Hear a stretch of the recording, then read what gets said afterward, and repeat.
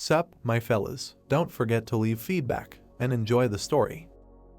Events begin with the fact that we see a green-haired guy crossing his arms over his chest and introducing himself as a mercenary. He asked the others if they knew where they ended up. Stroking his beard, Riley introduced himself as a carpenter from Edola, after which he said that he knew nothing. Pushing his fingertips together, Gregory said nervously that he didn't know how he got here. The red-haired girl introduced herself as Jenna. She lived in a dense forest and also did not understand anything. Next, the black-haired guy, who was the protagonist, introduced himself. He was an ordinary farmer. Standing in the middle of an abandoned and gloomy city around which huge walls were erected, the group began to discuss this situation. When one of them began to assume that a magician had teleported them, Carl shouted sharply, saying not to talk nonsense. Riley, scratching his beard, said that it was only clear that they were all residents of Tanya, so they had to compare the facts and then they would be able to understand something. Suddenly, a small fairy with scarlet pupils appeared and with a smile on her face asked a group of people what they were doing, because her master had opened a rift in space and time, so they had to prepare to fight.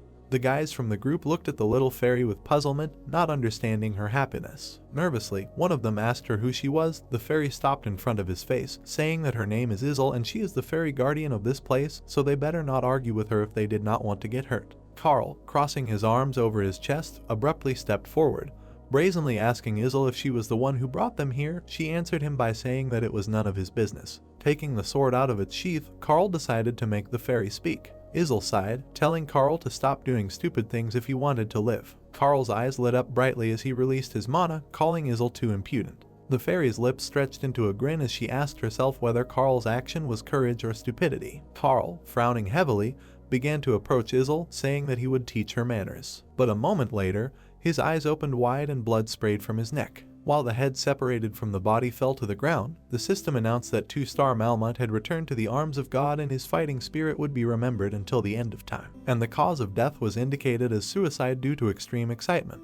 Riley and the woman standing next to him were horrified, their mouths and eyes wide open as Izel reminded them that she had warned them. One of the guys opened his mouth in horror and fear, listening to Izel say that this would not have happened if they had listened to her. A terrible expression appeared on Izel's face, after which she warned the others, telling them not to even try to raise their hand to attack or they would die the same way. The whole group began to scream, looking at the corpse of Carl lying in front of them. They screamed, accusing and asking Izel what she wanted from them. She answered them by saying that they just need to fight well, win and obey. A moment later, Izel stared in shock at the system window that announced the formation of the group and that she should move the heroes to the free slots. Next, a list of 1-star group members appeared on the system window. Izel, looking at the system window, said that her master had decided to start. Smiling, she glanced at the group of people, ordering them to get ready. The huge gate behind her began to open after the fairy shouted, commanding the rift to open. The gates began to turn into pixels and dissolve in bright light. Soon, almost half of the gates had already been dissolved and turned into pixels. After that, Izel looked at a group of 5 people who were in fear and horror. She voiced the names of everyone.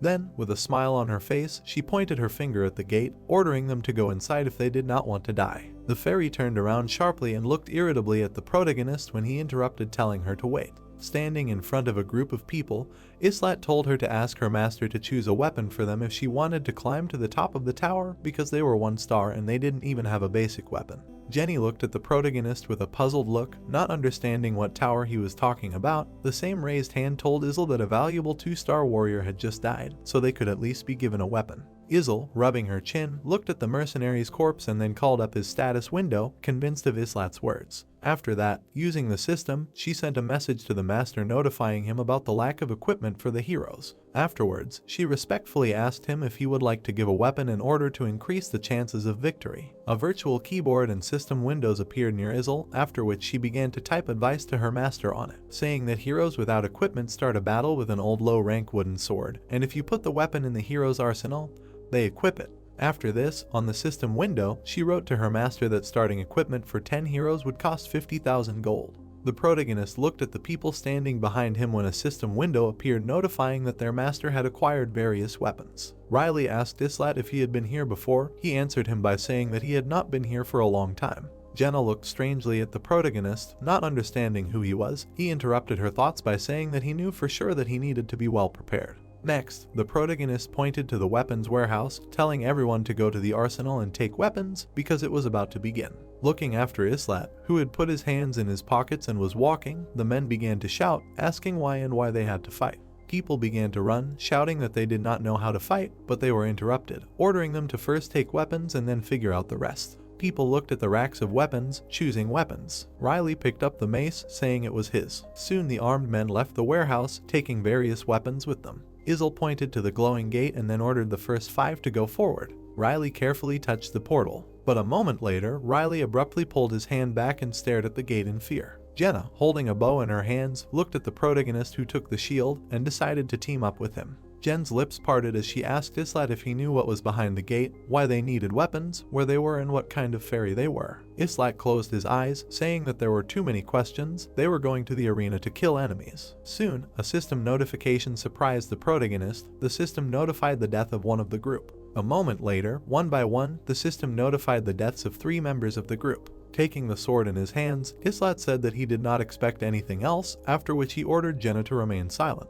The system notified Riley of his death. Izel gritted her teeth and was very furious when the system notified that the first group had been completely destroyed, while Islat rubbed his chin and thought about it. After this, the system notified the creation of a group and asked Izel to move the heroes to free slots. Izel began to wave her hand, ordering those remaining to go forward. The old man approached the fairy, who was trembling with anger, saying that he had arthritis and couldn't even walk. Jenna, who was watching from the side, squinted, not believing the old man's words. Islat stepped forward and walked forward. Jenna was able to notice this. She sharply pulled the old man and dragged him along, not paying attention to his screams, saying that they needed to unite in order to survive. Grigory and Kyle, standing behind the protagonist, were nervous about the upcoming battle. Izel looked after Jenna, who was dragging the old man behind her, and wished them luck. Soon Jen's feet stepped on the stone floor. She and Kyle began to look around and be amazed. The group stood in front of a huge glowing gate that glowed brightly without understanding where they ended up. Next they saw a sign on the wall,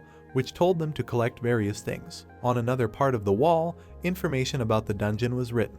Everything in front of them lit up brightly, after which the system notified them of entering the first floor of the main dungeon. When the system notified that the gate was being prepared, the protagonist sharply shouted to the rest of the group, ordering them not to panic. A bright light filled the entire space. A moment later they found themselves in a clearing, and the room disappeared, revealing the sky. The group stood in a circle, looking around in fear. The frightened Kyle asked Islat, who held his sword in front of him, where they were. He frowned and asked Kyle what he thought. Horrible-looking goblins began to approach the protagonist's group. His level was visible above each. The system notified them of a task that had the type of conquest, and the goal was the destruction of enemies. Islat frowned heavily and sweated, looking into the distance, saying that it was a battlefield, after which he recalled how he said that if they did not fight, they would die. A moment later, Jenna and Islat turned their heads in shock, looking after their running comrades. Jenna screamed, asking the old man where his arthritis had gone. He ran away and screamed, saying that his arthritis had suddenly disappeared. The system notified that Dijal was experiencing severe fear, which is why his abilities were reduced by 30%. Next, the system notified about Gregory, whose characteristics also decreased due to fear by 30%. A moment later, the same thing happened to Kyle, but they were unable to escape as they collided with the barrier. Jenna screamed, not believing the appearance of the wall. All 3 men, standing against the wall, began to complain and shout, demanding to be let out. Dajjal hit the barrier, demanding to be released right now. Islat looked at them and then called them pathetic cowards. Jenna remained standing with her mouth open, but after ceasing to pay attention to them, she turned to the protagonist, asking her if they could get out if they killed the monsters. When Jenna stood next to Islat, he asked her if she knew how to shoot. She answered him by saying that her father was a hunter. Hearing her, Islat said that he would go into close combat, and she would shoot back. The girl looked back, asking Islat what would happen to those 3. Without taking his eyes off the goblins, the protagonist told Jenna to forget about them because they would be of no use. One of the goblins opened his mouth wide and stuck out his tongue and screamed. Then a whole crowd of goblins rushed straight towards Islat and Jenna. The protagonist, who had never before held a sword and shield in his hand, took them in his hands for the first time and put them in front of him.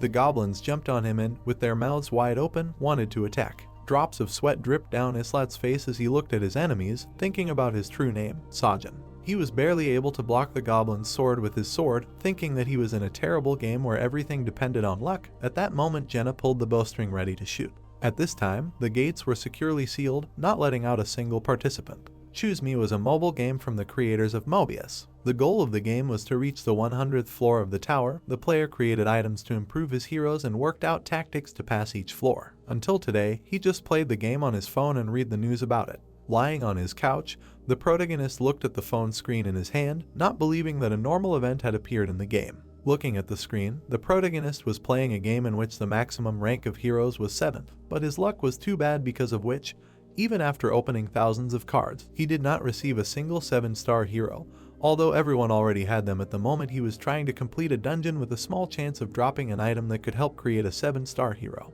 The cards were immediately crossed out and could not be used if the hero died at least once. Scratching his chin, the protagonist thought that regardless of the number of stars, it would be impossible to return them, so it was better for him to send weak characters on reconnaissance. The system notified him that the dungeon was open. Suddenly, warning messages popped up on the phone screen. Looking at the screen that displayed his characters, Sajin listened as all his heroes felt great fear and wanted to retreat. He barely flinched as his 6-star hero began to panic. A certain entity was visible on the screen, engulfed in darkness and having a level of 999. Sajin took this for a bug in the game. Looking sadly at the phone screen, the protagonist listened as his characters died one after another. Pointing his finger at the screen, he said that they died before he saw anything. Suddenly, a creepy monster's head poked out of the phone screen saying that he had found him. Frightened, Sajin screamed, not understanding what was happening. Suddenly, he found himself in complete darkness, in which only the system window was visible, telling him about creating an account. While Sajin was perplexed because he did not understand where he was, the system window changed, asking him to choose a name. Suddenly, matrices began to appear everywhere, and the system itself chose a name for him, calling him ANYTNG. A moment later, only the yes button remained in the center of the matrix, at which time the protagonist was very scared because he actually did not choose anything. The system welcomed him into the world. Choose me. A moment later, the system asked the protagonist if he wanted to receive a reward, at the end of which he would receive a reward. Seojin's eye went wide. He found himself in the middle of a city burning in flames. The system notified him that he found himself in the body of a guy named Islat, who lived in an unremarkable province, in Tania, a region where people lived together with other races. While the whole city was burning in flames, the system notified Islat that an unknown enemy had attacked these lands, and he needed to climb to the top of the tower if he wanted to save the whole world, and many heroes would help him in this. Suddenly, the goblin's hand grabbed the edge of the house. Islat turned around sharply when he heard footsteps. The system notified him of a training mission that required him to destroy the goblins that had invaded the city. When one goblin with a sword stood in front of him, Islat became very excited, not understanding what the system was talking about. When he realized everything, he fell into horror and began to sweat heavily. But he didn't have time. The goblin suddenly jumped on him and extended his hand, wanting to attack the protagonist. Islat swung his sword, blocking the goblin's sword. He gritted his teeth as the goblin's sword began to move towards his head. The system notified the protagonist that the battle was taking place automatically, and he just needed to watch the high-class battles of the combat artificial intelligence. The protagonist's eyes closed and his teeth clenched with tension. He was able to swing his sword and throw Godin's sword aside. A moment later, with a scream, he raised his sword behind his head and attacked. The goblin's blood splashed in all directions. At that moment, he could not come to terms with the fact that he had killed another creature with his own hands. When all the battles were over, Islat, whose clothes and hands were smeared in blood, found himself in a clearing, and the system notified him of the completion of the task and receipt of the reward. Islat's eye widened sharply when he saw something. Looking at the town, around which walls were erected, Islat could not believe that he had moved to the world of Choose Me. The system asked the protagonist if he would like to receive an allied hero before the next task. She then informed him that he needed to click summon in the main menu, and that the first summon was free, and he also received 500 crystals for a high-rank summon. Islat screamed, not understanding what was happening. A moment later, the gate in front of him emitted a bright light. In the square, the figure of a girl dressed in knightly armor began to form. It was the 4-star heroine Shay. Islat opened his mouth wide in shock as he watched her being called. When the girl opened her eyes, she looked at the protagonist and then asked him who he was. While the protagonist was looking at her, a system window appeared next to her showing all her characteristics. The girl went down the stairs and began to approach Islat, and along the way they introduced themselves to each other. A moment later, a system window appeared asking the player to move heroes to free slots to create a new group. Next, the system notified about the creation of a group of Shay and Islat. After that, they were sent to the dungeon, where Shay easily killed goblins. Unlike the protagonist, who had never held a sword in her hands before, she was excellent. When Shay and Islat killed all the goblins, the system notified that Shay had raised her level and received a reward along the way. becoming the most valuable hero. Islat leaned on his knees and tried to catch his breath. There was too much of a difference between their characteristics because she had 3 stars more. But after this, the protagonist had a problem. He stood in front of the Temple of Synthesis, while the system notified the player that his players fought well and it was time for the last part of the training, and synthesis was a way to strengthen the heroes. Islat gritted his teeth in horror when the system asked the player to press synthesis in the main menu. Isil flew up to Islat and, placing her hands on her hips, ordered her to go to the synthesis room. Islat stared at the fairy without expressing any emotion. When he said the name Isil, she was horrified and frightened, asking him how he knew her. While the fairy was checking her book with characters, the protagonist said his true name. She flipped through the pages of her books in shock, saying that even his icon was different and he did not look like Islat at all. The irritated protagonist said that all this was because he was Syajin from Seoul. Flying up to Islat's face, the fairy asked him if he was from the earth. He answered her by saying that he was from there. The fairy grabbed her head and began to panic, not understanding how this was even possible. After the fairy and the protagonist swore at each other, she threw him into the synthesis room, where Shay was already there. Islat did not try to get up while Shay, who was standing nearby, complained about the noise. The system notified the player that the synthesis of heroes had begun. Islat's hands were engulfed by mana, causing him to exclaim. He was terrified as his hands turned into pure energy. Synthesis was intended to strengthen heroes by combining them. One of the heroes was sacrificed to strengthen the other. In other words, one of the heroes was absorbed by the other. Shay closed her eyes as mana enveloped her. The protagonist clenched his teeth, realizing that he had only 1 star, while the girl had 4. An adequate player would never have sacrificed Shay for him. He closed his eyes, anticipating his end. Suddenly, the system notified the end of the synthesis. Islat opened his eyes in shock, and the energy that had enveloped him dissipated. Shay, covering her eyes, began to disintegrate into energy, and the system notified that she was evaporating in a bright light. The protagonist screamed, not understanding why she was the one who was disappearing, because it was a pointless waste. The girl opened her eyes slightly, saying that such was fate and she was chosen. She looked at Islat and wished him good luck with a smile on her face. Islat stood in a stupor when the girl finally disappeared, leaving behind only a bright light. As beads of sweat ran down his face,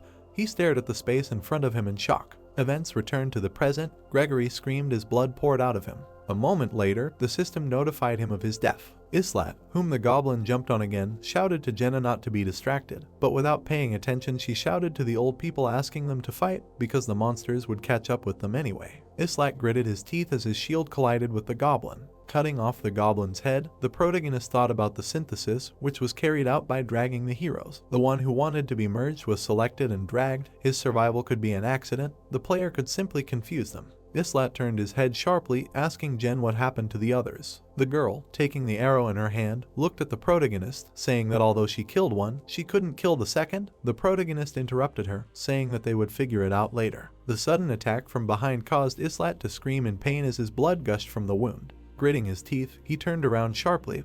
Although he did not know how he ended up inside the game, he understood one thing: he was Islat, a summoned 1-star hero. Cursing, Islat slammed his shield right into the goblin's face. He remembered how, before getting here, a level 999 monster looked into his eyes and laughed, and this could not be a coincidence. After the goblin flew away, blood sprayed from its mouth, but Islat did not pay attention to this, blaming the monster for transporting him here. Islat's figure blurred due to the enormous speed, his eyes glowing brightly as he swung his sword, mentally telling the monster that he had messed with the wrong person. After the battle, Jenna ran up to Islat, whose hand was severed and bleeding. When she became concerned about his condition, the bloodied protagonist said that his hand would heal as soon as they returned. Islat sat on the ground holding his stump of an arm, thinking that the players had almost no direct control over the battles, because the combat artificial intelligence automatically carried out the battles. Looking into the sky, Islat saw a huge human eye watching them. This was the reason for millions of downloads by players, the opportunity to watch the entire battle like a god. Islat smirked, asking the player if he had fun there. The protagonist began to get up, thinking about the fact that he himself was the same player, creating items, tactics, leveling up heroes and hidden abilities. The protagonist wiped the blood from his lips. His pupils glowed scarlet when he, who had the title of top 5 player, master of all masters, asked not to abandon the game, because that's when he would see how he would reach the end. The system notified about the passage of the floor and the increase in Jen's level. As a reward, the system gave out 2,000 gold, iron, copper and leather. The most valuable character card was Islat. The rest of the characters from the cards except Jen were killed, and in the end, only the Islat and Jenna cards remained available. The protagonist was training on the training ground. He came to terms with what was happening, because whining, in his opinion, was for losers. He ran tirelessly in this game world. He turned out to be a one-star hero and did not give up. Remembering the two types of death in this world, the protagonist understood that he could die either on the battlefield or during synthesis. Continuing to run and sweat heavily, the protagonist, even realizing that he was a one-star hero was just ballast, did not give up. His running did not stop for a moment. From the realization that he had weak characteristics and slow leveling, the system showed him his status window with his full characteristics. He frowned and clenched his teeth with the goal of becoming stronger to survive and take revenge and then return home. Islat ran. This was his endurance training, although he did not know how events would unfold further. But if he did not adapt, he would be killed if he did not accept the rules of the game. He did this by twisting and strengthening his body and stamina. He had a strong desire to strengthen not only his body, but also his spirit, because his chances of survival would decrease if he could not control his emotions. Next, Islat swung his sword, attacking the dummy, practicing skills with a sword, although he was used to this, because he grew up without anyone who could take care of him, but he urgently needed to return to that state. Puddles of sweat formed under him as he did push-ups. Jenna approached him and asked him what he was doing. Continuing to do push-ups, the protagonist said that he was training, after which he asked the girl what she wanted. Jenna answered him by saying that she was just looking for him. Jenna fell silent, looking at the training protagonist. Picking up a bow and arrow, Jenna asked Islat if they could get out of here. Pulling the bowstring and taking aim at the dummy, Jenna said that her father was a hunter and she definitely wouldn't be a burden. She let go of the string, saying that nothing would change if she just sat and cried. When the arrow hit the mannequin's head, Jenna asked the protagonist if he knew how to survive here. The protagonist stood up and, wiping the sweat from his chin, asked the girl if yesterday was her first battle and how good she was with a bow. Jenna, looking at the mannequin, said that indeed yesterday was her first battle, and she handles a bow more or less. Islat glanced at her after her words. Immediately after this, he saw a system window with its characteristics in which the basics of archery were listed as a skill and had the first level. Watching the girl draw her bow again, the protagonist thought about the fact that yesterday she received 4 stat points, and although she was weaker than him in this regard, she had the skill and had no problems killing goblins in her first battle. While drops of sweat flowed down his body, Islat looked at the girl, mentally calling her an uncut diamond, after which he told the girl herself that he would help her. Jenna extended her hand to the protagonist. She smiled, telling Islat that her father was right and connections with people were an important part of life. After her words, Islat felt a little awkward. They shook hands as a sign of cooperation. The system immediately notified Jen's favor. Next, a system window appeared, notifying that they had received a relationship bonus. They received a bonus to characteristics when creating a group with another hero. After some time, the protagonist got dressed and started screaming, calling for Izzle. An angry Izzle appeared in the air asking what he wanted from her. The girl immediately began to scold the protagonist and shout at him, not paying attention to this. Islat asked her if he was the only one who saw the status windows. Izzle suddenly fell silent, looking intently at the protagonist. The fairy, above whose head Islat saw her level 257 displayed, crossed her arms over her chest and turned away, saying that she knew nothing. Seeing her reaction, the protagonist realized that only he could see the status windows. When Jenna approached him, Islat asked the fairy what would happen if the master abandoned the game. She answered with some irritation, telling him to pray that this would not happen. Remembering the missing card of Shay and his own, the protagonist realized that the synthesis of him and Shay was a serious mistake. He began to rub his chin, realizing that the chance of getting a hero like Shay was 1%, and the account had a strict attachment to the phone and it would not be possible to start again. Izzle began to scream in rage when Islat asked her if the passage of time was different in the worlds. The fairy grabbed her head when the protagonist, who recognized the answer from her reaction, smiled, thanking her for her honesty. Looking at the enraged fairy who began to twirl her braids, the protagonist understood that she could not do anything to him, because intervention was allowed only in case of disobedience to the master or for self-defense. In this way he could learn most of the rules of this world or he would be finished. Jenna approached Islat asking him what she and Izzle were talking about. The protagonist answered her by saying that they needed to go through 100 floors of the tower. Jenny put her hand to her heart when the protagonist turned to her saying that a creature called a master gives them orders through Izzle and these tasks that they are obliged to carry out. They can only get out of here if they get to the top. The girl, understanding him, asked him if they have to fight all the time. Islat answered her by saying that this is why he trains, because he needs to become stronger. The worried girl asked Islat if it would be just the two of them. Raising her hand, Islat answered her by saying that the master can summon other heroes, so they are unlikely to be left alone. Looking at the sky, the protagonist put his hands in his pockets, deciding to make every decision carefully. even if their lives still remain in the hands of the master. After a whole day of training, traveling through the walled city, he learned another interesting feature of the world. Looking at the fireplace, Islat thought about the essentials and food that were updated every day. It was also possible to get other things. Just think and they would appear by the fireplace or in the closet.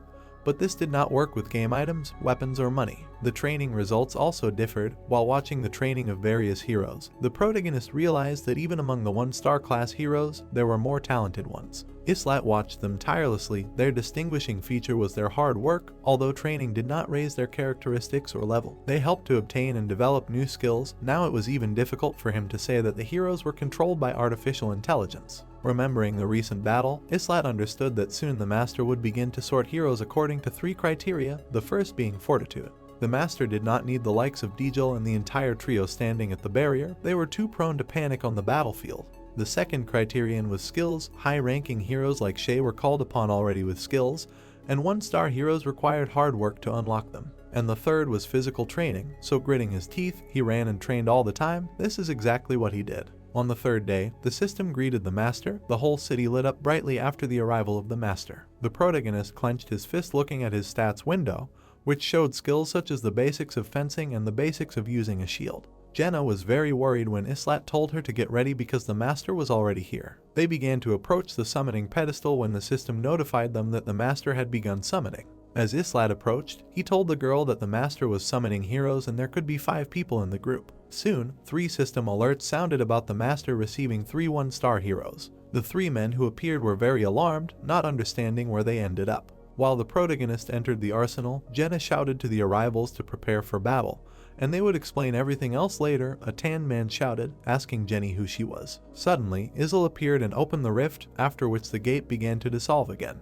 The system notified that 3 heroes had joined the group. Islat, taking the shield in his hands, ordered Jenny to quickly take the weapon because they had little time. Next, the system notified that heroes without equipped weapons began the battle with wooden weapons, and if they put the weapon in the hero's arsenal, they would equip it. Standing behind the arriving arrivals, who were screaming and demanding that Izel return them, the protagonist, the tan man, shouted at Jenna, who was holding him, and, passing by them, Islat told the girl not to bother because they themselves would soon understand everything. They left the 3 behind and went forward, looking at the 3 men arguing with Izel. Jenna worriedly asked the protagonist if Izel would kill them, but he interrupted her by telling her not to think about anything, because it was none of their business. Soon Izel beat all 3 and forced them to ask for forgiveness, telling them to listen to her like those 2. Soon the gates almost completely dissolved. Izel waved and wished everyone good luck with a smile on her face. When the entire group moved to the 2nd floor, the system notified about this. The 3 men immediately began to panic as Islat asked Jen if she was ready. Soon monsters of the 4th and 3rd levels appeared in front of them. These were goblins and steppe wolves.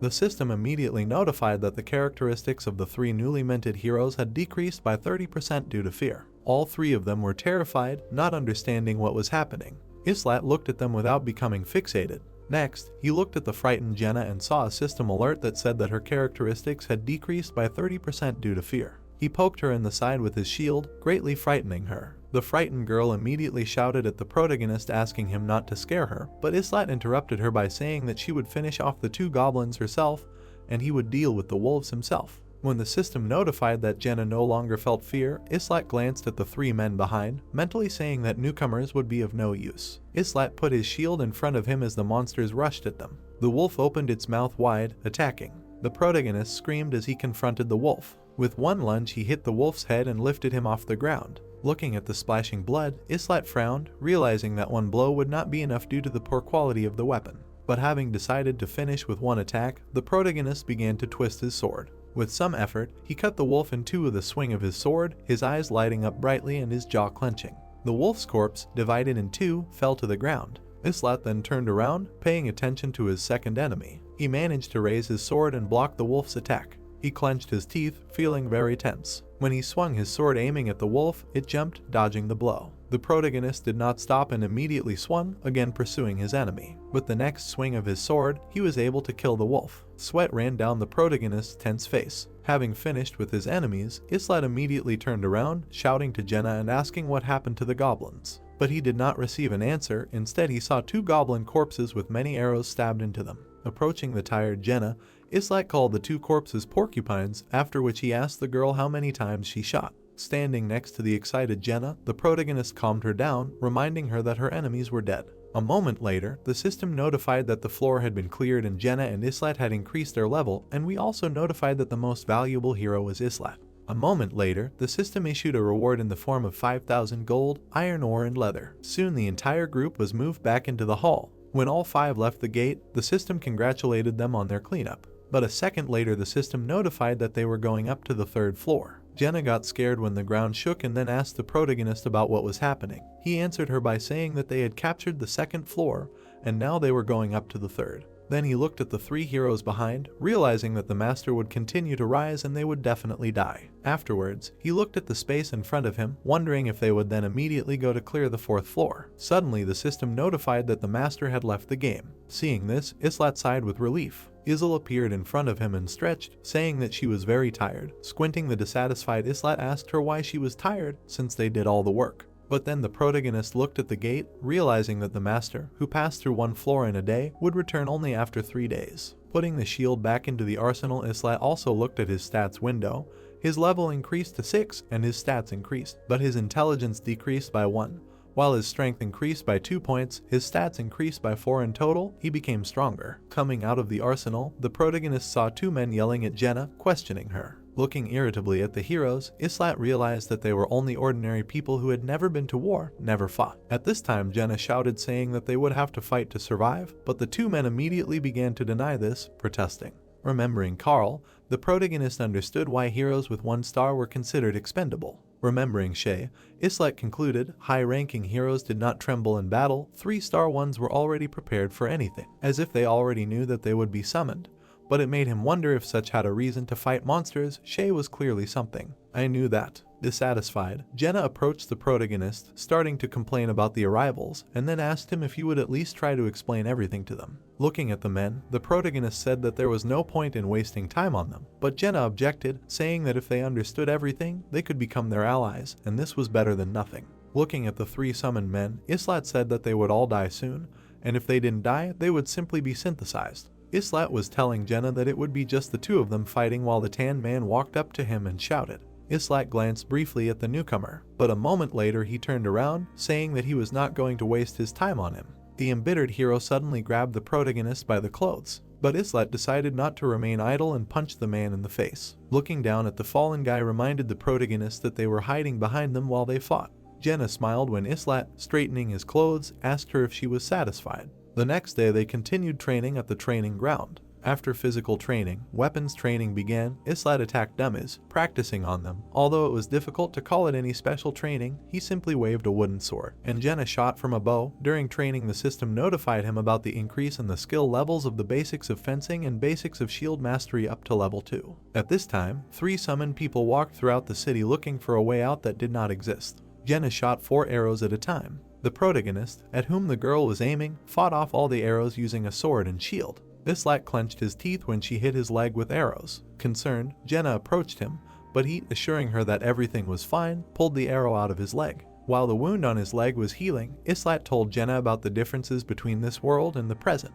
A moment later, the system notified the protagonist that he had acquired the pain threshold skill. Swinging his sword and taking a stance, the determined Islat decided to continue training. He would not stop for anything. Pain was not a problem for him, because it only meant that he was still alive. Many arrows were stuck into the wooden part of the shield. The system notified Islat that he had acquired a new skill by combining 2 of his skills, fencing basics and shield basics. A moment later, the system notified that he had acquired the basic shield and sword technique skill. Once again, the city shone brightly and a bright day arrived when the system greeted the master. The angry fairy pointed her finger at the group and ordered them to quickly go to the site.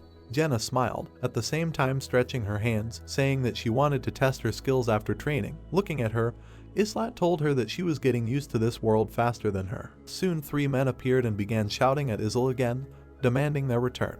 Isil began to become very irritated and angry. A moment later, she sent 2 men flying with 1 blow, screaming at them that she would beat them first and then they would apologize. Islat and Jenna watched from the side as the fairy, raising dust, beats the men shouting at her. Soon the faces of all 3 were very swollen due to the beating of the fairy. She ordered them to go forward and they obeyed with fear. When the group moved to the third floor, they saw, in addition to the usual goblins in equipment and with crossbows, the system notified them of their goal, which was the destruction of all enemies. Islat stood at the head of the group, while Jenna stood behind him and began to draw an arrow from her quiver, while the protagonist told her not to worry because their skills had become better and they themselves had become stronger. When the battle began, Islat hit the goblin's head with one lunge, killing him. The third floor turned out to be not so difficult for them. Soon the system notified that the floor had been cleared and declared Jenna the most valuable hero, after which the system issued a reward in the form of 7,000 gold, iron ore and leather. Standing among the corpses of monsters, the girl wiped the sweat from her chin, saying that they did a good job. The girl looked back at the men, saying that they were standing again. Islat closed his eyes, saying that he didn't care and it was better to let them get the whole experience. A moment later, a system window appeared in the air advising the master to send the unruly heroes to repeat the dungeons to force them to fight. Next, the system asked the master whether he wanted to repeat the passage of the first floor. Islat, looking at the system window, said that the master was sending them to go through the previous dungeons again. Next, the group appeared in the clearing on the first floor, and the system notified them about this. Looking at the goblins, the protagonist recognized them as exactly those whom they had already killed. A couple of seconds later, Jenna killed all the monsters with a smile on her face, and the system declared her the most valuable hero. A moment later, the system issued a reward of 1,000 gold. But then the notification appeared again, asking the master if he wanted to go through the floor again. The protagonist frowned, realizing that the master was not going to give them a break. Islat and Jenna fought tirelessly and killed monsters, and the system alternately declared them the most valuable hero and gave out a reward. The girl's legs gave way, and the dirty protagonist sat on the ground and, trying to catch his breath, listened as Jenna told him that she was too tired. Soon the whole group left the dungeon. Jenna, walking next to the protagonist, told him that she was very tired of protecting the men walking behind. Islat reassured him by saying that it was only today. Looking at the protagonist walking ahead, Jenna asked him what he was talking about. Did the master simply not pay attention to them? He answered her a little awkwardly by saying that it wasn't that the master wanted to tinker with them, he just wanted to use them more rationally. Soon the entire group stood in front of the synthesis temple. The temple gates opened, after which the system notified the start of the synthesis process. The three heroes looked at the temple in surprise, not understanding what it was. The system asked the master to drag the heroes he wanted to sacrifice. Islat's pupil sparkled brightly as he glanced at the men, having read the system's warning that the master would lose the heroes he would sacrifice. The doors swung open, releasing streams of air that lifted fallen tree leaves up. Islat looked to the side with suspicion, thinking that they had a chance, maybe even more than one. He imagined battles as a game on the phone screen, thinking that most of the little things are not shown on the screen. The master still has a general understanding of what is happening in the game. He knows about the achievements of the heroes. He sees who is fighting and who is just standing on the sidelines. The system notified that the user hand was added to favorites, like Jenna. Isl pointed her finger at the building, saying that Jenna and Elson should go to the synthesis room now. The man fell into a stupor, baring his teeth. The girl turned to the main character with concern, but the guy, looking at her, asked not to worry because nothing would happen to her. Elsons looked at the guy in horror, asking what would happen to them if they went there. Islat looked at him, saying that everyone would get what they deserved. The man screamed furiously, saying that he was dragged here against his will. The young man looked at him menacingly, saying that no one was interested in his opinion. Isl for the first time agreed with his words. Alsons arched his eyebrows, beads of sweat appeared on his face. He listened to the words of the main character about whether a man was really going to hide behind the backs of others all his life, even though he doesn't know how to fight, but it was enough to at least try. Isl added that everyone was already tired mess with him, so he better get inside. The door closed with a bang. The system suggested starting synthesis. The heroes chose the yes option. Elsons began to furiously pound his fists on the door, shouting about how dare they were, asking to let him out, the girl standing behind him. The man screamed heart-rendingly. His body was enveloped in blue flames. The system notified that the synthesis was completed.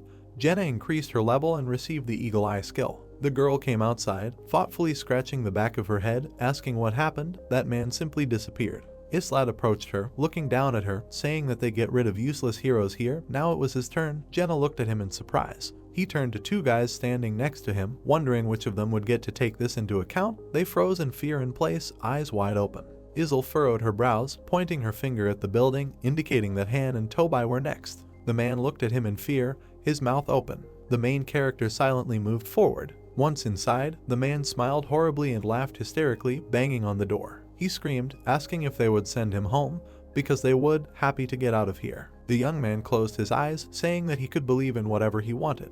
Loud screams were heard from outside. The system notified that the fusion was complete, and Toby disappeared in a bright light. Islat went down the steps. The system notified that Khan had increased his level. The hero received the composure skill. The main character walked past the guy, calling him lucky.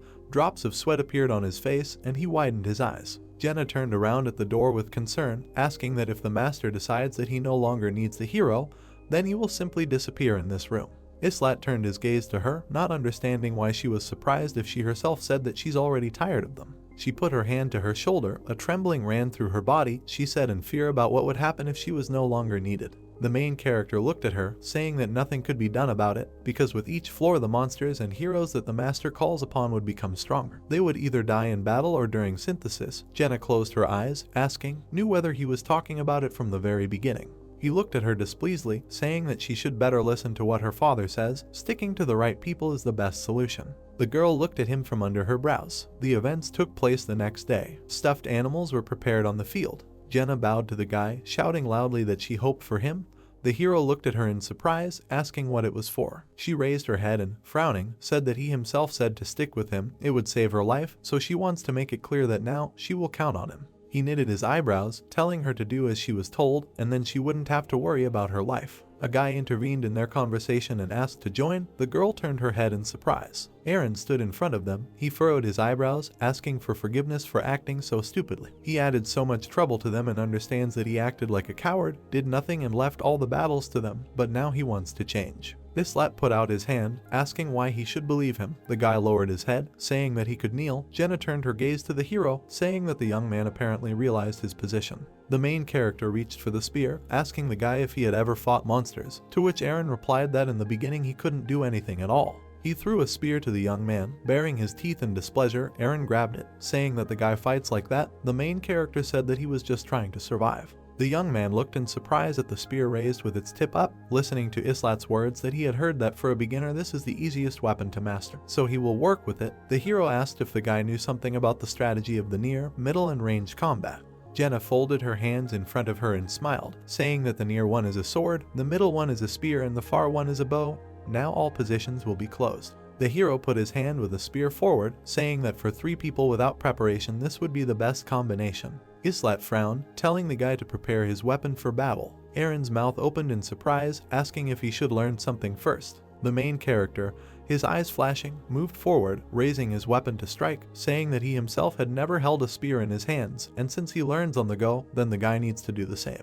The young man swung his spear with a sharp movement, saying that the guy at least had a sparring partner. Aaron, barely blocking his blow, said that it was a scarecrow. He furrowed his eyebrows and beads of sweat appeared on his face. The guy closed his eyes and screamed loudly, raising his weapon above his head. Islat kicked him in the stomach, telling him not to close his eyes in the middle of the fight. The guy huddled, pressing his hand to his stomach, and vomited. The main character mockingly said that he actually gave in. Was this really all he was capable of? The monster would have killed him long ago. Jenna looked worriedly at the main character, saying that this was Aaron's first time. Maybe he went too far, to which Islat frowned, saying that he didn't care about it.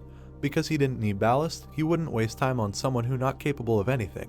He turned to the guy, asking if he had a family. Aaron, trying to get up, squinted his eye, saying that his younger sister was waiting for him at home. The main character happily noted that this was at least something, because he had no one. Islat brought the tip of the spear to the guy's throat. He frowned, asked him to imagine what would happen to her if he didn't return. If he was going to die, then it's better not to go near the monsters. They will tear him apart. The synthesis is not so painful. Asking him not to start what he doesn't will master it. Aaron knitted his eyebrows, looking pitifully at the spear. A furious grin appeared on his face. The main character smiled, eyes sparkling.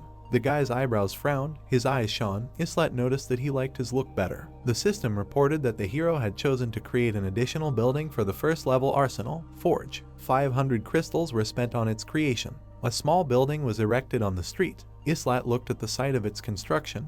The building was surrounded by pixelated light. He noticed that this was better because now they had access to the forge. He looked away, telling Izel to come if she could hear. The girl immediately appeared next to him, displeasedly asking who he was to order her, to which the guy asked him to come up with something new because these answers were already sitting in the liver. Izel began to swing her fists at his face, baring her teeth. Islat looked at her, asking if she was the one creating messages with advice, and they looked like messages from the game forum. He asked if she could go online. She folded her arms across her chest, saying that she could sometimes read a little in her free time. The guy realized that she had access to a forum with strategists, first a training center, then 10 weapons, then a forge. Izel asked in surprise how he knew this. The main character leaned his back against the wall and lowered his head, saying that why wouldn't he know about the most popular post on the forum? Loki wrote it. The girl was surprised that he knows this, to which the young man replied of course, because he was also a player. Izel mockingly said that now he is a low-ranking character on the lower floors. Mr. Loki is the master of all masters, the god of this game. She pointed at his image with a stick and smiled shyly, saying that he would definitely be in first place if he received at least one 7-star hero.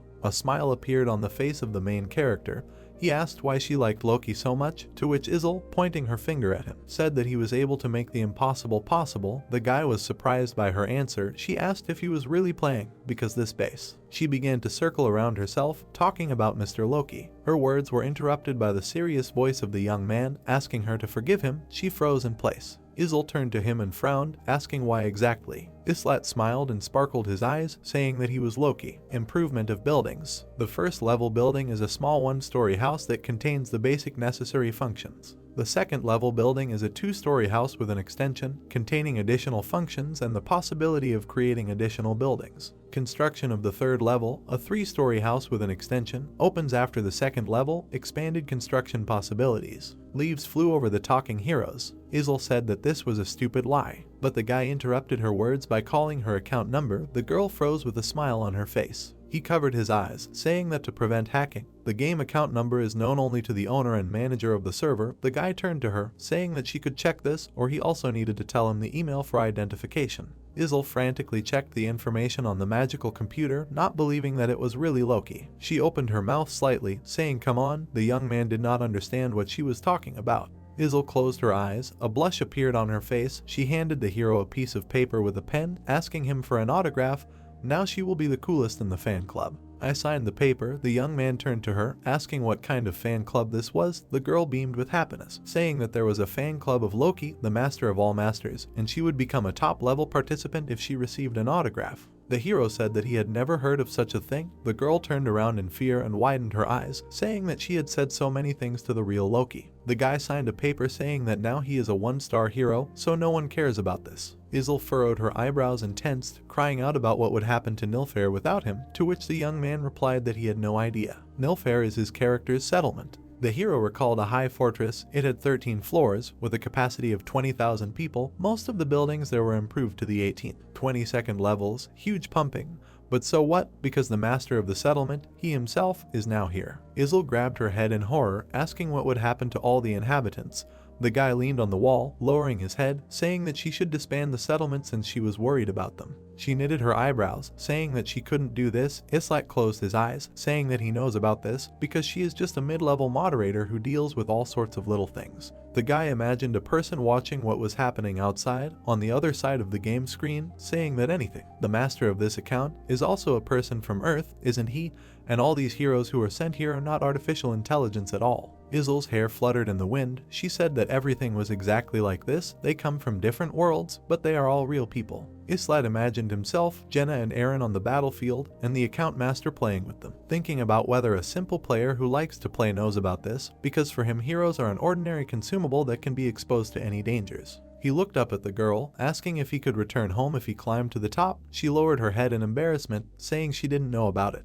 His eyebrows knitted together, his eyes shone brightly, and he questioned who had brought him here. Izel could not answer this question. She clasped her hands in front of her. I apologized to the young man. He said that there was nothing wrong with it. He himself would find out when he climbed. Islat leaned on the wall, asking what access she had and what powers. Izel flew closer, saying that she could give the master advice, open and close buildings, help in choosing something. The hero asked if the settlements of other players looked the same, to which she replied that there were certain differences, but in general yes. He imagined a settlement surrounded by a high wall. The guy knitted his eyebrows, imagining different variations of settlements on flying islands, thinking that there were a million of the same worlds. He imagined heroes floating in the air, thinking that Summon Mobius was a system for creating an infinite number of heroes with thousands of different combinations of skills turned out to be a lie. Quantum artificial intelligence was a hoax, the heroes turned out to be not an advanced machine, but real people, a bagel system. These are endless variations of content, in fact, a million different worlds. The hero imagined how a person chooses a character in the game, thinking that no one would even think that everything that happens in the game is real. His rash actions doomed many people to death. Islat, folding his arms across his chest, turned to Izel, telling her to obey him if she wanted to climb up. The girl jumped up joyfully, her eyes lit up. There were scarecrows on the field. He imagined Jenna brandishing a weapon, thinking that she was just a genius. She was growing at a speed inaccessible to other heroes of her level, holding a dagger for the first time, but she got used to it so quickly. The guy was represented by Aaron, who had difficulty dodging blows, thinking that he couldn't say that about him. With such success he would die on the battlefield. Jenna stood next to the hero, pointing at the heavily breathing guy, saying that she was giving in, but that didn't really help. Islat with a calm face told her not to become arrogant, calling her to follow him. She asked in surprise what happened. Was he really not going to train his #1 assistant? Izel screamed loudly, asking how dare she address him like that.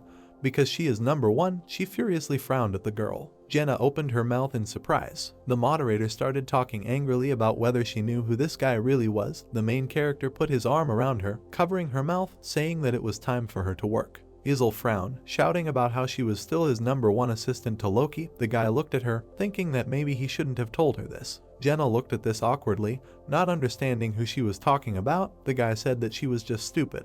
They approached the building. The main character noticed that she said that she knew how to open buildings, asking to open a warehouse. She agreed. Light fell into the room, coming through the windows. The system notified that Khan had found iron, 6 pieces, leather, 3 pieces, and boards, 4 pieces. Jenna was carrying a cart with resources. The guy asked Izel to open a forge. The girl asked what he was up to. The young man said that he would not wield such a mediocre sword forever. They approached the building. He said that from their conversations with Izel he realized that he was half a hero and half a master. He looked at the fire in the furnace, wondering if he would be able to enter areas accessible only to masters. Izel flew closer, asking what Loki would create, a Leviathan or a Brennak. The guy put his hands in his pockets, asking if it was in such a place. The system reported that there was no improvement to the structure, as a fine was imposed. There was no master blacksmith, as a fine was imposed, and there was no drawing, a fine was imposed. A pop-up window said that the chance of success was terrible, but the hero chose to start creating. Izel looked at the fire in surprise, surprised at the creation of the item. The hero replied that it was something like, the status window informed you that you need to select a difficulty level, because the higher the level, the higher the possible reward. The hero noticed that this was a terrifying hell. The girl screamed in surprise, because of the extreme hell, a triple fine is imposed. The guy stood, asking her to just watch. This is a mini-game for masters. It is usually skipped, although the rewards are solid. The pixels were coming together. They formed a sword. The pixel cubes glowed brightly. Among these cubes and spring light, there was a notification indicating that the hero had 3 minutes. Izel screamed, saying that she couldn't even understand the form. The main character took the cube in his hand, saying that this was not a problem for him. He frowned. The system asked the hero to begin. Izel's eyes widened and her mouth parted, surprised that this was the legendary movement of 1,000 hands. With sharp movements, the guy rearranged the cubes. His eyes glowed brightly. The system notified that it was an absolute success. Hand created a forged long sword of level C. Izel cried out in surprise, pressing her hands to her face. Islat smiled, looking at the created sword. The status window reported that the forged long sword, grade C, durable, light and sharp, mediocre materials skillfully combined. The main character continued to combine the cubes with sharp movements. The system notified that it was an absolute success. Hand created a balanced short bow of rank C, a sharp long spear of rank C, a strong iron shield of rank C against the background of bright light. These objects appeared. The guy stretched, saying that only C ranks were obtained, the quality of the materials affected. The fairy asked in surprise if he really wouldn't do anything else. He closed his eyes, saying that this might attract attention, but he needed the master not to guess. The wind tore leaves from the trees. Jenna, furiously knitting her eyebrows, cut through the air with a sharp movement, leaving a bright light with the released arrow, striking the monster. The system notified that it was the 4th floor, mission type, conquest, goal, destroy all enemies. She happily looked at the bow, saying that the tension on it was much stronger. They would definitely want to steal such a bow. Aaron looked forward in surprise. Islat knitted his eyebrows and, holding the shield, asked her to use the personal weapon function to prevent this from happening. A harpy appeared in front of the heroes, looking at them arrogantly. Its wings were wide open. There were other monsters around. The main character said that the master was very strange. He sent the three of them to fight. He entrusted the harpies to the girl, asking Eren to protect her. He replied that he would try. The monsters, screaming heart-rendingly, moved towards the heroes. Eren waved his spear furiously, uttering a war cry. The system notified that this hero was experiencing fear, so all characteristics were lowered by 30%. The main character looked at him, baring his teeth in displeasure, saying that this was too chaotic. He held back the approaching monsters with a shield. With sharp swings, Eren fought off the floating harpy. Jenna hit him in the face, screaming in displeasure, asking him to come to his senses because their lives were at stake. The guy froze in place, drops of blood from his nose dripping onto his palm. Islat rushed forward, shouting at him to pull himself together. The guy said that he understood him. Jenna shot from a bow. Eren, frowning, fought back with a spear. The main character, holding a dagger and shield in his hands, went on the attack. The system notified that the floor had been cleared. Eren increased the level. The most valuable hero turned out to be Khan. The hero's reward was 10,000 gold coins, 2 pieces of iron ore and 3 leathers. Eren furrowed his eyebrows and exhaled heavily. Drops of sweat appeared on his face. He said upsetly that again he was only getting in the way, asking what would happen to him now. Islat looked at him. The notification announced that the hero Eren had been added to favorites. The young man looked up, saying that he would live for a while because the master added the guy to his favorites. The girl widened her eyes. Eren opened his mouth in surprise. He clenched his hands into fists and screamed loudly, glad that he had done this. Jenna, smiling, looked older at Islat, saying that first his first subordinate achieved success, now the second one too. The guy closed his eyes, saying that they were not subordinates. He walked forward, pondering the word. The young man lowered his gaze and, holding the sword in his hand, thought that his first subordinate would most likely be Surus from Nilfgaard. He represented the heroes as card characters, with the number of stars indicated below. Group of 5 people, 6-star level 99 heroes, each with their own divine and other powerful skills. Maybe the main character can still meet them. He remembered his fortress, thinking that this was an AFK game, so Surus, the vice master, would be able to control the wave, especially since Yornet ensures her. They are both so smart that even he himself sometimes wondered if it was really artificial intelligence. He imagined the top of the fortress, thinking that he now realized that these were real people. 2 girls stood surrounded by tall columns. Lights were burning around them. The girl in the robe turned to Surus, asking if she was really leaving, to which she, without turning around, told Yornet that now every minute counts. Her face was not visible in the shadow of the robe. She said that she could not help in any way, so she left the research to her. Surus wished her good luck. Yornet said after her that she hoped that she would find the master. The girl in armor moved forward. The pixels were shining brightly. A building was being erected. The system notified that the residential zone has been improved to the 2nd level, and the settlement hero limit has been increased. Tables and counters were erected. The system notified that the dining area of the living area was completed. The heroes would be able to receive higher quality dishes. The Great Hall was brightly lit with pixels. The system notified that the training area had been upgraded to the 2nd level, and the training efficiency had been increased. Outside the building, pixels lined up the structure. The notice reported that the 3 arsenal buildings formed a common structure, an equipment workshop. Blue pixels shone around the square. The system notified that the square had been upgraded to the 2nd level. Jenna screamed in surprise, her eyes wide. She looked around, not understanding what was happening. Eren asked in surprise, "Is this master a great wizard? How is this possible?" The main character put his hand in his pocket, saying that he just invested money. Apparently he liked the game. He looked at the square and the flying leaves, thinking that the lively behavior of the heroes and the realism of the battles made him think that it was all about the feeling that the characters were real people and not cards. Well, actually, that's what they are. The higher they climb, the better the conditions will be. The hero looked at Izel, happily holding bags of gold and crystals in her hands, saying that the master plays at a strictly defined time. Apparently he is an office worker. It seems that he not only studies the game, but also donates. The fairy cried out joyfully that they were lucky that this was not some poor student, because he had enough money to buy a set for 65,001. The guy folded his arms across his chest and smiled, thinking that, unlike other games, Pick Me does not reward the player with crystals for winning tasks, and there are almost countless other ways to earn money inside the game. He quite noted that meeting a player who is ready to invest real money is a great success. The system notified that the master was summoning 10 new heroes. The guy looked up. Eren turned around, saying that this was a call. A bright light was coming out of the gates of the settlement. Islat said that the repairs were completed, so it was time to celebrate the housewarming. There are 2 ways to summon. He presents hero cards next to bags of gold, saying that this is a call for in-game gold. And advanced for the crystals, the cards were surrounded by bags of them. The second method is the most effective. because you need to force players to invest money. A crowd of heroes entered the settlement in surprise, looking around and trying to figure out where they were. One man noticed that a couple of seconds ago he was at home. The main character frowned, asking if this was a dream, if anyone even knew what was happening here. The man with a beard looked at the heroes in surprise, asking who they were. Islat put a sword in front of him, saying that now no one will explain anything. First they need to survive, whoever remains, he will explain. Izel pointed her finger to the side, asking for a moment of attention, asking if there were carpenters. If there were, then they should go in that direction. She looked at them, talking about how they needed a blacksmith or other metal worker, asking what about cooks. The man raised his hand worriedly, asking him to explain everything to them. The girl folded her arms over her chest, not understanding what was happening. The guy with glasses did not understand what this little creature was. The fairy shouted, telling everyone to be quiet. Jenna opened her eyes wide, asking what she was doing. Islat put away the sword, saying that Izel was distributing roles since they had new vacancies, because if the people who died earlier were called up now, their fate would have been different.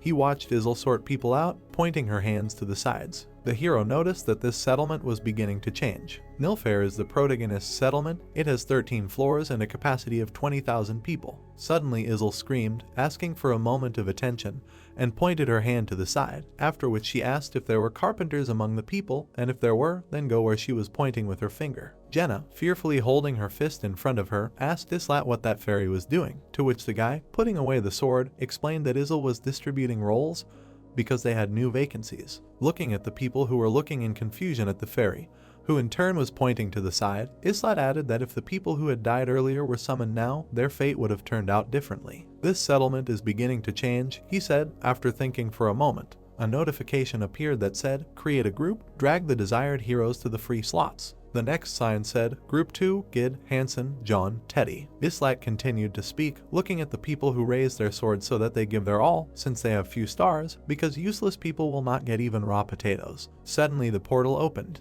Izel, pointing her finger at him, shouted for everyone to come in quickly. Islat explained that the master will decide who is useful, after which he added that the 1-star ones will go to the dungeon. If they cannot adapt, they will die, and, most likely, it will be the first floor. The portal opened wider and wider. A sign appeared saying that John had returned to the arms of God and his fighting spirit would be remembered until the end of time. How quickly, the main character said in surprise after reading the news. Confused, Jenna, with a drop of cold sweat on her face, asked if it would be better to tell more details, to which Islat calmly replied that there was no point in wasting time on those who could not survive even on the first floor. Another notification immediately appeared, informing him that Teddy had returned to the arms of God, and his fighting spirit would be remembered until the end of time. Keeping his hand on his sword, the main character coldly said that 2 had already died, but 2 had survived. Suddenly, Izel screamed the names of the next 4 players in the group who would go into the portal. It was Dick, Deckard, Sigler, Chloe. Hearing their names, their eyes filled with fear and horror. They held swords in their hands and shouted that they could not cope.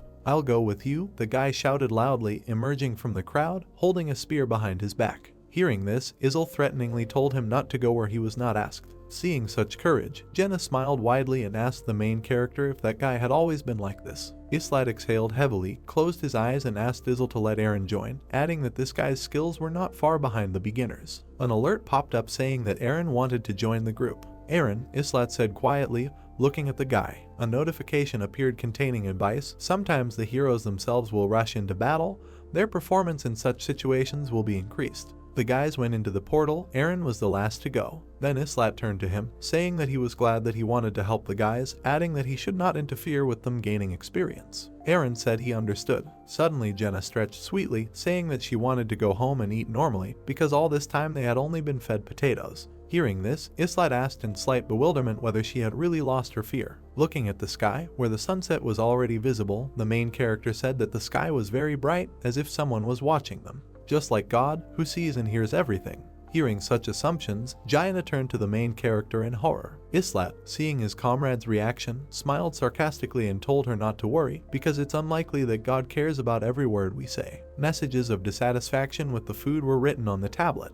The main character said in his head that God does not hear their conversations, because everything that happens here is highly filtered and sent in short messages. Suddenly a notification appeared saying that the floor had been cleared. The whole team came out of the portal. They were all covered in blood, and there was emptiness in their eyes. Aaron walked ahead of everyone. Seeing him, Islat asked how many goblins he had killed, to which the guy, looking down, said that only 1. It's time to go back, said the main character, putting his hands in his pockets and turning around, adding that they would finally eat something new. They entered a beautiful hall. Having examined the entire room, Jaina joyfully said that everything looked much better, asking immediately that since there was now a dining room, the food would become more varied. Islat immediately replied that if the master sees benefit from them, then yes. Hearing this, Jaina jumped for joy, shouting that she wanted the best lamb steak. Aaron joyfully raised his hand and said that he would even agree to turkey. Confused, Islat asked if they really weren't listening to him at all. After some time, there was a bowl full of unpeeled potatoes on the table. Jaina and Islat bent over the bowl in disgust. Dolph shouted in horror, raising his hand, that there were a lot of spices in the kitchen, but the only ingredients were potatoes. With hatred in his eyes, the main character looked at Dolph, saying in his head that he said that he was a cook.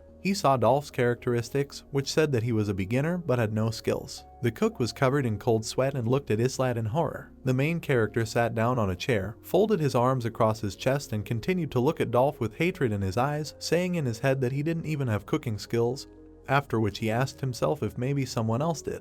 Approaching Chloe, who was sorting through potatoes, Islat congratulated her and informed her that she would now be their cook. A system window appeared asking if Islat really wanted to appoint Chloe as the new cook, then Dolph would be replaced. Chloe looked down in shame, and a drop of sweat ran down her cheek. Suddenly Dolph shouted, running up, that he would try to prepare something else, to which the main character, exhaling and closing his eyes, replied that he quickly adapts, but it's better not to lie if he doesn't understand that Dolph can be easily discovered. Dolph looked away in confusion, his whole face covered in cold sweat. Islat, looking at the confused man, said that he would close his eyes to this for the first time. After a while, the whole table was covered with very tasty and hot potato food. A happy Jaina, after trying one of the dishes, told Chloe that she didn't know you could do so many things with potatoes. Chloe, looking down in embarrassment, said that there were a lot of different spices in the kitchen. Islat, sticking a fork into the potato, said that everyone should chew and listen because he would not repeat it. Raising a fork with potatoes to his mouth, Islat said that newcomers should be told the same thing because their lives depend on it. Time has passed. It was night outside. Having heard the story from Islat, all the people at the table looked in horror towards the main character, asking if all this was true. Jaina, jumping up from her seat, said that this is so, but before getting here she had never fought, so everyone would cope. Suddenly Enoch asked with complete seriousness what about him and Chloe, to which Islat said that they were a carpenter and a cook, adding that they had the opportunity to help them in all other ways. Dolph then joined in, saying in a trembling voice that he, too, could be a carpenter. Hearing such a statement, the main character smiled sarcastically and told Dolph that if he lies again, he will be the first candidate for synthesis because he is definitely suitable for this. Dolph closed his mouth and said nothing. Then Islat, folding his arms on his chest, began to explain that professions in the settlement are much safer, but no one should relax, adding that the number of places is limited, and if a character appears with better skills than someone else, he will be removed from his position and will be sent into battle. The entire complex was completely enveloped in night. It was reported that from the next day the quiet life ended. The main character, holding a wooden sword on his shoulder, asked displeasedly whether there were really only 3. In front of him were 3 guys whose names were Hyde, Hansen, and Dick. They were about 20 years old. Jaina immediately said that it seemed that the others were scared and were looking for a place to hide, to which Islat coldly said that he was just tired of sparring with Aaron. A few minutes later during sparring, the main character quickly took all the guys out of the fight. In his head, he said that their difference of 7-8 stat points was the difference between a child and an adult, adding that on Earth such a sharp increase in strength would be simply impossible. Watching Janna, who was diligently practicing how to handle a bow, Islat noticed that Jenna's basic archery skills had already reached the 5th level and the use of a dagger, the 2nd. Watching Aaron, who was diligently training to handle a spear, Islat noticed that Aaron's spear mastery was also level 2, but was not growing any further, noticing that he trained the most, but did not gain any skills. Looking at the trio who had arrived, the main character said that they had mastered the 1st level of sword mastery. The guys sat on the ground, breathing heavily, tired from sparring with Islat. The main character continued to say in his head that the development of those guys is very similar, maybe it's because of the same age. Suddenly one of the students said that Islat is very strong, to which the main character replied that he had a higher level. That's why it was so. Level. The other asked the guys in surprise, to which Islat replied that they would soon understand everything. It was reported that the master soon summoned 10 more heroes. They were met by Aaron and several other heroes. Islat said in his head that only one person died during the selection. Suddenly his thoughts were interrupted by Jaina, who with a wide smile on her face said that more and more heroes were arriving, to which the main character replied that this would continue. Suddenly Jana looked questioningly at Islat and asked why the master didn't lead them to the 5th floor, because a lot of time had passed since the last cleanup. In his head, Islat replied that it was because the master was not a fool, because the 5th floor would have a sharp jump in difficulty. But he did not decide to say it out loud, so he answered with complete indifference that the master had not yet decided who to add to the group. After imagining a huge, terrifying tower, the protagonist explained in his head that every 5 floors the difficulty would increase dramatically, adding that it was like a boss level. After which, after thinking a little, he added that in such places even he could not be sure that he would survive. A storm raged around the complex, but the perfect protective dome prevented the wind from penetrating it. In his head, Islat continued to say that despite selection, training, etc., many would die. After a short pause, he added, and it's better for Jenna not to know how much the complexity will grow. After some time, a system window appeared in which it was written, Floor 4, Task Type, Conquest, Goal, Destroy all enemies. On this floor there were hordes of monsters with only bloodlust in their eyes. Hansen, holding a shield and a sword in front of him, shouted that he, along with Hyde, were relying on Islat, who, standing aside, calmed them down, saying that now they are just shields, so they don't need to attack themselves, because for this they have a spear and a bow behind them, hinting at Jayana and Eren. Suddenly the guys screamed furiously, raising their shields. Weaklings have their own path to victory, Islat shouted. At this time, a huge harpy attacked Hansen's shield. They began to be attacked from all sides. Hyde defended himself from the goblins jumping on him. Islat continued to shout that this is what teamwork is all about. Suddenly Eren appeared behind the guys, preparing to strike. With deft, fast, and strong blows, Eren inflicted heavy damage on the goblins. Islat continued to shout that together with personal dominance, they must use a combination of everyone's strengths. I'm not going to participate in the battle, the main character said to himself. He looked at his team's battle and kept saying in his head that he could clear the floor alone, but then they wouldn't get the experience of working as a team. After some time, a notification appeared saying that the floor had been cleared and Hyde and Hansen had increased their level. The next notice contained a reward that amounted to 2,000 gold, 2 iron ore C and 1 leather C. Hyde and Hansen, wearily, but at the same time happily, high-fived each other. The main character, looking at them, said that he did not know what they would have to do on the 5th floor, and among all the options there was a task that he could not complete alone. Suddenly Dick jumped on the neck of his satisfied friends and with great joy asked them what they would say, to which the guys replied that it was as easy as shelling pears. They did a good job, Jayana said, looking at the guys with warmth and kindness. Islat, after thinking a little, said that he agreed. It was daytime and continuous work was going on in the forge. It was reported that the master began to log into the game less often. From the second pack of 10 heroes, he pulled out a blacksmith, a tanner, and a carpenter. These guys immediately went to work in the forge to create equipment. These were mainly E-rank swords and shields. They were given to newcomers, which significantly increased survivability, and the main group received high-quality equipment. The group of Islat, Eren, and Jayana were equipped with the best equipment. It was reported that the 3 useless heroes went to the synthesis because they never came to training and said that they would run away at the first opportunity. Among them was Dolph, who lied about his ability to cook. And a few days later, Hyde, taking the shield in his hands, asked displeasedly whether today was the 4th floor again, adding that he wanted to move on. Islat asked Izzle if they would go up to the 5th floor today, to which the fairy, spreading her arms, shouted that it was possible. Hearing this, Jayana asked in surprise if they were really going to the 5th floor today. The whole group walked towards the portal. Ahead of everyone was Islat, who reported that this would not be an ordinary clearing of the floor, adding that the group should not tense up yet, but not relax either. They all entered the 5th floor. They found themselves in a city that was destroyed and abandoned. All the walls of the buildings were split and the streets were littered with stones. The team appeared in the middle of the city in ruins. Looking around, the guys were surprised. Eren immediately informed the main character that there were no monsters visible, to which Islat, with complete indifference, said that everyone should line up in a line, everyone must first reach the city center. Walking through the destroyed city, Islat looked around and said in his head that there was no one here, neither people nor monsters, confirming in his head that this was definitely not a cleansing operation. When suddenly Hyde screamed in horror, pointing his finger at what frightened him. Sitting against the wall was the skeleton of a man who was missing his right arm. Eren looked around in horror, asking where they ended up, because it was a completely empty city. Jayana, looking around, said that she saw only traces of dried blood, adding that this place was not at all similar to the previous ones. Islat interrupted their conversations, saying with complete seriousness that before that there were only flowers. Looking at the high tower, he immediately ordered Jayana to climb onto it. A few minutes later the girl was upstairs and looking around. Islat asked her what she saw, to which Gianna said that she only saw the city. Suddenly her eyes filled with horror and shock. Hesitating a little, she said that she wanted to believe in what she imagined. "What do you see?" Aaron shouted, to which the girl told him to wait, without descending from the tower, peering into the distance. Drops of cold sweat appeared on her face. She asked herself if everything was really supposed to be like this. Suddenly she screamed, reporting that she saw a huge horde of goblins outside the city, moving towards them. Hearing this, Islet did not react to this, only asking how many goblins were there. "Thousands," Gianna screamed in horror. An incredibly huge horde of goblins rushed towards the heroes. A system window appeared in which it was written, Floor 5, Mission Type, Survival, Goal, survive the attack of a horde of goblins of an unknown level, the number of which is 1,846. Hearing such a number,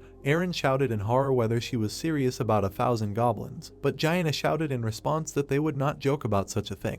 "Calm down," Islet suddenly said. Aaron asked the main character in horror if something had really gone wrong, to which he calmly replied so that the guy would not be scared, because this was not a floor capture, but a survival mission, so they needed to stay together for a while. "Maybe we should just hide?" Hansen suddenly asked. Running to the door of one of the buildings, Islet pushed it, but it did not open, when suddenly a notification appeared that this area was inaccessible. Realizing that it was forbidden to enter the buildings, the main character said that he needed to leave here. The group immediately began to run away. While running away, Aaron asked how long they needed to hold out, to which Islet replied that 10 minutes after they encountered the enemies. "Not that long," Aaron shouted back. A drop of sweat ran down the protagonist's face. He did not show his anxiety and excitement, but at the same time he understood that they were unlucky. A timer of 30 minutes appeared on the system window. It was reported that, judging by the pattern of previous floors, the chance of such a task appearing on the 5th was about 9%.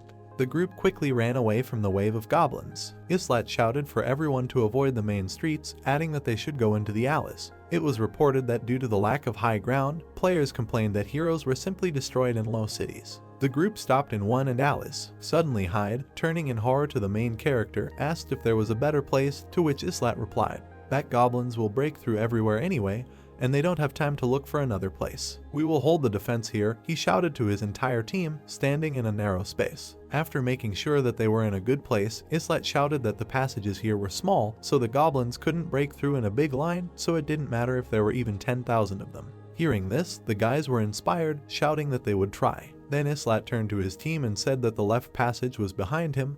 After that he pointed to Aaron, saying that there would be a right one behind him. Immediately after that, pointing to Hyde and Hansen, he said that the rear was behind them. After thinking a little, Islet explained that they would fight in bursts, so they should use every minute of rest wisely. After that, he looked at Jenny and told her to stay in the center, after which he added that she should save her arrows and only shoot at his command. "I understood," the girl answered with some excitement, "and we are worried. We are building barricades before the goblins arrive," Islet shouted immediately after that, adding immediately so that everyone remembers that if the goblins break through at least from one side, the whole team will be finished. Immediately after these words, Hyde grabbed the boards, breaking them. The timer on the system window still showed 30 minutes. 30 minutes, Islet said in horror in his head, breaking the boards and making a barricade out of them. After which he added that he was not even sure whether this was game time or real, because the countdown would begin at the first contact with the goblins. Suddenly a goblin appeared in the passage. His eyes were filled with bloodlust and drool was pouring from his mouth. At that very second the timer went off. The goblin immediately rushed towards Islet, who shouted in shock that they didn't even have time to finish the barricades. As soon as the goblin got too close, the main character swung his sword, destroying the monster. At that same second, a horde of goblins rushed towards them.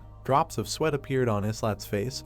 He immediately shouted to everyone that the plan was changing. The barricades would be their goblin corpses. Another of the goblins ran close to Islet and was immediately cut down by the sword. Immediately a huge crowd of goblins burst into the passage of the main character. Islet cut down one goblin after another. Gianna screamed that she was ready to fire on command. Killing monsters, gritting his teeth in anger, Islet said in his head that the tactics were simple, block and strike. The goblins screamed and rushed to kill the entire team. Aaron, thrusting his spear into the next monster, shouted, asking if it was true that it took 10 minutes to hold out. "Have I ever lied?" Islet shouted back, drawing the blood of his enemies. The timer read 26 minutes and 48 seconds. Goblins came out of every corner to get to the team. Group 1 consisted of 5 one-star players, Jenna, Islet, Aaron, Hyde, and Hansen. In the destroyed city, yelling and screams were heard. The goblins were pushing closer and closer, wanting to kill everyone. Islet's sword immediately pierced the next monster. Turning to the team, he shouted, ordering Hyde to switch with Hansen. Sweating and breathing heavily,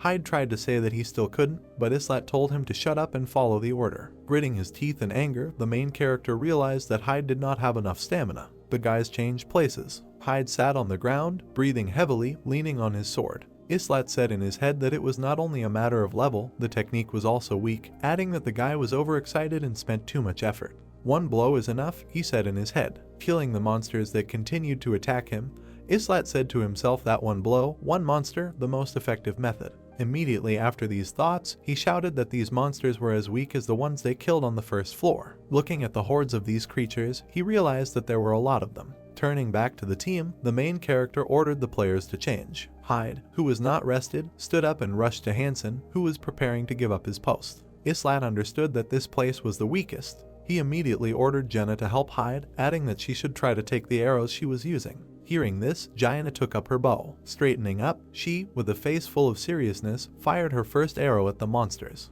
Islat ordered her to kill goblins who break through the defenses. Jaina's arrow hit the monster's head. Suddenly, Eren was heard shouting to Islat that 10 minutes had passed. Only 5 have passed, the main character shouted in response, without being distracted from killing goblins. One of the monsters broke through the defenses and rushed towards Jaina. Immediately, with a blow to the jaw, he went back. Jaina crushed the monster's head with her foot, taking out used arrows from others. When suddenly Gato screamed furiously in pain. The guy's hand was bitten off. Blood flowed from the remaining part. A notification appeared that stated that Hyde was bleeding and would now gradually lose health. Islat remained vigilant, ordering Hansen to replace Hyde. Hansen stood at Gatum, who was holding onto his bitten off hand, and asked him to hold on. The main character immediately shouted for Hansen to forget about Hyde, take his position and stop the goblins. But the guy objected. The enraged Islat shouted for everyone to stop wailing, because Hyde would recover when he returned. A notification immediately appeared, informing him that Hyde was experiencing fear, and all his characteristics were reduced by 30%. Hyde sat on the floor, holding his bitten arm, crying in pain. The main character stuck to his plan, killing one monster at a time. He was covered in blood, but continued to hold the defense even with his feet when his hands could not move. Pull yourself together, he shouted to the frightened Hyde, who, having heard the accusations, apologized. He immediately ordered Jenna to leave the blood to the guy. The girl immediately rushed to Hyde, bandaging his hand. Islat shouted to Gade that if he did not start fighting, Hansen would be killed. Hearing this, Hyde clenched his teeth in pain and anger and said that he understood everything. A goblin jumped from behind the main character. Noticing him, Islat cut the vile monster with a sharp blow. Turning around, he kicked the other one back. The goblins did not end, approaching the team in endless hordes. Suddenly Hansen, turning to Islat, shouted that his sword had become dull. The main character immediately shouted to Hyde if he could fight, to which he, with a sword in his hand, barely standing up, with eyes full of pain, said that he could. Change, Islat ordered. Immediately after this, he shouted to Hansen, who was looking at his comrade in horror, to repair his broken and cracked sword. This was expected, Islat said in his head. These swords are better than F-rank swords. But it is still a simple iron sword, he added in his head, after which, cutting through the monsters in front of him, he shouted that goblins can be killed with a sword without a blade. Having hit the goblin with a shield, killing him in the process, he shouted that if there was no sword, then he could use a shield. At that same second, he ordered Jenna to change places with Eren. Eren, in turn, turned around, shouting that he could do more. At that very second, Jenna, having killed the goblin in front of Eren's face, screamed at him not to be stubborn and to rest as long as he could. Suddenly Islat, whose eyes glowed with a bright blue light, shouted that there were only 3 minutes left. Eren, changed with Jenna, Islat ordered. Hearing this, the girl asked if only 10 seconds had passed, to which Eren, who appeared behind her, said that that was enough. Immediately the main character ordered Hansen to exchange with Hyde. Understood, cried Hansen, preparing to take over from the tired Hyde. Turning to Janna, Islat ordered her to help Hansen with arrows, when suddenly he saw that there were only 4 arrows left in her quiver. Is there really so little left? He screamed in his head. His nerves were already at their limit, his strength was running out. Islat shouted, ordering Jenna that she could no longer save arrows, because if the goblins broke through, then the whole group would be finished. Jenna understood and screamed, starting to shoot one arrow after another. The monsters that broke through quickly died from the girl's arrows. Suddenly, one of those who was hit by Jenny's arrow opened his eyes. With arrows in his chest, he broke through the defenses. At that very second, Hyde, bleeding, wanted to offer Hansen a swap. But before he could finish speaking, the goblin was right in front of him, plunging a blade into his heart. The guy's eyes filled with pain, and blood poured from his mouth. At that same second, Jenny's arrow pierced the goblin's head. Hyde immediately fell to the ground. There was no more life in his eyes, and blood was pouring from his mouth. A red notice appeared, informing him that Hyde was on the verge of death and his life was in danger. A girl with long red hair shot from a bow. A look of bewilderment appeared on her sweaty face, and she walked closer to the young man lying on the floor. The system reported that Hyde was on the verge of death. His eyes and mouth were open. He was not moving. The main character arched his eyebrows and cursed loudly as he ran forward. Jenna sat on the knees of her wounded comrade, not understanding what to do with the weapon that was sticking out of his body. Hyde sighed heavily. The dark-haired young man closed his eyes, holding the shield in his hand, and asked Hyde to replace him for at least half a minute. The goblin with a club in his hands jumped high into the air, opening his mouth with sharp fangs. Islat frowned and clenched his white teeth tightly. His black-gloved hand gripped the weapon tightly. Smoke rose, and the main character rushed towards a crowd of angry monsters with bright red eyes. Islat furrowed his eyebrows and shouted for Hansen to go to the left flank and leave these monsters to the main character. A young man with dark spots on his face turned around, asking about Hyde, and Islat shouted that he was resting. The system reported that Hyde had returned to the arms of God, and his fighting spirit would be remembered until the end of time. Hansen turned his head back and shouted that he understood, beads of sweat rolling down his pale face. The young man jumped forward, cut off the head of one of the monsters and shouted loudly for Jenna to forget about Hyde because he could no longer be helped, and without the girl they would not survive. Jenna clenched her teeth, an expression of pain appearing on her face. Islat arched his black eyebrows as he held his shield in his hand and looked at the enraged goblin. The system reported that the skill had been upgraded to level 3 and a new one was obtained. Jenna, whose face was stained with the blood of her enemies, screamed deafeningly, asking the main character how much was left. Islat, whose black hair had scattered due to the wind, frowned his black eyebrows and angrily replied that the girl had better waste her energy on the goblins if she could still ask about the time. On the black screen it was written that fighting at the limits of one's strength had awakened the hero's soul, and that the main character's 3 skills had been enhanced. Islat hit one of the monsters with his shield and angrily asked why he would do this if they all died here. Suddenly the dark-haired young man opened his mouth wide and screamed deafeningly, blood spraying onto his face. The system reported that Hansen was bleeding and would gradually lose health. A huge crowd of monsters with red eyes and long fangs was approaching him. Hansen sat on the ground, trembling with fear and shouting that he did not want to die. He begged the main character for help. The young man began to sob, desperately calling for Islat. The main character, whose face was covered in dirt and sweat, turned around and gritted his teeth tightly, his blue eyes shining brightly. The goblins approached Hansen, who raised his eyebrows and screamed in fear, asking for help. Islat frowned, ran forward and ordered Jenna and Aaron to follow him. The girl turned around with a worried look, looking at Hyde and Hansen, and the main character shouted that she would grieve for them when she got out of here. The system reported that Hansen had returned to the arms of God, and his fighting spirit would be remembered until the end of time. The stone walls and floor were cracked and smoke could be seen. The man in black boots stopped abruptly. The trio prepared their weapons and shields. Jenna asked if they would die too, and Islat, with an angry expression on his face, replied that she should not talk nonsense. He looked to the side, frowned and shouted for the girl to climb the wall behind. Jenna turned around, looking at the stone surface, and asked if the main character wanted her to escape herself. Aaron stood next to Islat, who shouted that they would go right after her. Monsters with green skin and red eyes opened their mouths wide, and the main character shouted that he would have to beat several goblins at once. Islat, who had a bright light in his eyes, waved his hand and shouted loudly that killing one monster with one blow was too little. One of the goblins' head flew into the air. The main character clenched his jaw, frowned, and attacked several enemies with one blow.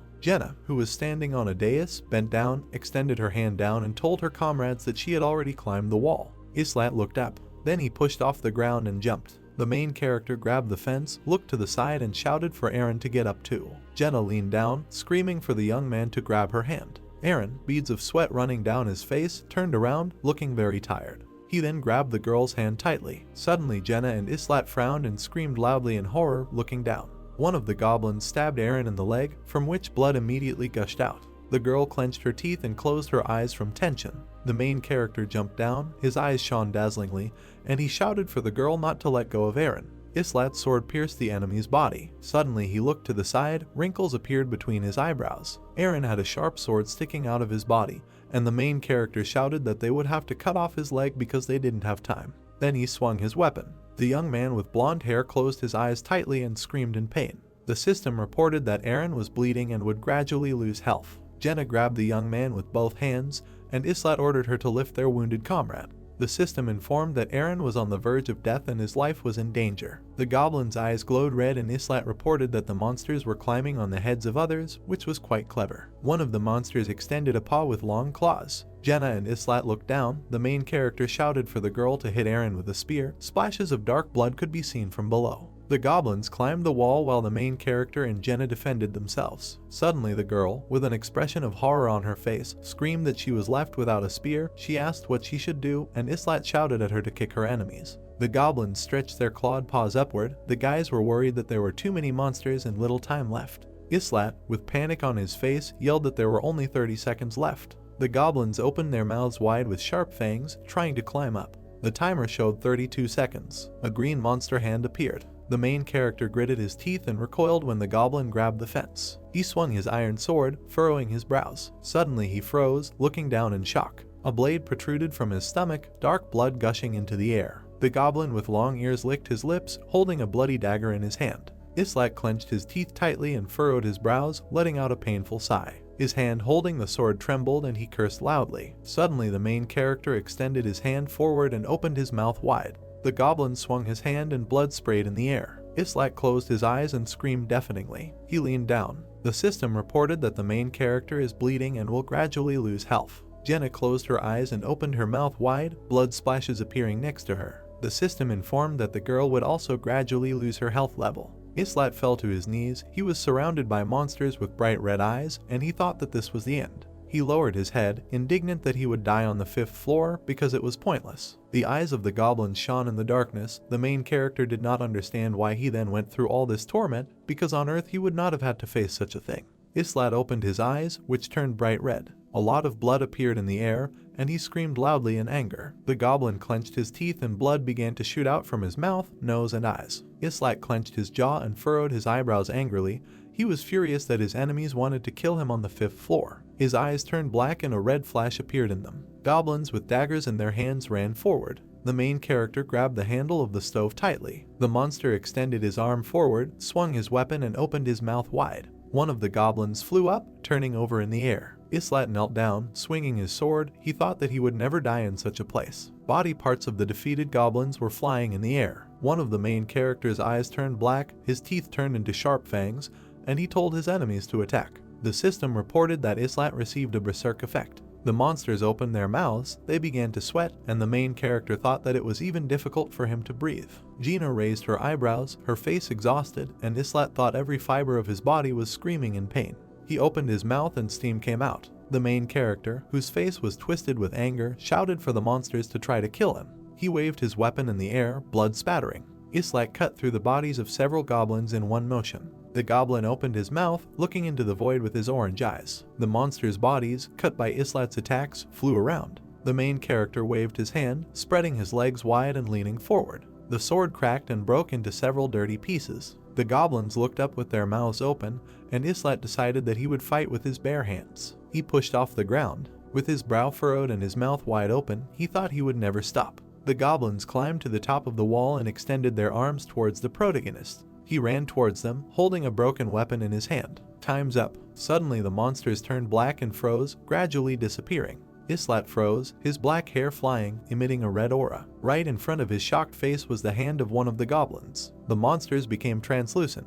Jenna froze with an expression of horror on her face. She and the main character were surrounded by enemies. Eren squeezed his eyes shut and gritted his teeth as the monster's paw reached for his face. The system reported that the floor had been cleared and that all survivors had increased their levels. Among the rewards were 5,000 gold, iron ore, leather, and planks. The trio found themselves in the middle of a room with a bright blue light, and the system informed them that daily dungeons were now available to them and that they needed to collect materials to improve their settlement and heroes. Bloody weapons and shields fell to the floor. The main character, whose hair was disheveled, was breathing heavily through his mouth. Jenna fell exhausted to the floor. Islat opened his eyes wide, beads of sweat running down his face. Eren lay with his eyes closed, his entire face covered in cuts. Jenna had a look of shock on her face as she opened her yellow eyes and mouth wide. Then she closed her eyes, crying and laughing at the same time. The main character frowned his thin eyebrows. He looked away when Jenna asked him to shake hands with her. Jenna extended her palm forward and explained that she did not have the strength to get up.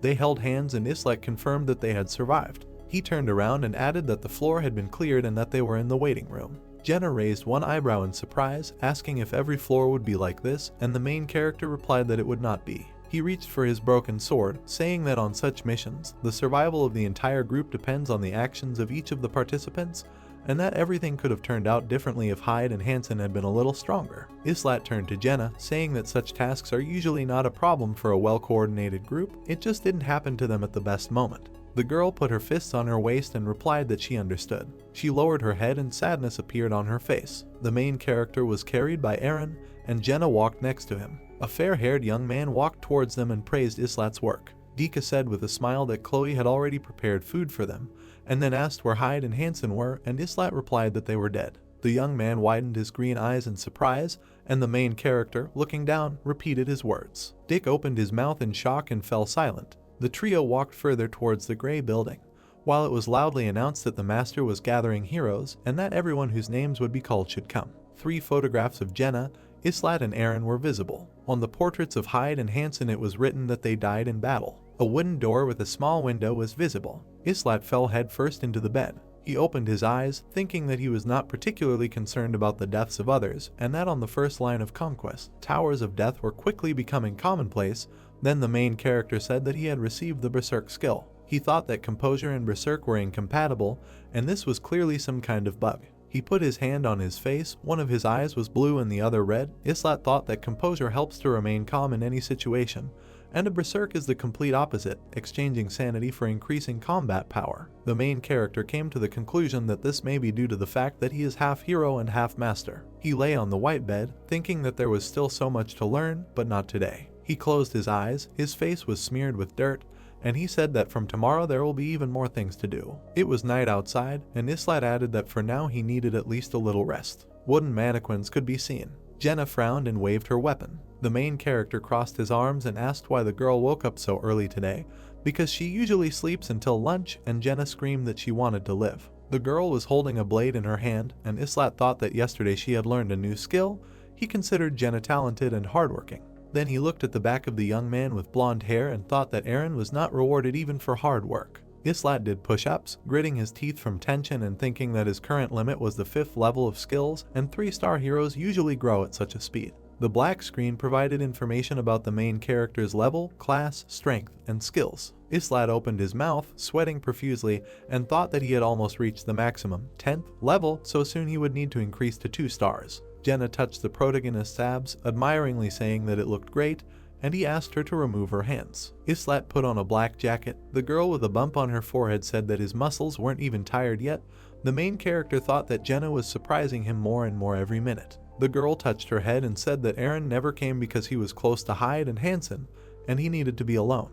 Jenna closed her eyes, touched her chin and said that Aaron usually came to practice before everyone else. Islat put his hands on his waist, saying that the same goes for Dick, because they both trained hard. The protagonist's gaze was stern. He looked at the young men who were practicing with the dummies and said that they just pretend to be busy with something so as not to go to the synthesis and run to training only when the master is here. Islat narrowed his eyes, saying that Hyde and Hansen had potential, and they would have been useful, but there was not enough time to open up. Jenna looked at him in shock when he said that it would be better if one of these trainees died on the 5th floor. They both turned around when someone approached and apologized for being late. Aaron, with an expression of pain on his face, said that Hyde and Hansen would have survived if he had become a little stronger. Islat looked at his comrade skeptically and replied that they died because they themselves were weak. The main character thought that a month had already passed since he got to this place, which was equal to about 10 days in the real world. Many houses were surrounded by high stone fences. Islat thought that during this time he figured out how often Enik comes into the game.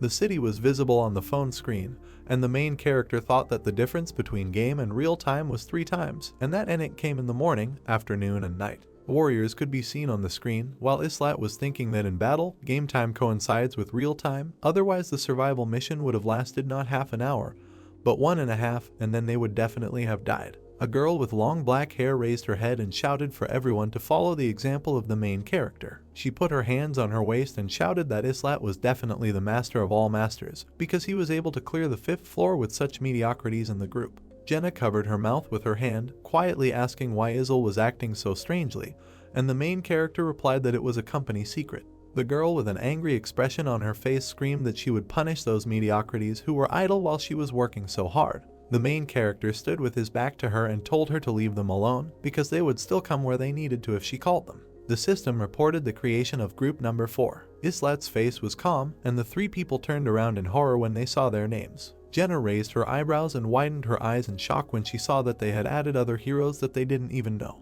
They found themselves in a dark room, and the main character said that this time it would be much easier, so don't worry. Text about daily dungeons appeared inside the arch. Islet crossed his arms, thinking they had become available, and the stubbled man asked in a trembling voice if he and Jenna would fight alongside them. The main character turned around, asking the name of the stranger.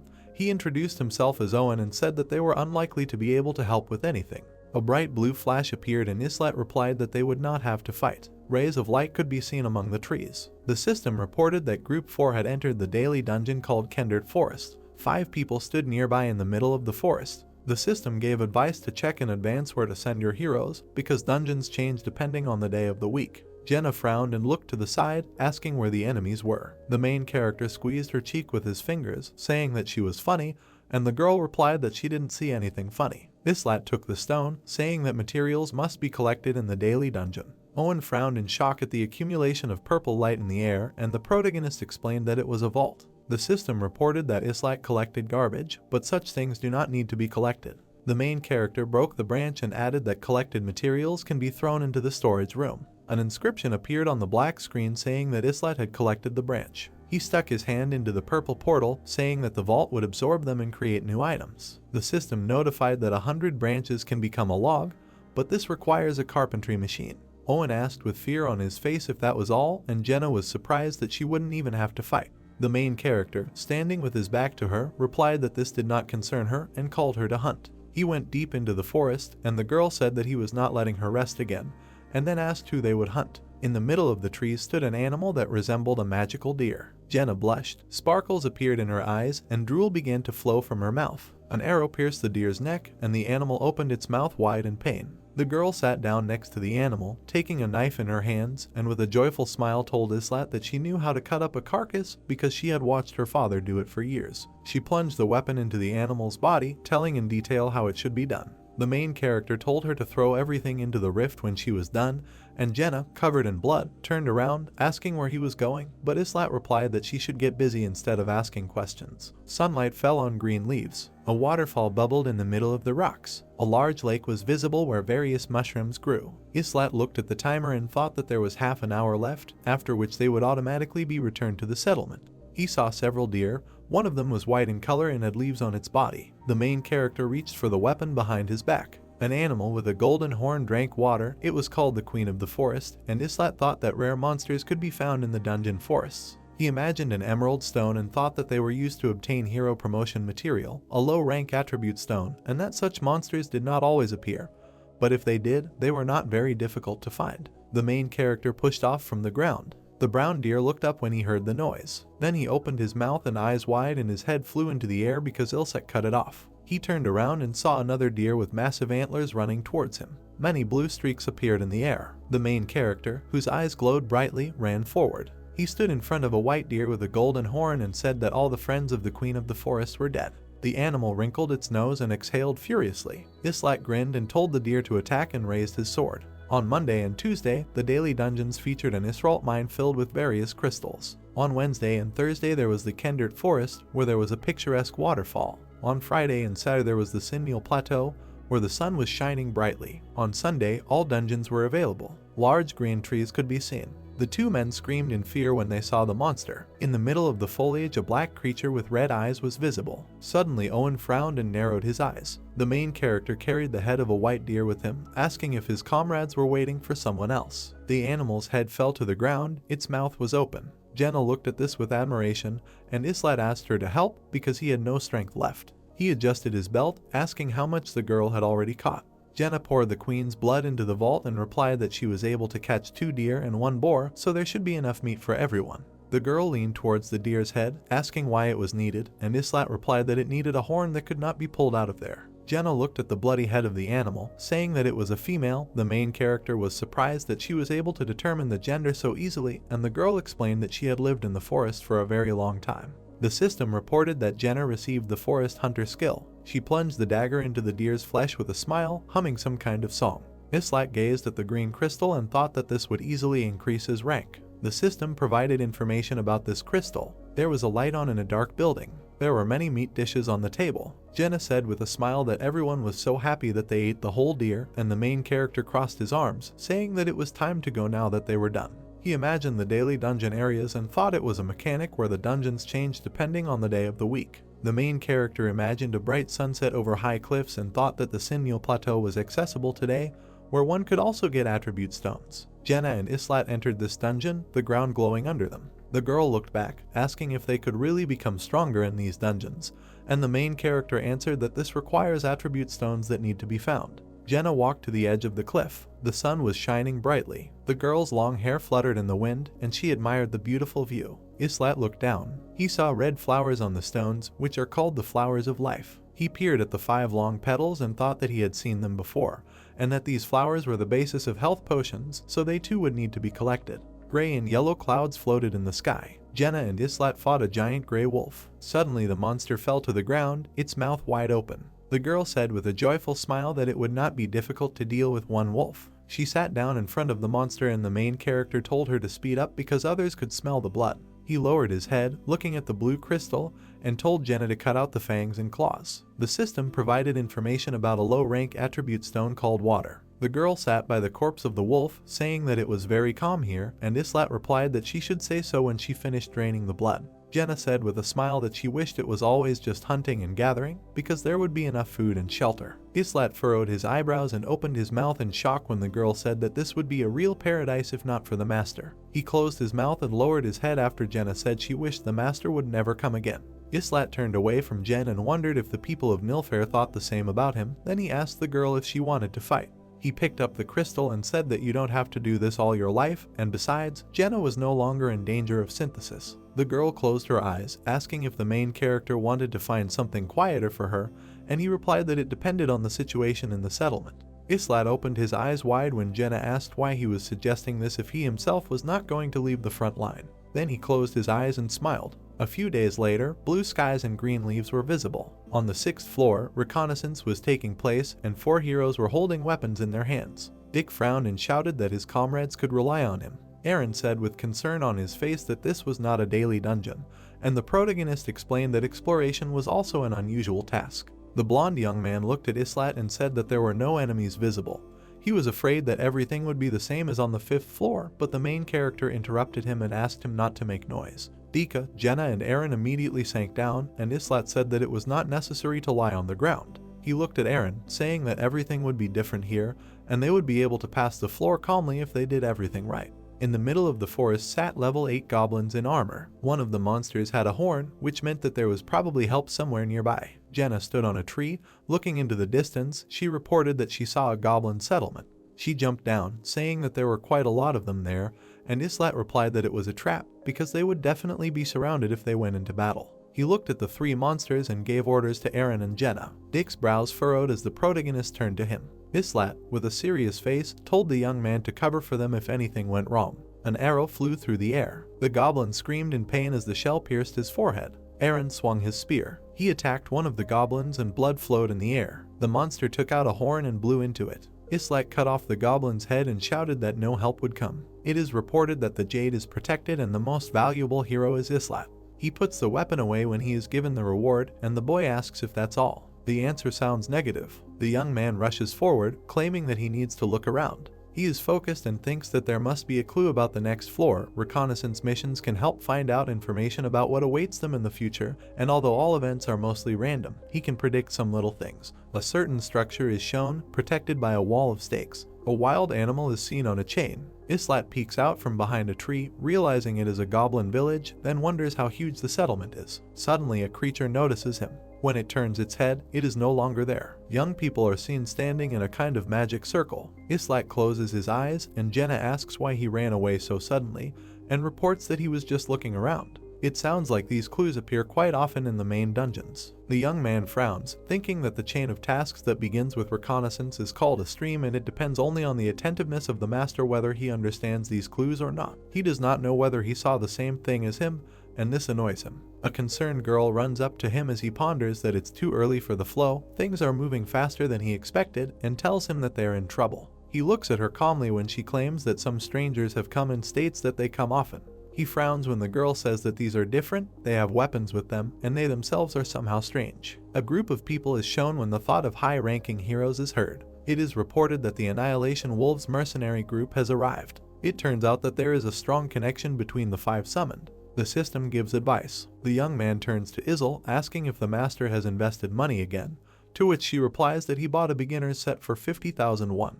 He turns to the girl, realizing that these are definitely high-ranking heroes. If he were him, he would call them just to clear the 5th floor and tells her to go back to the kitchen. They won't do anything to her. They're just a little special. Eren is perplexed when he claims that while their group can relax, but overall nothing will change with the addition of newcomers. A building is visible. A girl is shown leaning on the wall. Suddenly Jenna runs up to her, saying hello. She greets him in surprise, and the woman who comes running says her name and asks her. Eddie's awkwardly says his name, and the girl happily introduces Islat, claiming that he looks indifferent, but is actually kind. Displays information about Eddie's. She is confused, and the thought sounds that she even has a class. You can immediately see a hero with 3 stars.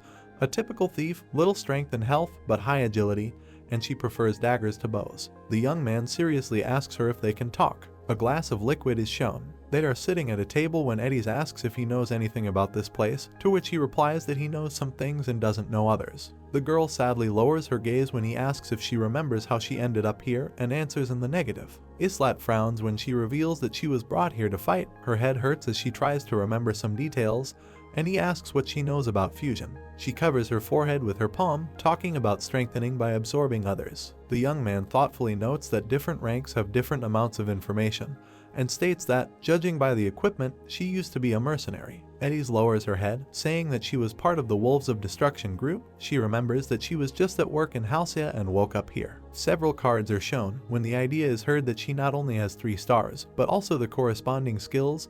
They are also mercenaries, but the difference with Malmut is colossal. Jenna happily notes that this sounds interesting. Eddie's awkwardly looks away. Suddenly they call Avent, Jackin, Wave, Bagnan, and Eddie's. Islat points his finger at the window when it is announced that they need to go out because the master is calling and believes that they need to go to the square. Suddenly a man comes in, stomping his foot. Jackin, clenching his jaw, asks who called him. The girl gets up, realizing that the master needs them and it's time for her to go. The man greedily eats the meat, noticing that he has not done this for a long time, and decides that he needs to find out what kind of master this is. Suddenly, a worried Chloe runs in. She places her hand on her chest, telling him that Jackin said he wanted meat and then took away a whole drumstick. They could feed 5 people with it.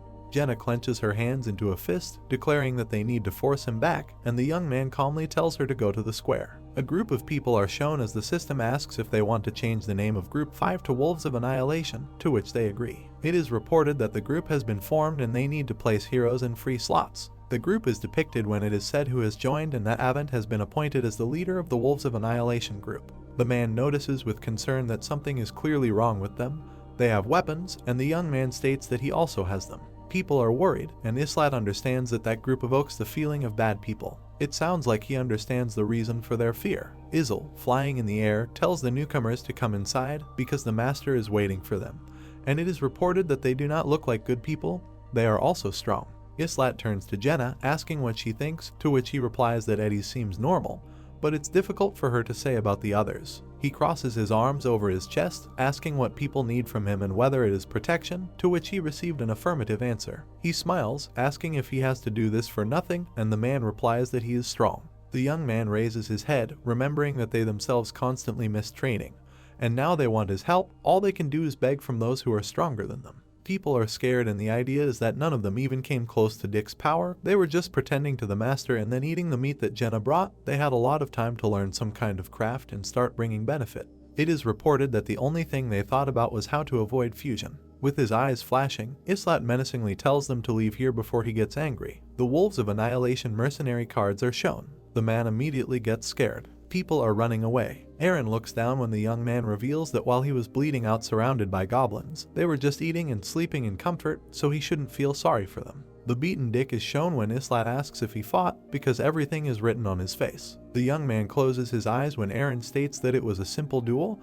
He asked for it and tells them that they can rest. He clasps his hands on the Gurdi, asking what Jenna is doing here. The Wolves of Annihilation show up when it's reported that the floor has been cleared, and Wave states that he can't believe it. It's all goblins, no fun. Avent menacingly asks who the person in front of him is. The young man just smiles at him. Islat sits on a bench, asking what business he has. Jackin furiously asks who he thinks he is, to which Jenna remarks that they were the ones who started talking to him. The young man's eyes are drawn, smiling when Avent calls his name and reveals that he is the captain of the mercenary group Wolves of Annihilation. He looks at him when the man asks if he is a mercenary because he also has a weapon, to which the young man states that he is a simple farmer. Avent looks at him blankly. He looks down, asking if all the locals gather in the square when the call begins, to which she received an affirmative answer. He just looks away. Islat raises his head when it is reported that Master Enik is summoning 10 heroes. The doors are shown open when the young man reports that he is interested in what the mother is up to. When it becomes known that he has begun synthesis and people need to transfer heroes to free slots for use in synthesis,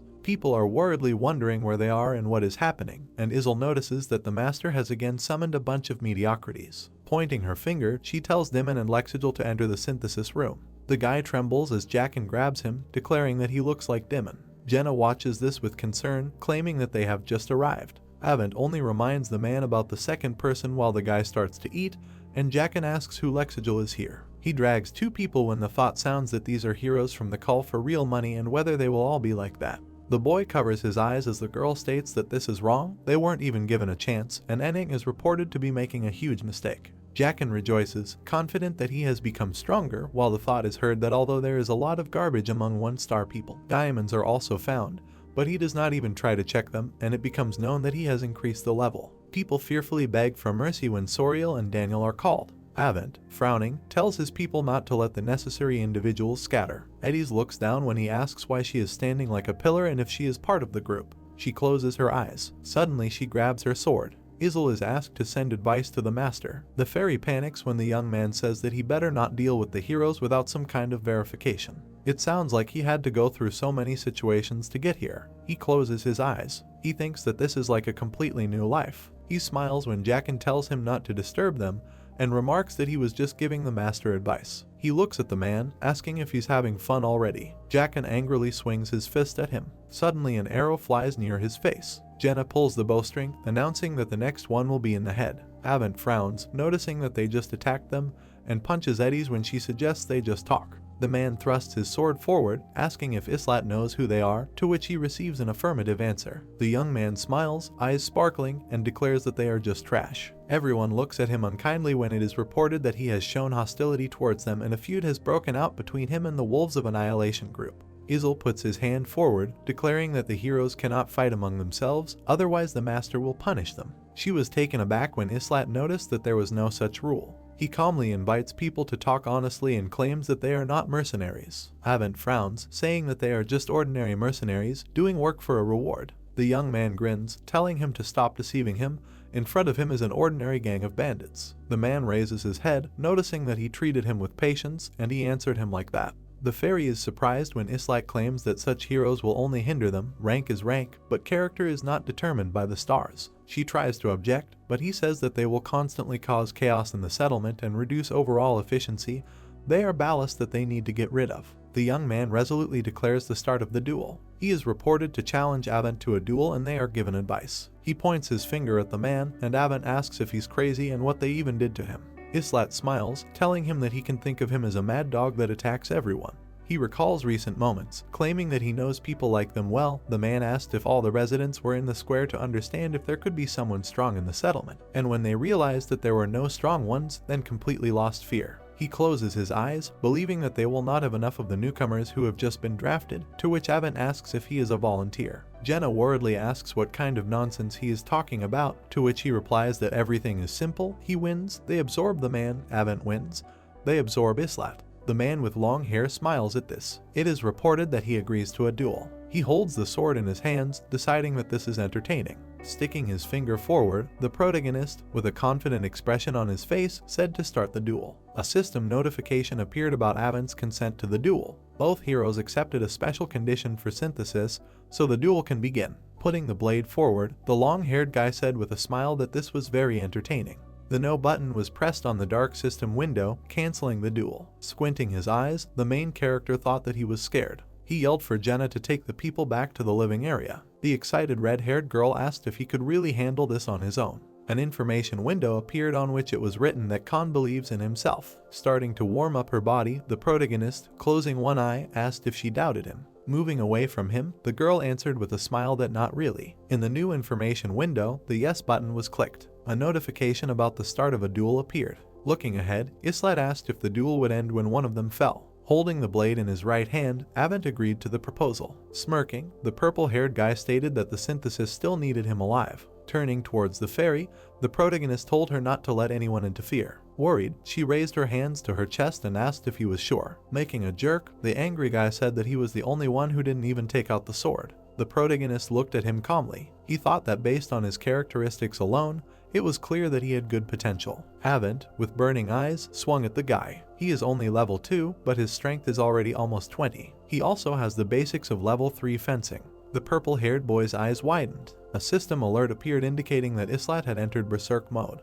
All of his stats, such as strength, health, and agility, were increased by 5 units, and his intelligence was lowered by 10. A monstrous black and red aura fixed its gaze on the enemy. The protagonist's left eye emitted a bright light, and part of his face was covered with a dark tattoo. The main character mentally stated that he was too self-confident for someone with such a low level. The tense Islet made an arcing attack with his blade. His hand was instantly intercepted by the protagonist. The guy's eyes widened sharply when he felt a hand enveloping his head. Grabbing him by the head, the main character, with a crazy smile, slammed him into the ground. Blood was flowing down his face, and his eyes were frozen in one position. The main character began to take the blade out of its sheath. As he began to twirl it with his fingers, he said that he had better quickly understand the difference between the two. While thrusting the blade into the back of the twisted guy, the protagonist told him not to twitch because it would hurt more. Avent, his mouth wide open, screamed loudly in pain. Approaching the guy's face, the main character with a crazy grin ordered him to say that he was giving up. The frightened purple-haired guy said he was giving up. Kicking the blade, which cut the guy's body even more, the protagonist told him to speak louder because he couldn't be heard over the screams. The guy screamed again in hellish pain. Wave approached him and shouted for the protagonist to stop because he had already lost. Turning towards the guy, the main character stated that he was not going to stop because they were not going to lag behind those people and would do anything to absorb them. Squinting his eyes in rage, the blue-haired guy shouted out and asked if these were the same thing. Turning his crazy gaze on him, Islet replied that if he says so, then so it is. Avent, raising his head slightly, spat out blood. The guy asked what he didn't like if they both agreed to a duel, and it was up to them to decide about its ending. The loser just has to give up. The purple-haired guy started saying that he was giving up again. Squeezing the frightened and crippled Avent's mouth, the protagonist declared that since he was silent, he would continue. Looking madly at Wave with his burning eyes, the main character said that this was his prey and it was none of his business what happened to him. He told him to go to sleep or whatever he usually does. He continued to squeeze the purple-haired boy's face with his dark-gloved hand. Grabbing his blades behind his back, Bagnan asked if he really thought he could get away with this. He also added if he knew who they were. Squeezing the trembling guy's head even more tightly, the protagonist said that they had already repeated this 100 times. He asked the girl if they were really mercenaries. Eddies, looking down slightly, said that they used to be them, but now they are not them. Grinning, the protagonist added that they are now a bunch of robbers who rob their own employers. Squinting his red eyes slightly, the protagonist asked why she was still with them. Looking at him, Eddies replied that this was at the request of her father. Twisting the purple-haired guy again, the protagonist told her to think carefully about whether she wants to stay in this pile of garbage until the end or go over to his side. Bagnan turned around in surprise. Stuttering a little, with excitement on her face, the girl did not have time to utter the phrase. Interrupting her, with sincere rage on his face, Jaqen shouted how dare she go over to the enemy. He asked her if she wanted to die. The protagonist said that weaklings are always very noisy. The crippled Avent, stretching out his hand to the blade, trembled. The man asked if Eddies understood what would happen if she betrayed them. The guy approached the sword with his fingers. While thrusting the blade into the guy's palm, the protagonist said with an inadequate smile that the trash should be silent. Looking into her eyes, he told her to choose, adding that they just needed one person. Opening his mouth wide, the blonde man shouted that she would pay. The girl's legs were trembling. She closed her eyes, making a decision. After a moment, she opened them. Taking the bloody blade out of the guy's body, the main character said that choosing the right side changes everything. A system alert appeared that Eddies had left the Destruction Wolf group, so the Destruction Wolf mercenaries were disbanded. The 3 bewildered warriors looked at her actions. The main character said that he doesn't care about the others and they can leave. The purple-haired guy tried to say that he was giving up. Driving his head deeper into the stone, the protagonist asked if he was sure he wanted to give up because it would end in synthesis. Through pain and screams, the guy said that he would regret this. Islat said that he was tired of waiting for him to finish, so he needed to talk faster. 3 warriors rushed to attack. The fairy who appeared, putting both hands forward, declared that the duel was not over yet, so they could not interfere. Throwing out their arms and swinging various weapons at the fairy, they shouted together for her to get out of the way. Looking at them coldly, the protagonist stated that they were caught. The fairy's eyes glowed red and she said that she had warned them. The heads of the 3 warriors, amid splashes of blood, scattered to the sides. Izel, with red glowing eyes, while killing 3 guys, stated that she said not to interfere. A system alert appeared, saying that Jackin, Wave and Bagnan had returned to the arms of God and their fighting spirit would be remembered until the end of time. The information box said some sudden death, suicide due to stress. The fairy asked if she did everything right and if it was cool. The protagonist said that she was great. The frightened, bloody Avent looked away. Slightly closing his mouth, the purple-haired guy said in a doomed voice that he was giving up. Islat looked at him seriously. The protagonist's hair disappeared and his body transformed. He came out of berserk mode. Shifting his gaze upward, he mentally stated that he had a slight headache and assumed it was due to his berserk mode. He thought that it was better not to use it again.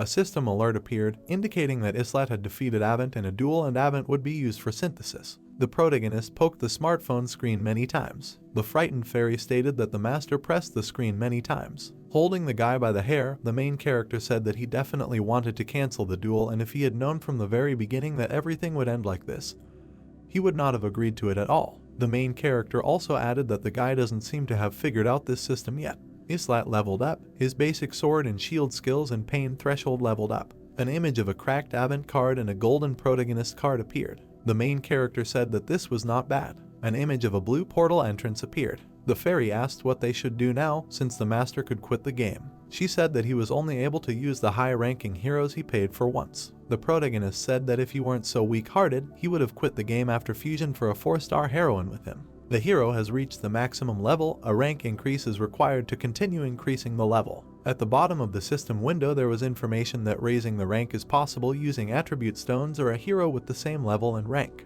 You can also increase the rank of heroes to 7 stars. A dim image of a small town surrounded by a stone wall appeared. The main character lowered his head and closed his eyes. Several dozen enthusiastic city residents stood in front of him. Clenching his fist, the blonde guy said with a smile that Islat was incredible. Starting to pull the red-haired girl by the cheek, the protagonist asked if she had told everything and reminded her that he asked her to keep her mouth shut. Jenna said she only said a little. The protagonist said that she should remain silent. The brown-haired plump man, raising his hand, said that they were already in the know and thanked Islat. He stated that they were grateful because those guys threatened them with guns. Clenching his fist, the guy declared that they were terrible villains. Exhaling, the protagonist said that there was something they didn't understand. Putting his palm to his chest, the man said that they were not so shameless and since they now owed him their lives, they just wanted to thank him.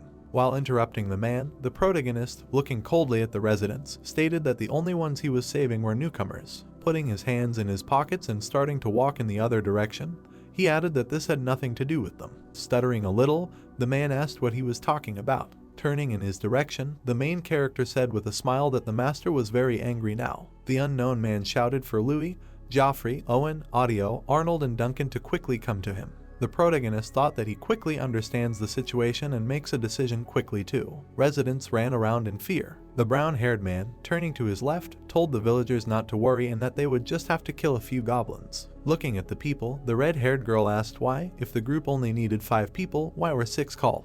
The main character asked what she thought. Folding his hands, he stated that this was necessary for synthesis. The girl, whose face showed genuine horror, raised her hands to her face. The man and the guy opened their mouths wide and screamed. Opening his eyes and mouth wide, the brown-haired man asked why everything was like this, because they tried. Lowering his head slightly, the main character addressed Aaron and Dick in a cold voice. Looking at the 2 white-haired guys, he asked if they really thought that these people really tried.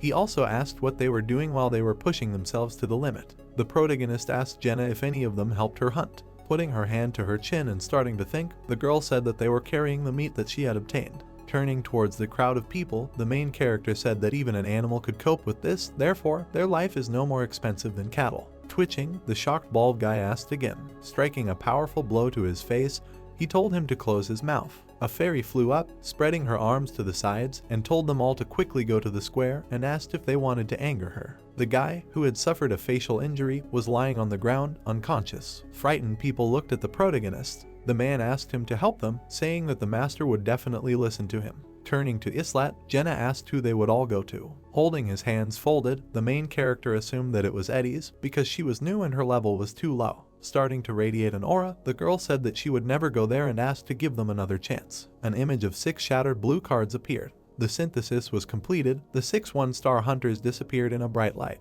An image of a 3-star Eddie's card appeared. An image appeared of an open castle gate with light coming out of it. The girl increased her level and acquired a new skill called disarming traps. Looking at the walking girl from whom golden light emanated, the protagonist stated that this was and always will be the case. Turning his gaze to the right, the main character said in a cold voice that they should not even think about sitting on their necks because no one would care about them and no one would protect them. He stated that if they wanted to survive, they needed to prove that they would be useful. Dozens of beleaguered hunters looked ahead in fear. Grabbing his shaking hand, the brown-haired guy said with fear in his voice that he didn't know how to fight at all and his hands were shaking at the very thought. He asked what he would be ordered to do, just die. Turning towards the 4 people standing behind him, the protagonist told Chloe, Enoch, Alter and Patrick to help those who want to take up their craft. A man with gray hair, looking at him, said that learning blacksmithing from scratch would be quite difficult. Smiling, the protagonist with sparkling eyes said that they already have sufficient motivation. He also added that if they think they can handle it in close combat, then let them come and he will give them a good beating. An image of a red-haired girl appeared, smiling kindly. An image also appeared of a slightly overweight man scratching the back of his head. Islat said that if they want to be able to hunt and butcher prey, then they should ask Jenna and Enoch will teach them carpentry. He added that they have many ways to survive, you just need to want and try. An information window appeared with a proposal to exit the game. He clicked yes. The system wished you a good day. Putting her hand on his belt, Jenna said that he was very kind. Closing his eyes and starting to walk forward, the protagonist said that this was not so. The girl stated that he explained everything to them in detail. Opening his blue eye, the protagonist smiled and thought that she was right about this and if they listened to him, they could avoid a stupid death. He mentally added that although today's synthesis was a whim of Enoch, who needed to let off steam, the situation with the random drain of heroes could be repeated. An image of a huge tower appeared, from which red energy emanated. The main character thought that they were approaching the 10th floor and they would need a second group, but not just a bunch of amateurs, but a team capable of competing with the base. The next morning, an image of a small base surrounded by a wall appeared. Chloe, bringing hot pastries, greeted Islat. Putting his hands in his pockets, the protagonist asked what it was. The dark-haired girl, holding a tray in her hands, said that this was bread and that this woman used to be a baker. Starting to chew the bread, the main character said that they had no flour. Standing next to the smiling woman, Chloe said she had ground the potatoes. The protagonist stated that this is excellent because a variety of foods will better reduce stress. He added that wheat could be found on the plateau and told them to take it there. The wooden door of the building opened. Entering the house, the protagonist, looking at the girl standing there, told her to go with him to the training arena. They arrived there and a red-haired girl appeared before them, pulling the string of a bow. Looking at Jenna, the main character told her to spar with eddies with daggers. Turning in their direction with confusion on her face, the girl said that she was only good with a bow. The protagonist told her to just follow orders. She began to twirl several daggers in her hand. Throwing and grabbing them, she rushed towards Chloe. She launched several quick attacks on different parts of the girl. The dark-haired girl had difficulty dodging the attacks. Her eyes opened wide in surprise. She asked where this small fry got such strength. Inflicting several direct blows with a dagger, Jenna declared that she was already an adult. Several arcing blows passed right in front of the body of Chloe, who jumped away. Stopping, she ran towards her opponent and said that now they will see who is stronger. The red-haired girl stood up. Dozens of strikes and defenses were carried out on a small stone platform. With her mouth slightly open, the dark-haired girl tried to catch her breath. Lying on the ground, she asked if they had previously been mercenaries or descendants of a famous line of warriors. Putting the blade to her, Jenna replied that she was the daughter of a simple hunter. Looking at the tired dark-haired girl, she stated that they were not like this from the very beginning. Rather, they were much weaker than her and gained strength after training. Folding his hands, the protagonist said that if the Wolves of Destruction had concentrated on training, and not immediately jumped into battle, he would have had problems. He added that although she is weaker now, she has much more potential than any one-star hero. He also said that she would be able to make up the difference between them when she leveled up. The girl tried to catch her breath as she looked at him. A blonde guy, running around the stadium with a huge weight, shouted that he was lying and no matter how much he trained, he never caught up with him. Covering his eyes, the protagonist said that everything depends only on her efforts, so she shouldn't forget about training and don't care who she was before. Wiping the sweat from her face, Chloe said with a smile that she would remember this. Eren rushes forward when the question comes as to whether it's because of yesterday's synthesis performance. The young men wave their swords when it is reported that there are more of them. The message is that it is not a matter of personal choice, but they will have to increase their own importance in order to survive. Islat looks away, thinking that he is still smaller than he should be.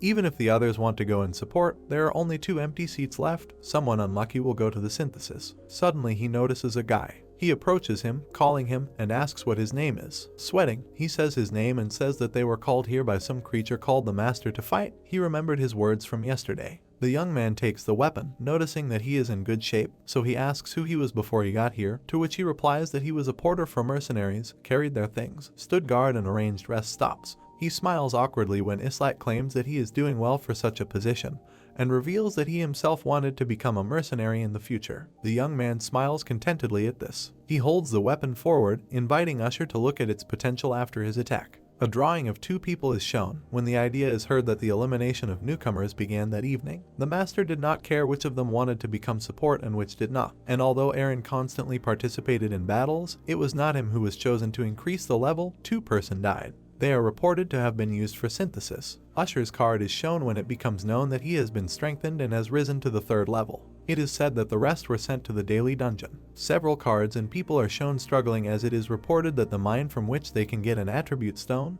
but get a fire attribute stone, is still closed. The area is depicted when talking about what happened at dawn. A group of people are shown as Jenna asks why they are waking them up so early since she wants to sleep. Crossing his arms over his chest, the young man tells her to be silent, after which he asks if anyone can guess why he collected them. Some people are dissatisfied, others are embarrassed. Dick raises his hand, believing that he wants to choose the members of the group. Jenna asks in surprise whether this should not be decided by the master, to which Islat replies that he can advise him on options. He believes that the master is unlikely to refuse. He covers the glass with chopsticks with his hand, announcing the beginning. The young people look at him in surprise. He smiles when talking about the draw. He holds out a glass. They stated that they will be divided into 2 groups, 6 of them, 3 people each. Dick looks down worriedly as he tells everyone to relax. There will be no losers here. Eddie's is surprised when the young man says that in each group they will appoint a leader. In one group he will be the leader and in the other a girl. Jenna asks displeasedly when Eddie's reports that she thought it would be her, and the young man declares that she won't cope. The girl awkwardly asks why they need to split up. It is dangerous to focus on the growth of only one group. If it is destroyed, huge problems will arise. Islat closes his eyes, noticing that they do not have enough people. The master himself will distribute the remaining slots. He remembers the 5th floor because the difference in abilities was too great. The lag of a couple of people almost destroyed the entire group. A lot of cards are shown when the idea is heard that if she could do all the floors alone, then there would be no point in dividing into groups.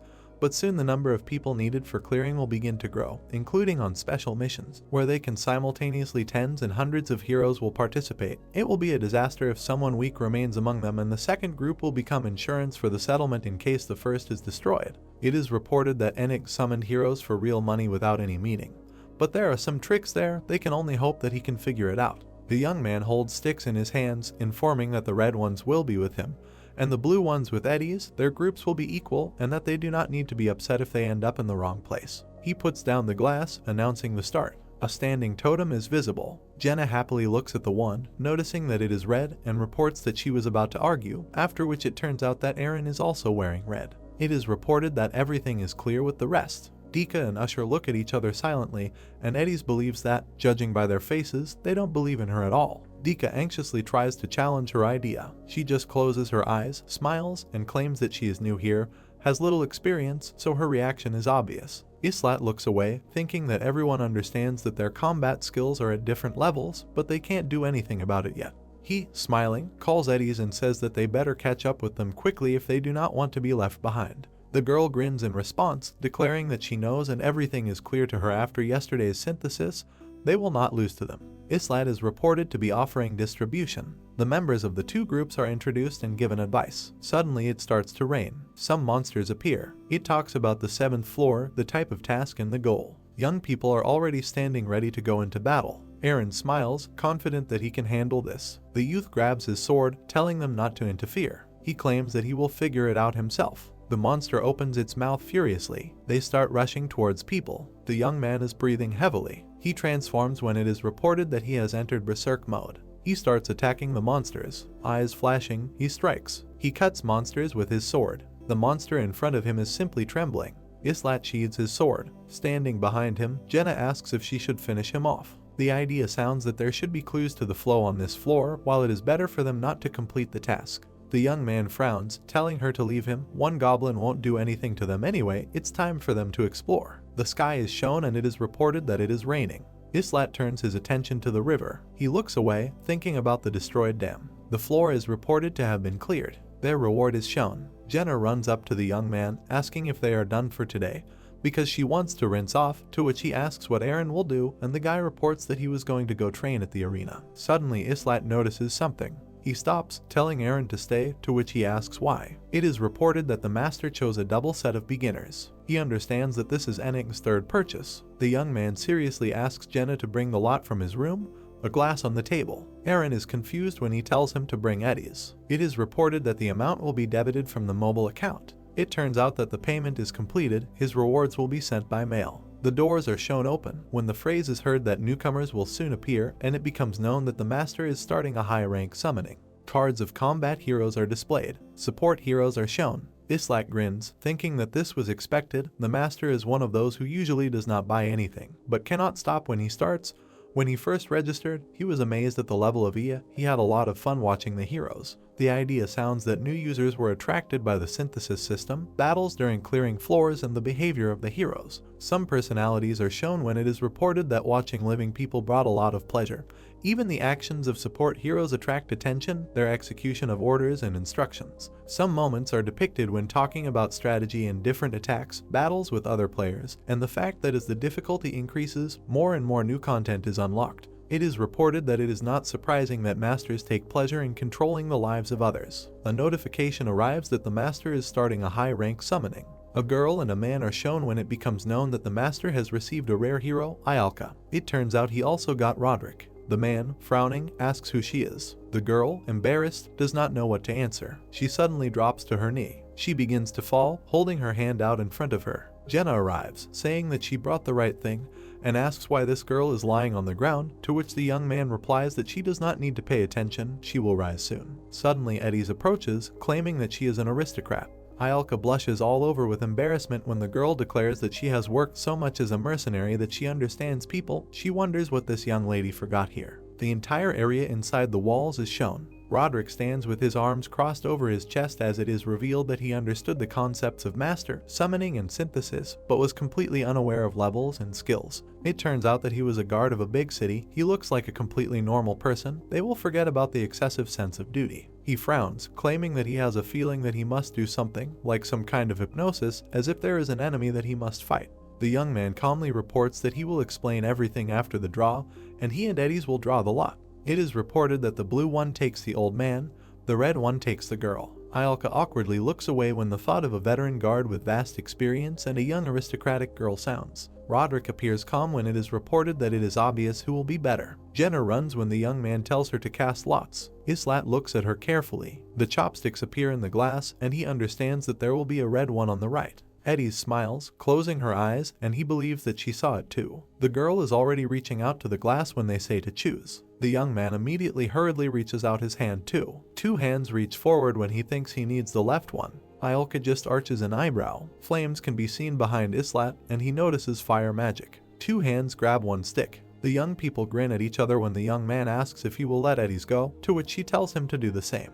He looks away, realizing that the girl is a magician. She has a fire in her hand when information about her is presented, and she claims that she thinks that this will be enough for dating.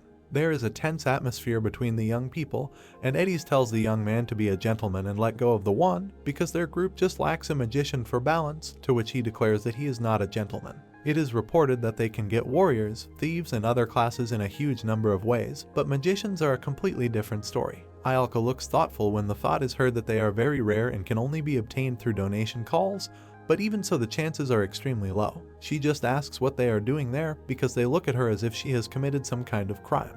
Jenna indignantly declares that they spied the lot and this is a scam. She begins to stir the lot again, saying that such things must depend on pure luck, and the girl wonders what they are doing and who will get her and the man. To this, the young man notices that she thinks more slowly than the old man. She frowns, wondering how she's supposed to understand anything if it all happened so suddenly, and Roderick tells her to think twice. Suddenly, she is stunned into silence. Her face darkens and she covers her face with her hand, finding it disgusting. Jenna crosses her arms, arguing that no one should cheat this time, everything should be luck and fair, but she is told that chance and fairness don't go well together. She tells everyone to stop complaining. Eddie smiles when the young man wants there to be no hard feelings between them. He takes out his wand. The girl does the same. He looks at his lot. She also bows her head over her wand. She just silently looks at Islat as he shows the red mark. Ayalka is surprised when he announces that she will be in his group, after which she is asked if she agrees to accept the offer. She is reported to have joined the group as number 1. It becomes known that Roderick has joined group number 2. Isl pulls the guy behind her, who asks her to let him go, and Jenna looks at this questioningly. The guy frowns, stating that Islat said they wouldn't be harmed if they worked hard. He asks what's going on. The young man only notices that the guy was unable to master support skills and Ayalka needs to obey the fairy. His eyes sparkle as he tells her to do it if she doesn't want to share the man's fate. A card is shown as a notification arrives that the synthesis is complete. Yan and Zenin evaporate in a bright light, and Ayalka has leveled up. She just silently looks at the young man when he says that they will do the same to her if she doesn't keep up. Frightened people are shown when it is reported that no one can escape the synthesis in such a case, so she better not let it happen and work hard. Roderick frowns, horrified by what is happening, and Islat notices that he is next, and they are material for synthesis. A building is visible when it is reported that the man has upgraded the level. The fairy floats contentedly in the air, telling the rift in space and time to open. Ayalka is confused, and the young man reports that this is a test for newcomers. Eddie smiles at Roderick, informing him that she will guide him. He will be the main hero of this battle. They enter the portal, and Islat, meanwhile, asks what magic Ayalka has. She just crosses her arms over her chest, asking why he needs to know this. The young man menacingly tells her to answer questions, asking if she is going to fight. She gets scared and wonders why she was here. She places her hand on her chest as Islat asks if she was given information about this, and she questions why she has to fight strange creatures for no reason. She is tensely silent when the young man says that if she does not obey, she will simply be sacrificed. His eyes sparkle and he seriously asks again what kind of magic she has. Sitting on a chair, she reports that she has fire magic. The most powerful thing she can create is the flame of the third circle. The young man crosses his arms over his chest, asking if there is anything else, if she can teleport or has support magic, and she replies that any 3 rune can learn this magic. Islat immediately realizes that she cannot do this. The girl, taken aback, asks if he has any complaints. She smiles, declaring that he will be blown away by her abilities. He just looks thoughtfully, deciding that this is unfortunate. He hopes that her strength is on the same level as arrogance, and it is reported that, unlike the attack, the defense system here is more multifunctional. She sits with her arms crossed over her chest, and Islat thinks that he asked the question because she doesn't have a skill window. There is a chance that they will still awaken, but he finds it hard to believe. He indifferently informs her that from now on she will have to fight with them and asks if she understands this. She only answers in the affirmative, although she doesn't like it. Smiling people are shown when the young man asks if she already has experience in fighting monsters, to which she answers in the affirmative because she was nicknamed the Revel Witch. He believes that another group went to the floor below for a test. Judging by Eddie's expression, Roderick was stronger than she expected. Turning to his team, he informs them that it is their turn now and they need to get ready. He smiles resolutely when the notification arrives that their group is heading into a rift in time and space. The system tells them to climb to the top of the tower and save the world. Ayalka looks around worriedly. Islat thoughtfully decides that they will probably go to the 4th floor. Monsters are depicted when it is reported that the next stage on the floor is not yet available to them. Therefore, if they want to experience Ayalka's magic, the 4th floor will be enough for them. Since there are harpies and goblins there, the young man just needs to find out what type of magician she is. The girl is amazed when he says that when the biwat begins, they will stand aside since they need to test her skills. He smirks, noticing that each of the 3 of them could easily walk the entire 4th floor on their own, so he asks if the 2 doubts himself because of his low level. She frowns when he claims that just recently she said that he would fall over with delight at the sight of her magic, to which she replies that it is special. She smiles, telling him to wait a little, because he will definitely be surprised. Isl smiles as well, telling them to begin. The door is reported to be open in 10 seconds. The fairy sadly wishes Islat good luck. The door in front of him is closed. He frowns, cursing the master. It turns out that they ended up on the 8th floor, and the young man threateningly told everyone to concentrate and shut up. He flashes his eyes angrily, believing that the master is furious because of what happened earlier and wants them to go to all the holes here. Jenna looks around when he thinks the man might be implying that the 4th floor is boring for a test, and notices that she's already seen that. Islat furiously shouts for everyone to lie down. Ayalka looks questioningly at something that is flying towards her. She looks ahead in fear. The young man immediately grabs her, throwing her to the ground and telling her to stop being distracted. The arrow flies past them. He grits his teeth, thinking about how bad their situation is. It turns out that they will be fighting level 9 goblin riders. A crowd of monsters appears when the young man realizes that there are as many as 30 of them here. Jenna is already drawing the bowstring when he tells her not to spare the arrows. She hits one of the monsters. The young men stand ready when Islat notices that the ground under their feet is uneven, and he tells Eren when they reach them to move to the side and attack. He turns around, addressing Ayalka. Suddenly he notices something to the side. He immediately covers himself with a shield. He frowns, gritting his teeth. A monster attacks him from behind. However, the young man immediately deals with him. He clutches the sword tightly in his hand. The creature is cut in half. Suddenly the young man looks away, noticing something again. He continues to actively fight off attacking monsters. A beast begins to gnaw at his shield, and he calls Eren. The guy stabs the monster, accepting Islat's command. A creature is shown holding a crossbow. The young men reflect the blows together, and Islat tells Ayalka to cast. She is perplexed, and he tells her to destroy everyone. He looks away in concentration when the question about what time is asked. While the monster is jumping at him, he reports that it is a minute. Dodging the blow, he again tells the girl to cast. He puts his sword forward. He immediately cuts the monster with many blows. Ayalka closes her eyes. With her hands out in front, she begins to recite the spell. The question is whether this is magic. The young man seriously tells Eren to block the bolts flying at Jenna as she needs to concentrate on shooting. The guy, spinning his weapon, takes the order. The monsters begin to move towards the girl. Islat slides out in front of the creature, thinking that their primary task is to kill the magician. He can buy time, but it will be difficult for him to block everyone. He slides along the ground, realizing that he will need a magical shield. Defending himself, he asks if Ayalka can hit the shields. She just continues to cast magic without an answer, and he asks, she doesn't listen to him or cannot answer. Jenna frowns, informing him that if she stands there, she will be attacked. The young man, frowning, thinks that this cannot be. Ayalka flies off the ground when he says to forget about the barrier. She is attacked by a monster when the young man realizes that she cannot even cast on the move. Her card is shown and information about her is provided. The beast opens its mouth, drooling. The monster will attack the young man at a gallop. Islat slides his feet along the ground. He puts the sword away as the beast gushes blood. He swings his sword decisively. He points his weapon forward. He stabs the monster. The beast, being covered in blood, does not give up, and the young man calls him stubborn. Suddenly, he prepares to take a step back. He then swings his sword at him furiously. He is shown being cut in half. The beast's head flies off to the side. Name is Islat. He immediately pays attention to them. Ayalka is seen being attacked by monsters, and he realizes that she cannot cast on the move. The creature swings its sword at her. Fly the weapon straight towards the girl's head. Islat immediately grabs her and runs away. She frowns, asking what he's doing, to which he calls her a simpleton and remarks that she used magic without using any protection. Everyone runs away while the girl is outraged when it turns out they need to change location. Jenna runs, frowning, and asks if the forest was blocked off just recently, to which the young man suggests they think about it when they get there. He pulls Ayalka's hand, telling her to start casting as soon as they get there, using magic to bombard the area. The monsters continue to follow them. Jenna looks around, believing that they may be entering, and the idea is heard that this is a nexus field that unites the forest and the plains. Ayalka frowns, asking what kind of attitude this is when she is told to run faster. Suddenly she looks at something in surprise. The youth kicks her, asking if she will be treated poorly if she dies. Islat stops, but they tell him to come in because it's dangerous here. His hair changes as he tells everyone to go ahead.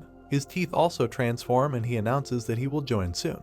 A notification arrives that Islat has entered berserk mode. He strikes a pose, holding a weapon, and notices that he is becoming a berserker for the second time today. The monsters are rushing towards him, and he thinks that although he is tired, he still needs to buy time. The creature is already preparing a crossbow to attack. It hits the shield. The monster on the beast gallops forward. Islat, gritting his teeth, notices that he is fast. The monster swings its weapon. The young man slides his feet on the ground. Arrows are flying at him.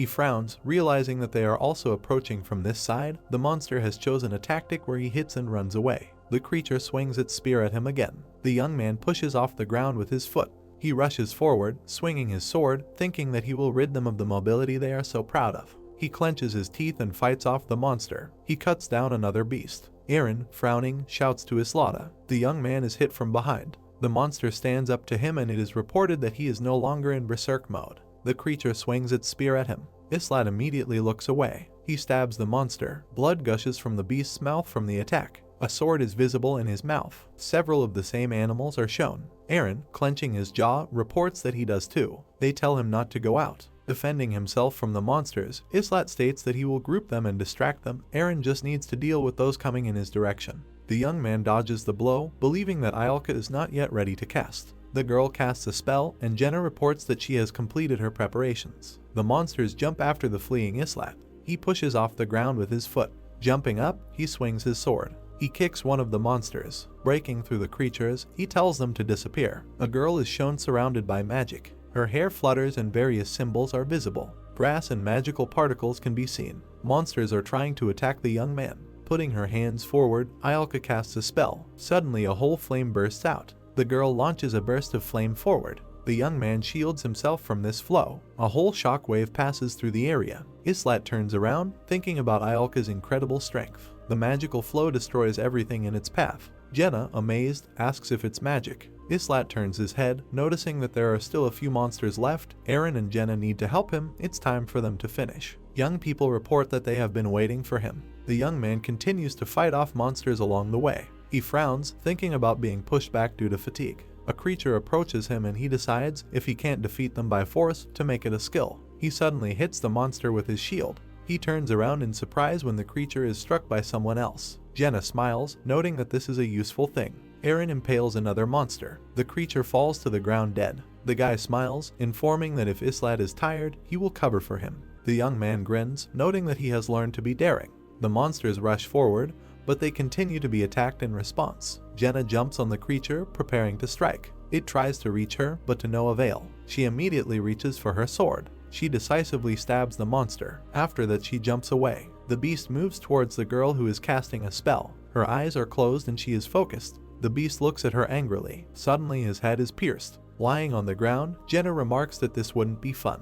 Rising, she tells Ialka to pull herself together and run. The girl puts her hand forward, continuing to cast magic. Her eyes are closed. Jenna worriedly tells the young man to run. Ialka opens her eyes and they glow. The young people run away together. The girl clenches her hand into a fist, summoning fire. A magical wave begins to overtake the monsters. Everything begins to collapse and the young people fall to the ground. Stones scatter to the sides. The young man covers himself with a shield, thinking that at this rate the girl will sweep them away at the same time. He looks back, believing it's all over. Suddenly he notices something. The monster continues to advance, which he notices. Ialka raises her hands, calling for ascension. A huge flame is visible. A whole magical vortex is spinning. He destroys everything around him. Jenna holds onto the tree with effort. Everything was filled with fire. Even the trees are shown to be on fire. Ialka stands calmly opposite this whirlwind. Her hair flutters while she doesn't move. The young man looks in surprise, hiding behind his shield. A huge crater is visible. It is reported that the floor was completed and they received a reward.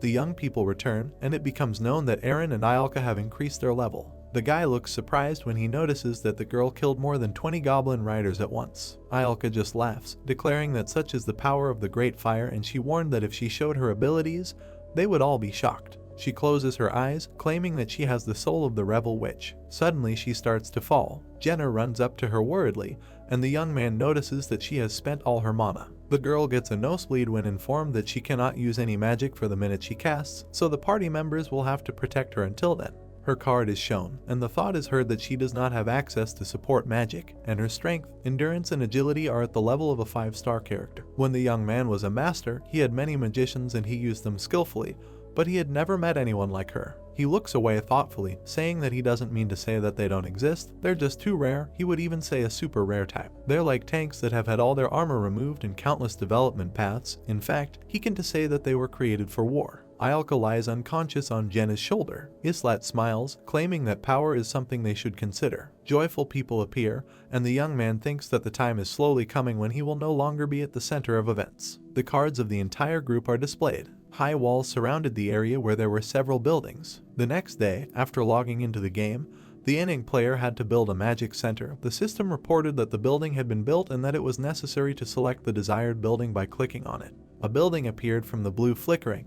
The system window said that this was a research and magic laboratory and the research skills were now unlocked. The tower was next. The system reported the completion of the construction of the alchemical laboratory, and the player now had access to the synthesis of various objects. Then a two-story building was built. It was a library in which magicians could expand their knowledge. The three new buildings were surrounded by blue rectangles. The system window said that they were combined into a new complex called the Hall of Magic. Sweat was running down her face.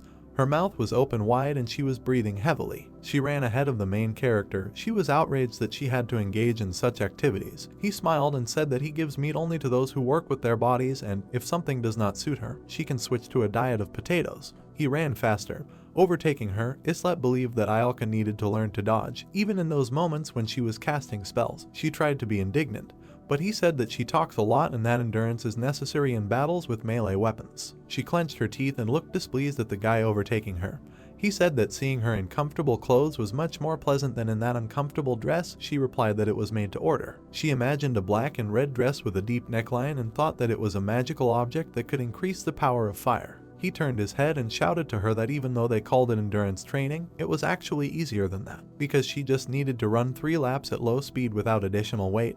His training was much more difficult. The exhausted Ayalka said that this is kind of absurd. She looked irritably at his back when he, teasing her, said that he would go and tell Chloe that Ayalka wanted potatoes for dinner. An eye appeared in front of him. He said that Enning does nothing at all, but only observes. He presented a map where the new location and the player's map were marked and thought that they were lucky to get a magician on the way to the 10th floor, and besides, the Hall of Magic was built. He presented maps depicting the locations and thought that due to the fact that the Israelta mine was opened yesterday, they were able to collect from all 3 weekend dungeons. He imagined a dark room with wooden windows and thought that all the collected materials in the storage room were awaiting his further disposal and it was time to create consumables, such as potions. The system window said that Enning had left the game.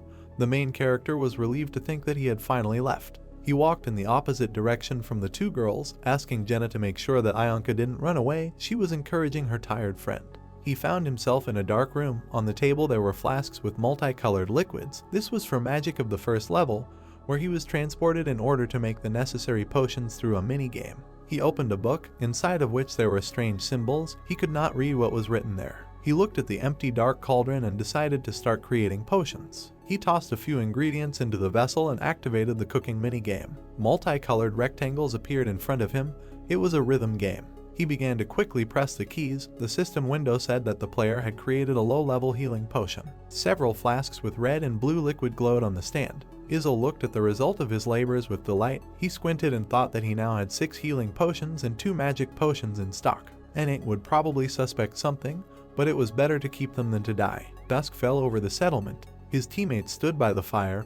He approached them and said that the magician had officially joined their group. They replied that they themselves had already guessed everything, because there were no more calls. He looked at the coals and asked his friends to guess why he brought this brazier here. He leaned toward the fire, raised his hand, and told them to watch closely. They watched him closely. Jenna opened her mouth in surprise. He placed his hand on the coals, and the alarmed cries of his teammates were heard. He grabbed his forearm and with a crazy smile told them that since Ayalka uses fire, then they should get used to it too. Sweat ran down his face as he mentally counted the seconds. They looked at him in fear as the countdown continued. His hand was still on fire. After counting to 10, he pulled out his burnt hand. He looked at the blisters on his palm and said they were normal. A green glow surrounded his palm. In the lobby, he had the ability to instantly heal. Holding his wrist with one hand and the other, he said that Ayalka uses fire magic, and they must fight next to her, so if they do not adapt to fire, they will burn before their enemies. Sweat ran down her face.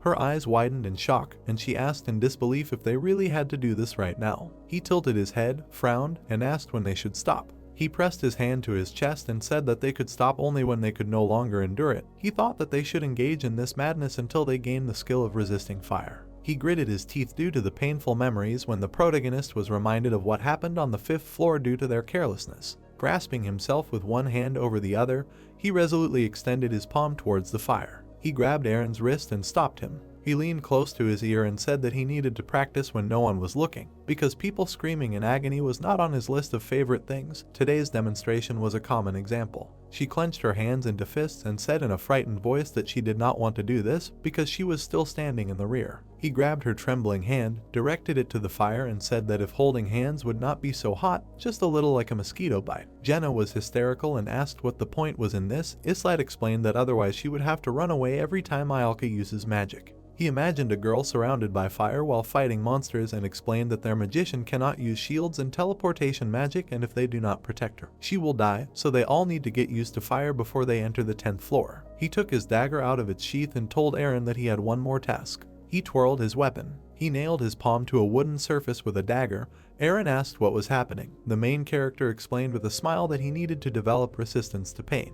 He handed him the bloody sheath and said that it is not necessary to do exactly this. You can use any other suitable method, but this is very important because in this way he will be able to endure and withstand the pain. With a determined expression on his face, he examined the dagger in his hands. The main character was unpleasant to do this, but it was necessary because healing potions help heal wounds, but after using them there remains terrible pain. Jenna asked if she needed to do this too. She waved her hand in relief when Islat said that not yet, but in the future she would have to. She was sweating a lot and asked if she could start doing this later. He replied that now she needed to focus on switching. He looked at the wooden framed windows and said that she needed to develop a skill that would allow her to quickly switch from daggers to arrows. Jenna said that she was using arrows more often. Islat told her to use them the same from now on. He presented a red cross in front of the three characters and said that from now on they would not use close, long and medium combat formations, but would try to use a triangular formation, with Ayalka standing in the middle. She touched a strand of hair in confusion when he said that although this was not exactly her specialty, she would have to join the magician's support because she and Aaron could not handle it on their own. He imagined Ayalk operating a large weapon and thought that they had no other options to use the magician's power to the maximum. The most effective composition of the group included 2 magicians, but unfortunately, they did not have a support magician. He opened the door and thought that the 9th floor had not been completed, but most likely the second group would go there because they needed to gain experience points. He picked up the bucket of water and thought that they had a clue. He imagined the tower and thought that there was a mission on the 10th floor that involved at least 2 groups. He threw a match at the extinguished coals and thought that the level of danger on a joint mission would be much higher than anything they had seen before. He held the towel between his teeth and stuck his hand into the fire, believing that they needed to prepare carefully. His cries of pain were heard under the wooden ceiling. It was dark outside, lanterns were burning at the entrance to the building, and the system window said that the player Islat had acquired the fire resistance skill. She frowned, opened her mouth wide and asked how dare he insult her like that when he said that at the moment she was not very useful, so she should reduce the attack power, which would increase the speed of casting spells and reduce mana consumption. He narrowed his eyes ominously and asked if she didn't want to do this. She clenched her teeth and hiccuped in fear. She turned around, ran and said that she would do everything as he said. Watching her, the main character thought that she possessed the 3rd class of fire magic. He introduced a fiery stream, the 1st class being ignition. He thought about an explosion because the 2nd class was a growing explosive flame. He imagined how the magician raised her hands, controlling a column of flame, because the 3rd class was directed explosions and their variations. The higher the class, the more mana was spent. He took the sword, walked up to Jenna and said that they were starting, thinking that in order to effectively use Ayalk's magic, they needed to increase the burn rate. She pulled the bowstring and said that she was ready. The main character at that time was thinking that they were approaching the 10th floor, so it was necessary to complicate the training many times over. He swung his sword, deflecting the arrows flying at him. During this training, he decided not to use a shield and added additional conditions. She winked at him and said that he seemed to be getting stronger. He clenched his teeth, looked intently at the tip of the arrow flying at him and reminded them that they were in training, and he did not need compliments. He put his sword in front of him, breaking the arrows into 2 halves. The system reported that he had received the skill of protection from projectiles, and the skills of basic fencing and basic shield handling had been raised to the 6th level. Looking at the girl with glowing eyes rushing towards him, he was glad that he had acquired the necessary skill. He dodged her dagger attack. She pulled an arrow from her quiver. Holding the dagger in her teeth, she pulled the bowstring. The main character was surprised that she used switching. They froze opposite each other. She held him at gunpoint with her bow, and he pointed his sword at her. A drop of sweat rolled down his face. He opened his mouth and thought that she had great potential and an abnormal learning speed, and if he had not had gaming experience, then Jenna would have remained severely underdeveloped. She pressed her palm to her face and smiled happily when he praised her. She reminded him of his own words that compliments during training are unnecessary. He grabbed her cheeks, pulled her in different directions and said that he would make sure that everyone would ask where her scars came from. Jenna realized her mistake and apologized. He imagined a closed door and thought that Eren could be called a typical 1-star player, because so far the mastery of a 3rd level spear was beyond his limits. He had not shown up for training for a while because he had locked himself in a room and was trying to master immunity to pain. Tongues of flame surrounded the girl. Ayalka was training at a special training ground in the magic hall. The main character thought that even holding back her magic, she remained very strong, so except for special circumstances, she should use first-class magic. He looked at the people sitting against the wall and thought that even though there were some 1-stars in the corner of the hall, there were no useful ones among them. They could not fill one group, let alone 2 out of 5 people. He bowed his head, pursed his lips and watched the rest of the players carefully. It seemed that Enning had no plans to summon anyone anytime soon, so the main character assumed that he wanted to join these guys to their group. 4 people appeared. Eddie's group returned after passing the 9th floor. He crossed his arms over his chest, looked at the wounded, said that it looked like someone's limbs had been shortened and asked what the essence of the task was. She stopped in front of him, lowered her head and said that they needed to conquer a goblin village of about 50 units. He asked if she noticed anything unusual in that location. She opened her eyes and thought. She imagined a battle with monsters and said that the soil was muddy as if it had been raining for a long time. She walked on. Islat asked if she noticed anything else besides dirt, but she replied that nothing else came to mind. He squinted at the system window, which contained the names of their group members, and said that it looked like it was their turn.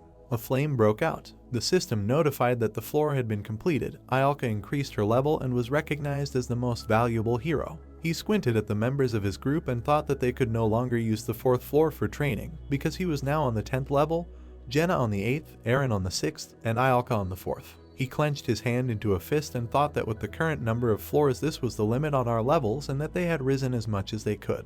He introduced Jenna, himself and Eren and thought that the group's equipment had been improved because the flimsy armor had been improved and he and Eren had daggers. He imagined the avatars of 2 guys, Shern and Mekken, whom he had seen on the training ground. They joined the 1st and 2nd groups, although they were far behind the rest. A long time passed before they set foot on the 10th floor. Izel spread her arms to the sides, leaned forward and invited him to guess what the task would be. He leaned his head on his hand and wrote something. He said that if he could find the answer to her question, he would be a god. He was wondering why she came, and she asked him about all sorts of nonsense. She protested and said that he truly a god. Islat replied indifferently that in that case he would have already walked all 100 floors. He pursed his lips, thinking that the game master grows from the failures of his teams, but Enning had not yet experienced anything like that. He remembered that climbing to the 88th floor took him 2 years, and dozens of groups were destroyed due to the unpredictability of the game elements and traps. He imagined a walled settlement and thought that in this situation, failure would mean his death. Armed groups gathered in the square. She anxiously looked around the crowd and wondered what was happening. He told her that they would be called soon.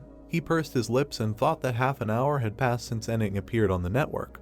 His inaction meant that he was thinking. Ayalka snapped and said that he was acting as if he was all-knowing. A suggestion to go to the 10th floor appeared in the system window. He looked at the gate with the image of 2 angels and wondered whether he should enter the 10th floor or wait a little longer. Behind him stood a gloomy newcomer.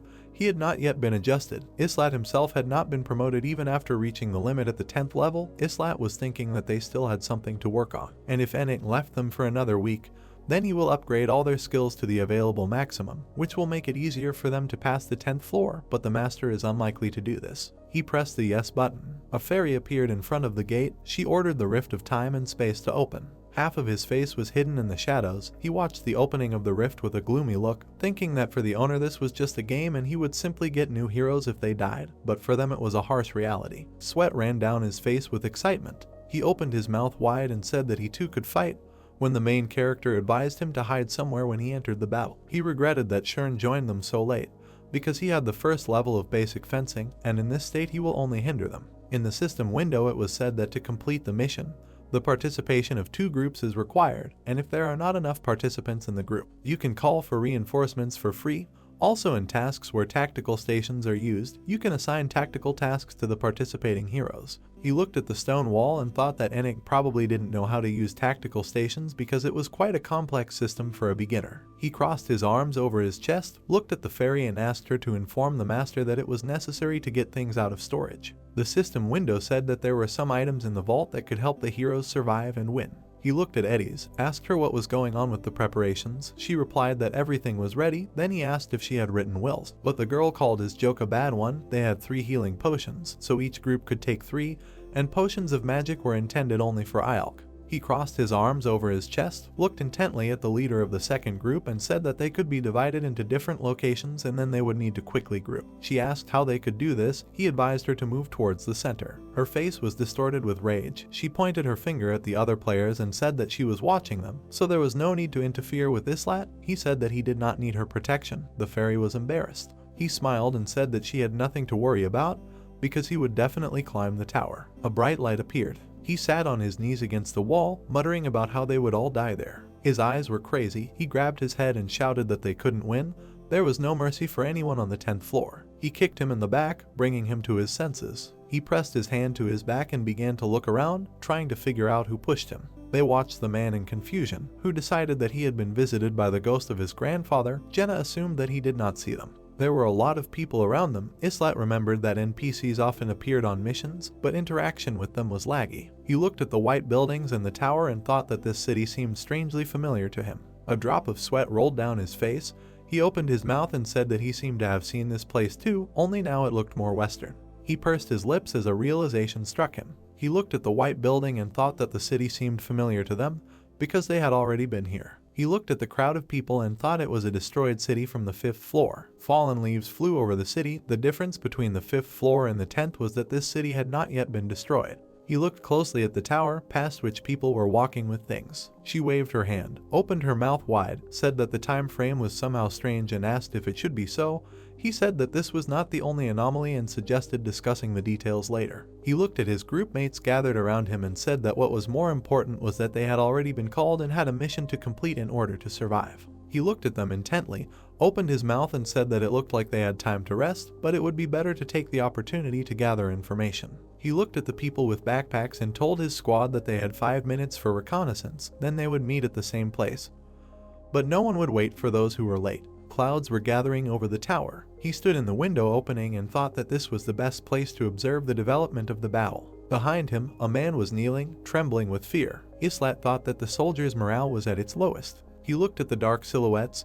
There were many goblins in the northern forest. He noticed they had an assault ladder and was glad that there were no battering rams anywhere to be seen. He saw monsters. In the east there was a river flowing from the 7th floor and there were thousands of goblins, but they did not have siege mechanisms. He narrowed his blue eyes. Knights on horseback were visible from the tower. These were human forces gathered outside the castle. They made up less than half of the enemy army. The ratio of their forces was 10-1, or maybe even more. At first glance it was obvious that a worse scenario could not be imagined. He walked down the steps, thinking that the mission had not yet been announced and if their task was survival, then there was a chance of success. He remembered how he screamed while passing the 5th floor and thought that if this time their task was only to survive for a while, then they would easily cope. He imagined a crowd of people and thought that there were a lot of NPCs here that could be used as bait. He imagined a laughing Ionka and thought that they had a magician who would focus on defending the territory. He watched Jenna wave to the second group and thought that the wheel of fate would soon turn. His eyes widened in surprise when 3 red windows appeared, such an alert signifying the highest difficulty. Fallen leaves were still floating above the city. The system window said that in order to pass the 10th floor it was necessary to prevent the fall of the city. He mentally cursed, realizing that they had to go through a defensive mission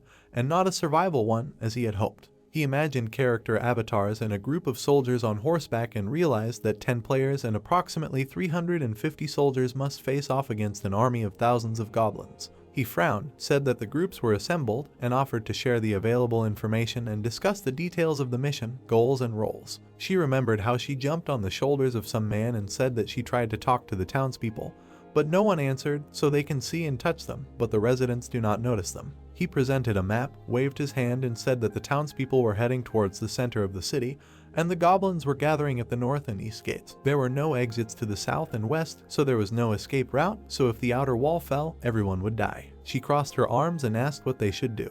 He clenched his teeth and replied that their task was to defend. He also crossed his arms over his chest and explained that they needed to protect the city, prevent the enemy from breaking through, in other words, destroy the opponents. Her eyes widened in surprise, a drop of sweat rolled down her face. Eddies believed that this mission was impossible. He waved his hand and suggested leaving the city, because then they would be able to monitor the situation and carry out partisan raids, but the main character did not support his idea. He lowered his head, gritted his teeth and said that most likely to successfully complete the mission they would need to destroy the enemy army. He turned his head and looked at the central tower. A nearby statue glowed. Islat knew it was the twin goddesses, an object that appeared from time to time on special missions. He narrowed his eyes and said that regardless of whether they defeated the goblins or not, if the statue was destroyed, then they would be finished. He crossed his arms over his chest, closed his eyes and said that it was kind of absurd if they had to defend the tower and fight off the goblins at the same time. He also continued to stand with his arms crossed. He looked at the 4 members of his team. He looked at the other team members and said that if they didn't protect the statue, they would die. He frowned, clenched his teeth and asked if they would die if they escaped. Islat replied that regardless of location, they would not be able to escape. A bead of sweat ran down his face. He thought that the conditions were ridiculous, but as long as they were in the game, even if the mission was not completed, they needed a strategy. He gritted his teeth, presented a map with red dots and said that there were many goblins, but their only siege devices were ladders, so if they were careful, they could stall for time. He waved his hand and said that Eddie's group would go to the northern wall and help the soldiers. They needed to destroy the stairs. The girl tried to be indignant. She looked at him displeasedly and also waved her hand. The main character said that if she had other suggestions, he would listen to her with pleasure. The leader of the second group said that there were only 5 of them, and there were already 300 soldiers on the wall, so it's unlikely her group will be able to significantly influence the course of the battle. He looked to the side, opened his mouth, thought that he understood her point of view, but her squad was comparable in strength to 50 soldiers. He presented the city wall and said that the goblins did not have battering rams, so if you destroy their siege ladders and hold your positions in the most dangerous place, the effectiveness of the defense will increase significantly. She narrowed her eyes, clenched her teeth and said that she meant something else. Even if they could gain some time, it would not bring victory any closer. He closed his eyes and said that he knew about it. He imagined the goblins at the city wall and thought that even if both groups fought together, the outcome would be the same. The opponents would still break through in the end because the numerical difference was too great, 10 to 1. He imagined the monsters and their siege ladders and thought that even with full engagement they would cut the difference to 1 in 5, given what was on the 5th floor. The likelihood of the goblins retreating on their own was too small, so, from a common sense point of view, they could not win the battle, but he was sure that the key to the solution still existed. Her eyes widened in surprise when he said that a river flows in the east and asked her to remember the passage of the 7th floor. He imagined how the waves crashed against the rocks. It was raining on the 7th floor, and because of the breakthrough, the water channels were overflowing. He remembered all the previous battles. The memories were in red tones, and thought that all the clues from the 5th to the 9th floor pointed to the dam. He imagined a wooden structure and thought that the game had sent them there for a reason, but he did not understand how breaking a dam located quite far from here could affect the goblins. He clenched his hand into a fist and regretfully admitted that he did not have enough information. Her eyes widened in surprise. She clapped her hands and said that she heard something about a horse galloping near the river. Raindrops fell from the sky. Water flowed down her hair. She looked at something incomprehensibly. On the other side of the river, dark figures of horsemen could be seen. His eyes widened in surprise. She had a stunned expression on her face, and a bead of sweat rolled down her cheek. He grabbed Jen's cheek and asked why she was only now telling him about such important things. He turned to his dark-haired partner and asked her to buy as much time as possible for them, said that if the outer wall fell, then they should move to the inner one, and that if necessary, they could use soldiers and refugees as bait. His group stood behind him. He told Eddies that her squad should hold out until they returned. She smiled and said that she understood everything and that they would give it their all. He closed his eyes tiredly when Jenna said that his plan was somehow careless. He said that she was taking too long to figure it out and ordered everyone to take weapons and head to the eastern gate to leave the city. He turned his head, opened his mouth and asked why they were going beyond the walls, because there were a lot of goblins there. Islat did not argue and said that they had no other choice. He raised his head, looked at the dark sky and said that if they stayed here, they would die. He imagined rain and a burning city and said that on the 7th floor the dam was broken. Jenna most likely saw reinforcements, which was unable to reach the city due to a breakthrough. He presented a map with a red arrow marking their path to the dam and said that they must go to the eastern bank and kill the goblins to protect the dam from breaking. Jenna opened her mouth in surprise. She finally understood the essence of the plan. He pulled out a sword and said that they were coming for their heads. The gates slowly opened, refugees moving behind the inner walls. She looked back and said that she barely squeezed through. Islat running ahead said that the real problem awaited them ahead. They ran to the gate leading outside. Jenna had to climb up and scout the situation, and Aaron was tasked with opening the gate. She opened her mouth in surprise when he turned to her and ordered her to use level 2 magic as soon as the gate opened. He looked at Cher running next to him, surprised that he was still there. He grabbed some rope and pulled it forcefully towards himself. Soldiers ran up to them, believing that the gates were opening on their own.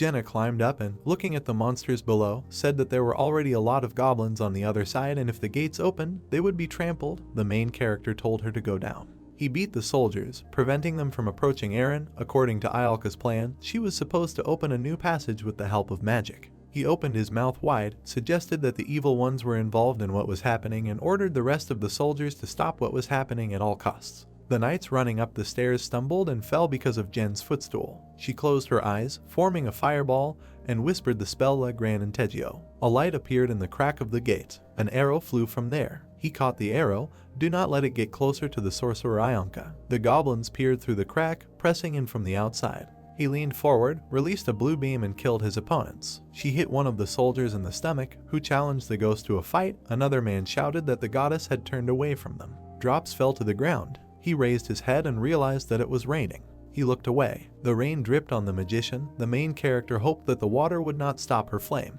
He screamed with effort and continued to pull the rope. The goblins stretched their green paws forward, breaking through. They froze in front of Ialka. She ordered them to fly to hell and shouted ignite. A wave of fire consumed the goblins. The stream of fire was directed at the gate. Islat asked not to burn it and allow the stream to break out. The fiery stream threw the goblins in different directions. Fire could be seen through the arch. They ran forward when the leader called to them. She held a flask of blue magic potion in her hands. He reminded her to drink one every time she used magic. Rainwater flowed down his face, continuing to look at her.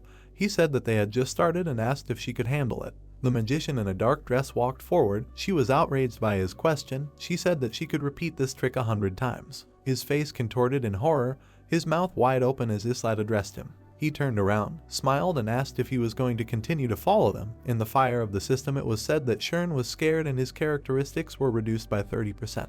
He ran in the opposite direction when the protagonist told him to join Eddie's and said that he would receive his recognition if he could survive.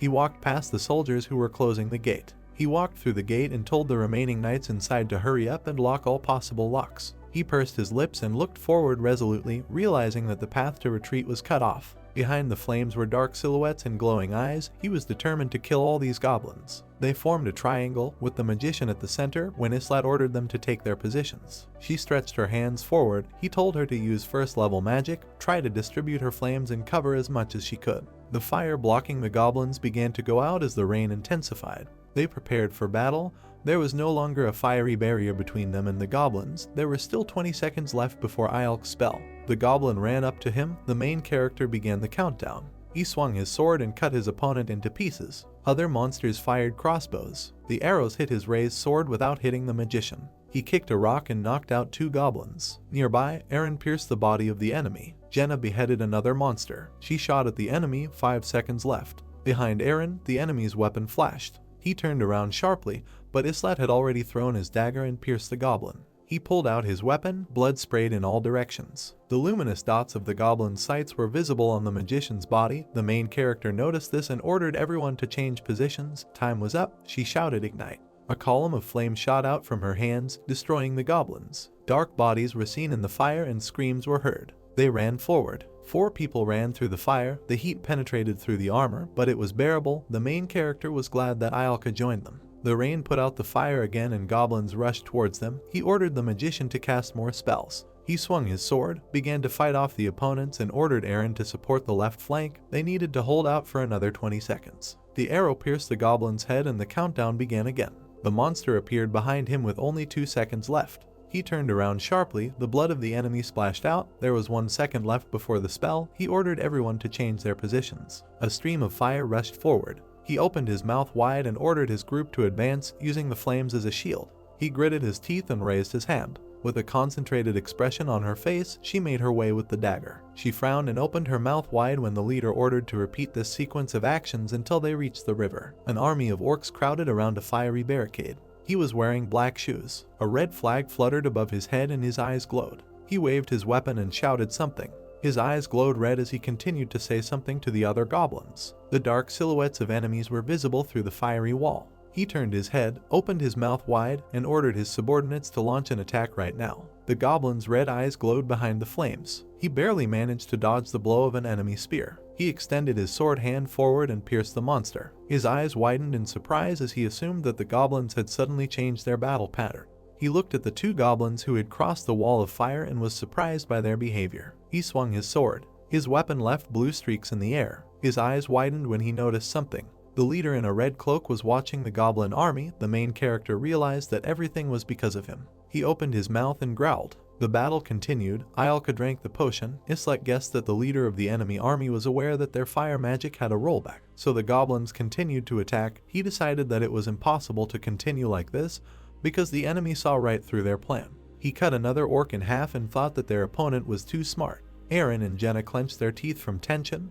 The group leader understood that they would not last long, because of the fire there was nothing to breathe. It turned out that resistance to fire does not completely solve the problem of high temperatures. He looked at the goblins attacking from above and crouched down. The swings of his sword merged into blue stripes. Islet announced a general gathering.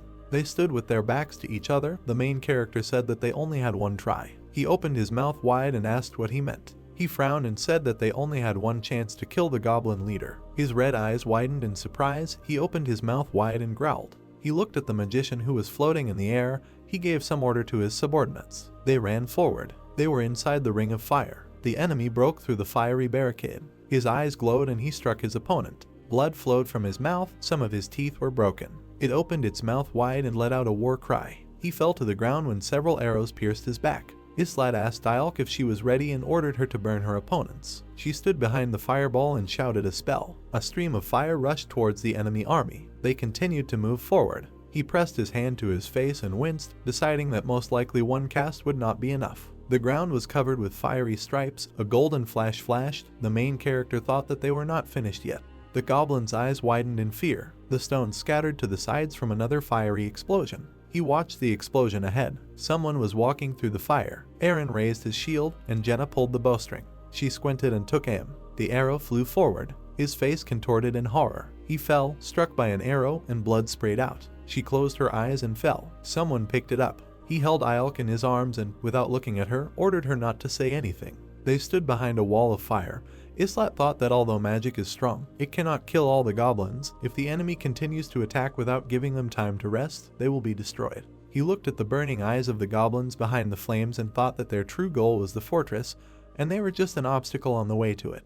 His hand rested on the maid's back. He was not sure how the enemy army would behave after losing their commander. The goblins ran forward. Dark silhouettes were visible from behind the wall of fire. The enemy army gathered away from the circle of fire. He opened his mouth wide, looked to the side and assumed that they had chosen a fortress. The river was raging and the rain continued to fall. They sat on the ground and tried to recover from the fight. Ialka was angry because he laid her down carelessly. He narrowed his eyes and thought that they only managed to survive thanks to the death of the enemy commander. If their attempt had failed, then he would have tried to kill them. He poured the potion onto his hand and ordered the others to treat the burns and take a sip of the healing potion, reminded them to be economical and leave some for next time. Jenna winced with displeasure and said that the potion was very bitter. Goblins crowded against the wall. Arrows were flying. The siege on the northern side was in full swing. The outer fortifications were still holding. Islet hoped that Eddie's team continued to fight. He stood on the riverbank and thought that this was just the beginning for them too. He went into the water and looked at the dam. Wet grass rustled under the goblins' feet.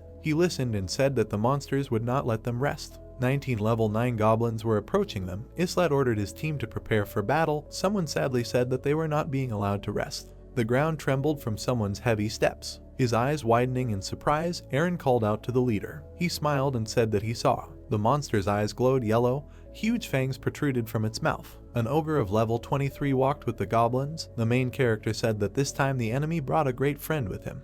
Looking at the approaching ogre, the main character took out his sword from its sheath and ordered Ialka to create a wall of fire to stop the goblins, and Aaron to protect the girl. The armored goblins ran forward, overtaking their leader. Ialka said that she could stop them, but her wall could not stop the ogre. The monster opened its fetid mouth and swung its hammer. Islet declared that he would deal with it himself. The ogre growled furiously and slammed the ground, throwing his opponent aside. Gritting his teeth, the guy realized that one blow from this hammer would be enough to crush him. The ogre's weapon slammed into the ground. Having passed it along the ground, the monster raised it above his head to deliver another blow. The young man, dodging attacks, reflected on the fact that even a shield would not help in the face of such unprecedented power, and, therefore, the only way to defeat the enemy was to attack him gradually, even if it takes a long time. A wall of fire appeared in front of the goblins. A circular wall of flames fenced off the battlefield from the goblins. The ogre extended his huge paw to grab his opponent. The swordsman delivered a sweeping blow to the monster's arm, causing it to growl. Jenna released the bowstring, shooting arrows in his direction. With a well-aimed shot, she pierced the monster's back. The ogre turned around, mouth wide open. The attack seemed to have worked. Grinning, Jenna said that such a huge opponent is much easier to hit, unlike goblins, because he cannot dodge and constantly gets hit. The arrows fell out of the instantly healed wounds. The archer took back her words, saying that it was easier with goblins. The monster struck the ground again. Aaron realized that the ogre was not dodging because the arrows could not pierce his skin and do any harm unless it was a vital point, so he needed to save the arrows. Another ogre appeared behind the fiery wall. Jenna turned around and warned her team about it. The guy looked around in shock. Aaron swung his spear. The protagonist thought that his comrade had taken on too many goblins and that their distribution of forces had been disrupted by another ogre, which could put them at a disadvantage if the battle lasted too long. Thinking that he would have to take a risk, he rushed forward, holding a round shield in front of him. The hammer hit him with a crash. The guy clenched his teeth, trying to hold back the blow. With the thought that he would have to ignore the pain, he threw the monster's weapon away from him and ran to the side. Furiously knitting his eyebrows, the swordsman raised his weapon to strike. The ogre closed his eyes and opened his fanged mouth in surprise. Blood gushed from the site of the impact. Islat smiled, thinking that a male was also standing in front of him, who had an obvious vulnerable spot. The monster became even more angry and again hit the ground with its huge hammer. Sensing the right moment, the young man pushed off from the ogre's legs and thrust his sword forward. The tip of the sword pierced the enemy's neck. With a wave of his hand, he pushed his opponent away from him. The wound was not too deep. The swordsman swung his shield. The unsuccessful attack was not too important, because the very next moment the guy hit the same place with his shield. The sword entered the monster's flesh up to the hilt. There was a furious roar as the sword was pulled out and blood gushed out from the wound. The dead ogre fell to the ground behind the wall of fire and was finished. Holding a sword in his hands, the main character squinted and decided that it was time to finish off the second monster. The enemy was approaching the battlefield. Aaron shouted that he was running straight at them. Islat realized that it was because of Ialka and ordered Jenna to lure him with her arrows. The archer fired arrows that hit the monster in the back. However, the monster did not stop, throwing Aaron aside. The guy thought it was too late. The ogre swung his leg to hit the sorceress surrounded by runes. The swordsman opened his mouth furiously, shouting her name. The girl jumped to the side to avoid the blow. The monster rushed past her, leaving her opponents behind. Looking after him intensely, the young man thought that something was wrong, remembering how the dam collapsed on the 7th floor, then something hit it, judging by the broken debris and holes in the mud.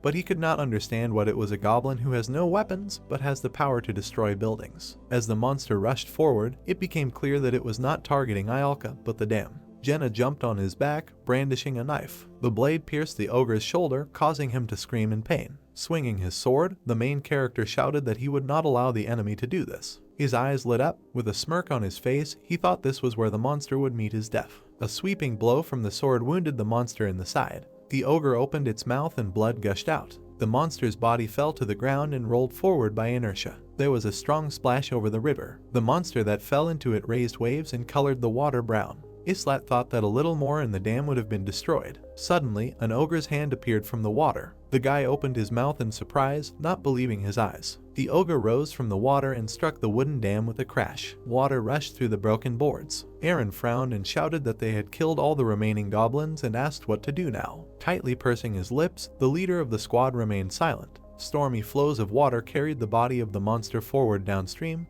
The young man said that they had screwed up very badly, and silently suggested that if the information was correct, then there were reinforcements behind the dam that should approach from the direction of the forest. The gushing water destroyed the remains of the wooden dam. Because of this, reinforcements will not be able to cross the river, and now 10 people from the first and second group, along with 360 soldiers defending the fortress, will have to stop more than 3,000 goblins. The warrior opened his mouth wide, trying to catch his breath. He could hear the voices of his comrades. He frowned tensely, not understanding what to do now. Aaron put his hand on his friend's shoulder, trying to get his attention. The swordsman gripped the hilt of his weapon with force. Without turning to his comrade, he ordered to return to come up with a plan B, and thought to himself that in such a situation it was most likely impossible to come up with one. The sorceress approached her companions and asked them to wait. The bracelet on her hand caught fire. Putting her hands forward, Ialka cast the spell Drast Seretis. A huge boulder lying on the ground was enveloped in a purple haze. The main character widened his eyes in amazement. Thanks to the magic of movement, the boulder rose above the ground. The girl waved her hands furiously. A piece of rock landed right on the spot where there was a gap in the dam. The water hit him with force, but the remains of the dam held back the pressure. The river suddenly calmed down, so the dam was restored. Iolka smugly put a strand of hair behind her ear and said that telekinesis is the basis of the basics. Islat got angry, asking why the girl didn't say earlier that she was capable of this. The sorceress tried to object, saying that nothing would have happened if it weren't for her. The leader of the squad grabbed her cheek and shouted that such a skill cannot be hidden, and that earlier he asked the sorceress to tell her about all the magic she knew. The girl said that, in her opinion, it was obvious.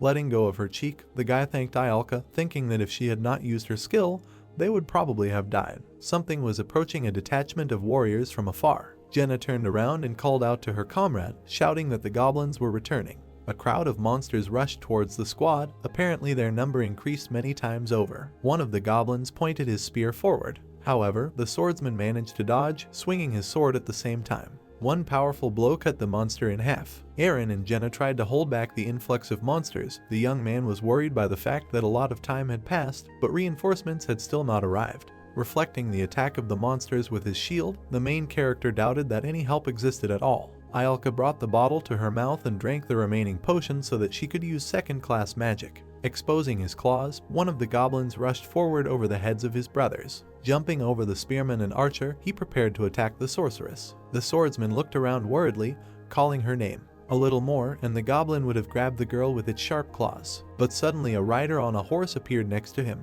Thanks to his precise strike, the goblin's body was cut in half. The horse's hooves clattered on the rain-wet ground. The other goblins got scared and stopped. Using the confusion as a respite, Islat opened his mouth, gulping air greedily. A man wearing a lion mask was sitting on a horse. The guy looked at him in amazement. The goblins rushed to attack. Raising his shining sword into the sky, the knight ordered the Iron Lion's cavalry to show what they were worthy of. At the command, the people on horseback rushed forward. The swordsman looked around in surprise. The forces of humans and goblins rushed at each other. The knights on armored horses brought their weapons forward. The notice read that the allies in the form of the Iron Lion cavalry had joined the battle. Jenna looked back when she heard the order from the squad leader to defend Iolka. The cavalry army was simply incredible in its size. Horses in armor fearlessly rushed towards the enemy. The cavalry numbered about 500 soldiers. The goblins began firing with crossbows. The guy thought that they were still outnumbered, but the cavalry was much stronger than the soldiers defending the city. The knight on horseback cut the monster in half with one swing of his sword. The horsemen rushed past the detachment. Jenna drew the attention of the detachment leader to this. The horses trampled the enemy's corpses with their hooves. The notice said that the human cavalry had an unknown level. Squinting, the young man thought that their work was over and wondered if they should sit back and watch. At least that's what he would like. Seeing free horses ahead, whose owners had been killed in battle, he asked the detachment if they knew how to ride horses. Someone answered in the affirmative. When asked if he himself knew how to ride a horse, the leader of the detachment replied that he could learn now. The master could not directly participate in the battle, but was able to influence it. Lightning flashed. The main character requested the horse riding skill book. A notification popped up asking if he was willing to spend 500 gems to master the skill, and a holographic book appeared in the air. Its pages opened. Islat thought that it was one of the skill books offered by the combat items store, and that he did not have the opportunity to learn combat skills directly. But there was an opportunity to obtain basic skills like this. The notice said that the basic riding skill had been learned. The guy put his foot in the stirrup. The horses rushed forward. Jenna said that she thought that her friend did not know how to ride a horse. He replied that now he could. Knitting his eyebrows together sternly, he thought that there were more of them now. The cavalry knights thrust their swords forward. The army was moving towards the fortress. The time had come for retribution. Iolka held tightly to the rider, sitting behind him. The swordsman decided that the goblin army on the eastern side was not so dangerous as long as the fortress wall was in order. Presenting a sketchy map of the area, he thought that the greater threat was the north side with siege weapons, and that the cavalry also realized this, so they were moving towards the north side. Frowning, the young man reflected that it would be too easy if he could complete the mission by simply following the cavalry. In his opinion, the game cannot allow the battle to end so easily. Looking back, the main character shouted that plans had changed and now they needed to leave the battlefield. Aaron widened his eyes in surprise, asking if they needed to defend the northern wall. Pulling forcefully on the reins, the leader of the squad declared that this was not all. Turning around, Islat ordered to retreat to a safe distance and head towards the northern forest, away from the battle. Jenna agreed. Looking at the sky, he thought that the rain was almost over and that this was excellent timing. The detachment, sitting on horses, headed into the forest. The leader saw something in front of him. Goblin riders hid under the shade of the trees, planning an ambush attack. The swordsman thought that they would be able to thwart their attack with the help of Iolka's magic. A huge monster was heading towards the fortress gates. The 3 ogres opened their fanged jaws, uttering a furious roar. 23 ogres of unknown level rushed to attack. Aaron's expression was very tense. The leader of the unit stated that the cavalry alone would not withstand the attack if this part of the army joined the battle. Without turning around, the warrior asked Ialka how things were going with Mana. The sorceress sitting behind him answered that it was already possible to cast a spell, but the fire would be very weak. Looking around, the guy ordered her to focus on the blast radius because he was going to gallop through the forest. The horses rushed into the thicket of the forest, and the sorceress received an order to burn the entire forest. An army of goblins used siege weapons to penetrate the walls of the fortress. Furiously thrust his sword into the enemy's head. One of the monsters grabbed him by the clothes. With his mouth open in fear, the swordsman screamed that he was about to fall. With one precise blow, Eddie saved her friend from falling. The goblin's head flew into the air. The girl ordered her comrade to continue fighting. Suddenly, she noticed something to the side. The lion-masked knight opened his mouth wide and ordered his troops to show the strength of the Iron Lion cavalry. The men on horseback rushed forward, preparing their weapons for battle. With the clash of forces, a fierce battle began. Looking at her from the fortress wall, Eddie's realized that reinforcements had arrived thanks to the fact that the main character had completed his task. Continuing to fight with the goblins who had made their way outside the fortress, the girl ordered the battle to continue because victory was already close. Ialka closed her eyes, casting a fire spell. Tongues of flame swirled in the air. The entire forest in front of the detachment was on fire. Frightened horsemen appeared from behind the burning trees. Ialka had difficulty maintaining the spell, putting her hands forward. Lowering his eyes, the main character thought that the sorceress's work was over because due to her depletion, further use of mana was dangerous. He decided that the entire forest would burn if nothing changed, but this was not so important.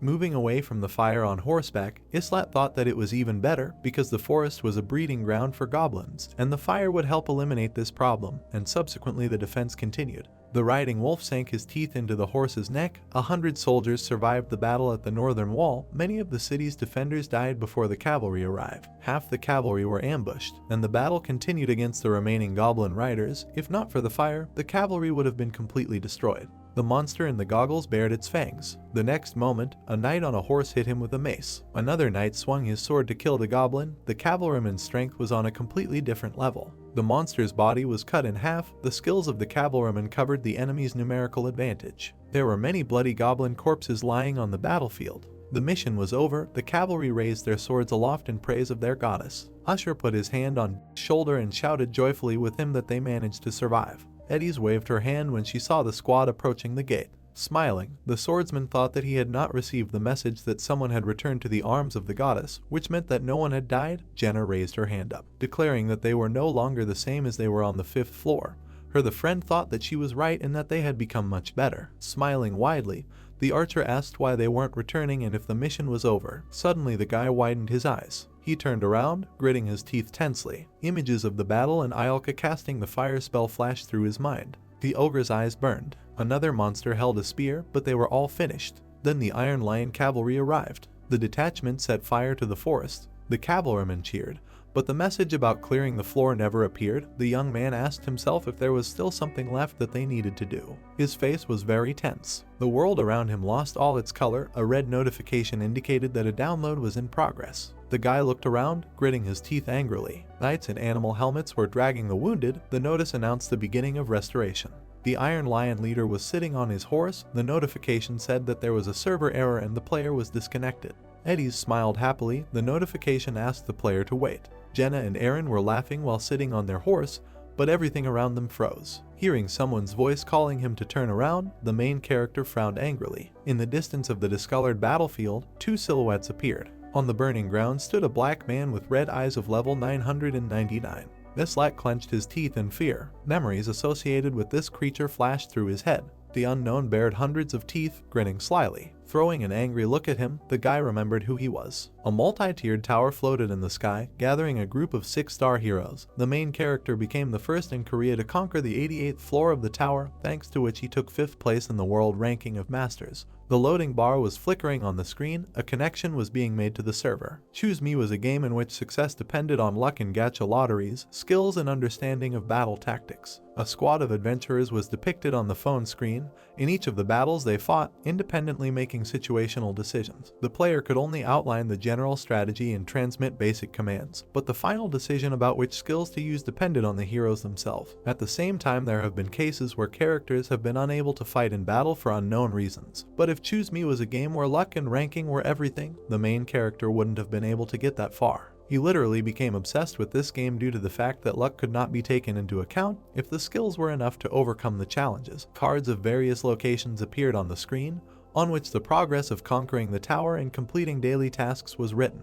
Islat turned around in fear. The black man standing in the distance was the one he saw that day when he got into the game. The guy thought that he could not have such a high level, because the maximum level for everyone except 7-star characters is 99.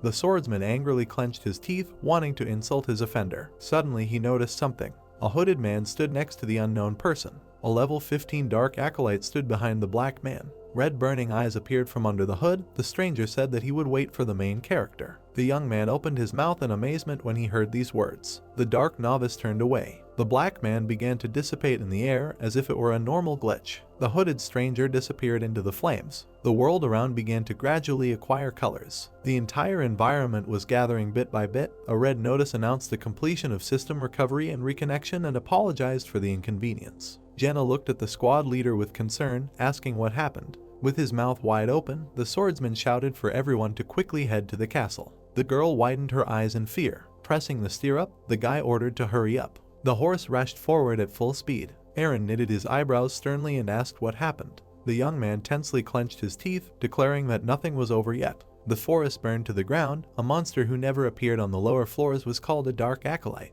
He had unusual skills. The hand of the corpse lying on the ground trembled. One of the city's defenders looked back, noticing something strange. The monster's mutilated hand appeared in front of him. The knight, risen from the dead, bared his fangs. The warrior opened his mouth in fear when he saw him. The living dead opened its mouth, preparing to bite off the screaming fighter's head. The corpses of monsters lying on the battlefield came to life. Aaron turned around and cursed, not understanding what was happening. The monsters devoured the bodies of the warriors. The leader of the squad ordered to ignore them and gallop as quickly as possible to the place where they appeared at the start. The notification stated that more than 2,000 living corpses appeared on the battlefield.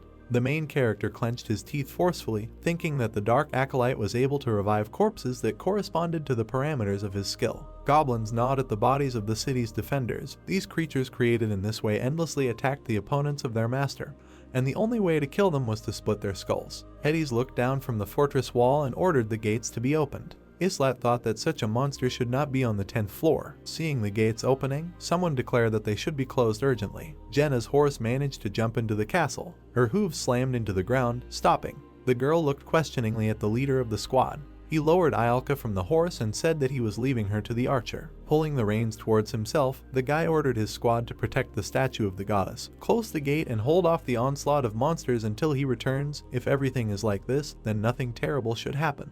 Jenna opened her mouth angrily. Looking at his friend, Aaron stated that there were too many new monsters outside. The team members looked after their leader. The young man narrowed his eyes and said that his comrade lacked courage. The living dead attacked the cavalryman Iron Lion. Turning to the spearman, the main character gave him the choice of either returning back with him or becoming nutritious food for these monsters. Aaron furrowed his eyebrows tensely. Gritting his teeth, he declared that he would return with his comrade. Jenna turned around worriedly, asking if they would definitely return safe and sound. Islat smiled contentedly. The answer was yes. The gate began to close behind the rider. Looking through the resulting gap, Ialka wished her friend to survive. The guy looked at her and wished the same. The gate slammed shut with a dull sound. The swordsman pulled out his weapon from behind his back. His confident eyes lit up. Seeing the fresh meat, the monsters headed towards him. The knight's corpse bared its fangs and growled.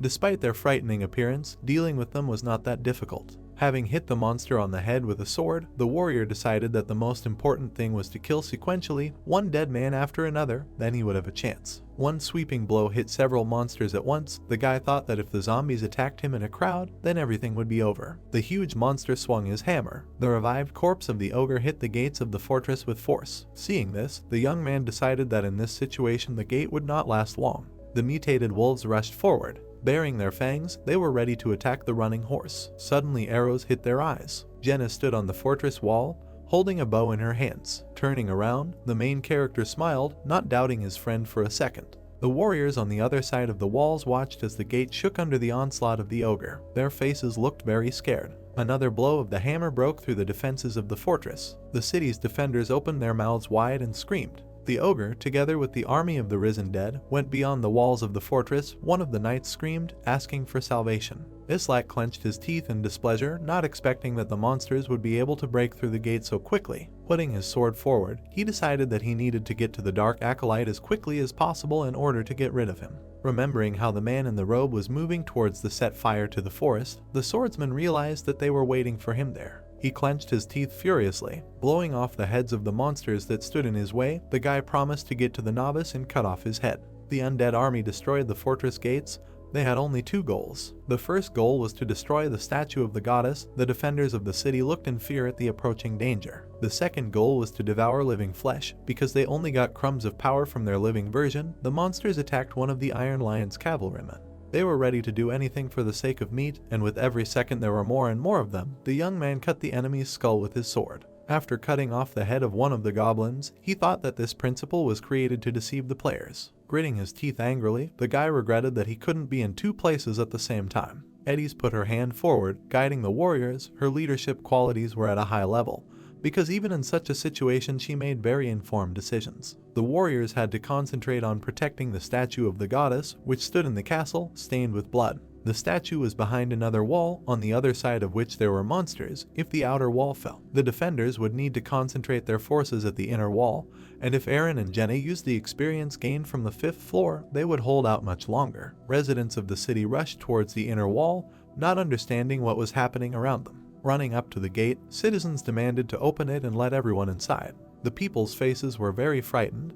They shouted that they had nowhere to run and that they needed to be saved. A horde of undead was approaching them from behind. The ground in the forest was burning. The young man thought that it did not matter how long the defenders could hold out. The only question was how long it would take him to kill the dark student. The main character covered his nose and mouth with his hand, protecting himself from the smoke. He walked through the burning forest. The notice said that his resistance to fire had been increased to level 2. Burning goblins emerged from the fire. A precise blow of the sword cut off their heads. Nislat drank a healing potion. A barrier appeared in front of him, limiting the edge of the map. Looking to the side, the swordsman said that he knew that the enemy was here. The fire rose high into the air, notifications popping up saying that Mekan and Shern were panicking and that their stats had been reduced. A shield hung on the warrior's back. The new alert said that Mekan had returned to the arms of the goddess, and his fighting spirit would be remembered forever. Due to the raging fire, visibility was greatly limited, and a system notification warned that Eddies was injured and that her health points would gradually decrease. Another message said that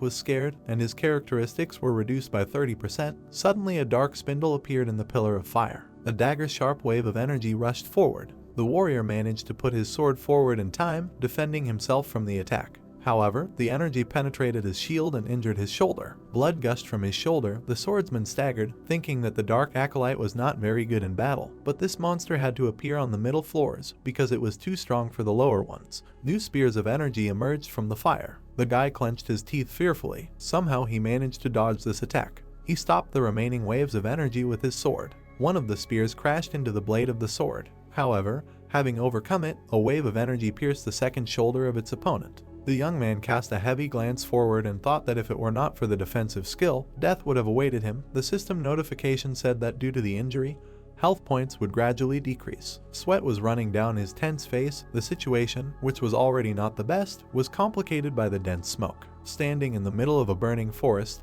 he thought that at this rate, his death and the death of his team members was only a matter of time. Suddenly, a voice came from behind the fire behind his wall, wanting to talk. The main character turned around, asking what exactly they wanted to talk to him about. Hearing the voice's words that he was not like them, the swordsman swung his weapon. The gusts of wind from the impact swept through the fire. Somewhere between the trees a bright flash appeared. Islak grabbed his blade in his hands. A wave of dark energy rushed towards him. Armed with a blade and shield, he entered berserk mode, as indicated by the notification. The wave of energy cut off his left arm holding the shield. The guy looked furiously towards the enemy. His teeth were clenched tightly. He again grabbed the blade to strike. The player's sword pierced the dark minion, with magic circles hanging around him. One wave of energy pierced the enemy's body. The other bit into his leg. The berserker's body was covered with perfectly round holes. The swordsman opened his mouth furiously, intending to attack. The necromancer stepped back in fear. The enemies were at arm's length from each other. The young man raised his blade above his head.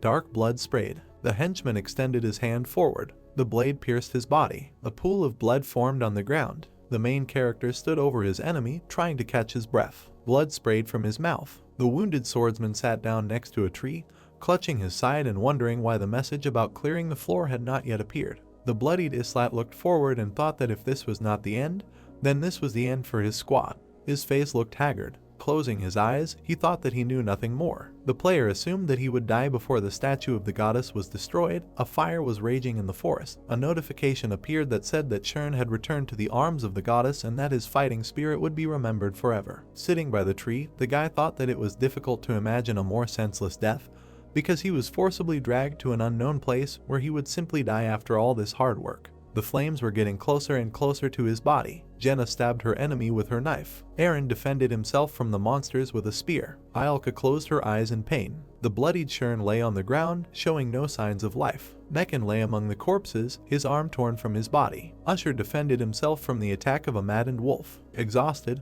closed his eyes, gulping air greedily. Roderick clenched his teeth, protecting the statue of the goddess. Eddies opened her mouth wide with rage in her eyes. The goddess statue began to glow. Suddenly blue flashes appeared around her. A glow also appeared around the main character's body. Bright pixels swirled around him. Blue particles appeared all over the floor. A system notification said that the floor had been cleared, the characters had increased their level, and the reward was 70,000 gold and a basic fire element stone. A card of Islat appeared, who was recognized as the best hero. The notification said that evolution was available for one of the characters, for which it was necessary to combine development stones in order to gain access to a forgotten fragment of memory. Another notification said that adventure dungeons were now available, in which you could test yourself in collecting adventure stones and other rare materials. The bright sun shone over the city. A notification congratulated the player on clearing the 10th floor and changed the name of the lobby to Tanya. The guy's eyes were closed. Suddenly he opened them and looked ahead. There was a wooden ceiling above it, and the window on the wall was closed.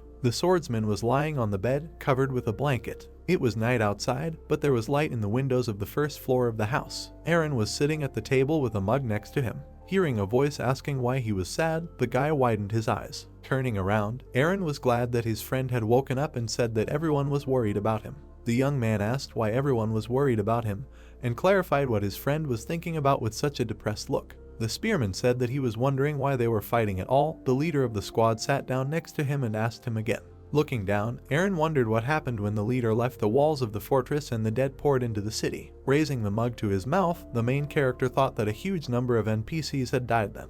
It was obvious to him that it was difficult for his friend to accept this fact. Eren stood up from the table and wished to leave. Turning to him, Islat asked if the squad member was going to walk around with such a sad look the next day. Smiling, the warrior replied that he would come to his senses by the next day. With these words, he left the room. The player looked down, closing his eyelids. The moon rose over the city, and someone's exclamation of delight was heard. There were many delicious dishes on the table. Jenna clenched her fists joyfully, asking why they were served such delicacies for breakfast. The girl with vegetables in her hands stated that the master asked her to prepare the best dishes from the ingredients that were in the kitchen. Taking a bite of the sandwich, the guy asked if there was something she didn't like, to which the archer replied that she fully and completely approved of such breakfasts. The leader of the squad stole a glance at her. The girl put a piece of meat on her fork. Fortunately, everything was fine with her. Eren came to his senses and was sitting at the table with everyone else. Iolka smiled, holding a fork and knife in her hands. Eddies hugged.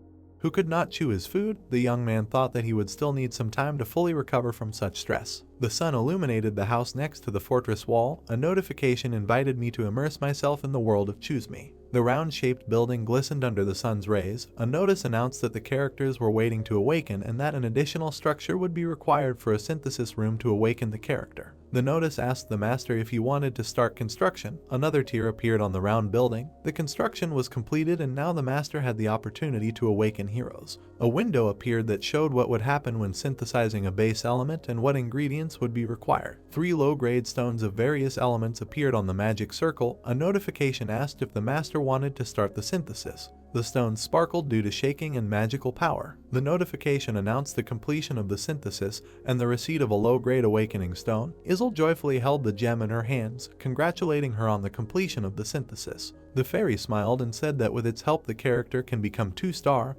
and subsequently reach the 7th level and destroy the entire tower. Taking the awakening stone in his hands, the main character said that he was not sure that he could get to 7 stars. Crossing her arms over her chest, Izel asked who besides Loki is capable of reaching 7 stars. Islat thought that if it were that easy, then Sirius would have been 7 stars long ago. Presenting the 7-star character card, he thought that he had already tried everything possible, but he could not get a single such hero. Most likely, in order to obtain it, he had to fulfill some secret condition. The notification announced that the awakening had begun. The gates of the round building opened. Inside there was an additional synthesis room and an awakening room. Approaching the stairs, the guy realized that he would become a 2-star character as soon as he climbed to the 2nd floor. As he climbed the stairs, he thought that this room was one of the areas that the master could not see. After placing the character and components in the awakening room, the character appears after some time, moving to the next star, and the master will not be able to see what is happening to the character during awakening. There was a cylindrical table in the middle of the room. The young man placed a low-grade awakening stone in the center of the magic circle. A bright flash lit up the table. The magic circles lit up.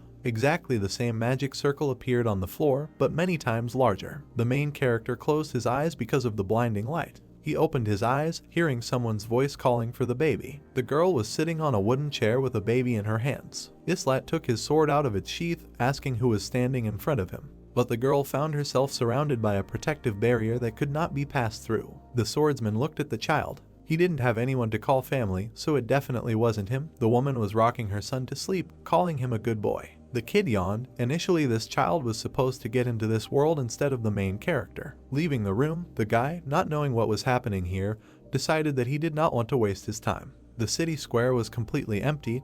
He thought it was a waiting room. But after looking around and noticing that nothing was built here, the player thought that this was not a waiting room.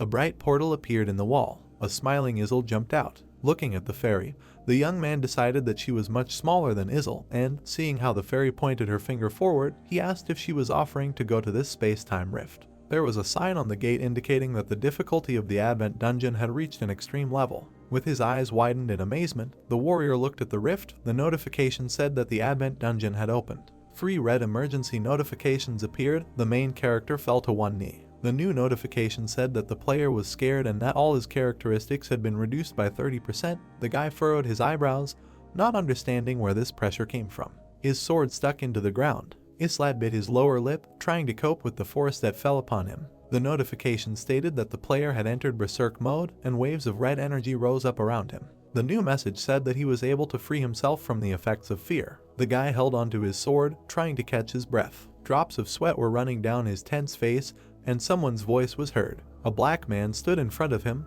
rejoicing at their new meeting. Holding his sword out in front of him, the player thought about what this stranger was doing here. The entity did not even flinch in front of the sparkling sword aimed at him.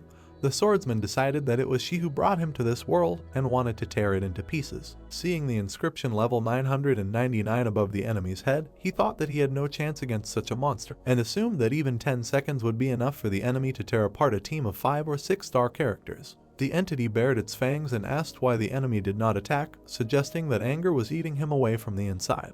The warrior gritted his teeth, ordering his enemy to send him back if he was not going to engage in reasonable dialogue. After applauding, the monster said that the guy would have been dead long ago if he had not had such self-control. Putting his hand to his head, the main character felt a severe headache and asked if all awakenings happen like this. The black man took a step forward, saying that this was not the case because the main character was a special being. The dark energy around the man began to dissipate.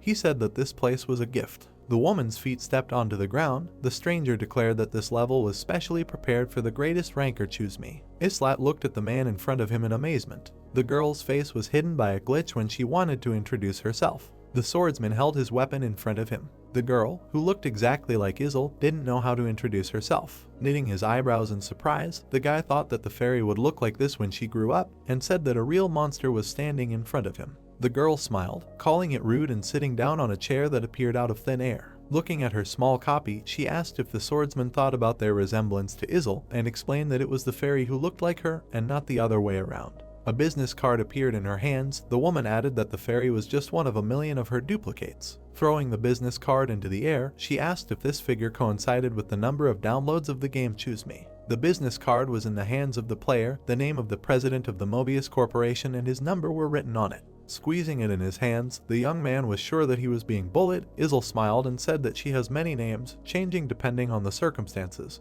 The player stamped his foot. The girl called him a rude man. Putting his sword forward, the main character furiously asked if the person who dragged him into this world was sitting in front of him. The woman grinned slyly and asked him not to hate her so much, because she herself did not expect that he would also be summoned to Mobius. Putting her head on her hand, she stated that this incident was an unforeseen circumstance and some kind of accident. Without lowering her sword, Islat said that he did not care about the circumstances. His eyes flashing angrily, he ordered to be sent back if she had no desire to die. Izel replied that the one-star character who dared to threaten her had a fantasy running wild. Her eyes lit up. Angrily knitting his eyebrows, the guy said that in the future the situation will change. The girl narrowed her eyes, deciding that she would have to kill the player right now. A pool of dark energy appeared at her feet. A sharp red spear emerged from it and rushed forward. Dark energy pierced the swordsman's chest. He looked at the site of the injury. The armor cracked and blood sprayed out, but no vital organs were hit. The player looked at his enemy in amazement. The woman snapped her finger, praising the courage of her opponent, who didn't even blink when the spear touched his heart. Taking the sword out of its sheath, the young man asked what she wanted, thinking to himself that she had many chances to kill him, but this had not yet happened. This meant that she had some purpose. Getting up from the disappearing chair, Izel said that she just wanted to chat with him. Stretching her hand forward, she declared that she was a big fan of the unstoppable master of invisibility Loki, the fifth in the whole world, and that it was her great pleasure to watch his games, so the girl decided that such a person should be greeted properly. Smiling contentedly, the woman said that she had come to tell the truth of this world. The main character silently frowned when asked what he thought about the story of this mobile game. With her hand to her chin thoughtfully, Izel said that story is a factor that is usually overlooked in gacha games like this because people are most interested in the content. Raising one eyebrow, she added that she thought so too, because the story of Choose Me is quite ancient. The girl snapped her fingers, saying that it was difficult to find any information about the world here because even after little progress, the masters did not think about the existence of the world. A city appeared in front of them. The woman asked if her guest knew where it was. Islat, crossing his arms over his chest, replied that he had nothing to do with it. Then his enemy apologized for his tendency to boast. The city of Nelsa on the Haim Peninsula of the Taunir continent materialized in front of them. Izel explained that this city was completely destroyed, despite the fact that they found it on the 10th floor. The fortress walls of the city of Silkia were destroyed. All that was left of Kaya were dead trees. The castle in the city of Edora was also destroyed. The destroyed Peony was overgrown with moss, just like Midian. Only ruins remained of Icardium, as well as of Liljum. The water in Calcia was contaminated. At Arancia, the fortress gates were tightly boarded up, as at Cisnea. Even the walls of Bardia were completely destroyed. The fragments of ancient columns lay on the ground. Such was the current situation of the cities of Taunira. Smiling, the girl asked if her guest thought that Niflheim was still intact. Turning away, she walked forward, declaring that all the continents connected to Mobius had turned into this, and over 100 million worlds had been destroyed in an instant. The guy listened with a shocked look to her speech that only a being from a higher dimension is capable of changing the cause and effect relationship with just one observation. Izel stated that this is precisely the reason why Choose Me was created.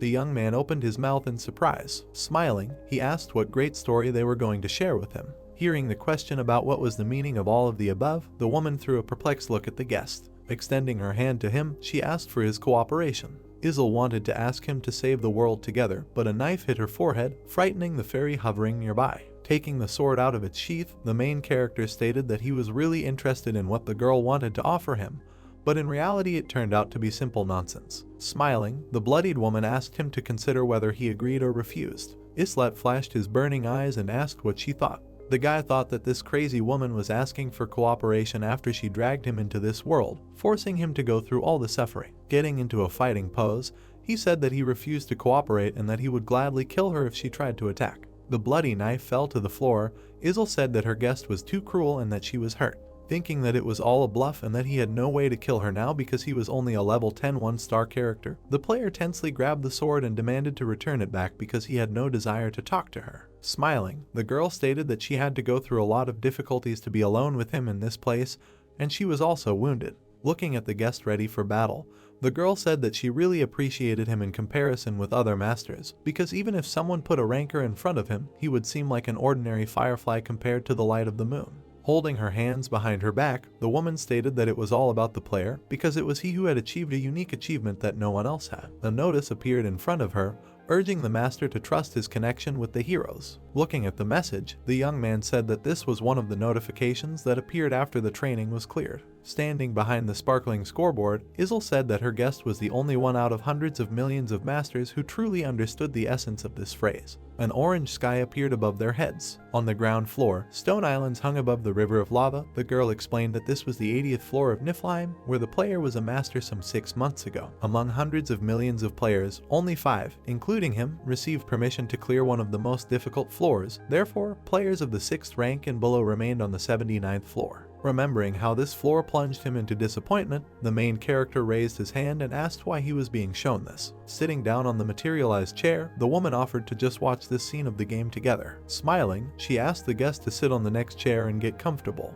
Islat obediently obeyed her. Izel asked what it was like to see everything live, through the eyes of the characters, and not watch what was happening through the screen, and called it an amazing performance for which they had a front row ticket. Lava waterfalls flowed from islands floating in the air. The 80th floor was different from the others. The task was to conquer it, but there were no specific goals. Choose Me was a classic gacha, so even the difficulty was sometimes chosen randomly.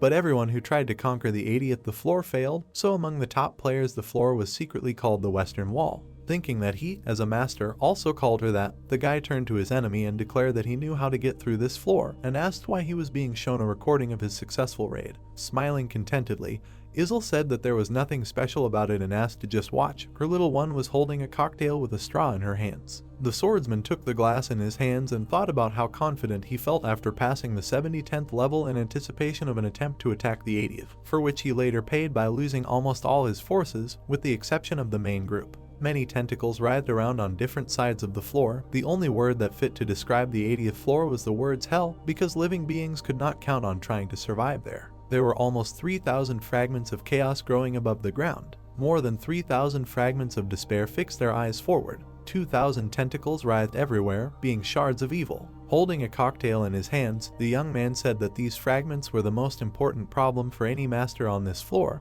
because it was because of them that the level of difficulty was so high. The girl confirmed these words. Smiling, she asked if her guest knew anything else. Hearing that in Choose Me, the difficulty level and summoning capabilities depend on the master's account, the main character knitted his eyebrows in shock. Smirking slyly, Izel asked if Loki believed that he had never been given a 5-star character because of abject bad luck or an unpleasant set of circumstances. The real reason he didn't get the character he wanted was not because of bad luck. There were simply no heroes left in Niflheim. Huge faceless monsters called crystallized chaos had bared their fangs. The crystallized despairs flashed their red eyes. The girl added that the same applied to the difficulty level because the player's Niflheim was one of the few S-rank worlds. This was one of the worst scenarios for the master. Crystallized malice rushed forward with its razor-sharp leaves. The woman said that it was still a mystery to her how, under such conditions, the player managed to get to the 80th floor. Islat took a sip from his glass. A bright flash appeared on one of the flying islands. The guy jumped out of his chair in fear. The heroes who were considered the strongest in Niflheim stepped onto the 80th floor, and someone's feet appeared on the ground. The girl took a step forward. Someone landed on a floating island. The woman in heels stepped onto dry ground. One of the warriors was dressed in strong armor. The Fab Five went out against thousands of enemies in full force. The fragments above noticed the approaching danger. Seeing their enemies on the island, they immediately rushed forward. Some of them decided to attack the girl in the cloak. Various signs appeared above the monsters that rushed to attack. The notification said that the effect of a tactical outpost of the maximum level had been applied, thanks to which control over the mission map was established. Now the master could give orders to the characters using taps and drags on the screen. Several huge yellow arrows appeared from the central island. Arrows showed possible routes of movement from island to island. They took off into the air. A flag sign appeared on one of the islands, a shield sign appeared on the other. Eventually, all the floating islands were marked with one sign or another. Izel smiled contentedly, saying that the player independently developed this entertaining tactic to conquer this stage, which consisted of a special order of capturing key points before the army advanced. This task was difficult, but the goal was simple. A round structure appeared on the island.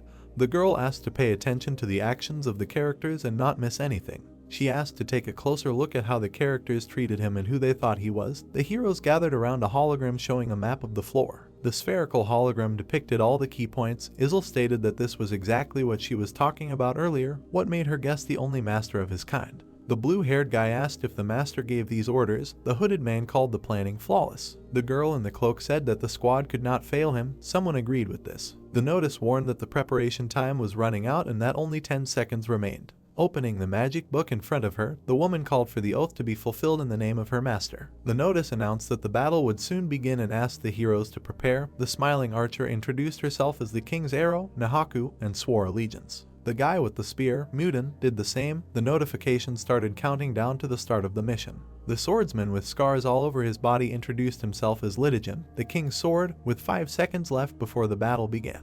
The girl with the magic book introduced herself as the eyes of the king, Yuanit. When there were a couple of seconds left before the battle began, the woman in the cloak put forward a burning sword and introduced herself as Cirrus, the flame of the king. The notification announced the start of the mission.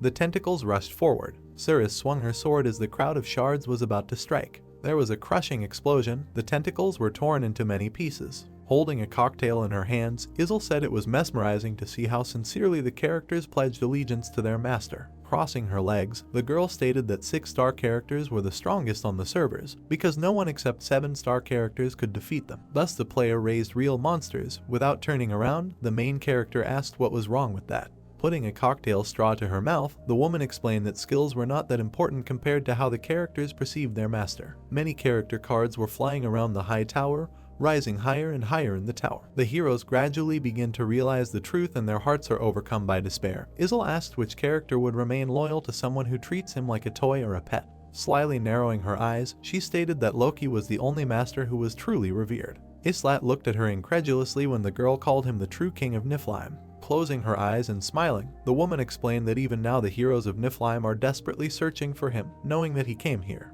Izel asked the guy to think about which character would seriously search all corners of the world for months in search of the missing master. Because the characters of other masters would hardly have done the same thing, the little fairy shook her head displeasedly. With a wave of her hand, the girl added that the way the player builds the game is truly unique, because his actions are all surgically precise, because even she could never predict his plans. The round building in which the awakening room was located glistened under the sun's rays. The woman stated that she would never have thought that there was a master who had never used synthesis. The guy narrowed his eyes suspiciously. Usually the masters show their power and control the heroes through the threat of fusion. The doors of the building opened. Many people opened their mouths wide, screaming. If there was someone disobedient or too weak, who was of no value to the master, then he mercilessly went under the knife, and fear of such a fate was the main point of control over the city. Jaqen stood with his back to the frightened townspeople. In most cases, weak heroes who had little potential were simply used to strengthen existing high-ranking characters. Presenting his character cards, the main character thought that he had never come across a 5-star character.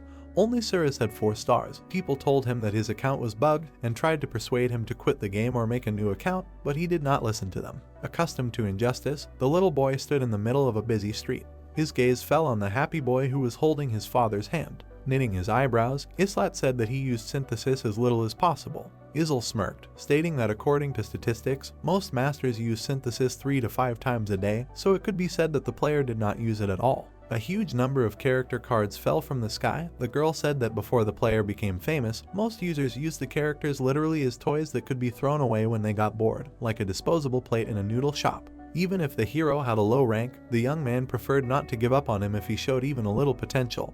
Because a city controlled through fear is a path to fall, images of characters he met along the way appeared in his head. After introducing Eren and Jenna, the player thought that he always tried to reward those who proved their usefulness. Imagining the gates of the building with the synthesis room, he thought that he was punishing those who were of no use at all. Still sitting in her chair, Izel asked if her guest knew anything else. Smiling evilly, she stated that all the heroes in this game are real people. The guy looked back when the girl said that he would hardly have behaved this way if he had not known this fact. The woman stated that this was the conclusion she had come to, her eyes lighting up with a bright fire. The protagonist stated that the heroes were so realistic that it was impossible to believe in their artificial origin. An image of a phone appeared on which the game was turned on. They responded differently to each command, and their behavior patterns were constantly changing. He mentally said that it was just disbelief and he never thought that they were real people. Looking ahead, he mentally noted that this was simply the most effective strategy. Folding his arms and turning his head back, the protagonist asked the girl if she liked his style. Raising her hand, the girl confirmed this with a smile and stated that she just wanted to talk to him at least once. She noted that she was hurt that she couldn't talk to him while he was on Earth. Smiling, he said that he was also offended.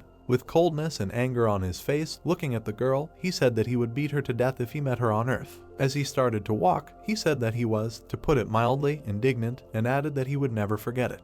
He stated that she really pissed him off. Placing her palm to her face, the girl asked with a malicious smile if it was true. Raising his head to her, the protagonist with sincere anger on his face said that he had nothing to do with either Taunir or Niflheim. He shouted that he was an Earthling. Putting her hand to her chin, the dark-haired girl, closing her eyes, told him not to shift responsibility to another person. Making a hand gesture, she asked if there really was nothing in common and said that his words would upset the heroes of Niflheim. Putting his hands in his pockets and walking away from the girl, he stated that he didn't care. The main character thought that if she wanted him to just climb the tower, she would not have called him here. Putting her finger to her chin, the girl looked at him, narrowing her eyes slightly. With a smile on her face, she thought that he was very funny. The protagonist mentally noted that Niflheim's group diligently continued their attacks. He thought about how they had virtually no casualties until the 88th floor and the demon wall where rank 1 was currently located. He mentally added that the 90th floor was almost in their hands. Folding his hands, the upset guy said that he would not help her. He mentally added that his plans had been ruined by being dragged here. Turning to the girl, the protagonist, with blue, burning eyes, said that the only thing he wants from her is for her to shut up and disappear from his sight before his patience runs out.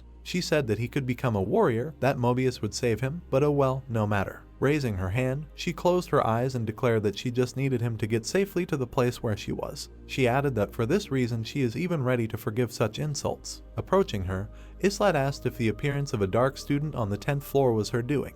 Placing her hand on the chair and opening her eyes slightly, she asked what if so. Crossing her legs and spreading her arms, she told him not to get too angry, because she wouldn't interfere until the 15th floor. An image appeared of a slightly overgrown city in the night. She stated that the Taunir he was in would be shocked by what would happen next without her intervention. Her eyes glowed red. Placing her hand with her hair on her cheek, she said with a crazy smile that this was an S-rank difficulty, just like in Niflheim. Continuing to smile, the dark-haired girl stated that no matter how hard the protagonist works, there is a 90% chance that the master will simply leave. She added that this could be changed with her help. The main character looked at her silently. Making a gesture with her left hand, the girl said that at least she could swear on her name on this matter. She stated that if he reached the top of the tower, she would return him home. Moving her feet and pointing her finger forward, she said that there was something else, she would give him half of the shares of the Mobius Corporation. Crossing her legs again, she made a hand gesture and said that he would become a major shareholder in a mega corporation that had influence on the world economy. He thought about what this would do for him. The girl asked if he agreed. Squinting his eyes, the protagonist said that she should simply not appear in front of him. He thought that she would return him home and give him a reward. Looking at the girl incredulously, he thought that she could not be trusted. She asked if he would continue to hate her. A powerful throw of the blade pierced the girl's eye. Holding his hand forward in a throwing gesture, he mentally declared that when he reached the top, the truth would reveal itself to him, even without the answers of trash like her. He added that he would achieve everything on his own, and this was his answer. Holding the affected part of her face and laughing, the girl said that, of course, if it weren't for his spirit, he would never have climbed so high. She added that she would forgive his impudence. She said she would show him this as soon as he started his journey. An image of large golden doors appeared. When they opened, streams of purple light began to appear. She told the true prologue to take her, prepared only for him. A bright light illuminated the location. Its rays scattered in space against the background of clots of violet energy. An image of the morning, yellow-orange sky appeared. It was a land where humans and demi-humans lived together. A girl and a guy were collecting crops from the fields. It was Taunir. Several happy children were playing on the streets of the city. On this continent full of peace and prosperity, an unknown enemy has begun its invasion. An image of a location map appeared that was slowly burning.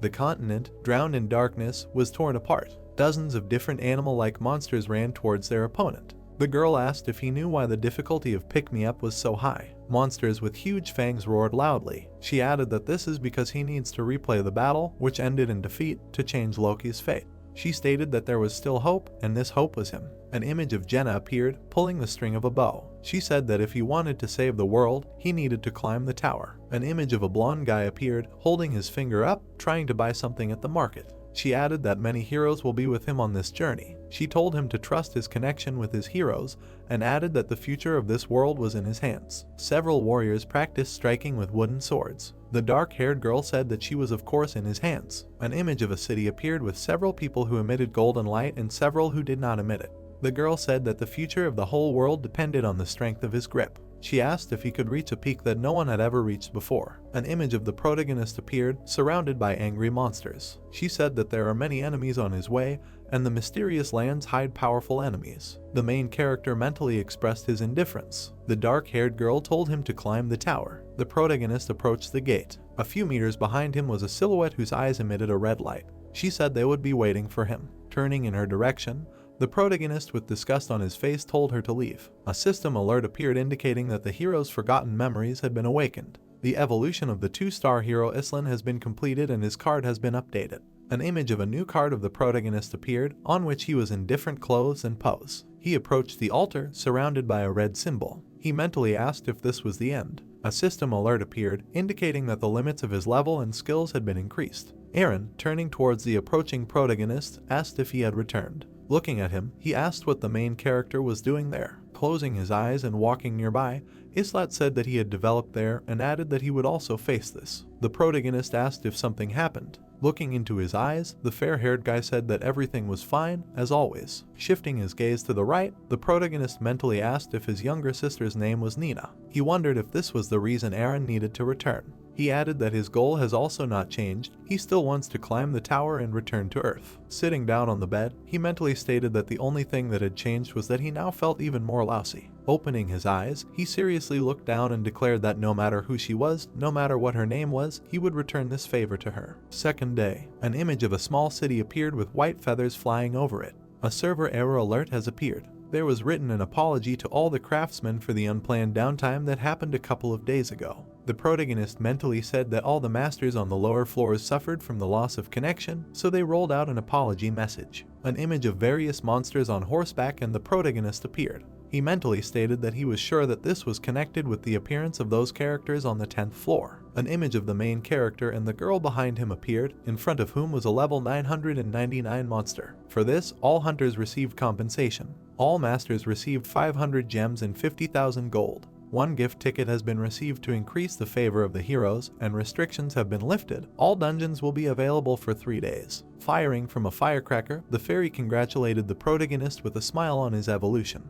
Looking awkwardly at Islat and the confetti, Isl said that he didn't look happy and asked what was wrong. Turning his evil gaze on her, the protagonist said with coldness in his voice that he had met her main body. Throwing up her hands, the dark-haired fairy asked what he meant. Covering his eyes, the main character asked if she was one of the directors of the Mobius Corporation. Clenching her hands into fists, the shocked fairy said that this could not be true and asked how much he had learned. Smiling, he said that in general, he didn't care because nothing had changed anyway. Lowering his head and sitting down on a dark bench, he said that, as before, he would climb the tower and her task was to help him in this. The fairy agreed. He asked what it was. Holding a golden ticket with a 10,000 denomination in her hands, Isl asked if he didn't know what it was. She stated that it was a gift card and if he needed something, he could go and get it. Taking it in his hands, the protagonist asked if she would give it to him.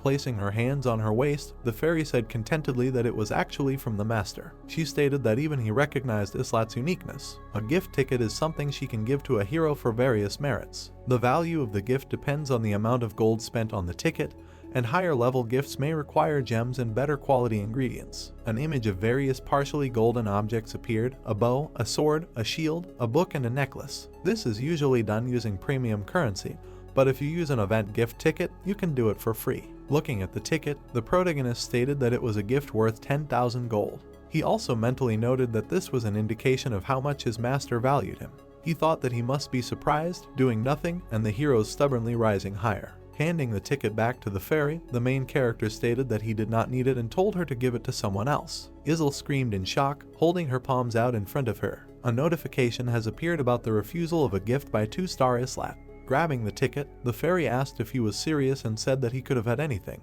She shouted indignantly that he could have gotten delicious food, fashionable clothes, or jewelry. Smiling, Islat said that not everything, because decent things from the store cost more than 10,000 gold. Turning back, the protagonist asked why she was following him and stated that she was going to bed. The fairy asked him to wait. A system alert has appeared about using a gift ticket to purchase a warhorse figurine. The fairy, raising her hands up, struggled to hold the wooden figurine. A figurine of a warhorse was presented to Islat.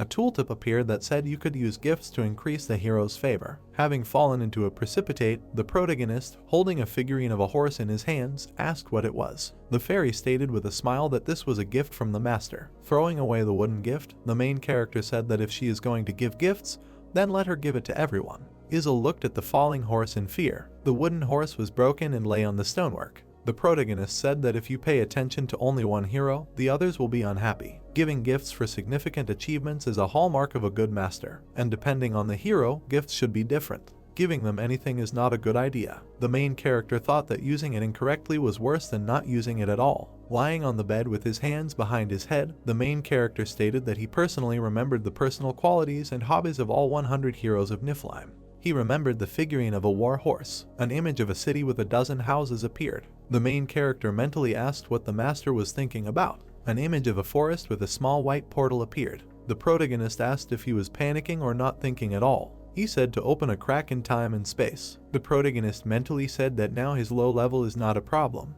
but the problem is somewhere else. Dropping his hands down, he walked forward with 3 partners. Islat said that they should quickly sort things out. He mentally stated that the name of this problem is the master. Covering his eyes, the protagonist said that even though he was a newbie, he needed to wake up. He said that Iolka was very tense. The orange-haired girl looked at the protagonist with a stern gaze. The reason for her tension was the constant training and experience experienced on the 10th floor. He added that a good master should have taken care of this first. The girl asked where they were going this time. Seriously looking ahead, the protagonist said that in the current situation it is not possible to conquer the 11th floor, so most likely it is either the 8th or 9th floors. An image of a portal appeared, on which it was written that this was the main dungeon of the current 11th floor. Looking ahead, the protagonist thought that this could not be happening, and mentally asked himself if this is what he was thinking about. An alert appeared about being sent to the 11th floor. The surprised protagonist's eyes widened. It was written that the gates would open in 10 seconds and they must be ready. He mentally stated that this was it after all. Covering his eyes, Islat told them to be ready because they were going to the 11th floor. Frighteningly turning towards the guy, Jenna asked if they were really already going to the 11th.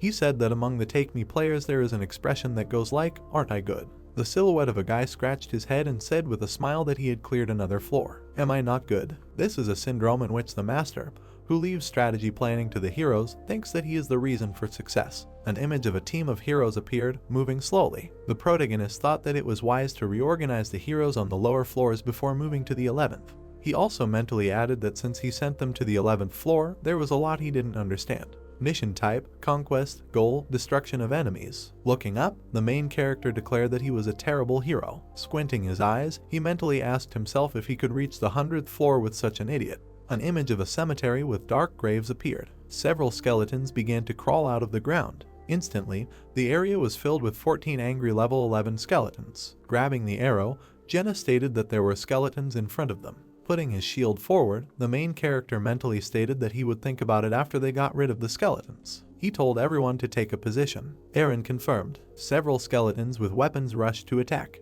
The protagonist thought that one of the reasons why Pick Me Up is called a bad game is that the difficulty in the early stages depends heavily on luck. If you get a good hero, then everything goes easily and comfortably, but if you get a bad one, then you will definitely encounter all sorts of difficulties. The main character smashed the skeleton with a sword attack. The fairy mentally asked how things were going with Vodiver. Using ignition, he set several skeletons on fire with powerful flames. An image of a girl disappearing in blue magic appeared, as well as several hunters. The protagonist mentally said that he synthesized his 4-star hero with him and replaced 4 of the 5 heroes. He mentally added that despite this, not everything depends on luck. The orange-haired girl, attacking with her right foot, smashed the skeleton, and said that these monsters irritate her very much. The main character mentally said that he tried very hard at the beginning of the game, regularly expanded the facilities and took care of the heroes. The protagonist mentally stated that he used the same strategy as the main character. But after the 5th floor, changes began. Grabbing the blade, Islat began the attack with a large swing.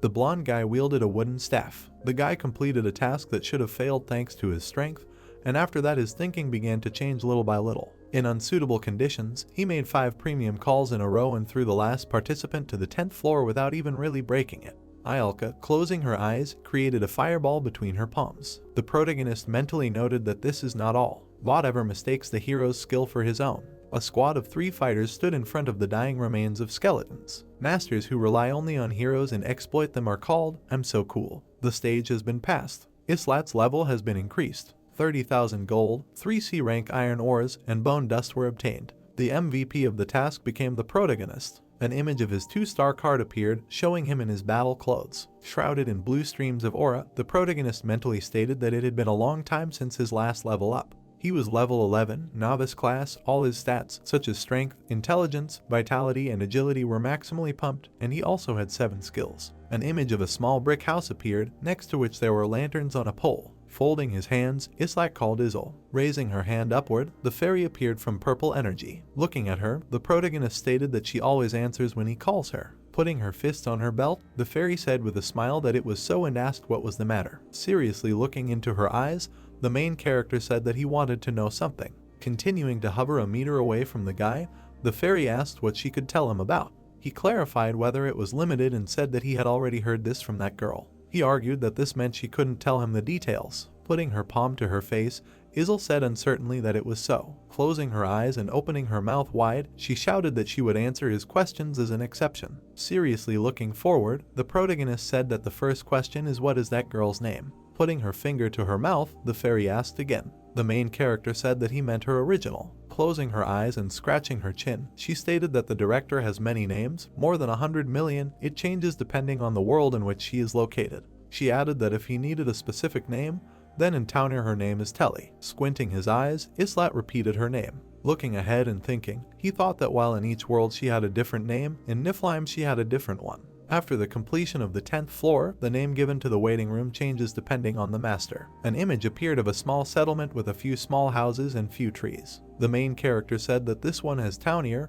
and his account has Niflheim. An image of an unusual brown object appeared in the sky. He added that the 4th rank is Lagrandside and the 3rd is Ezekiel. An image of several spheres with worlds in infinite space appeared. He stated that if what Telly said was true, it means that each master holds the fate of one separate world in his hands. Currently there are more than 100 million worlds and this number is constantly increasing. An image of 2 dark boots appeared at the entrance to the house. The main character asked what Mobius is. Folding her hands, the fairy, with a look of confusion on her face, asked if he was talking about the company. She began to talk. The main character, interrupting her, said that he was not talking about the company. Izzle looked at him in surprise. An image of several galaxies in space has appeared. The girl stated that this is a spiral galaxy parallel to many other worlds. The protagonist wondered if this was the reason why each account had different missions and there were no repeating heroes among users. Looking ahead, Islat asked if each master was assigned to a different world. Squinting his eyes and remembering Telly's burning eyes, the protagonist thought that he was beginning to understand this girl. Making a gesture with his hand, he said that this meant that whatever was an ordinary person.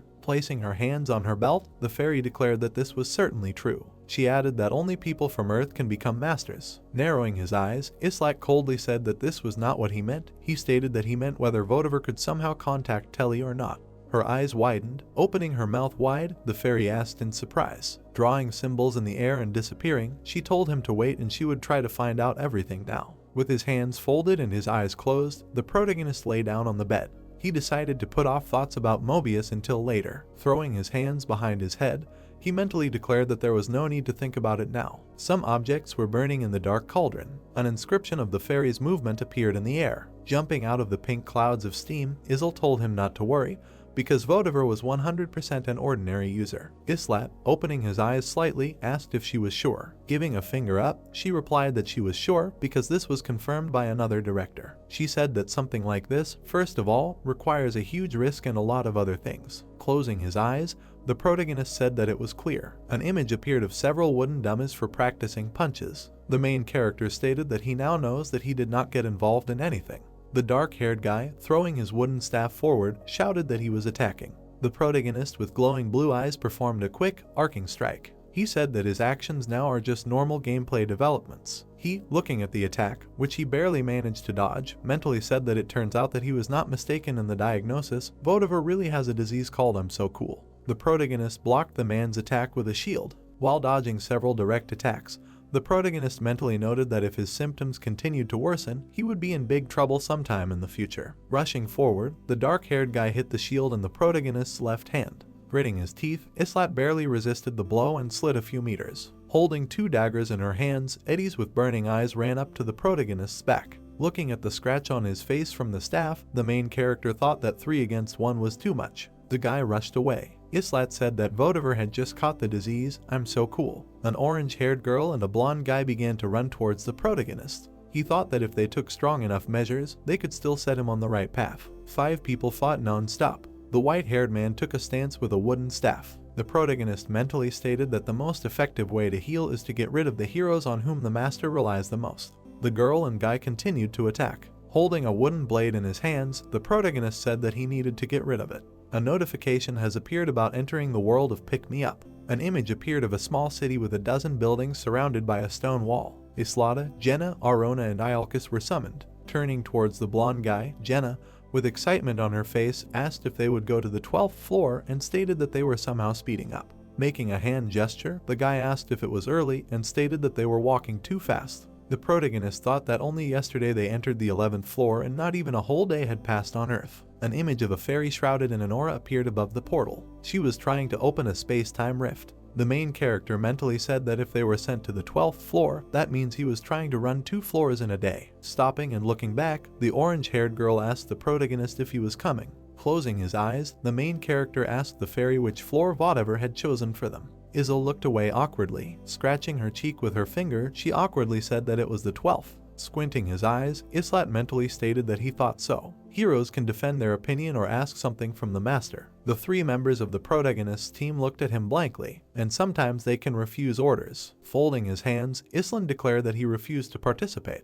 Looking up at the fairy, he said that he was not going. Looking at him indignantly and in shock, she asked if he was serious. The protagonist asked if it looked like he was joking. Looking at the second girl on their team, Jenna asked if he really could refuse and if they shouldn't go if they were ordered. Folding his hands, the protagonist stated that he told them that they could refuse. Having finished the sentence, he thought about the fact that he would have to bear responsibility for the consequences. Raising her hand, the indignant orange-haired girl said that this was the first time she had heard about this. She asked if others weren't forced even when they shouted that they didn't want to go. Looking at the girl, the main character said that they simply did not know how to do it correctly. Clenching his hands into fists, the worried fairy asked him to reconsider and said that it was dangerous. Smiling, the main character asked if it was not merciless to send them to the 12th floor. Looking away, Isil said that even so, it was dangerous. Looking at her, the protagonist said that he understood what she was trying to say. An image of a stone castle appeared with an open gate for entry. The protagonist stated that the problem is synthesis. You can refuse participation, but not synthesis. If Vatur gets angry and decides not to hold back, he will simply become fodder. Looking down with coldness and anger, the protagonist repeated that he would not participate.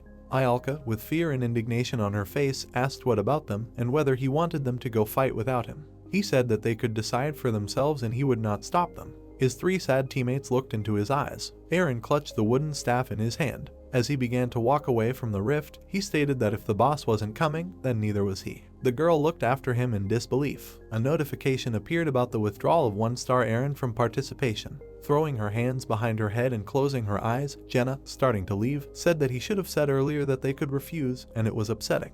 Ialka looked at them in complete disbelief. The 1-star orange-haired girl refused to participate. Frightenedly moving away from the rift, Ialka said that she had nothing to do there alone. A notification appeared about the 3-star girl leaving the mission. An alert appeared, the title of which said that Team 1 was out of control. There was a council that said that heroes might sometimes go on strike and he could solve this problem by listening to their demands or punishing the leader of the resistance. Smiling, the main character stated the phrase about punishment for the leader. Frightenedly spreading her arms to the sides, the fairy stated that she did not write this advice. The protagonist said he knows this. Approaching him, Jenna asked what their plan was. With his hands folded, Islat silently looked forward. Smirking, he said that they would wait and see. An image of a red eye appeared behind the barrier, looking at the protagonist. The main character added that they would watch the master's reaction. The protagonist said that the master seemed shocked. A notification appeared in front of the master about Team 1 going out of control. The main character said that he could not even think that the heroes were capable of disobeying his orders. The eye looking through the barrier narrowed.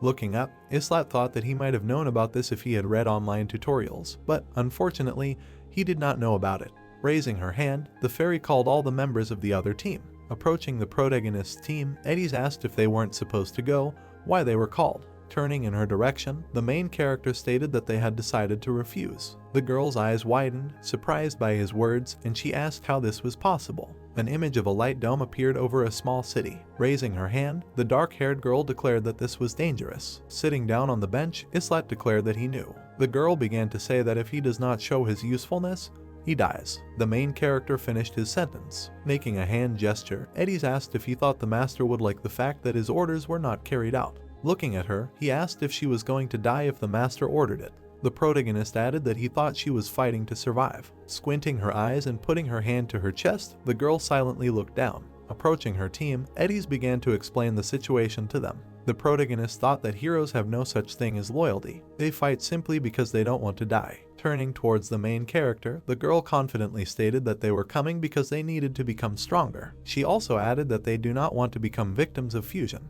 A team of 4 heroes entered a blue portal from which white lightning was emanating. Turning towards the guy, the orange-haired girl excitedly asked what would happen to them. Placing his hands on the bench, the protagonist with his eyes closed answered that he did not know and the decision was up to the master. Looking at him, Jenna said that he did not look like himself. Continuing to sit motionless, Islat advised her to never again resist the master's orders if he was synthesized. He added that this way they could survive. Looking at him with a smile, the orange-haired girl said that she did not believe that he could die. The blonde guy confirmed. Ayalka agreed and said that he was too calm. Smiling silently, the main character thought that they had grown a lot. A notification appeared that was wounded and bleeding. His health points would decrease for some time. The main character opened one eye. Looking up at the information window, he saw that Asher was also wounded and bleeding. A system window appeared stating that was scared, so all characteristics were reduced by 30%. The main character thought that it seems that the 12th floor is much more difficult than the 11th. With incredible disappointment on her face, Eddie's left the portal. Roderick came out behind her, holding 2 badly wounded guys. Crossing his legs, the protagonist asked how it was. The upset girl walked silently next to him. Lowering her head, she turned to the main character. Looking at him with sincere rage on her face, she asked how one could disobey an order. Smiling, the protagonist with blue, glowing eyes said that it was very simple. A notification appeared about the refusal of 3-star Eddies to participate. The fairy looked after team number 2 in fear. An alert appeared indicating that it was also out of control. Wringing her hands, Izel stated that things were very bad. Placing his hands on his belt, the protagonist confirmed with a smile. He added that the 2 main teams refused to obey him. He can no longer complete main dungeons or weekly dungeons. Exploration dungeons are also unavailable. The lobby is frozen. Turning towards the team, the main character stated that although they refused to follow the master's orders, they needed to behave as usual. He added that they will continue training. Walking forward, Islat said that all dungeons would be open for 3 days as an apology for that mistake. He said that they needed to replenish their potions and that Gianna and Aaron should level up. He added that they could visit the weekly dungeons at will, so that's where they would go. Raising her hands indignantly, the fairy asked if he was sure that this was normal because the master could leave. Looking at the pink barrier surrounding them, the protagonist said that he could do whatever he wanted. He added that if he couldn't even cope with that, then he could forget about going through the tower. Flying up to Islat's head, the fairy fearfully asked what would happen if he tried to synthesize it. Smiling, the main character said that he would prefer to die without pain rather than bust his ass in a dungeon. He added that this problem can be solved. Izel, sweating profusely, looked at the guy with excitement. The main character said that, as stated in the hint, he can solve everything by synthesizing the leader of the riot. Making a hand gesture, he said that, of course, the heroes' stress levels would skyrocket and their morale would sag, but they would obey. He added that he could give them something or upgrade their buildings to boost their morale. The upset fairy lowered her head, having fallen into a precipitate. Starting to move forward with his team, he added that all this would happen, of course, if he had enough brains for it. The main character stated that the next day they went to the weekly dungeon to collect elemental stones. An image of the Candid Forest portal appeared, lasting 11 hours. This was a weekly dungeon with the goal of collecting all kinds of rare materials. An image of Ayalka appeared, walking next to the protagonist, happily examining the crystals. The main character stated that he would go with Ayalka and Jenna with Aaron. An image appeared of an orange-haired girl and a blonde-haired guy looking around. The main character said that this is how they split up to go through 2 different dungeons. An image of a red, burning stone appeared. They were able to obtain the fire element-based stone. After that they continued to train. Holding a shield in one hand and a wooden staff in the other, the protagonist fought off a large number of simultaneous attacks. His sword and shield techniques had reached level 6. He has reached a level where he needs special training to improve. He added that in addition to this, he needs to find opponents of equal strength or add punishment to the process. He gave Iolka a task because she specializes in one area. It consisted of training telekinesis until obtaining the corresponding skill. Throwing up both hands, with indignation on her face, the girl declared that she could only use flame magic. Looking at her, Islat asked if she really wanted to eat the card for the rest of her life. That day the master never entered the game. An image appeared of a dark city with green leaves falling on it.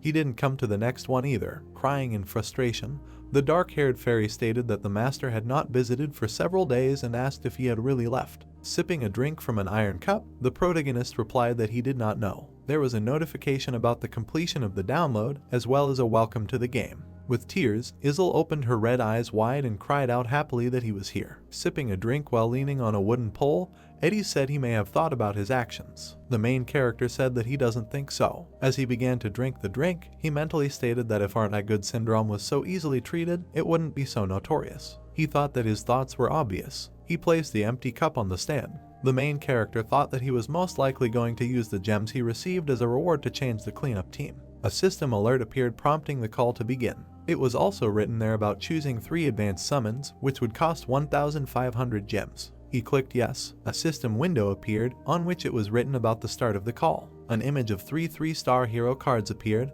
They were 2 boys and 1 girl. The master received a rare 3-star hero Stein, Maisel, and Tassier. Looking at the guy, the dark-haired girl said that she thought that only a few new heroes would join them. Sitting down on a wooden chair, the protagonist replied that it was so. Hugging herself with one arm, she said that if the situation was the same as with Iolka and Roderick, then they would have to choose again. Closing his eyes and walking forward, Islat stated that they would not have to choose, because none of them would join their teams. The girl asked again in surprise. The protagonist said that she would see soon. Tassier, gesturing with his hands with indignation on his face, asked if they could talk. Putting her hands to her waist, the indignant red-haired girl said that he did not, and added that he stank like an old man. The blonde guy put his palms forward. Taking out an iron weapon on a chain, the man asked what she just said. With a furious look on his face, he stated that she was only acting this way because he was kind to her. A system alert appeared about the mutual hostility of Maisel and Tassier. Taking out an iron blade with an unusual blade, with madness on her face, the red-haired girl asked if he thought that since she was a woman, she could not attack him.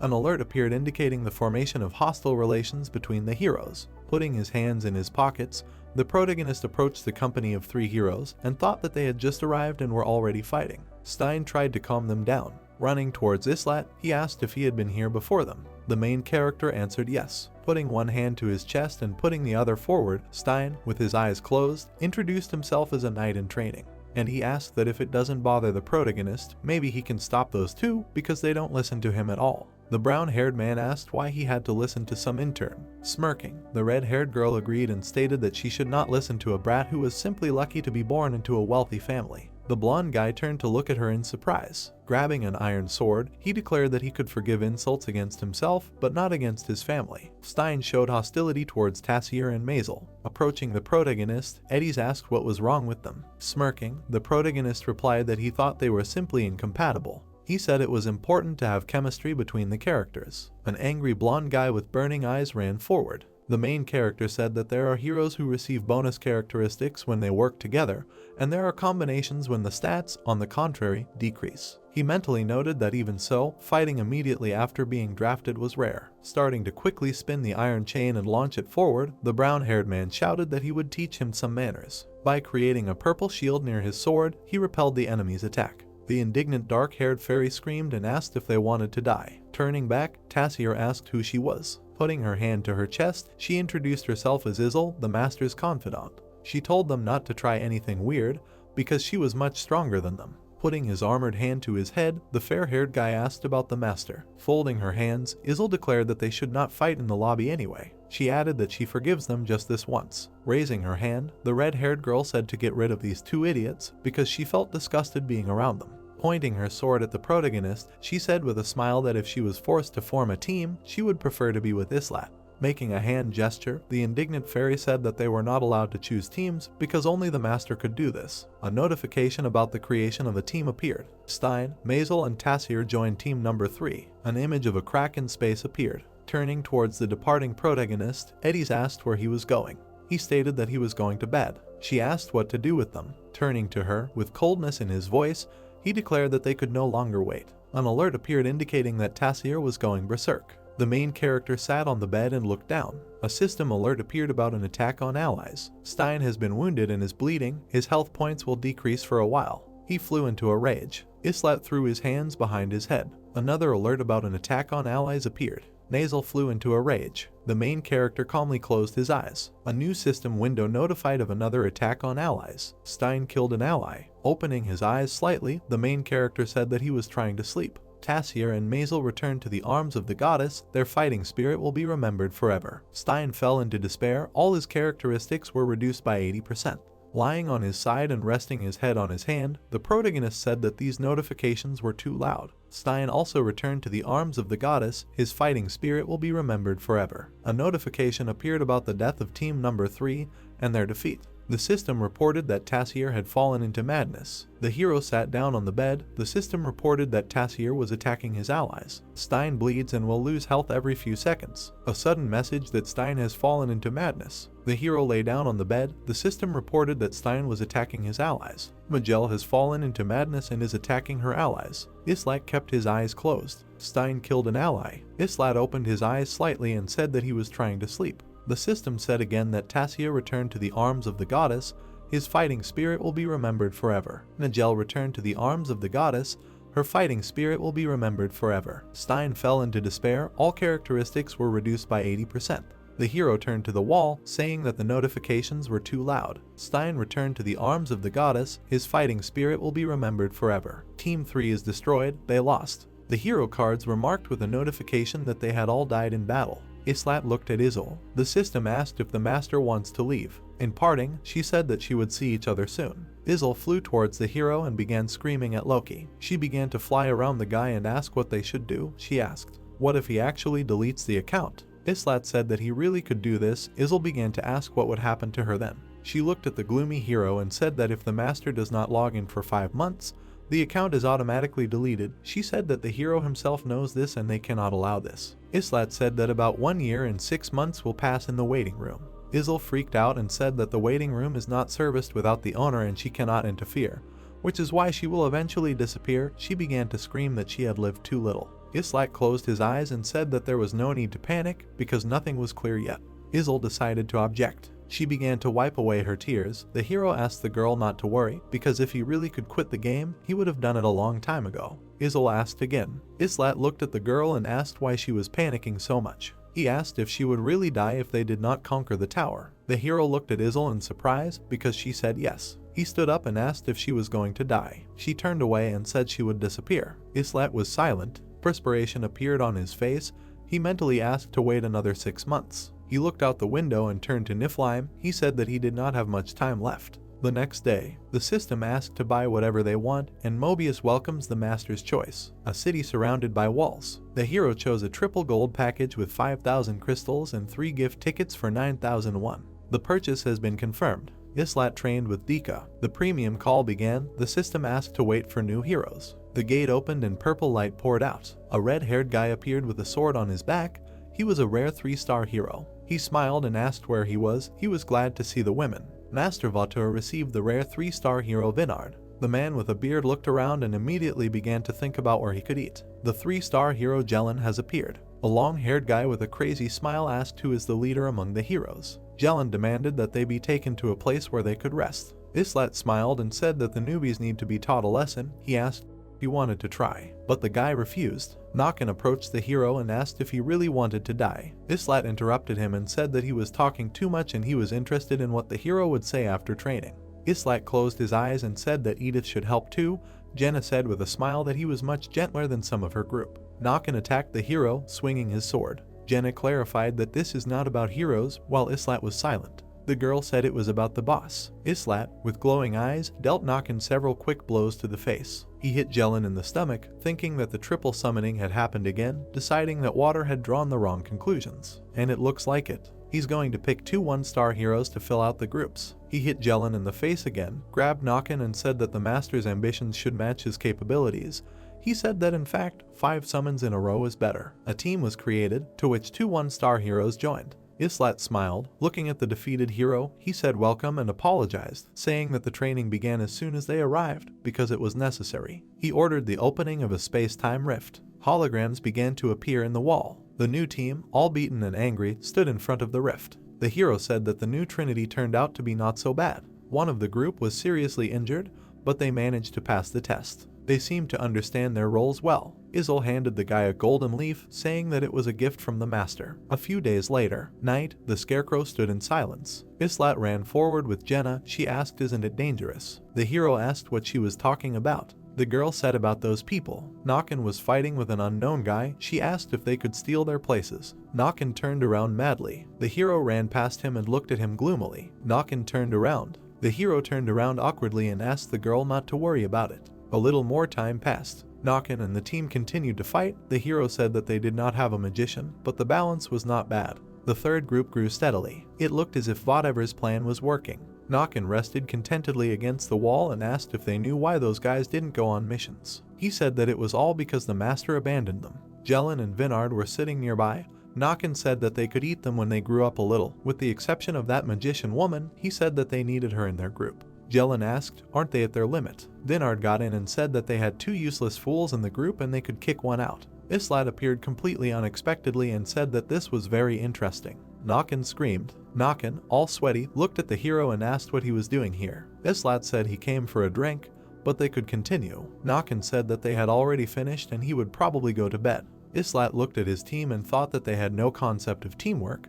They did not even consider their one-star party members to be people. He noted that after all, Vodiver is happy. There were a few problems, but the third group successfully passed the 14th floor. The tower burned in the darkness. It showed the floors passed. The system reported the 14th floor. The hero decided that the 13th and 14th floors were fairly easy, but the 12th was incredibly difficult. He decided that they might just get lucky. According to him, none of the third group raised the 10th level, but Vodiver still sends them to the next floors. Islat was training and thought that as soon as they passed the 15th floor, his group would be synthesized. Ialka was running behind and asking if they shouldn't do something. After all, they will soon catch up with them. The girl was breathing heavily. She said that it all depends on the hero. He replied that he does what he must, and he will not stop her if she wants to join their group. She looked at the running hero and said that she did not want to. He suggested that in this case she should wait until the opportunity arises. He looked at her and asked if she had mastered telekinesis. Ialka immediately replied that she had mastered it. She raised her finger and was covered in purple light. Leather caps began to rise upward, caught in a purple haze. The hero noted that this is a cast without words, but a basic level. He smiled and said that this was good progress. As they continued to run, Islat thought that the master was still standing in place. The waiting room has good conditions, but it is filled with heroes. The city was immersed in the domain of the night. Islat said that after the 10th floor new structures opened, but he did not build anything. Now he needs to create objects of the 3rd level, but it seems he is not going to do this. Vodiver focused his attention on the third group. The team trained together. Preparations for the raid on the 15th floor went smoothly. The supplies room had a wealth of resources. The participants of the third group realized that the master liked them and began to show their true colors. Jelen shouted at the maid. So far it's been little things, like yelling at Chloe to bring more meat, and the theft of chairs from the waiting room, but if they go past the 15th floor, it will only get worse. The day came. The third group was called to the square. Holding red flasks in their hands, they walked forward inspired. Each warrior had a HP potion in their hands. Jenna, the hero, and Cullen. Jenna said that they worked hard for them and asked if they would really give them everything for nothing. The hero said they could always find more. Residents listened to Islat's conversation with alarm. He was told that no one was there when they went up to the 10th floor to look, but then everyone came out to look. Islat ordered the rift to open. Holograms appeared near the wall. The team went into the rift. Nakin turned around and called the hero arrogant. He said that as soon as he returned, he would tell the master to punish the hero well. Islat tilted his head down and thought that for this he would need to return. Cullen said that the hero turns out to be popular. He asked what would happen if they succeed. Jenna looked at Islat, who said that they would have to obey the master, otherwise they would all die. It is possible that the third group will pass the 15th floor. Nakin has already entered the rift. The hero said that it happens when you send a group without expecting anything from them. They calmly pass the floor, and if they return, Vatur will become more confident in himself and they will cease to be of value to him. If they return, the hero's companions will need to begin to obey the master without any resistance. The third group appeared on the 15th floor. Islat thought that Vodiver would immediately synthesize it. Nakin said it was time to kill. The hero thought whether they would pass the 15th floor or not. The third group stood in the middle of a medieval town. Islat said it was a game of chance. Nakin was covered in sweat and asked, "Is it really here?" Cards of heroes of the third group. Citizens looked in surprise at the heroes who appeared out of nowhere. Jenna looked down confused. Callan looked ahead. Roderick folded his arms across his chest. Islat looked ahead and thought that 5 minutes had already passed since they entered the dungeon, and judging by the fact that he had not received a notification, it meant that the heroes were not in serious danger. Suddenly he opened his eyes wide. The system reported that the mission had failed, the group had been destroyed, and the courage of the group members would be remembered forever. The hero looked at the gate, asking himself, was the group really destroyed in one blow? The system continued to report that the group had been destroyed and the master had lost. Islat gritted his teeth and said that they were only there for 5 minutes. He said that this was a special quest. Suddenly everything shook. Islat and Jenna jumped up on the bench, asking why everything was shaking. A notification has appeared. Does the master want to exit the game? He clicked yes. Izel appeared and screamed that the master had thrown the phone. The system said goodbye to the master and see you soon. Islat frowned at Izel, who was going crazy, who was screaming that something bad had happened and asking the hero what should they do. Islat said that there were too many strangers here and therefore asked to be released. He stood up from the bench. Jenna looked at him. He said that the presentation was completed with a magnificent final chord and suggested that they could return. Jenna asked what happened to the third group. The hero did not hesitate and said that they were killed. They didn't even have time to start cleaning up. They were literally cut down after entering. The hero mentally said that these were deaths in vain, and they could not even find out anything useful about what was happening on the 15th floor. Jenna looked at the rift wall and said that they somehow lost suspiciously quickly.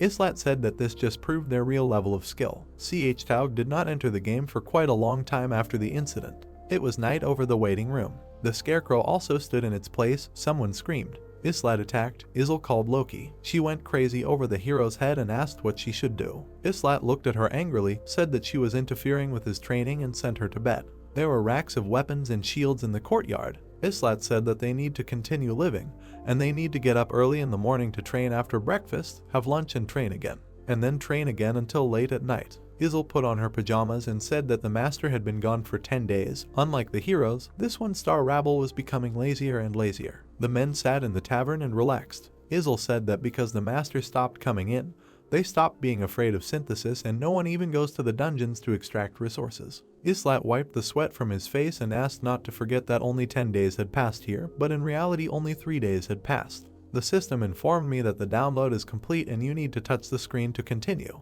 The system greeted the player. Izel was delighted. Islat turned his head to the side. The sun illuminated the entire waiting room. The system reported that a screenshot was taken. Islat frowned from the bright light. The system asked if the master was sure that he wanted to leave the game. The choice was positive. Izel clenched her small fists and began to be annoyed that the master had not done anything. She suddenly screamed in horror, "Doesn't this mean that the master wants to delete the account?" Islat clenched his teeth and said that he just took a screenshot. Izel asked why the master took a screenshot. Islat smiled and asked why not make it. Photo as a souvenir. He went to the weapon rack and took a new weapon. He asked if Izel had a hobby. She said that she had already said that she likes to hang out on the internet and surf sites. Islat smiled and asked if this meant that she had access to the internet, and she confirmed. Izel looked at the hero in surprise. He smiled wickedly and said that she needed to help him with something. They came to the house. Izel resisted and asked if the hero really wanted to go online from here. Islat lay on the bed and told her that if she couldn't, then let her say so. Izel resisted and said that she could.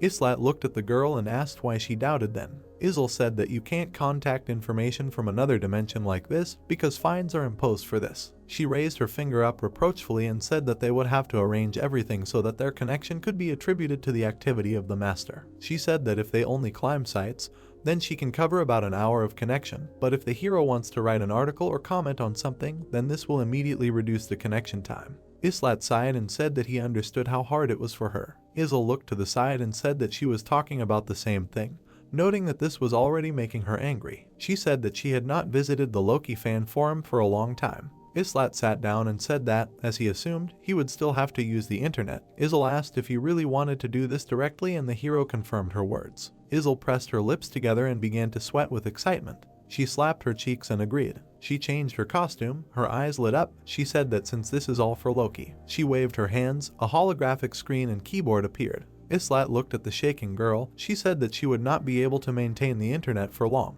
He asked if she really needed to stand in this position all the time. She replied that she was concentrating and this stand was helping her. She held her hands up. She tried to say something. Islat ordered her to talk less if it was exhausting her. He said he would do everything quickly. Islat looked at the players' forum and said how long it had been since he had been there. He began to climb around the site, saying that he needed to look at something in the walkthrough thread. He smiled. He saw a question from a player who was stuck on the 14th floor. Islat looked at his card in surprise and thought that it looked like a drawing of a real game character. He mentally asked himself who drew him. He opened the comments tab and was surprised at the controversy going on in the comments. Other players condemned the player's approach and said that the hero's approach helped him reach the 14th floor. Isl turned red from tension. Islat thought about how hard it was for her, suggesting that she was already at her limit. He started typing on the keyboard and mentally told himself that if he could send Chetaug his notes and tips on raids that were in his cloud, then he would read them. The hero pressed send. He decided that if the master read everything, then he thinking an approach will completely change. Loki's comment advised him to check everything he sent him in the mail. A bunch of commentators were surprised to see the missing legend. Isl was going crazy while Islat was thinking about how he needed to answer anonymously. Isl fell exhausted. Islat said that this was great work and he was already finished. In an exhausted voice, Isl asked if the hero succeeded. Islat said they would know by the reaction of the Chatauga. Isl looked at the world with empty eyes and said that it seems he sent the master a message. She asked what it was. Islat said that it was about recording his playthroughs and several other goodies besides them. Isl suddenly stood up. She flew up to the hero and asked if he had sent the master the Book of Heaven, but the guy didn't know what it was. Isl excitedly began to say that there was a rumor in the Loki fan community that the methods of attacking the dungeons that he left in the public domain were incomplete, and that Loki had not shown the real method of completing dungeons to anyone. Plus, in addition to the tactics in this book, Loki hid a lot of other tips for Choose Me. She asked why the hero sent this to the master. Islat folded his arms over his chest and said that she was partly right and he sent the master video recordings of games and notes for 2 years of playing. He also added that in addition to his analytical calculations, a couple of his theories on the game were recorded there. Isl cried with happiness, saying that the book was real. Islat said that while he is not sure, his notes cover every aspect of the game. He looked at the cauldron with the fire and said that at least the records contained his experience, and he cannot be sure that the player will read everything. He presented a table littered with sheets of paper and said that the volume of notes was comparable to a small book, and he wrote all this without the expectation that anyone would read it except him. Sunlight began to shine through the window. The hero thought that if the player still reads everything and is able to accept what he read, then he smiled insidiously, saying that in this case things could take a very interesting turn. It was already night over the house. Islat wondered whether the player would lose interest in the game or try again. The system informed me that the download is complete and you need to touch the screen to continue. The waiting room was illuminated by sunlight. The sword flew and twisted like a boomerang. Islat caught the sword and mentally said that here is the master. Isl appeared in front of the hero and called him. She held a figurine with a horse in her hand, saying that it was a gift from the master, which he gave to the hero. Islat extended his hand and asked to give it to him. Isl incredulously asked if he would break it again. Islat held the figurine in his hand and said that before sending the documents to the player, he corrected something in the text. Islat smiled and said that the master, according to him, should have given the statuette to the hero whom he liked 2 or more times. The system reported an increase in his character's loyalty. He stood up and thought that the player had read everything from cover to cover. He looked at the huge eye in the sky and mentally said that he did not need an uninvolved master, because if he wanted to climb to the top of the tower and conquer it, then he must be the best of 100 million users. If he is not close to his level, then he will not be able to cope with him. The hero looked at the horse and said that even though the player may not fully understand his notes, but if there is enough will for him. Group 1 gathered together and the hero said that he would pave the way for the player to the top. The system reported that Group 1 was no longer rebelling. The system showed the cards of the players of Group 3 and on each one there was an inscription task failed. The figurine stood by the waterfall. Isl asked Loki what if the master had not changed. Loki said it was impossible. The sun illuminated the medieval street. The hero asked when next time. Isl asked if we were talking about the internet. She said it all depends on how quickly they collect intervention points. Islat pulled on his boots and asked what it was. He put on his jacket. Isl said that Mobius uses them to change cause and effect relationships. They accumulate when the master enters the game. She said it could be sped up by moving further up the floors. Isl hugged the bag of purple gems, saying that they were the physical embodiment of intervention points because they were jewels imbued with the power of creation. The hero took the sword and asked if it really looked like real money. Isl said that people's money can contain deep envy. She said that non-cash is good, but cash is best, and if you bring cash to headquarters, you can get a 1% bonus. The hero went forward and asked, is it really only 1%? He looked outside. The team stood in front of him. He said that they were going out for the first time in a long time. He said that they had rested for too long. The system reported that team number 1 was ready. All the heroes stood behind each other. Loki's eyes glowed blue. He said that from now on they take back their refusal to fight. The system praised the master, saying that he made the heroes change their minds. The squad walked forward through the city. Jenna said that in general it didn't matter to her, but not bad. Islat asked if she didn't want to fight. The girl said not really. Islat turned angrily at the embarrassed archer and she immediately took back her words. Looked at the smiling hero and said that they were still missing one thing. Islat said not to worry about it. He looked at Callan training with the other heroes. Isil said that the master asked her to join the first team. Callan came down the stairs and asked if they were going to fight. Islat closed his eyes and said that the girl already sees everything. She asked what was wrong with the master. The answer was that she herself would soon find out everything. The system reported that Team 2 was also ready. Callan smiled and said that since they say so, 3-star Eddies joined the team. Isil ordered the rift to open. Callan said that she would not be on the first team for a long time. Islat said that after the 15th floor she could return back to the second team. Main dungeon, 8th floor. The squad stood in front of the loading screen. Holographic flash. The heroes found themselves in the square of a medieval city. Islat took out his sword and said that it was time to show why they were training. The monster ran to attack. It was a goblin rider. A squad of goblins ran to attack. Ialka covered herself in purple and used reflection. A purple wave headed towards the screaming goblins. Everyone was thrown in different directions with a roar. Earth waves covered them completely. Jenna shot several arrows at a time. They pierced right through the riders. Ialka put her hands forward and used ignition. A wall of fire rushed towards the monsters. Islat swung his sword to attack and thought that now Ialka does in 10 seconds what previously took 40.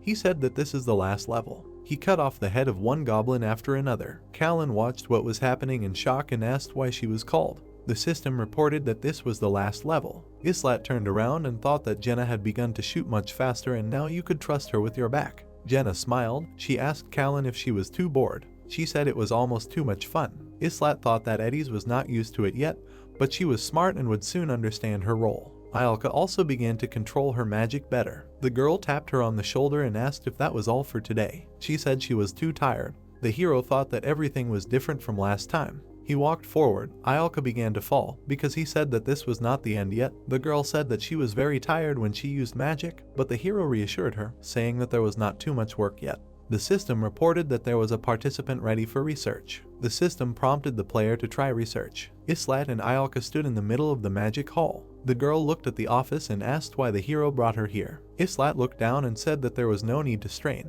He said the girl should do her research. She turned around. The system showed a progress window for research. The player appointed Ialka as the chief researcher. Isil appeared at Ialka's head, who screamed in fear. She said that she was scared. Isil calmly said to get used to it, because she does not do this of her own free will. There were many scrolls and tools on the table. Isil pointed at it and said that she would need to solve the problem and put it in the container. Ialka looked at the piece of paper with displeasure and said that she went through this at the academy. She asked why she needed it. Isil interrupted and said that this was the master's order and ordered him to obey him. Islat looked at the contents of the book with a smile, realizing that he could not read anything. Ialka sat gloomily and solved the problem. The system reported that the player received 1 research point. The girl threw the package into the pot, where it lit up with blue fire. Islat looked at the magician and thought that 10 points per hour was not enough and the efficiency was low.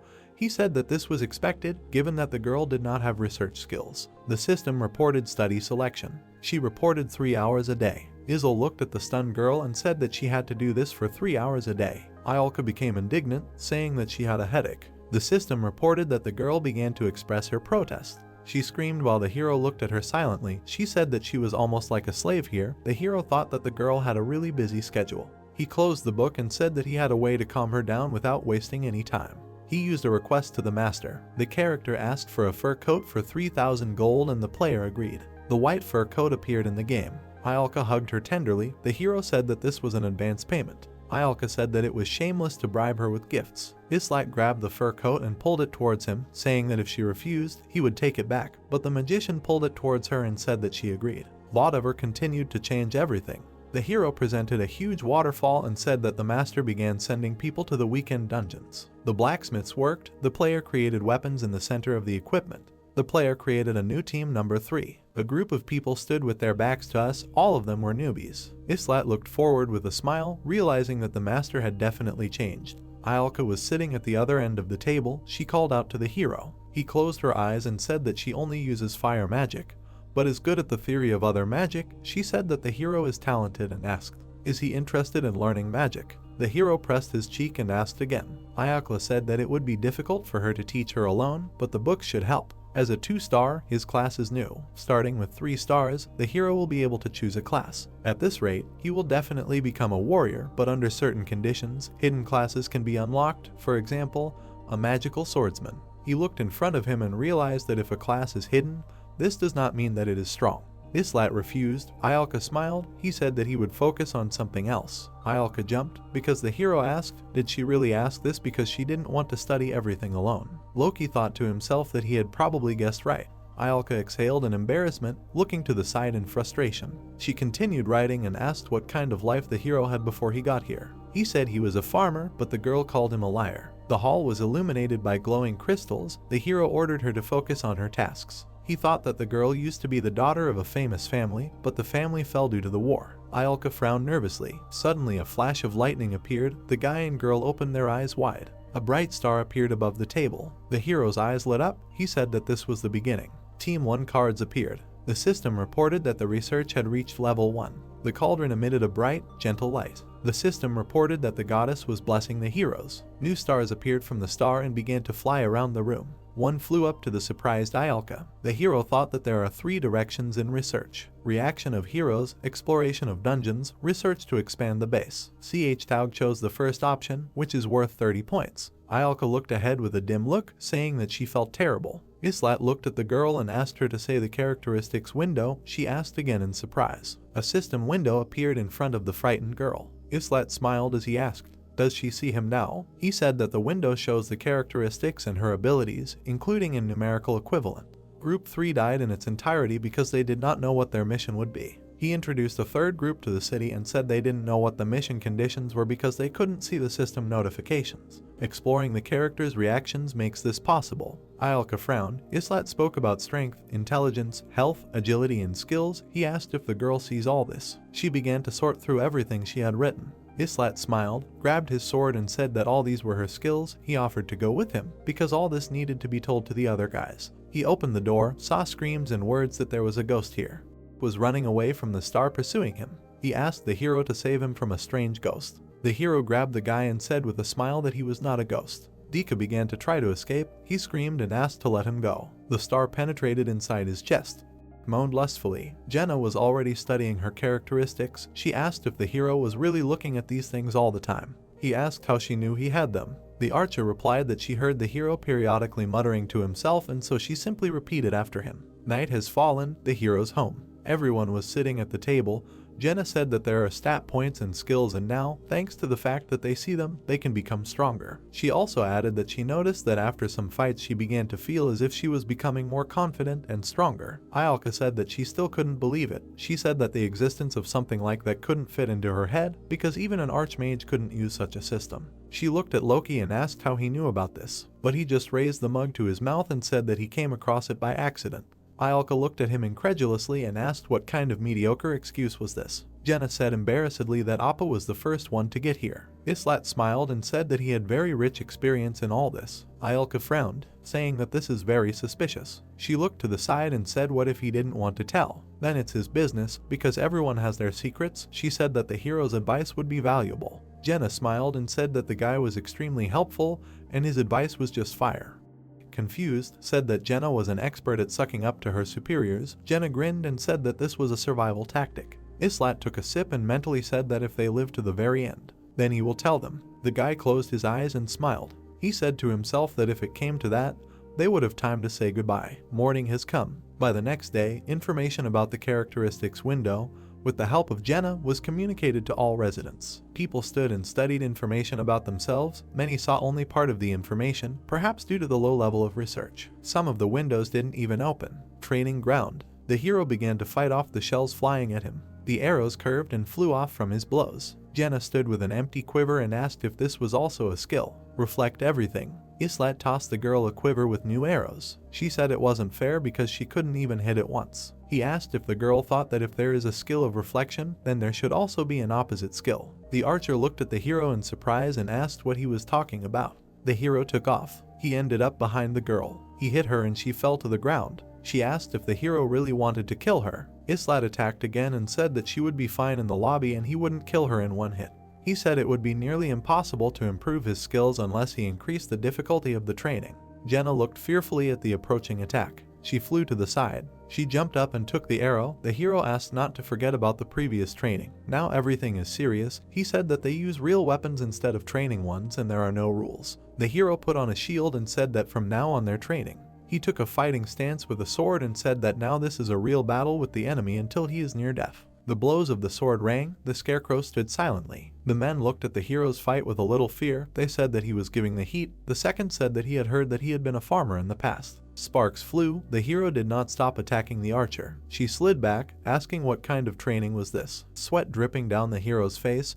He asked if she was really going to give up. He said that he still has Aaron next in line. He wondered if he should train them both at once. After a while, smiled guiltily, having lost 32 out of 32. Jenna said she would try again. She shook her head. Islat jumped up and announced the start. Suddenly the archer's dagger was a couple of centimeters from his eye. He fought back at the last moment. Jenna dumped him. She drew the arrow, her eyes sparkling. The system reported that Jenna had learned the skill of identifying vulnerable points. She fired several arrows. The hero knocked back two, asking what just happened. The girl slipped. The hero asked where she learned this. She smiled and said that she was just thinking that there must be an opposite skill, so she thought about how to counter-reflect projectiles. Islat smiled, curious that the girl learned the skill just by thinking about it.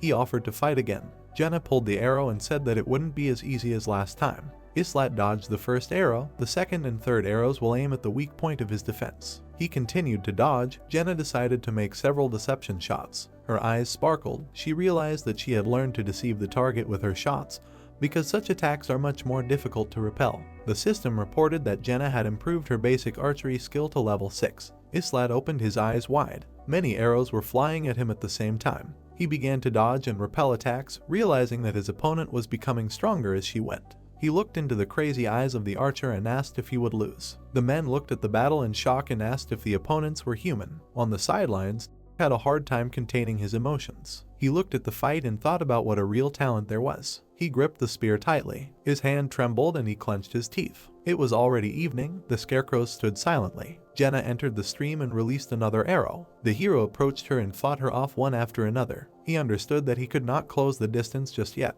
He deflected another arrow with his sword, deciding to use his shield only as a last resort. After all, they are training to gain new skills. He pulled his head away at the last moment, realizing that he needed to learn something better than just tracking a target. The arrows continued to fly towards their target. The hero thought that if he could identify the target before firing the arrow. He imagined small targets on his body. One arrow was already at his eye. The system reported that a new skill, Insight, had been opened. The arrows began to break one after another. The hero approached the girl closely. She clenched her teeth and began to dodge. A strong wind was blowing across the lobby. Islat pointed his sword at the girl with a smile and asked if this was his 19th victory. She called him a monster. Jikyu wiped his sweat. Everyone looked at the windows of their characteristics. Jenna stood next to Dick and asked what skills he had. They exchanged information. Dika looked to the side with offense. Islat said that if a person has a lot of skills, this does not mean that you are still strong, because everything depends on the relationship with your level. He presented his monster version and said that if a hero has an incompatible skill, it will do more harm than good. His berserk skills and composure are an example of this, but this is a special case. Jenna wiped the sweat from her face. He thought that the girl had 9 skills. She was the highest echelon. Looked at her enviously. Foliage swirled above the lobby. The system reported that combining items was starting to obtain the final item with a certain chance. The stones lay on the magic circle. The system asked if the player wanted to continue combining. The stones glowed. The power of fairies was used. The system reported a failure, as a result of which the items will be destroyed. Islat and Jenna were sitting on the bench in front of Izzle. The hero thought about a terrible failure with a success rate of 87%. Jenna asked if she could now rise. Izzle said how quickly time flies. The system reported the completion of the combination. The master began his ascension. Blue lights were coming from the building. Jenna walked there with a colored stone in her hands, asking if she would die. The hero remained sitting on the bench and thought that his level was 12, Ialka had 8, 9 and Gen 10. He frowned ahead, thinking that his elevation was unusual due to Tel's intervention. He looked at the horse figurine, guessing that Jenna would see something completely different from his experience. The system reported the awakening of the hero's forgotten memories. The building glowed blue. Jen's card became 2-star. The girl stood silently in front of the hero. She gritted her teeth and looked at her feet. She said that she had a strange dream about the forest, next to which she lived earlier, was blazing with fire. She sat down next to the hero and said that somehow Islat interrupted her too and said that there was no need to worry about it. She smiled fearfully and agreed with the hero, calling it all a bad dream. Islat looked at the girl gloomily and asked if there was anything else. Jenna thought about it and said that it was something like the feeling when a block of stone finally fell from her shoulders. Islat looked at the archer incredulously and thought that the usual process of elevation awakens forgotten memories. He introduced the blacksmiths, realizing that all the heroes were initially amnesiac. He remembered himself. The first time he found himself in the lobby, he decided that the 4 and 5 stars would realize the truth about this place. He imagined a terrible fire in the city, only wondering what happened to the past world. A little later, past his first elevation, he hit the scarecrow with a spear. The hero had no idea what kind of dream he had, but the guy's motivation increased. They stood back to back, asked if the hero was leaving yet. He said he still had work to do. The guys stood opposite each other. Dika said that the hero works many times harder than him, and therefore he also needs to work harder. Islat said that Dika will only destroy his body if he overdoes it. The guy wanted to object, but the hero stopped everything. He was breathing heavily, looking ahead. His face was covered with black stripes. The look became crazy. His character went into berserk mode. He began to destroy the stuffed animals. Left and looked at the hero. He frowned. Let's go. The berserker mode began to let go of the hero. He looked at the chopped up scarecrow and thought that he was inferior. He told himself that he had become stronger, but still could not concentrate his power where he wanted. He imagined a mixture of cold-blooded and berserker skills. They interfered with each other. He thought that if they could achieve synergy, they would have united long ago. Like the basic sword and shield skill, if the skills can be combined, they merge into one. Callan stood behind and noted that the hero was training until night. He asked what brought her here so late. The girl came closer and said that she wanted to ask something before they went to the 12th floor. She said that his group was made up of people who were not used to fighting initially. She said that Jenna was a forester, was a hunter, and the hero himself was a farmer. She looked gloomily at the hero and asked if he had killed anyone before. Islat frowned and said that her group had already climbed to the 12th. He asked if she wanted to know how determined they were. Callan looked even harder and said yes, for the sake of survival. Islat looked gloomily at the girl and said that he was here at the cost of the lives of other people. According to him, 3 were synthesized with him. Callan's eyes widened. She looked away and said that he killed those dispersed wolf mercenaries. Islat turned away and asked if Cullen was trying to insult him. He said that everything that appears in the level is considered monsters, they just need to be removed. He hit the scarecrow. Callan said that the members of his group might not understand this. Then the hero replied that in that case he would need new comrades. The lobby was in darkness. A crack opened near the wall. The hero's squad went into the rift. Jenna asked if they would end up on the 11th floor again.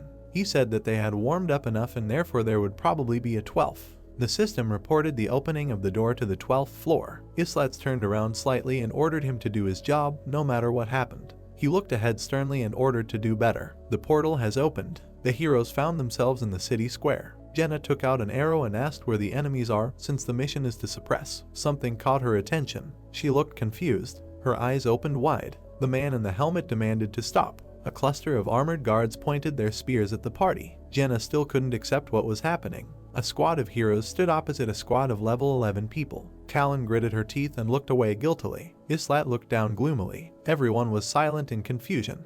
Shouted that people are not monsters. Islat stood calmly and asked if he wasn't going to fight. Said they should talk to them first. Ialka agreed and said that they should find out at least something about this place and maybe they won't even have to fight. Islat got angry and asked how this is possible. He was told that they must avoid unnecessary killings. He looked at the frightened Jenna. He looked at the guards and thought that these people were different from the NPCs. They could see them. This means that they are enemies. Began to call for a hero, but he only ordered to prepare the weapon. He began to draw his sword and said that if they did not want to fight. He turned to the group and pointed the sword at them. He asked if they were going to stop him. His cruel eyes glowed blue. All members of the squad did not know what to do. The hero exhaled. He looked at them and said that they could do as they wanted. Bowed, thanked the hero and said that he would try to talk to them. He went out to the guards. He screamed and said his name and said he wanted to talk to them. The guards shouted that they would also like to talk. He said that they were brought here out of nowhere. Asked how this was possible, but the guard said that it was too difficult to explain. He invited the guy to come closer. He said that he would approach. The guard asked him to slowly put down his weapon because his ally was scared. Looked at his spear. The guard said that they were not going to fight and offered to approach. He said that they just wanted to return. The guy put down his spear. Islat approached him and asked if he was really going to do everything they said. He shouted to the guards to approach them without weapons. The guard shouted that it would not be easy. Islat responded by asking if it was nonsense that they wanted to give up only one weapon. The allies began to whisper something to the guard. They threw down their spears and went forward. They put their hands forward and offered to make sure that they were unarmed and said that he would prefer to do the same. Islat threw down his shield and sword. He also took a few steps forward.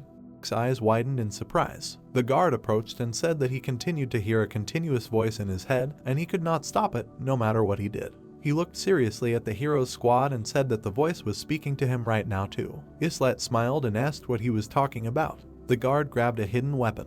He swung his hand and said to kill everyone. His face was disfigured, his veins were swollen, his skin turned yellow. The other guards did the same thing. They grabbed their swords and crossbows. Islat kicked the weapon and said that he had seen something like this when he was a master. He ran forward, remembering that all the heroes who were not prevented from attacking died. He pierced the guard's head. Jenna looked at the hero in shock. He ran and killed the guards. A dagger flew into the crossbowman's head. Islat cut down the enemies and said that they would not be able to come to an agreement. Daggers were stabbed into the faces of the damned guards. The frightened crossbowman aimed his sight, but a dagger was also stabbed into his head. Callan threw them. The guards fell to the ground dead. It was as if he had woken up from a dream. Islat looked at him and said kill or be killed. He asked if the guy wanted to try to talk to them. Islat looked at the alarmed guy. He grabbed a spear and said he would fight. Callan looked at the guy in surprise. Everyone looked at the archer, but she was already reaching for the arrow and saying that if they don't kill, they will kill them. Her eye shone. She said that she was ready for this. Arrows began to pierce the guards. Iolka began to cast fire and said that she was also ready. Callan smiled and said that she had no reason to worry. The hero grabbed the sword, thinking that it didn't matter whether the enemy was a monster or a human. The damned guards ran to attack. The hero considered the most important thing in choosing group members not strength, talent, but intelligence. The desire to live and the willingness to do whatever it takes to survive. He looked at his squad and said that these guys are the ones who are monsters instead of people. Islat took a fighting stance and ordered everyone to prepare for battle. The guards furiously ran to attack. Callan began to fight off the attacks and said that they had gone crazy. Islat ran to the attack and agreed with her. He defeated the first enemy. The magician fired fire, Jenna fired arrows. Islat called the magician. Looked ahead in fear. The girl's eye lit up. She ordered it to ignite. A huge column of flame rushed forward. The screams of those burning alive began to be heard. Jenna began to shoot at those who appeared from the fire. Pierced his enemies with a spear. Islat blocked the attack with his shield and began to deliver his own. He cut off the guard's neck. He looked at the frightened enemy, realizing that they had good armor but poor strategy. He looked to the side, his eyes glowing blue. The guard, covered in blood, asked to stop, saying that he had a wife and children who were waiting for him. He said that he had to return. Islat stood in the middle of the flames and asked in surprise. He asked how the guard wants to return.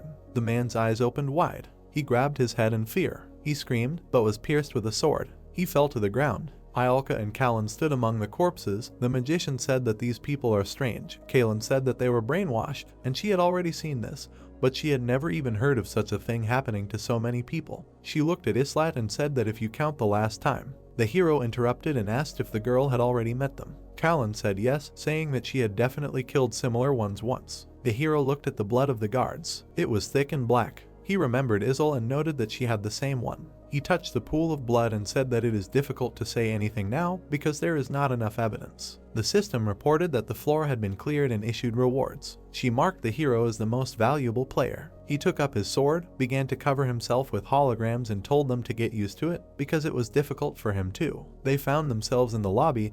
Asked if they were talking about murders. Isla turned around and said yes, according to him there is no difference between monsters and people. He introduced soldiers in armor and said that, as expected, there were humanoid monsters on the 14th and 15th floors. Equipment, people, formation, everything was different, but a common feature was observed. They all wanted to kill the heroes. This is for the best though. He remembered the fighting squad and said that the thirst for blood helped to kill without a drop of doubt. However, fighting humanoid monsters still increases your stress levels faster. The player seemed to understand this and did not strain the characters. They silently left the portal. After the battles, the master gave them time to rest. A few days later they reached the 15th floor. Due to their high starting level, the experience of Iolka and Eddie's took a long time to accumulate. This is the main drawback of heroes with such indicators. A bag was flying in the air. At the same time the equipment production workshop began its work. Thanks to the leather bag he created, the hero was able to carry more items. The hero received a basic health potion. Izzle threw the flask to the hero, saying how expensive this potion was. Suddenly the flask fell out of her hands. She fell and broke. Islat looked at the girl gloomily. She said that the master was straining her too much. Indicators of the presence of HP and mana flasks were glowing above the characters. Izzle pointed her finger at the party and said that if they want to survive, they must listen to the hero,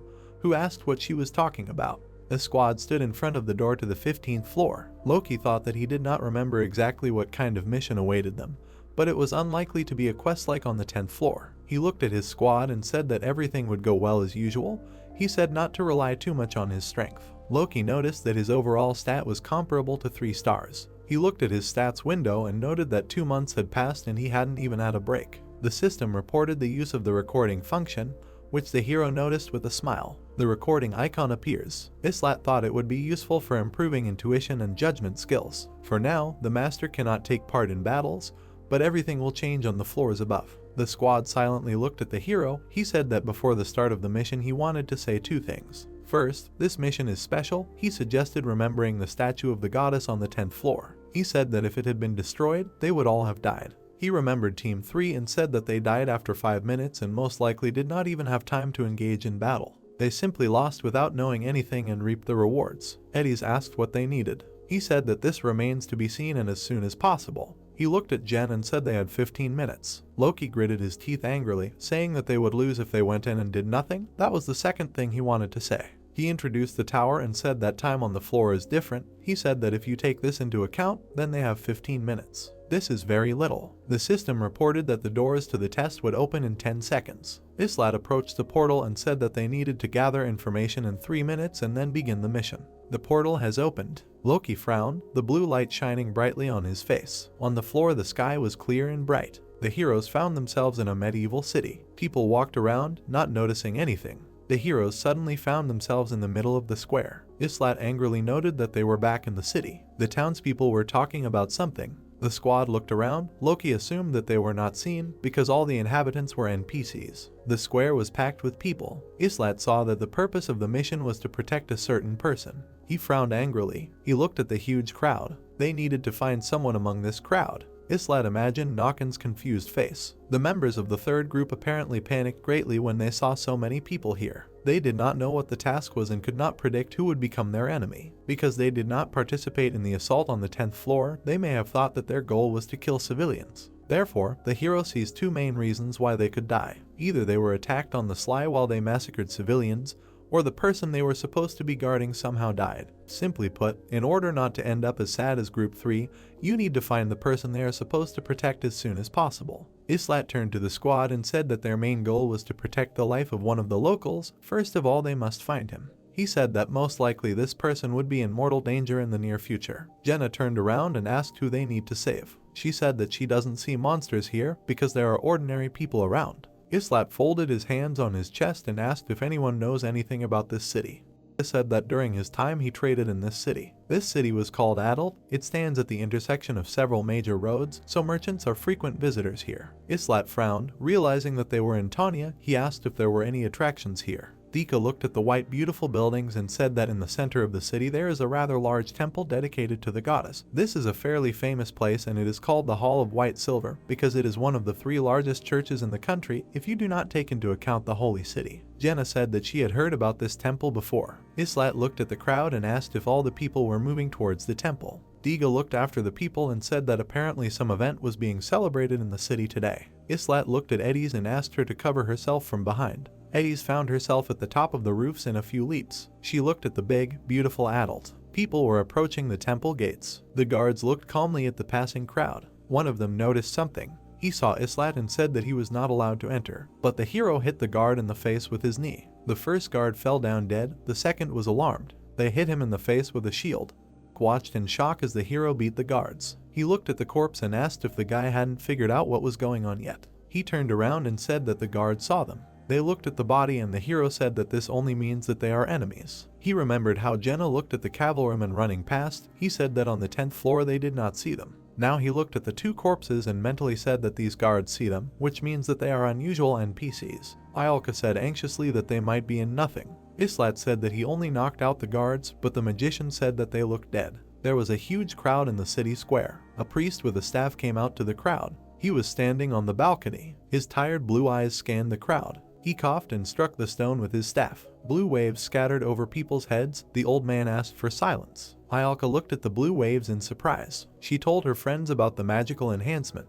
The old man said that the heiress of the sun would soon appear before people. Islat said they don't have time and they need to get into the temple. Loki thought that such appearances of speakers are usually accompanied by a performance on stage in full view. It is obvious that the one they need to protect is the main character of this action. The detachment stood opposite the entrance to the temple. The guards asked to stop and said that they were not allowed to enter. Islat grabbed his sword and demanded to get out of the way if they valued their lives. The guard called the heroes heretics. The hero was only amused by this. He hit the angel statue. She fell and crumbled into many pieces. He looked at the guards and asked if this is what heretics do. The guards ran to attack, calling the hero crazy. Ayaka rolled her eyes with displeasure, saying that he was acting too clumsily. The squad prepared for battle. Islat asked if his friends believed in religion or were they heretics too. Jenna said that she only believes in herself and the captain. The soldiers ran, already raising their hands to strike. Islat said that they would fight their way through the guards and continue on. He said that the person they were supposed to protect was apparently in the castle. The heroes rushed to attack. Loki immediately took the first blow from the guard on his shield. He pierced the open neck of the guard with a sword. The second one already attacked with a spear. Islat fought him off. In a counterattack, he cut his opponent with his sword. The next guard attacked the hero with a large axe. The hero hit him in the stomach with all his strength with his shield. He threw him into the air. He ordered everyone to keep running because they couldn't linger. The head of the guards shouted and demanded to stop the violators. He demanded to protect the temple. Jenna shot the enemy in the face. Islat repeated that one should not linger for the sake of fighting. Swung his spear. Everyone else continued to run. The target is most likely hiding somewhere here on the church grounds. The hero didn't know why, but most likely this man would die very soon. Islat kicked down the door and said they only had a few minutes left. He stopped, realizing that if they did not find him in this time. He stood in the middle of the large hall, realizing that he and his squad could soon die. Islat shouted to the magician. Covered in a purple haze, the girl said she knew. The benches began to rise into the air with the power of magic. They all blocked the passage into the hall. The priest looked at the group and asked who they were. The frightened man was holding a book in his hands. He asked how the heroes even got here. Loki's eyes glowed blue. He noted that the system window did not appear, which means it was not him. He looked at the entrance to the hall. Several indignant guards ran out from them towards the detachment. Islat ran forward, telling his squad to take the right entrance and follow him while he took the left entrance. The guard ran after the hero and ordered him to be taken. Islat elbowed the guard in the head and continued running. He ran to the next door, illuminated by the sun. He ran along the circular staircase, asking where is the goal. He remembered the old man on the balcony,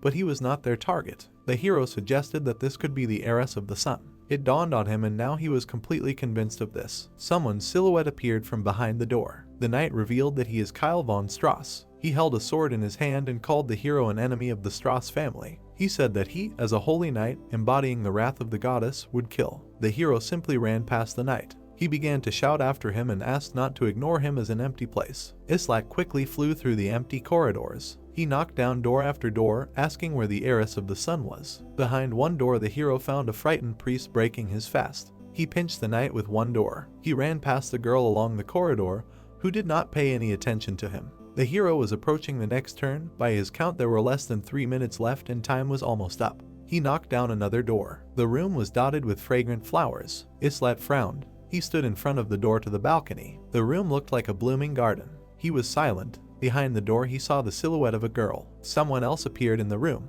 The hero's eyes lit up again. 3 knights blocked the intruder's path. Their eyes glowed red. Islat saw himself reflected in their sword. The balcony was brightly lit by the sun. A girl with a crown on her head stood in front of the crowd, addressed as Her Highness. The old man said that the citizens were waiting in the square. The girl gritted her teeth and said that something was happening in the garden. Isn't that so? The old man calmly said that he thought someone had sneaked into the temple, but they would take care of them and she shouldn't worry about it. From the impact of the sword on the shield, a sheaf of sparks rained down. Islat dodged the blows at the last moment. Flowers were sprayed with blood. The hero fought with 3 knights at once. He fought off the attacks, but could not counterattack properly. He noted that these knights were on a completely different level and the soldiers from the first floor were no match for them. The hero covered himself from another blow with a shield. He pierced the knight's leg with his sword. He screamed. The hero dodged and ran forward. He knocked the sword out of his other hand. A wave and the knight's head flew into the flowers. The next blow had to be blocked. Islat blocked another blow and threw his shield at the second knight. He pulled the sword from the corpse's leg and ran to attack again. The blade of the sword pierced the helmet and came out the other side, turning everything around red. Islat grabbed the second sword and ran towards the last enemy. He swung and now the knight began to block the attack. He quickly managed to react to all attacks. Islat attacked without stopping. He made wide swings. He swung, his eyes flashed blue, and he attacked with two swords diagonally at once. The knight managed to block. One of the hero's swords cracked and the blade fell off. The hero swung his second sword and hit it in a wide arc. The last knight's head flew to the far end of the garden. The girl stood on the edge of the balcony and told the people that she appreciated the chance they gave her and promised that she would never forget it. The old man said that the goddess would also be happy. The hero opened the door. The old man turned around sharply. Islat, covered in blood, stood in the passage and breathed heavily. The old man asked in surprise how the hero was able to get through the guards. He swung his staff. The guy's eyes opened wide. The staff was covered with red energy. The old man screamed and wished death for the hero. The queen began to turn around, and the hero realized that the sorcerer was not aiming at him. He was aiming at the girl. Islat jumped up and swung his sword. The old man turned around. His head flew off his shoulders. He grabbed the charged staff and pointed it upward. A powerful red beam, destroying the roofs of buildings, shot over the heads of the crowd. Debris began to fall onto the square, risking crushing someone. Islat silently looked at the old man's corpse and realized that he was not attacking him. He looked at the frightened girl, realizing that she was their target. She looked at the bloody guy and asked who he was. He just said that she didn't need to know. The hero's eyes glowed blue again and he turned around. He grabbed the queen by the head and threw her down. Slashes flew in the air above the queen. The chopped arrows fell to the floor. The shocked queen asked what was happening, but the hero only ordered her not to get up. On the roof next to the balcony stood 3 assassins in black cloaks. They pulled out daggers and ran to attack the hero. One of them threw several daggers at once. 3 points rushed towards the queen. Islat covered her with a shield. In a moment he saw that the blades of the daggers were laced with poison. The assassin raised his hand to strike, approaching the queen. The hero understood that they were definitely targeting her. The dagger hit the assassin's head and he fell to the ground. Eddies appeared on the roof. The hero did not waste time and attacked the second killer. He pierced him with his sword. The third killer flew at the hero with his hand outstretched. A shuriken flew out of the hidden device. Islat managed to fight him off. He made a dash and killed the third assassin. Eddies landed on the balcony and said that she had to sweat to get up. Islat and the girl looked at the frightened queen. Eddies reported the death of 2 more killers and asked who this child was. The queen perked up and said that heroes should not be here. She demanded that the heroes leave, but jumped away in horror from a spear flying nearby. Islat smiled and asked if the queen was sure that they should leave. After all, if they leave, she will die. On one of the towers, the killer was loading a bow with a new arrow. Islat ordered the girl to follow him, otherwise she would be killed. Islat looked at the queen with a smile and asked what she would choose. The girl looked ahead in confusion. She frowned and agreed. The system reported that the mission was completed. The hero and Eddies stood in front of the queen on the balcony, covered in blood. The system reported that the mission type had been changed to escape. Now you need to leave the city with Friatzis Al Lagner. Islat frowned, assuming that everything would not end so quickly. He raised his crossbow and ordered Eddies to deal with the bottom. He took aim and said he would deal with the rest. The squad members appeared. Jenna shouted that there was no time and the soldiers were already gathering below. Islat smiled and asked to remember the face of the child they must protect. Francis blushed and shouted that she was not a child. Islat added that her distinctive feature is that she does not like to be called a child. Ialka looked at Francis in confusion and said that she didn't think that she would meet her one day. The queen asked how Ialka knew her. Islat loaded the crossbow and said that it didn't matter. Eddies tied a rope and said that they would go down the rope and find a way to escape. She looked at the hero and said that she had already found him. There were fewer soldiers on the left side. The path was difficult, so they would quickly fall behind. The hero looked at the squad and said that Eddies would go first, then he and Ialka with Jenna. He asked the magician girl to create a wall of flame so that the enemies could not reach them, and Dika and Eddies would go down first and help the others. A fiery waterfall rushed towards the soldiers from the balcony. Eddies jumped over the fence and announced that she had gone. Carefully climbed down the wall. Islat looked at the queen and said that now the girl did not understand at first, but the hero repeated. Embracing, they began to descend the rope. Arrows pierced near the girl's head. Out of fear, she pressed herself into the hero's chest. The guy and the queen stood on the ground. Fire was burning all around. Islat looked at the slovenly Ialka in a dress and began to hurry her.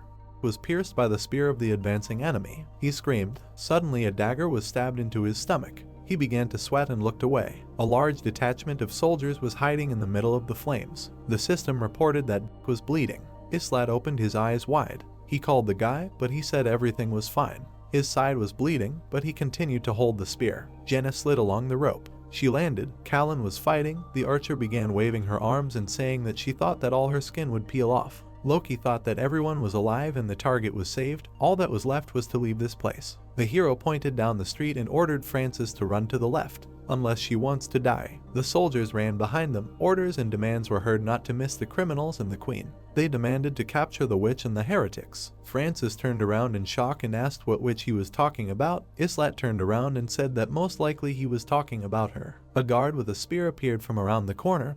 He started shouting that the heroes couldn't get through. Islat and Eddie simultaneously hit him, leaving no chance. But a large detachment appeared ahead. The heroes were surrounded on both sides and demanded to kill them. Eddie's ran into the alley and called her friends there. Everyone ran forward. Ialka used telekinesis. Fragments and debris of houses flew towards the guard detachment. Stones began to block the passage. The squad ran to the embankment. Eddie stopped running and said that they would stop here. Francis fell to her knees exhausted and asked how could this happen. The hero reached into his bag and said that they would rest for 5 minutes and continue on their way. Islat uncorked a health potion, remembered Ialka's block and mentally said that he would not last long, and in the place where they stopped it would be difficult to withstand the attack. He looked at Ialka, all sweaty, drinking a mana potion. He thought that if the girl was strong enough to use the 3rd level flame, then they would be able to calculate the escape route and then complete this mission. Islat looked at the sweaty and asked how he was. Covered in sweat, the guy smiled and said that he was fine. Islat looked at the guy incredulously. He frowned. He saw holding his bloody side. He smiled. 2 empty flasks lay next to him. He said that the potion did not help relieve the pain. Jenna spread her hands and asked if they could somehow help him. The hero looked at Francis and asked if she had the healing skill. Loki thought that some NPCs had special skills, and if Francis looked at sympathetically. She looked down guiltily and asked for forgiveness. Islat exhaled displeasedly and said that he understood. Everyone silently looked at the suffering guy. Eddie's folded her arms across her chest. Jenna looked scared. Ialka was also worried. The hero lowered his gaze. He suddenly remembered the poison. He looked at the guy and thought that it was because of him that basic potions were useless. In 10 minutes would lose the ability to move, and they had no antidote. And there is no one who can help. Smiled painfully and said that the hero said that he would leave them if they didn't keep up. He looked at the indignant face of the main character and said that it was time to keep his word. Trembling, he stood up, leaning on his spear, and said that he would delay them. Islat began to laugh, covering himself with his hand. Jenna intervened and fearfully said that they should all go together. The guy looked at the excited archer and said that it wouldn't work. He began to remember how talented his friends trained. He looked down and said he was too weak. Islat looked at Ialka. She looked away and said that the hero should decide for himself. The hero lowered his gaze, realizing that it was most logical to leave the guy here. After all, the target will not be able to defend itself. Francis sat guiltily behind the exhausted. The hero understood that he would have to protect too. Islat closed his eyes. He opened a health potion, and he drank, looked away, breathing heavily. The hero threw the second flask to the spearman. He looked at the hero in surprise, but he only ordered him to drink. Exhaled and said that the potions were not helping. The hero frowned and said that the potion would prevent the guy's condition from worsening. He looked at the squad and ordered them to get the remaining potions. He held out a leather bag on his arm. He handed it to the guy and ordered him to drink one every 5 minutes. Dika looked down and said that this was an unnecessary waste, but Islat interrupted him and said that he decides here. The setting sun began to descend over the city. Islat folded his arms over his chest and said that Team 1, Eddie's, the child and him, they would get her out of here. Jenna and looked at the hero. He said that Team 2 was him, the archer, and Ialka. He ordered to be protected until they left the area. Jenna looked at the hero indignantly and clarified. The hero replied that the enemy would follow them. They would be safe if they went in the opposite direction. Clenched his teeth, looked at the hero and wanted to say something, but the hero ordered him to shut up. Eddie's raised her hand and said that it would be difficult for the two of them to cope because hundreds of soldiers were waiting at the exit and they still needed to protect the child. Islat turned and said they were taking a different approach. He said that they would first need to save the target from danger. He introduced Francis. He said that now we need to get her out of the city. Islat gritted his teeth, saying he knew it wouldn't be easy. He looked at the sunset sky and said that they would blend into the crowd. His eyes lit up and he said they would leave tonight. He looked at the magnificent city bathed in sunshine and said that they would leave this place. The sky was bright. The hero said that they should wait until nightfall. He imagined himself and his squad standing in front of a squad of knights, thinking that after the division of the squad they should not force their way through. But there were also advantages. The guy imagined himself hiding behind a wall, shielding the girl from the sight of the guards, thinking that with fewer people in the group they would be able to be more secretive, which means they could escape without a fight. Then, in the absence of a battle, there is no need for a magician. He imagined Ialka, who, spreading her arms, called fire in front of the guards, and Eren and Jenna were running away at that time, thinking that fire magic attracts a lot of attention. So it's not worth taking this girl with you, and the presence of Jenna and the guy in the group will allow them to respond more flexibly to problems. Islat stood in front of the heroes, saying that they should move to the border of the city. Most likely, detachments would scour it at night, they just need to take Eren with them and just run away. The guy knitted his eyebrows, asking for forgiveness, but the hero asked him not to be mistaken, because they were saving the guy not for his own good. Islat turned to Ialka and Jenna standing in front of him, holding the heavily breathing Eren, saying that if they could no longer protect the guy, they should kill him without a doubt, since their lives were more important than the wounded one.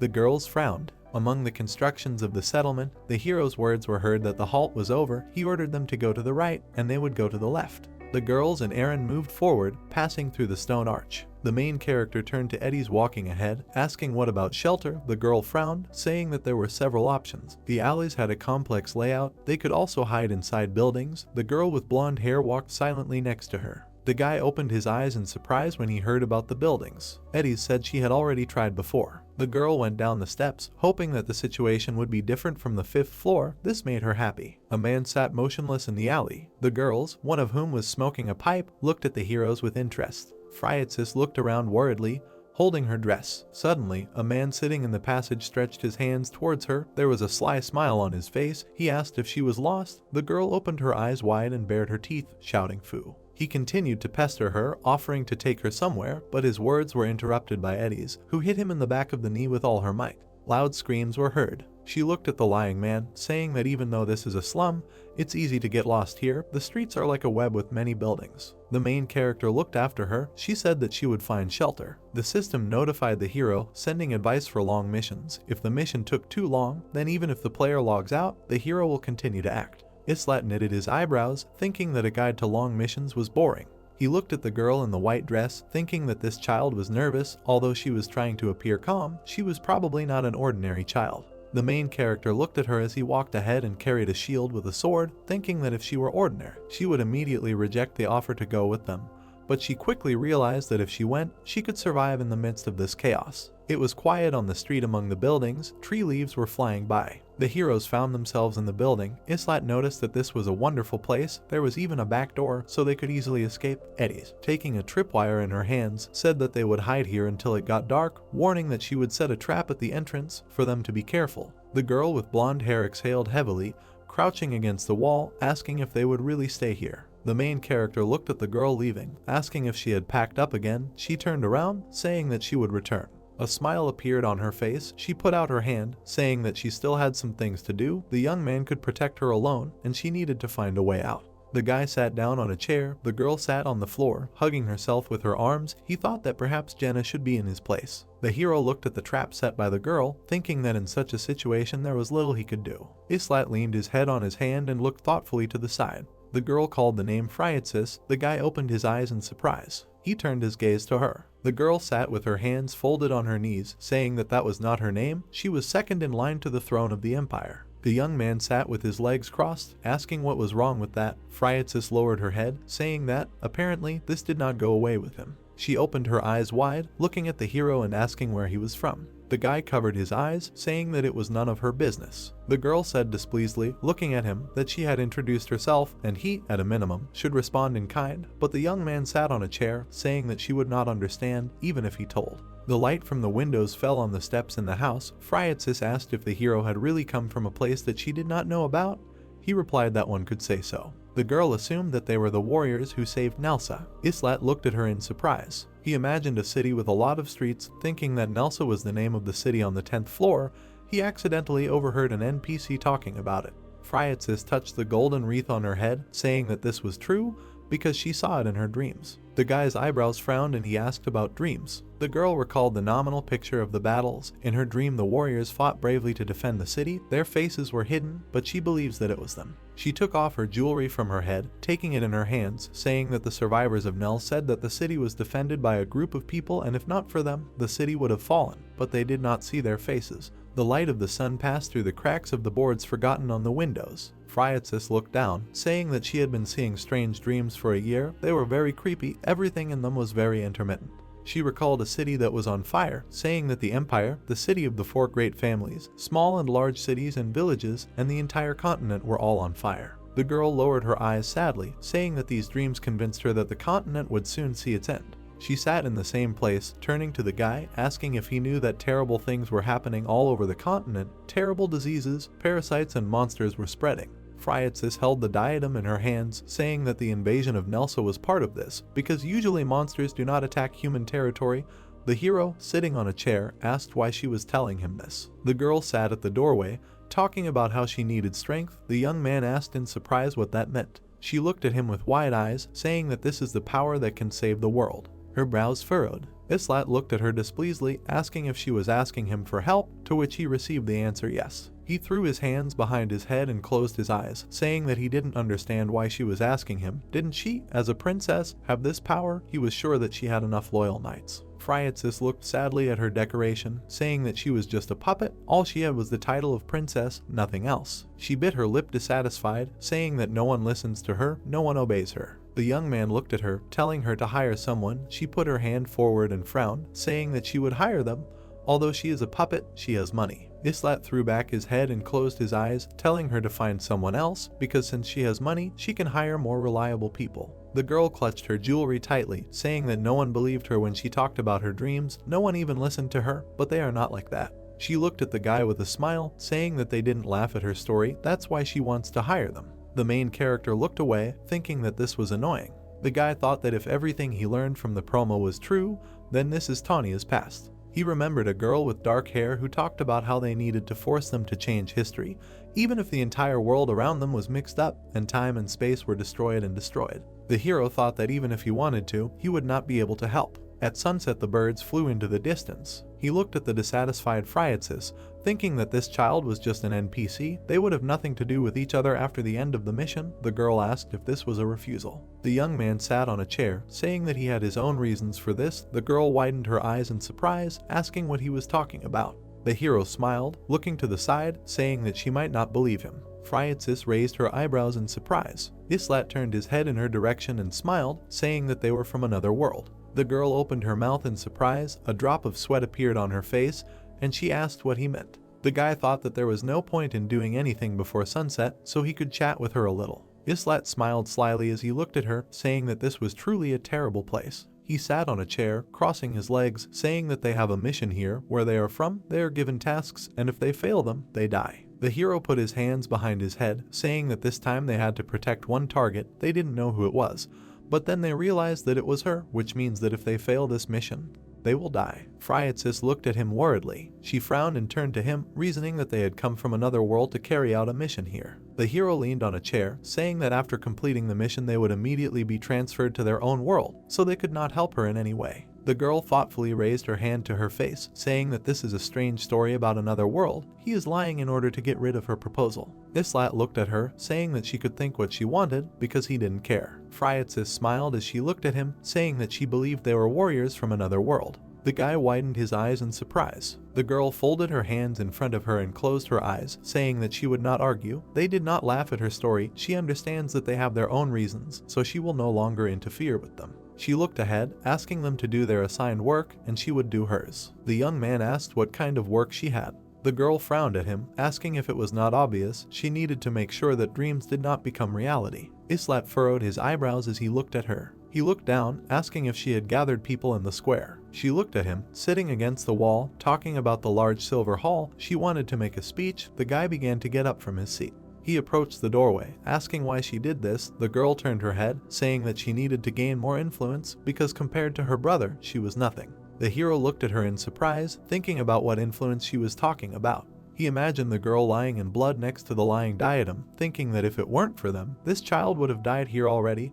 If the missions make sense, then this NPC is worth saving. The guy looked forward, raising his head. He walked into another room, calling his name. The girl opened her eyes wide. Her lips parted slightly and she repeated his name. Phriatsis smiled embarrassedly. A blush appeared on her face. She repeated his name, thanking him for saving her, because without him she would have died. The guy interrupted her, saying that they were not finished yet. She replied that she knew that. The rays of the setting sun penetrated inside through the cracks of the boards. The hero asked if she knew why they wanted to kill her. The girl answered no. Dust thrown into the air could be seen in the rays of the Sunday to Friday. Atsis turned around in surprise, feeling something near her. Islat threw her clothes, saying that they stood out too much, like a walking banner. The girl looked at the thing in surprise, repeating the word banner. She held the item in her hands, asking if she really needed to wear it and what they would do with her clothes. The guy knitted his eyebrows, saying that she would have to be thrown out, there was a garbage dump outside, or she didn't want to do it. She did not turn around, saying that she expected this, but asked to leave her for now. Scarlet light fell on the wall of the room. The young man stood with his back to the doorway. He threw his head back, turning his gaze. The guy moved forward, thinking that everyone could hear everything here. Was the girl really crying? Phryatsis took off her dress, putting the tiara on the box. The hero thought that, albeit purely nominally, she is a princess, she is 15 at most. I'm sure it's hard for her to accept that she found herself in such a situation. The girl was wearing simple, unremarkable clothes. She pulled at her skirt, saying that the texture was strange. Islat took her things, saying that it was not surprising, because there were bug eggs. She screamed at what she heard. The guy put her clothes with other things, saying that he was joking. The girl screamed in displeasure, telling him not to dare joke like that. The hero sat down on a chair and crossed his legs, saying that they still had 2 or 3 hours she needed to sleep. Phryatsis looked away, crouching on the floor. Islat frowned, thinking that if something happened to Eren, he would receive a status drop message, which meant they still had time, they just needed to hold out a little longer. A bright moon appeared in the dark sky. The girl was fast asleep with her head bowed. Islat sat on a chair, watching her. He exhaled, thinking that he had talked too much. The girl entered the room, noticing that Phryatsis was sleeping well. The guy looked at her, asking what next. She raised her eyebrows, saying that she had found a way out, but there was a small problem. The fire burned in the bowl. People appeared. A man in armor stood with his arms folded on his chest. His face was not visible. It was a knight of the 21st level. In front stood a man of an 11th level soldier. There were 21 such warriors. The hero thought that this could be a lot for the two of them. Eddies and Islat stood behind the wall, looking at the guards in front. The girl asked that they need to go through another gate, to which he replied that it was a waste of time, it could be the same there. The hero turned back, looking at Phryatsis, thinking that if it were just the two of them, this would not be a problem, but with a child it would be very difficult, and the mission would only be completed if he took her out of the gate. He looked at the knight with his arms folded in front of him, whose face was hidden under his helmet, thinking that he was 5 levels higher than the level of those he had to fight with. There is no choice. The guy looked over the wall, asking if the girl knew where Eren's squad was now. She, standing nearby, answered no. Then the young man said that she knew the plan of the city well. He looked at her, saying that there was a dress and a crown left in the shelter. He told her to find Jenna and dress her in it. The girl knitted her eyebrows. Islat looked at her, indicating that she would be bait. The guy imagined possible routes from their location, thinking that according to Eddies' information, there is no other way, because if there was time, they could find another way, but they do not know how long Eren will last. He looked at the soldiers walking ahead with torches in their hands, saying that if Jenna put on a dress and made noise, the soldiers would leave here. Eddies stepped back, saying that she would return. Phryatsis opened her eyes wide, looking at her. The guy looked at the shield in his hands, thinking that he would have to leave it here because it reflected the light. He raised his fist to his face and frowned, saying that they had about an hour to get out of here. The young man told her to stay inside, and when he gave the signal to run, the girl pressed her fist to her chest. Phryatsis asked with concern whether she would really have to do this even if he was wounded, to which the guy replied that even if he was killed. She turned around and walked away, saying okay. The girl put her hand to the wall, looking at the hero, sadly saying that she thought this was their last moment together. Islat looked at her and smiled, saying that this was probably true. Their gazes crossed. The guy suddenly rushed out of his place. The light of the moon reflected in the windows of the building. Eren was breathing heavily, closing his eyes. Jenna was cleaning the blood from his face. Ialka raised her eyebrows in concern, asking how long he could wait, since he could die at any moment. Jenna frowned and bared her teeth, saying please. They must not hesitate, they will leave here before sunset. Eddies looked at the princess's clothes. The hero braked sharply with his foot. Islat leaned his hand on the ground and, with sparkling eyes, looked up. The city was plunged into darkness. Eddies was breathing heavily. She froze, looking at the princess's clothes. Knights patrolled the street. Islat watched them, hiding behind a box. He gripped his sword tighter, thinking that Jen and Phryatsis had a similar build, so it would be difficult to distinguish them in the dark. The system notified that Eren was infected with a deadly poison. The young man's eyes opened wide. Notifications indicated that his health level would decrease for some time. The hero's condition was deteriorating. The hero jumped up and ran forward. He moved quickly, eyes shining in the darkness, thinking that if Jenna's deception succeeds, then all forces will be focused on her, which will put others at risk. To protect Eren, it is necessary to divert the enemy's attention. It will be difficult, but there is no other choice. A blue aura appeared around the hero. He thought that if he did not complete this mission quickly, it would be worse. The system notified that the skill had been improved. Han learned hidden movements. The young man slipped unnoticed behind the knight holding a torch. Eddie's called Jenna loudly. She held the guy under his head. Ialka stood nearby. She told her to quickly put it on, showing her the princess dress. Islat watched the crowd of guards from the shadows, thinking that every thief has this skill, so luck is on his side. His eyes shone brightly in the darkness of the alley. He watched them, reasoning that there were 22 enemies ahead, and he could not tell how many of them would leave when Jenna began to act. He narrowed his bright eyes, thinking that in the worst-case scenario, he would have to fight with everyone, so he could only wait until the signal was given. One of the guards looked to the side in surprise. In the center of the settlement, a fiery whirlwind rushed into the sky. The guards froze in place. The man with the beard screamed in surprise, not understanding what it was. One of the people turned to the captain, running closer. The guy pointed his finger to the side, saying that they had found her, a white dress, a golden crown, everything as he said. The man opened his mouth in surprise.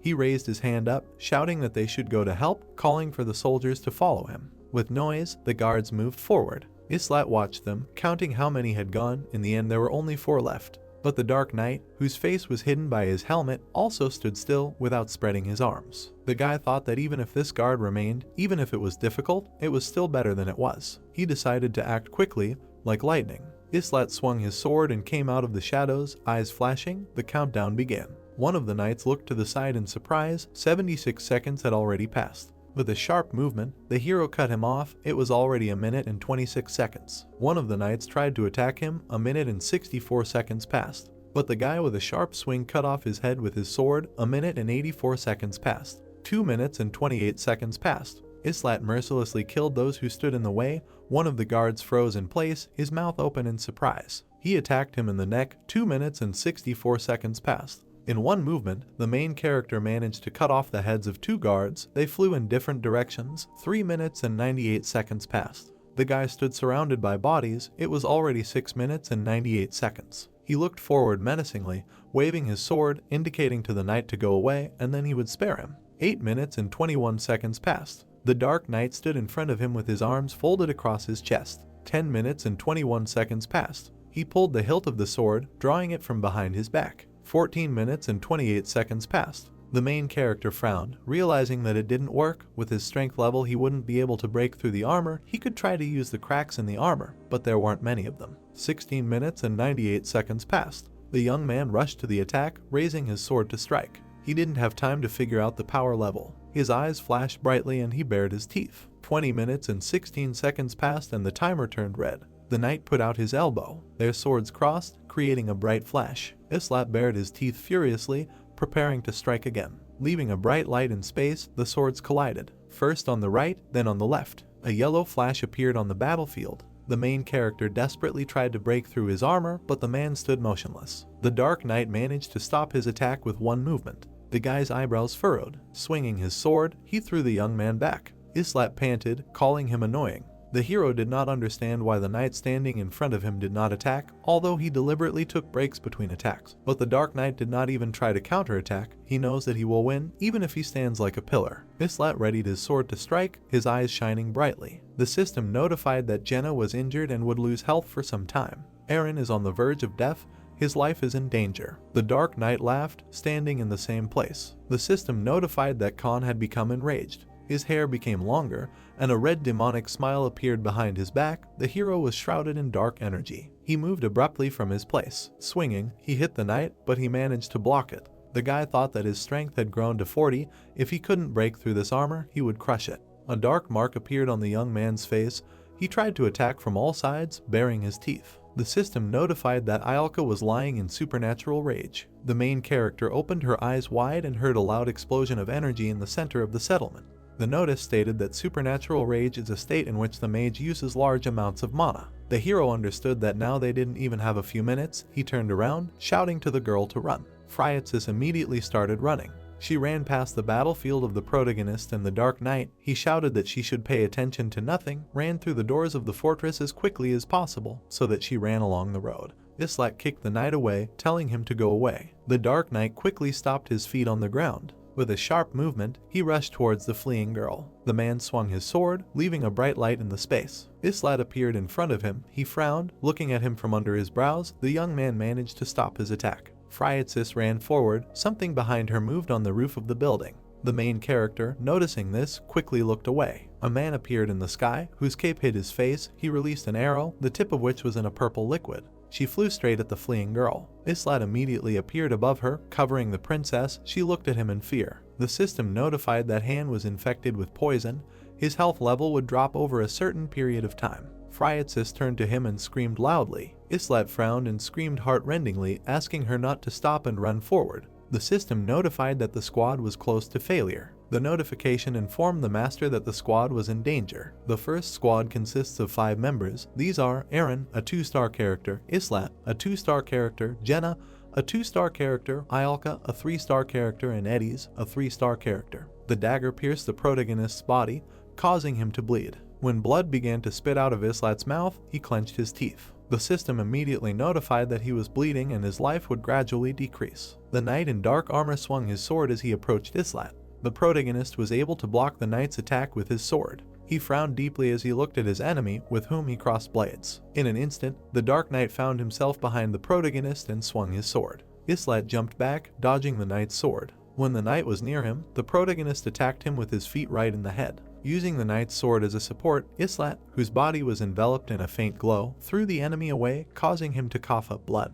The knight fell to the ground as blood continued to pour out of the crack in his helmet. But quickly coming to his senses, he pulled out his second sword. At this time, Islat sharply raised the Dark Knight's sword. The knight froze in shock looking at the protagonist. He suddenly appeared in front of him with his sword raised high. During their battle, the white-haired girl ran away from the fortress. Blood ran down the enraged Islat's face, one of his pupils shining brightly as he was filled with murderous lust. Striking downwards with his sword, Islat hit the knight right in the head. The Dark Knight's helmet was dented due to the force of the blow, and blood gushed out from every crack in the helmet. The knight's dark sword fell to the ground. Islat himself also fell off his feet and fell to the ground. Islat coughed up blood as the poison began to spread throughout his body and caused the veins on his face to appear. Sitting leaning against the wall near the knight's corpse, Islat called the situation too bad. He barely turned his head to look at the exit. The girl ran away at full speed. The protagonist threw back his head and closed his eyes, accepting his death. But a moment later, his body glowed brightly, beginning to turn into pixels. His body began to turn into blue energy. At this time, Eddies, surrounded by knights, was gritting her teeth in despair. Jenna,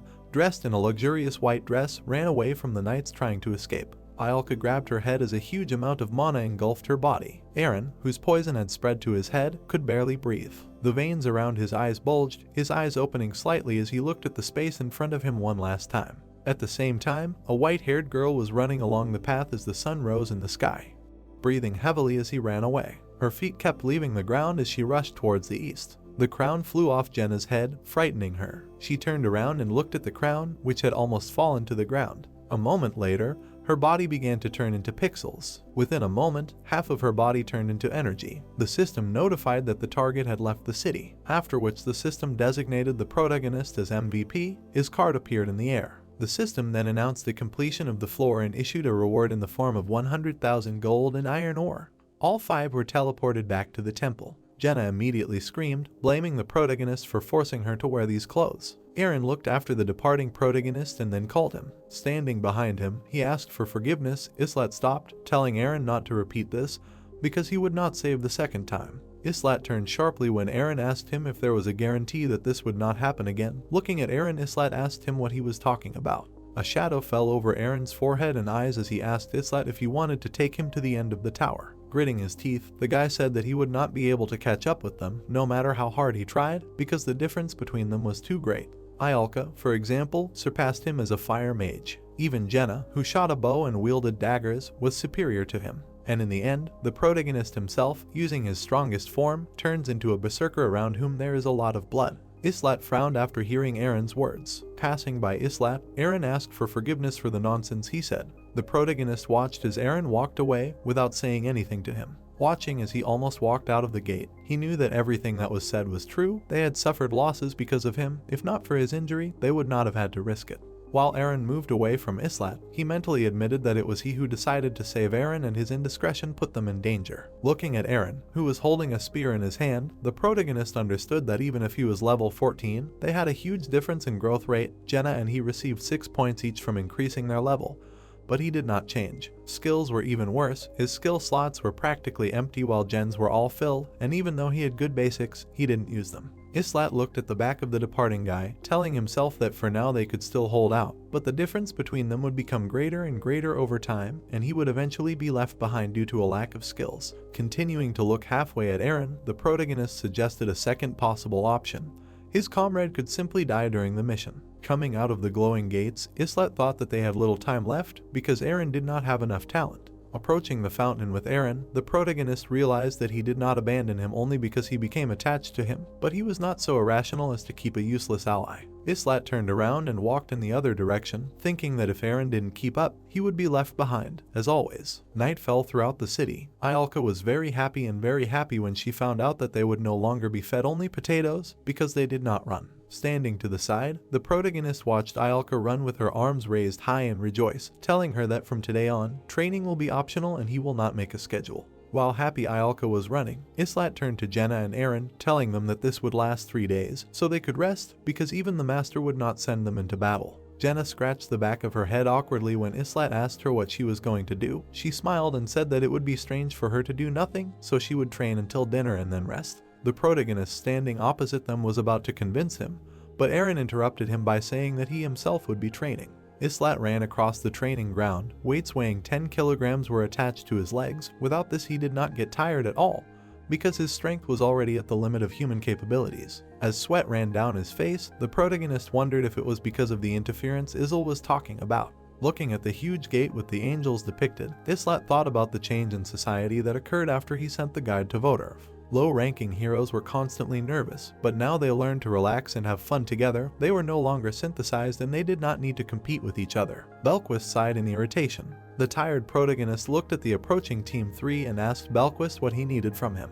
Belquist grinned predatorily, saying that when he got into the waiting room, he heard an interesting story. Nerissa stood next to Belquist, who with a grin on his face told Islat that it didn't matter who he was before getting here. Nobles or trash, everyone had to prove their worth. The guy extended his hand to the protagonist and bared his teeth and said that when he heard this he was happy, because in this place anything was possible if you proved your worth, and he really liked fighting for his life. But a moment later, Belquist frowned sharply and, looking angrily at Islat, asked him what happened now. He became depressed, saying that he heard people laughing, which was worse than dogs and pigs. Belquist was from the 2nd generation. Although he was a little strange and did not see the synthesis, he trained all the time and had outstanding talent. Next, Islat glanced at Nuris, who had closed her eyes. Belquist began to take the sword out of its sheath, expressing her regret that he did not get here earlier, because everything was not as people said. The guy's pupils lit up when he, licking his blade, asked the protagonist for permission to teach everyone a lesson. Islat looked at the guy and then said not to do it, not to overdo it. He smiled and, spreading his arms to the sides, asked Islat if he should have just not killed them. Islat frowned sharply and glanced at Belquist. Belquist raised his sword asking for forgiveness, but then he became serious, after which, looking at the protagonist, he asked him if he had deceived him and whether he needed to prove his worth. Remembering how the people at the fountain were having fun and enjoying their vacation, Belquist said that, in his opinion, it didn't mean anything here, as he heard there was a synthesis system here that could erase anyone, but, oddly enough, the master does not use it. Irritated, Islat told Belquist to just do his job, because he would soon find out everything himself. He turned around and said with a smile on his face that he would look forward to it. The protagonist watched as Team 3 left. He narrowed his eyes a little, looking after them. Remembering the Temple of Synthesis, the protagonist thought that he was the one who followed the practice of using synthesis carefully. Many began to do the same after he once published it. But then he remembered the extremely terrible faces of the heroes enjoying life, realizing that no one could do anything. After all, it was fear that forced the heroes to act, remembering the 2 comrades who were synthesized first. Islat understood that without fear no one would listen to the master, as the tan man screamed in joy because he thought the fusion would send him home. He then closed his eyes without explaining anything. Afterwards, he remembered how Jaqen dragged the frightened Dimon and the old man with him to the Temple of Synthesis. Then the master was reckless because it was his first paid summon. On the same day, he synthesized, absorbing a 3-star hero, after which his level was raised and his skill improved. The heroes were lazy, did what they wanted and did not even listen to orders. Now everything was something like this, considering the number of active heroes and their total number. Walking around the square, the protagonist saw Enoch carrying firewood. He was very surprised that he had returned from the daily dungeon, especially since he was a carpenter. Approaching him, he asked Enoch if anything had happened and why he was going to the storage room alone. Enoch looked at Islat and then answered him by saying that no one was doing anything. They brought a couple of branches and lay down in the forest. Opening the door to the vault, Enoch complained that because of them he had to do everything himself. Looking at how the heroes, standing to the side, crowded together and chatted cheerfully, Enoch said that the situation had changed, but before they didn't even have a choice. Sweating, Enoch stacked firewood in the storage room and then asked the protagonist standing behind him if the world had become a better place. Looking at the sky, Islat mentally told himself that now whatever should notice that everything had not gone according to plan, that efficiency was rapidly declining. Some parts of the mesh barrier in the sky turned purple. Bird feathers fell on the city of heroes. The problem had two solutions. The first was mass synthesis of cards. In this case, most of the heroes of the second generation will die, but the efficiency will increase.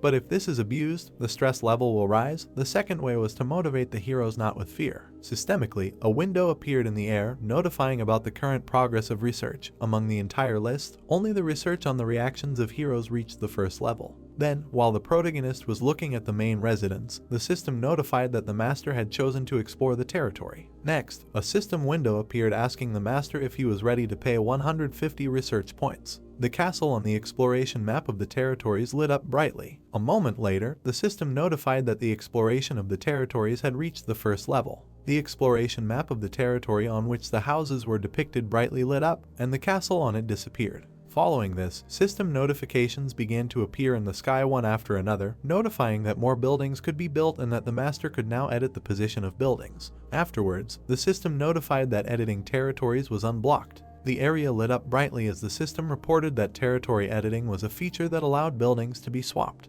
Islat, who was training on the site, looked at the sky. A moment later, he smiled slightly, realizing that there would be a new group soon. Tired Aaron approached the protagonist asking him to fight with him. Islat looked at Aaron, refusing him, because in such a state he could not hold out for a minute. Breathing heavily, Aaron worriedly said that he was fine, but he was suddenly interrupted by Izel's words ordering everyone to gather in the central square. The whole team approached the protagonist, who ordered them to postpone the training because the meeting was starting. Jenna was a little surprised that the master had called everyone. Izel put her hands on her hips and asked if everyone was here. She then released some mana, causing the area around her to glow, asking the crowd below if everyone had gathered, after which she warned, saying that those who did not come would be in huge trouble. Chloe stepped forward excitedly, saying that they had all come after hearing her fairy order them to enter the vault. Soon there was no one left on the street, and everyone entered the vault. The two heroes looked at the fairy and nervously asked her what was happening. She looked at the long-haired man, telling him that they could disappear if they got caught. The fairy extended her finger and said with a smile on her face that they were having a major renovation. When the earth shook and shook the people's balance, they became very frightened. The system asked the foreman to choose a building for them.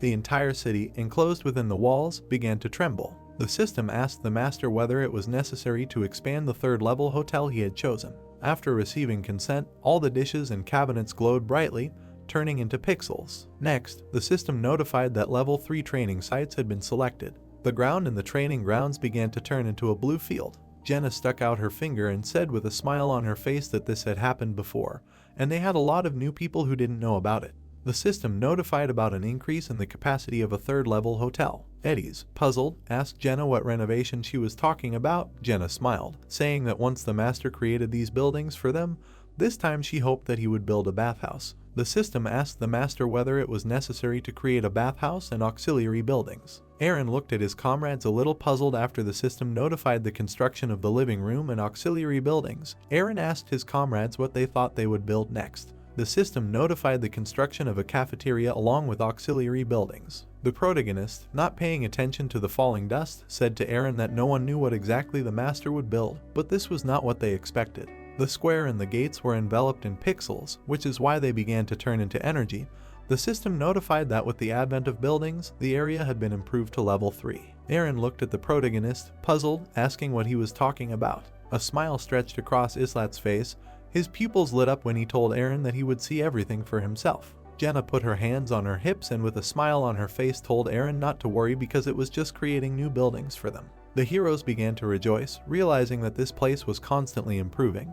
They were greedy and distraught, saying that their bed had become completely uncomfortable. Some even imagined an abundance of food. Izel looked at the heroes and then said that the construction was finished and they could leave. Some of the heroes opened their mouths in shock and screamed. The system, calling the work, perfectly notified the improvement of the lobby to the second level. 2-story buildings appeared throughout the city, and buildings and furniture were updated. The system of the master, who observed the small island in which the heroes lived, said that the maximum number of floors had been increased and now they could erect more buildings. Next, the system notified that it was possible to call up additional data about the map and about changes in the layout of buildings. While new buildings, shrouded in energy, appeared throughout the city, the system notified about the construction of a bathhouse and the improvement in the mood of the heroes. After this, the system notified about the construction of a recreation area and the improvement of the cafeteria to the second level. Jenna began to rejoice and run around the square while the rest of the group looked around in surprise. Aaron invited the group to evaluate the living quarters. Soon the group had already entered the only 3-story building. There were tables and chairs arranged inside. The usual heroes began to scream and get angry, not understanding where the sofas had gone. One of the heroines noticed the absence of fireplaces. When people looked to the side, they saw only empty walls and floors, and the beds were gone. Jenna stroked her face with her finger, saying that it shouldn't be like this. Islak grinned, saying that it should be so. He then pointed to the stairs, saying that now there was a second floor. Jenna's eyes lit up, and the energy of happiness and joy began to emanate from her body when she saw the second floor. On the second floor, furniture of the highest quality, armchairs, tables, wardrobes, and fireplaces were placed. Understanding this, the girl asked how they would distribute the rooms because there was not enough space for everyone, but everyone wanted to live on the second floor. Then she looked at the bed, saying that she couldn't sleep on the floor, and not only her, no one could. Looking at the luxurious table and chairs, Jenna asked who would go to the first floor. Looking to the side, she saw a table on which stood a basket of bread and some spices, after which she asked the protagonist why they didn't just move some of the beds into the rooms of those in need. One of the girls, looking at the bathtub, said that it would be better if it were on the second floor, because she needs a bath every day. Men and women began to argue. Eddie's, who was watching everything, grabbed her head, saying that she did not understand the master's plan. Izel crossed her chest and looked at those arguing and asked them why they were arguing so much, and because of this nonsense, they began to argue that the distribution of rooms was very important. The fairy looked at the crowd of people, ordering them to gather on the second floor, for the master would distribute them to rooms. The system notified about setting up the details of the structures. Soon everyone gathered on the second floor in a circle, looking at his book and system windows with information about side structures and the distribution of people in the cafeteria, the managers of which were Amory and Chloe. The system notified that the settings have been completed and that changes have begun to be processed. The fairy closed her book, saying that she would distribute them into rooms. Then he glanced at the first squad, saying that they could choose the rooms on the second floor themselves. A man with a beard and mustache looked at group number, one of which Ayalka turned to the protagonist, saying that she knew that Mr. Islat would be on the second floor. Next, Izel looked at the second squad and pleased them by saying that they had similar rights. Next, the fairy delighted Chloe, Enoch, Alter, Patrick, and Amory by telling them that they were also on the second floor. Next, Izel shocked everyone by pointing her finger at them and arrogantly saying that everyone else was on the first floor. The heroes began to protest, saying that it was unfair. Belkist, who suddenly came from the hunt and who always had Nerissa next to him, asked the crowd about what was happening. One of the heroes began to shout, telling him that the master was distributing the rooms. Jenna asked Islat in a whisper if it was all strange and what was happening. He crossed his arms over his chest, saying that everything was fine. Jenna mentally divided the floors, saying that there were only 13 people on the second floor, while the first was overcrowded. Smirking, Belquist asked the crowd if the third squad was on the second floor, but no one answered him, shouting to the fairy that there were many rooms on the second floor. Izel pulled away from the crowd a little irritably. Until this moment, all the heroes were on equal terms. The level of progress was different, but the rewards were the same. This method was convenient if there were few heroes and synthesis was used, but when climbing the floors of the tower and when the number of heroes increased, separation was necessary. While Jenna asked the protagonist why to divide people in this way, Ayalka answered instead, saying that a class division was being created. Covering her lower face with a fan, the girl said that the class division was a manipulation on the part of the master. She did not like the way the heroes worked. Jenna lowered her hand, puzzled by the analogy with aristocrats and commoners. Islat opened his eyes and looked at Jenna and said that if we assume that she woke up early, went to train and trained until late, after which she completed daily missions, more than half of the meat in this case turns out to be obtained thanks to her efforts. Jenna scratched her head awkwardly when the protagonist said that in addition she took part in other missions. Next, he looked at the crowd of heroes shouting at Izel, asking her what they were doing. Ayalka narrowed her eyes and said irritably that the heroes did nothing. Eddies approached the first team saying that the master, instead of synthesis, decided to create estates. The heroes shouted indignantly, demanding that everyone be reassigned, because they would not sleep in rooms without beds. Building customization was only used at the beginning of the game to decorate the hallway, until the craftsmen realized that the heroes were very similar to people. When the protagonist began working in Niflheim, this model of an island city was created. Despite its shortcomings, it was the best way to reduce the use of synthesis. Veins appeared on the fairy's trembling hand.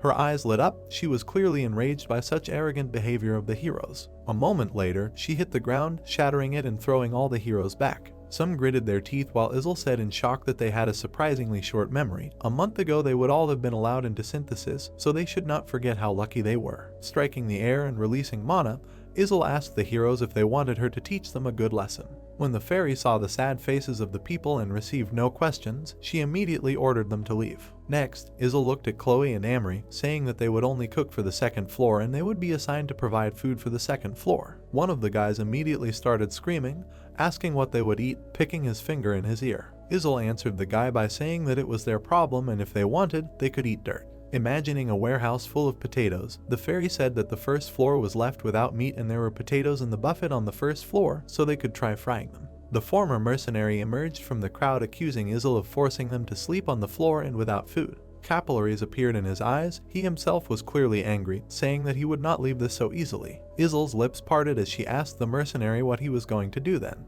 He clenched his teeth, unable to answer, but a moment later he drew his sword and rushed at Izel. Izel began to stretch her hand, preparing to hit the impudent man. Suddenly, the mercenary's blood gushed out in all directions. He opened his eyes wide, looking at the fairy. His hand holding the sword separated from his body and flew to the side, spraying blood. His severed hand was grabbed by a swordsman who cut it off. The angry Izel's pupils lit up brightly as she looked at the one who did this, asking him what he was doing. Belkist, holding a severed hand in his hand, grinned predatorily, saying that as long as he did not kill him, everything would be fine with him, after which he asked if this was so. Events are transported back in time, before the lobby was improved and expanded. Sitting opposite Balquist, a man with a beard and mustache said that it didn't matter whether he was an aristocrat or a commoner, if he wanted to live, he had to show that he was worthy of it by showing his worth. The man scratched his beard, saying that these were exactly the words Islat told them. Next, he pointed his finger at Belquist that if he wanted to survive, he had to follow the rules and not bother the first and second squads because they were real monsters.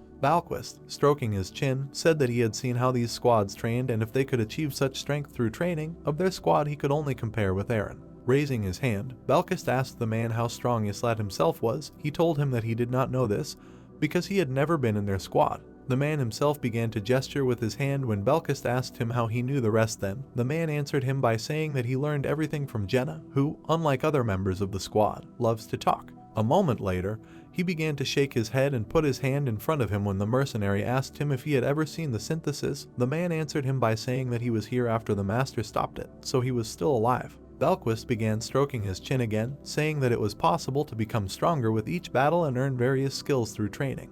A grin appeared on Balquist's face when he suggested that Islat was in charge here. A moment later, he stood up, thanking the man for the information he provided. Alan began to extend his hand and introduce himself. But Belquist looked contemptuously at Alan, who interrupted him by saying that he was not interested in his name. Events returned to the present, at the moment when the angry fairy looked at Belquist asking what he allowed himself to do. He, holding the severed hand of the hero in his hand, bared his teeth, telling the fairy that nothing would happen to him until he killed anyone. Then he asked the fairy if this was so. Balquist began to twirl his sword, shaking off the blood, saying that he heard how the senpais had to endure great hardships, and this must have been extremely exciting and it was a shame that he had arrived so late.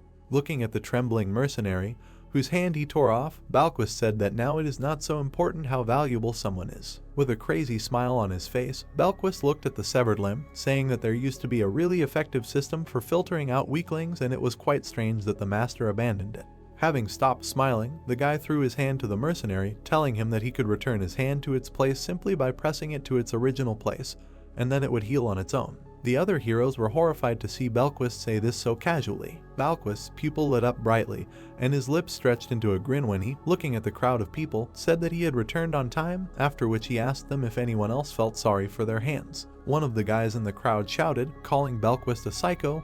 He turned away, saying that it was better to be a psycho than useless. Crossing his arms over his chest, the protagonist asked Belquist what he was doing. He first asked for forgiveness and then said that his body reacted before his head. Islat looked at the mercenary lying on the ground, mentally realizing that he was lucky because if not for Belquist, Izel would have cut off his head. Izel flew up to Belquist asking him if he heard everything. He looked at her and asked her in response if she was talking about dividing into the first and second floors. The fairy confirmed this by saying that Belquist was on the first floor. He approached Neris, telling the fairy not to worry, because he would soon sort out this misunderstanding. Izel did not pay attention to this and continued to pick her ear, saying that there were 35 heroes. Only 13 would live on the second floor, the remaining 22 would remain on the second floor. Her voice was heard throughout the barrier-covered city as she said that those who live on the second floor can freely use anything, unlike the first floor, and if they try to get to the second floor, they will all die. Izel pointed a little admiringly at the protagonist, telling everyone to follow his example.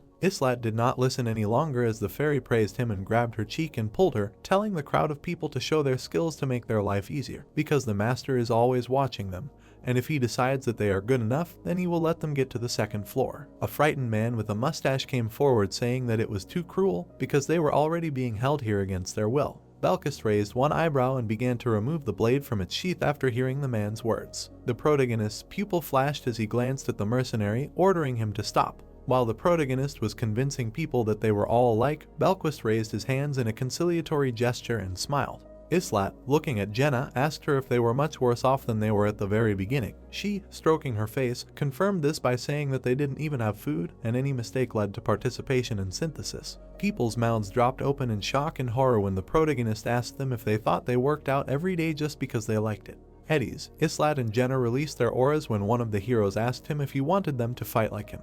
Islat closed his eyes and confirmed this. Now they had no need for resource collectors and support, but there was a need for fighters, and a small part of the most talented ones like him would be able to get to the second floor. Half of the heroes accepted this fact a little nervously, but the other half frowned and began to get angry, gritting her teeth. Islat looked at them, thinking that people became terrible after losing all their comforts. The dissatisfied began to shout in order to adapt to the new requirements of the system. It may be necessary to abandon the free gacha mode, or its gradual change, but if the master changed too much in the established system, then the heroes resisted. A well-fed man came forward and called the battles unfair to them. Belquist grinned, saying that when they were fattening, they also did not want to fight, but they did not listen to him, starting to protest, wanting to return everything. The man smirked, asking Islat if he thought they wouldn't reveal his secret. Islat frowned, asking the man what secret he was talking about. Sweating heavily and smiling, the plump man said that they knew how the protagonist influenced the master. Izel fell into a stupor and was shocked when the well-fed man began shouting to his comrades that Islat could not deceive them, and although he tried to hide it, they understood everything. The man turned around and started shouting, asking his comrades if they needed to risk their lives and fight monsters just to get a chance at a normal life. They protested when they heard his question. People raised their hands up and began to protest against the master. The system immediately notified Sitten, who refused to obey, after which the system notified that the 4th and 5th squads had become unavailable. A moment later, the system announced a global failure due to the rebellion of heroes. Islat began to adjust his belt, saying that the heroes had really relied on themselves. The protagonist's sword fell to the ground. Sitten fell silent abruptly, looking at the fallen sword. Islat kicked his sword towards Sitten. Frowning, the protagonist told them to cut off their hand with this sword. Then he pointed to the mercenary whose hand was currently healing, saying that they should have cut off the hand like him and then he would allow them to live. Sitten and the others were horrified to hear the protagonist's words, asking him if he had gone crazy. Islat smiled, saying that since the words had no effect on them, he had no other means. Sitten smiled widely and clenched his hand into a fist, saying that they already understood that they could not obey the master. Islat crossed his arms over his chest, saying that the heroes can really refuse to obey the master, and Izel, except in special cases, will not even lay a finger on them. Eddies raised her hand, saying that when they disobeyed, they risked their lives, and they were not even close to such a situation. Sitten, hearing her, sharply shouted, saying that they, too, risked their lives. Eddies was about to start arguing, but the protagonist put his hand on her shoulder, inviting Sitten to actually risk her lives. As the men smiled, rejoicing in their victory, Izel called out to Belquist, Alan, and Leslie. The gates of the Temple of Synthesis swung open, after which Izel ordered everyone named to enter immediately. Belquist and Nerissa looked in surprise towards the temple. Sitten and his comrades were also greatly shocked by Izel's words. Belquist approached the edge of the wall asking the fairy if it was Synthesis. She answered him by saying that it was exactly him. Then, placing her hands on her hips, the fairy glanced at Alan and Leslie, ordering them to move. while the protagonist smiled, saying that the heroes didn't even know about the synthesis, and Jenna rubbed the back of her head with embarrassment, because she remembered exactly how she told the heroes everything. But apparently they forgot. The fairy screamed, threatening violence if Alan and Leslie they won't come in on their own. The angry fairy dragged Leslie and Alan by their clothes, scaring the guys. Islat, watching this, said that the last synthesis took place quite a long time ago, so those who knew nothing about it were the majority. The door to the Temple of Synthesis closed. The system asked the master whether it should proceed with the synthesis. Frightened Alan and Leslie lay on the floor of the temple, denying what was happening. Balquist, who folded his arms over his piles, grinned as he said goodbye to Alan, after which he thanked him for the last meeting. The mercenary, stroking his chin, thought, remembering how Alan told him that he could calmly ask questions. But a moment later, when the pixels of the system began to envelop him, Balquist bared his teeth, asking Alan for forgiveness for the fact that he could not ask him anything more. Alan cried and screamed as the fusion began. After some time, the system notified that the synthesis had been completed and that Balquist had received a new skill. A bright light emanated from the windows of the temple while the announcement sounded. Descending the steps, the mercenary, whose body was enveloped in an aura, called the synthesis cool. His hair stood up, his eyes lit up, and the killing intent was released from his body as he began to want more. The mercenary grinned and expressed his regret when the protagonist standing in the square told him that his improvement had come to an end. Sitten and his remaining comrade began to sweat heavily and were terrified. Walter pointed to himself and asked in shock if his name was, after which he began to say that he worked hard and did not rest when Isil called Nuris, Oliver and Walter. Walter breathed a sigh of relief after the fairy told him that she was not calling Walter, but Walter, who was standing frighteningly behind. A moment later we are presented with a map of the blacksmith Walter. Walter grabbed Sitten by the collar and started screaming and accusing him of the fact that they didn't agree, and he told him that nothing would happen. Sitten fearfully told the guy that it was just a mistake. He himself had heard that nothing would happen, having heard Walter shouted at him again, asking why 3 people entered the temple, but only 1 came out. The fairy threw her hands behind her head, expressing her disregard after Walter began to make excuses. Soon Nuris's hair flew up, and system pixels began to appear around him. Voltaire cried and screamed as blue energy began to envelop him. His comrade did the same. They both lost their courage. Nuris's pupils lit up brightly, and his lips stretched into a smile. Soon the system notified the completion of the synthesis and the disappearance of Oliver and Volter. Nuris's card glowed brightly after the synthesis was completed. Shrouded in an aura, she began to descend the stairs. Sitten shouted, asking for forgiveness. The system immediately notified that the 4th squad was back under control. Jenna began to move away from the protagonist when the fairy called her along with Lawrence. Sitten screamed, asking for forgiveness and begging him to stop. Islat, resting his head on his hand, realized that they had decided to make an example of the rebels. Isil circled around a frightened Little, ordering him to go into the temple with Eddies. Little fell to his knees in front of the protagonist and, in horror, asked him to say something and begged him to stop this madness. Little opened his mouth in horror when Islat said as a condition that they cut off his hand. The protagonist's pupils lit up when he said that it was still a small price. Little began to sweat profusely, his mouth wide open in horror. Sitten waved his hand furiously, asking if he was crazy. Okay, they could cut off a finger, but a whole hand. Sitten gritted his teeth sharply when the protagonist asked him if he was the one who was going to risk his life. Little extended a trembling hand asking the protagonist to cut it off because he himself was unable to do this, but Islat immediately refused him. The frightened guy screamed, asking the protagonist if he wanted to kill them all. Islat answered him by saying that this was not a bad idea. His pupil flashed brightly when he thought that these guys had already created a lot of problems, and in order to avoid future ones, they couldn't just be let go, so if there was someone who decided to cut off his hand, he might save their lives. Some tried to cut off their own hand, but they failed. The wounds they created bled, and people screamed in pain. The ground was stained with blood. No one could cut off their hand, because in order to cut it off in one swing, you had to have a sufficient level of physical strength and sword skills. Otherwise, the sword would just slowly cut the hand like a saw. After some time, the protagonist began to move away from Sitten, who fell to the ground crying and sweating heavily because Isil called him and Islat. Soon the temple gates closed again. Sitten trembled, asking Islat what would happen next. He crossed his arms over his chest and told him not to worry because it wouldn't hurt. Sitten smiled and cried while his body was enveloped in blue energy. The system notified that the synthesis was completed and the protagonist received experience. Islat left the temple. He stretched his neck while a weak aura emanated from his body. Looking at Belquist and Nuris standing aside, the protagonist said that there were only 25 of them left. When one of the people called them monsters, Belquist immediately grabbed the hilt of his sword and walked towards the crowd asking who said this, but Islat, who was standing nearby, ordered him stand. Belquist crossed his arms over his chest, Telling the protagonist that there were still people who could not do anything except speak, Islat told him that everything was fine and he should not do anything.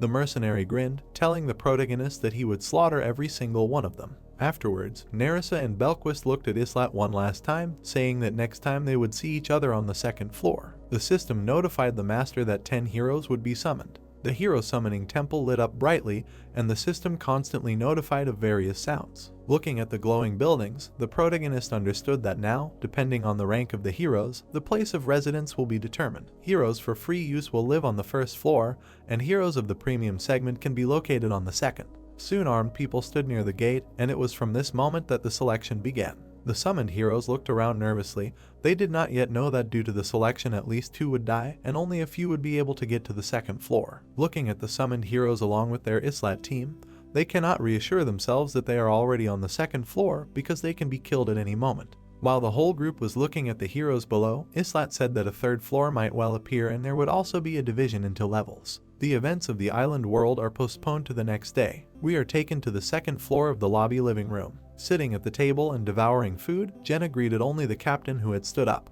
When Islat sat down next to her, the girl said that she would never have thought that the food here would be so tasty. The guy noted that it was natural because now the cooks had to feed fewer people. Looking at the bacon, Jenna expressed her admiration for the cooks who managed to cook for 30 people. The protagonist closed his eyes, saying that over time their cooking skills had improved, and on the ground floor now they only peel potatoes. Islat looked at the window and thought. After improving their homes, almost all buildings were now visible from here. The second floor was visible from everywhere, so if people were dissatisfied with their lives, they could see a higher purpose. Aaron, who was practicing with a spear on the site, glanced at Islat who had arrived. Islat called Aaron crazy when he smiled and said that he had only slept for 3 hours. The main change in the training grounds was the appearance of individual gyms and a sparring area. Individual gyms could be locked from the inside, so now the protagonist could train in berserk mode not only in the morning, when everyone is asleep. The sparring grounds did not have the accelerated healing that they did in the living rooms, so they could train in realistic conditions and, in case of serious damage, would have to leave the area. Standing at the railing, Islat hoped that thanks to the improved conditions, the detachment's progress would also accelerate, but the problem was who would be taken into the vacated places in the first and second detachments. Balkis fought below with other heroes, or Nerissa practicing swordsmanship while attacking a dummy. Balkis was very aggressive. During the battle he smiled predatorily, and his pupils lit up. He was fearless and had good talent, especially since he had a skill that he received yesterday. A very rare one, the probability of which was 1%. The savagery skill made it possible to transform feelings such as fear and rage into combat skills, creating a full-fledged berserker with an incredible thirst for blood and a wild grin. There was also Nerissa, who had less developed skills, but was calm and collected during her attacks. She was good at stealth, camouflage, information gathering, and other similar skills. Soon, all 3 heroes fighting Belquist fell to the ground. With his head resting on his hand, the protagonist looked down sadly, mentally saying that there was no point in considering others. Balkis turned his head, noticing someone else's presence. Baring his teeth, the guy extended his finger and called the protagonist to him. Islat smirked, calling the mercenary an arrogant boy. Soon, all 3 of those fighting Belquist began to heal and get up. The protagonist entered the sparring area. Smiling, Belkis invited Islat to train with him. Looking at the protagonist, who took the blade in his hand, the mercenary asked him if he did not despise all weaklings. Mana was suddenly released from Islat's body, after which he told Belquist that he himself was no better than them. His red mana was released from the mercenary's body,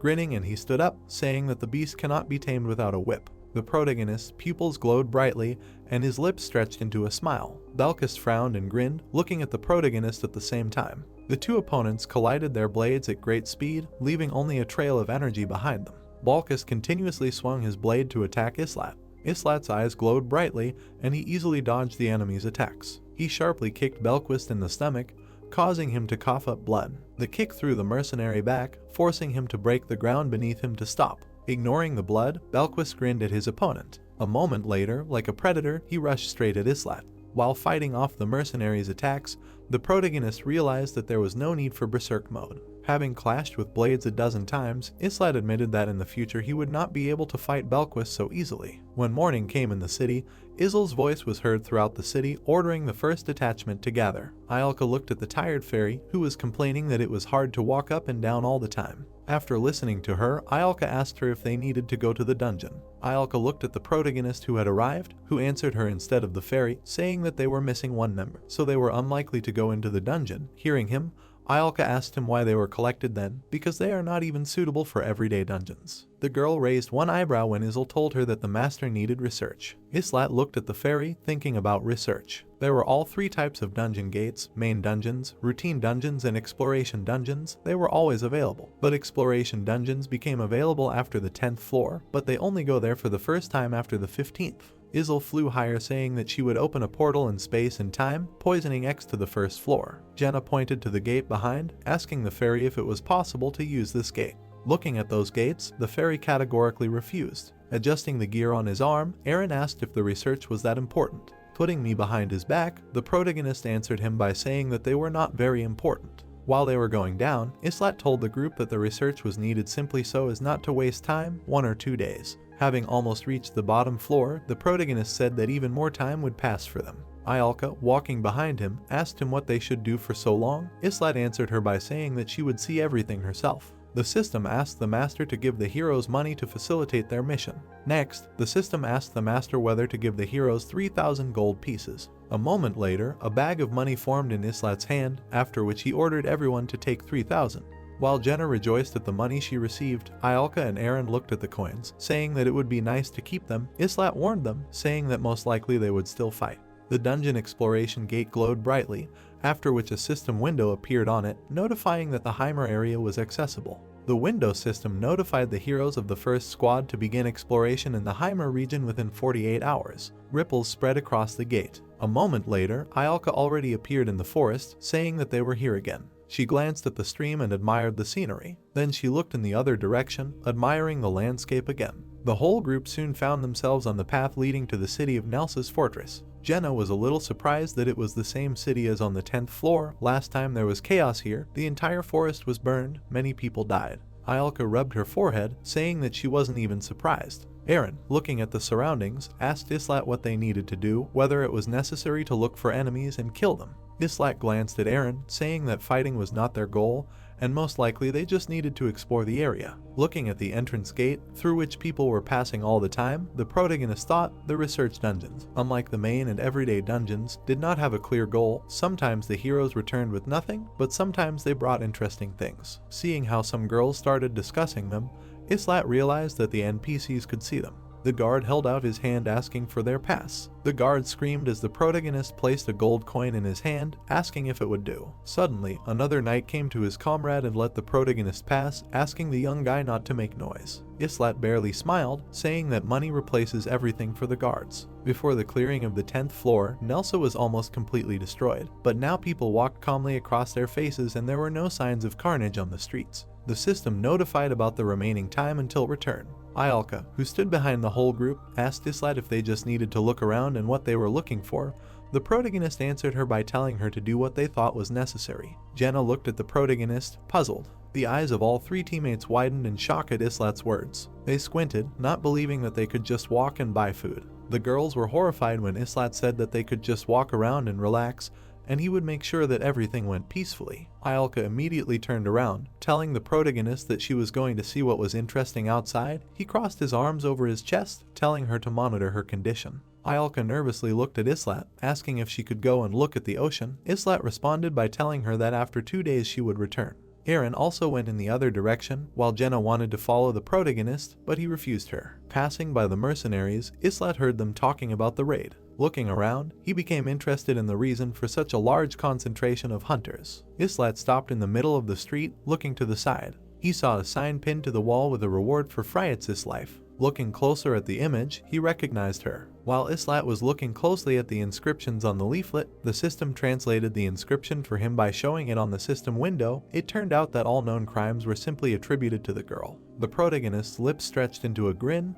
The boy approached the protagonist, asking him if he was hunting for a witch. Holding the leaflets with his hand, the guy expressed his irritation by telling Islat that his ambitions would lead nowhere because the best masters of the kingdom were already looking for the witch. While the guy was pasting up flyers with awards, Islat asked him why that girl was a witch. He answered her by saying that she tore out the hearts of babies and used them as a sacrifice. The guy squinted, continuing to paste flyers and saying that sometimes she summoned the 4 forbidden creatures. Looking at the leaflets, the protagonist expressed his desire to know more. The guy adjusted his backpack, saying that he didn't have time. But a moment later, when Islat handed over a gold coin, his opinion changed sharply, after which he said that now he has all the time in the world. Soon, the voice of a little guy was heard in one of the living rooms, talking to the protagonist about Phryatsis. Sitting opposite a guy with his arms crossed on his chest, the protagonist asked him if these leaflets had been issued for a year. He confirmed it.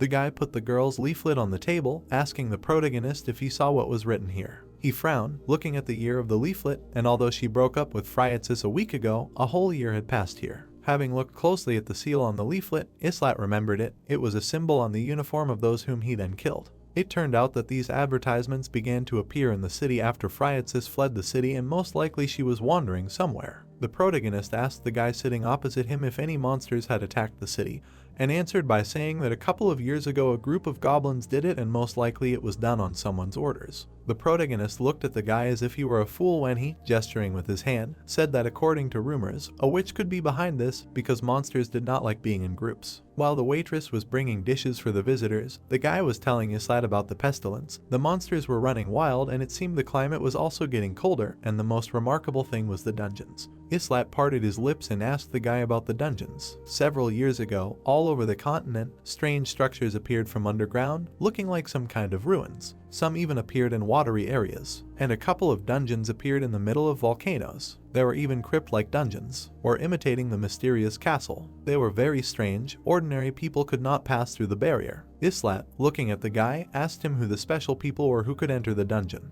He extended his finger and smiled. The protagonist frowned as he listened to the guy talk about a strange stone in the dungeons that was capable of giving special powers. I imagine a stone with energy inside. The protagonist realized that it was about the Advent Stone, the source of the third ability of the imprinting hero. The guy opened his mouth in surprise when Islat said that there was something else here. The protagonist looked at the first floor and noticed a detachment of mercenaries. Islat's lips stretched into a smile, and his pupil lit up when he ordered the guy to take him to them.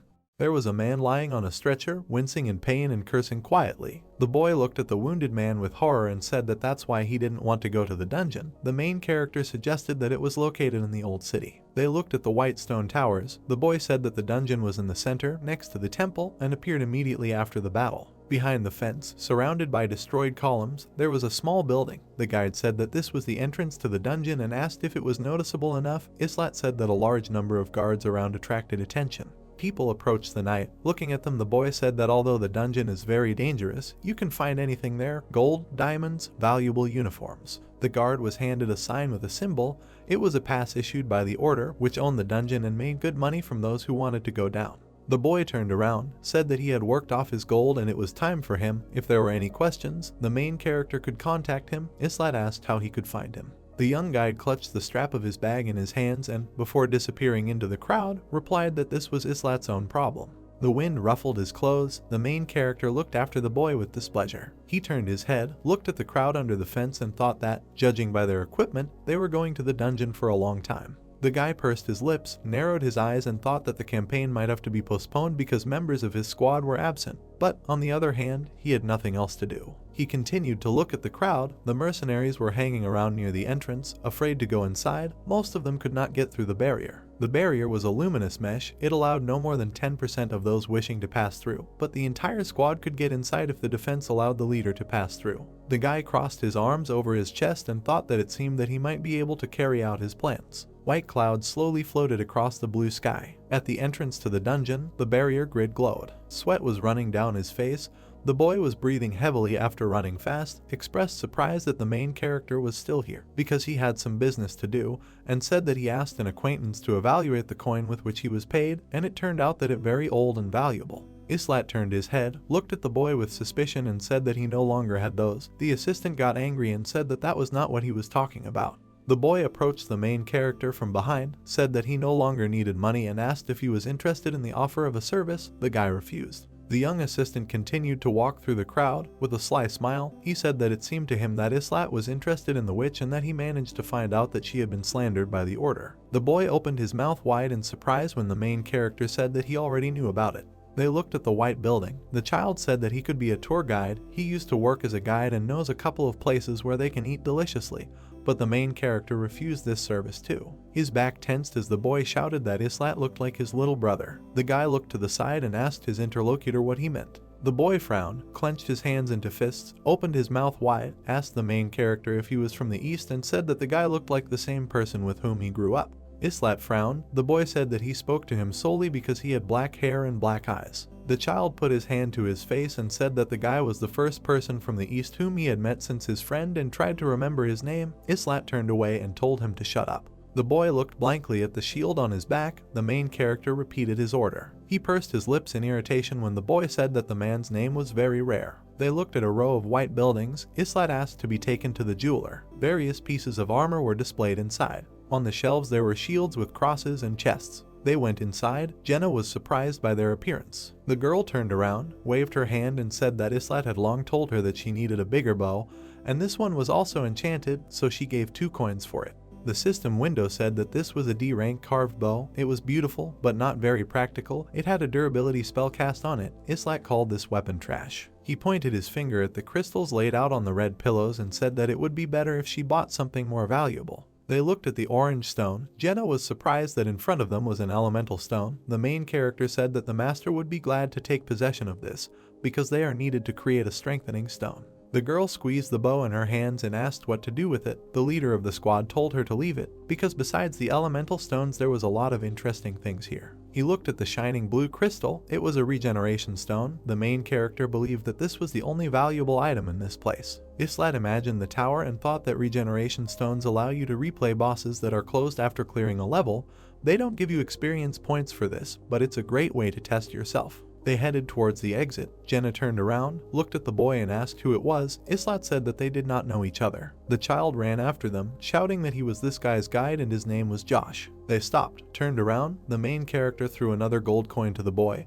He said that he had an idea where he could invest the money. The boy raised his hand and caught his reward. The child unclenched his fingers. A coin lay in his palm. Islat praised him and said that he could go. Josh looked at his award with delight and thanked him for the investment. The main character asked what kind of investment he was talking about and whether he was going to open a business. The guy turned away and walked on. The boy shouted in his back that it was a secret, but he would definitely share the profit. Islat said that he was not interested. The child closed his eyes, smiled widely and said that he did not dare to live in debt, so he was ready to provide any service. The former client asked to help the witch if possible. His eyes widened in amazement. Josh continued to stand in the crowd, clutching the strap of his bag and looking after the guy in confusion. His figure was lost among the people. They continued walking and Jenna asked what the conversation was about. She walked a little behind him. The main character said that the child they saved was considered a witch. The salesman was sleeping behind the counter. They were looking at his goods, deciding that there was still time and they could look around. Fallen leaves floated high above the city. Ayalka closed her eyes, waved her hand and said that she never got to the beach because it was closed. Islat slightly tilted his head, looked at her and asked if she really tried to do this. The girl replied that her words could not be doubted. The main character presented the map and thought that it seemed that they were not allowed to go beyond a certain perimeter, but new areas for exploration would open every 10 levels. But they would be able to move around the entire map only after passing the 100th floor. There was a fountain in the square. The team was discussing how much time had passed since their last visit. Someone suggested that they were here about a week ago. People were coming down the steps. Someone from the detachment said that someone had managed to get to the 2nd floor. Someone suggested that there was a new apprentice in the workshop. The leader of the squad looked at the girls and said that everyone should rest today and resume training tomorrow. Ayalka was not delighted with this news. Jenna patted her on the back and suggested they go to the bathhouse. Aaron was climbing the steps. Islat called out to him and asked where he was going. A drop of sweat ran down his face. The main character was reminded that his body is not iron and he needs rest. The guy turned around and tried to say something. The leader of the squad repeated that training would begin tomorrow and today everyone needed to rest. Islat looked closely at the guy's body and thought that there were several people in Nilfheim who behaved the same way as Aaron, but most of them ended badly, because you can't achieve everything just by going ahead. He imagined a spear sticking out of the ground and thought that if a person cannot achieve something, then perhaps he simply does not have the necessary abilities for this, and then he should choose a different path in life or die. In the twilight, the outlines of city buildings could be seen. A protective barrier was visible above the roofs. The training equipment creaked quietly. Usher clenched his teeth and put his sword in front of him.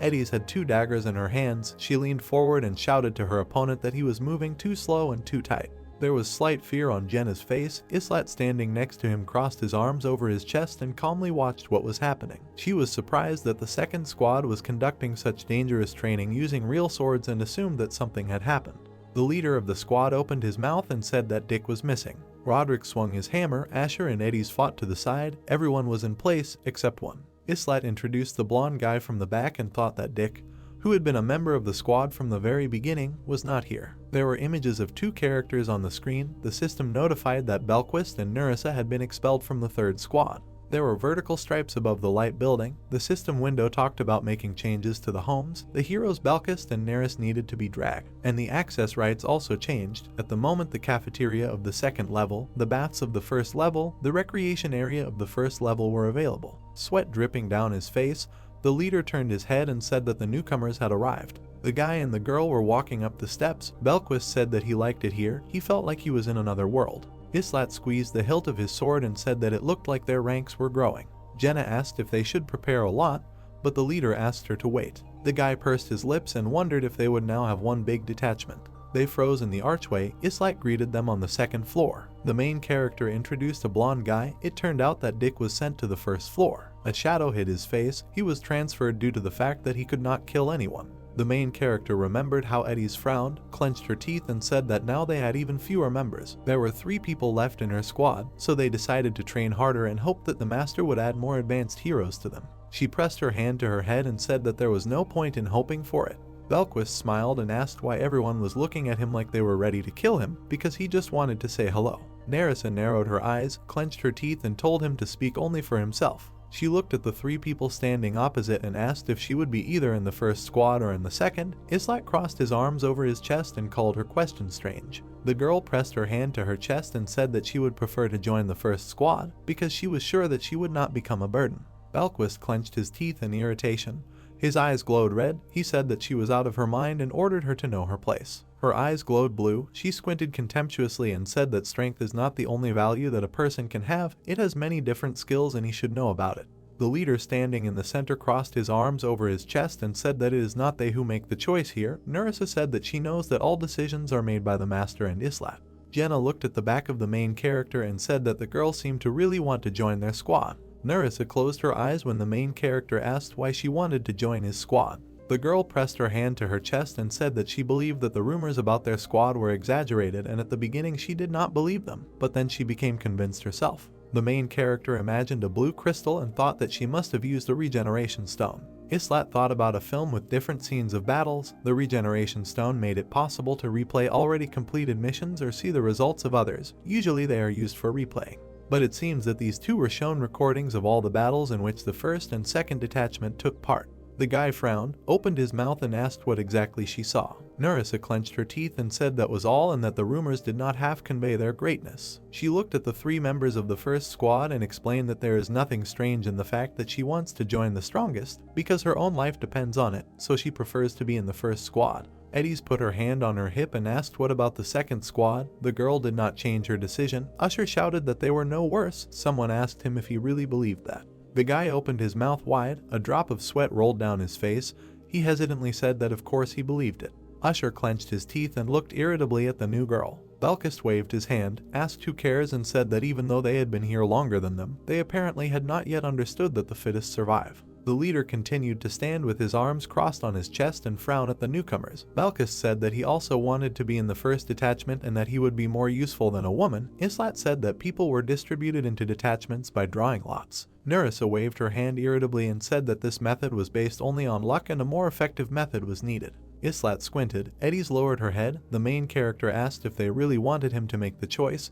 The girl reminded him that this was part of his job. She gritted her teeth in irritation when the guy looked at her and said that there were few people in her squad, which meant it was not able to function. She said that she did not want to force anyone to join her. The main character looked at Jenna peeking over his shoulder. She said that his decision could cause problems, so it would be better to cast lots. He was not sure. The leader looked at the two newcomers. He would prefer Belkist if the man were not so problematic. He said that the leader does not want to trust chance. Nerissa added that Islat also does not want to trust others. The main character invited them to prove that they are worthy of being in his team. His eyes glowing blue, the protagonist ordered them to fight because he couldn't make a choice without knowing their powers. The training ground was surrounded by a net. The leader explained that regeneration does not work here, so they must fight until one of them falls and then he will make a decision. Valquist walked inside with a smile and said that he never gives up a fight, and a good fight can make a good day. His eyes glowed red. The man clenched his teeth and asked if he could kill Nuris. The main character squinted, opened his mouth and said that he could do whatever he could.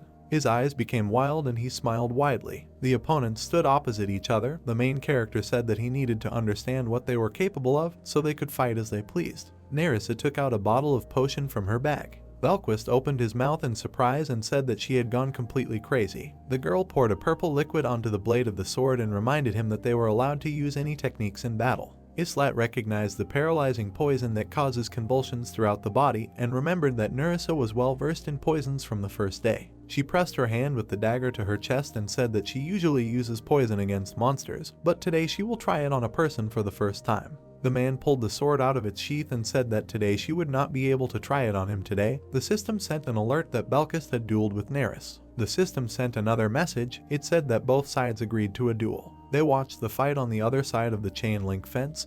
Jenna said that there was incredible tension between these two and most likely there would be casualties today. The system sent a request to allow a mutually approved duel. The leader of the squad bowed his head, clenched his teeth and told them to begin. Belquist quickly ran forward. Nerissa began to swing her sword. Her attacks appeared as blue stripes, and the man successfully dodged them. There were red and blue stripes between them and they began to duel with swords. Other team members watched the fight. Usher opened his mouth wide and said that Balquist did not fight him like that. The leader of the second squad indifferently said that he was hiding his true powers. The three members of the first squad watched the battle intently.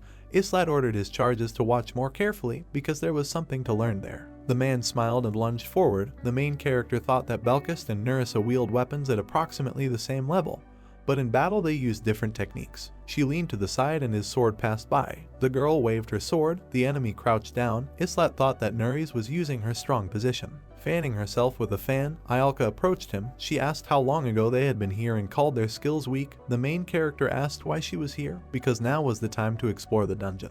Nerissa opened her mouth and raised her hand, protecting herself from the blow. Belkist moved his sword hand back, continuing to smile ominously. A blue streak flashed and the girl swung her sword. A dagger flew out of her sleeve. The man's eyes widened in surprise. The dagger flew next to his shoulder. The system notified that Belkist was losing blood and his health level would drop. There was a cut on his cheek. It was surrounded by purple stripes. The system window said that the man was infected with poison and some parts of his body were not functioning. Nerissa smiled and started talking about what she had won. The enemy clenched his teeth and attacked her. He drove the sword into her stomach up to the hilt. Her face contorted in pain. The girl opened her mouth wide and screamed. She hit her back against the bars. Nerissa fell to her knees. Belquist rubbed his hand over his face, apologized for not being able to control his movements, and declared himself the winner. The man turned to the leader standing behind the fence and said that the duel was over. He won. Islat said that it was not bad.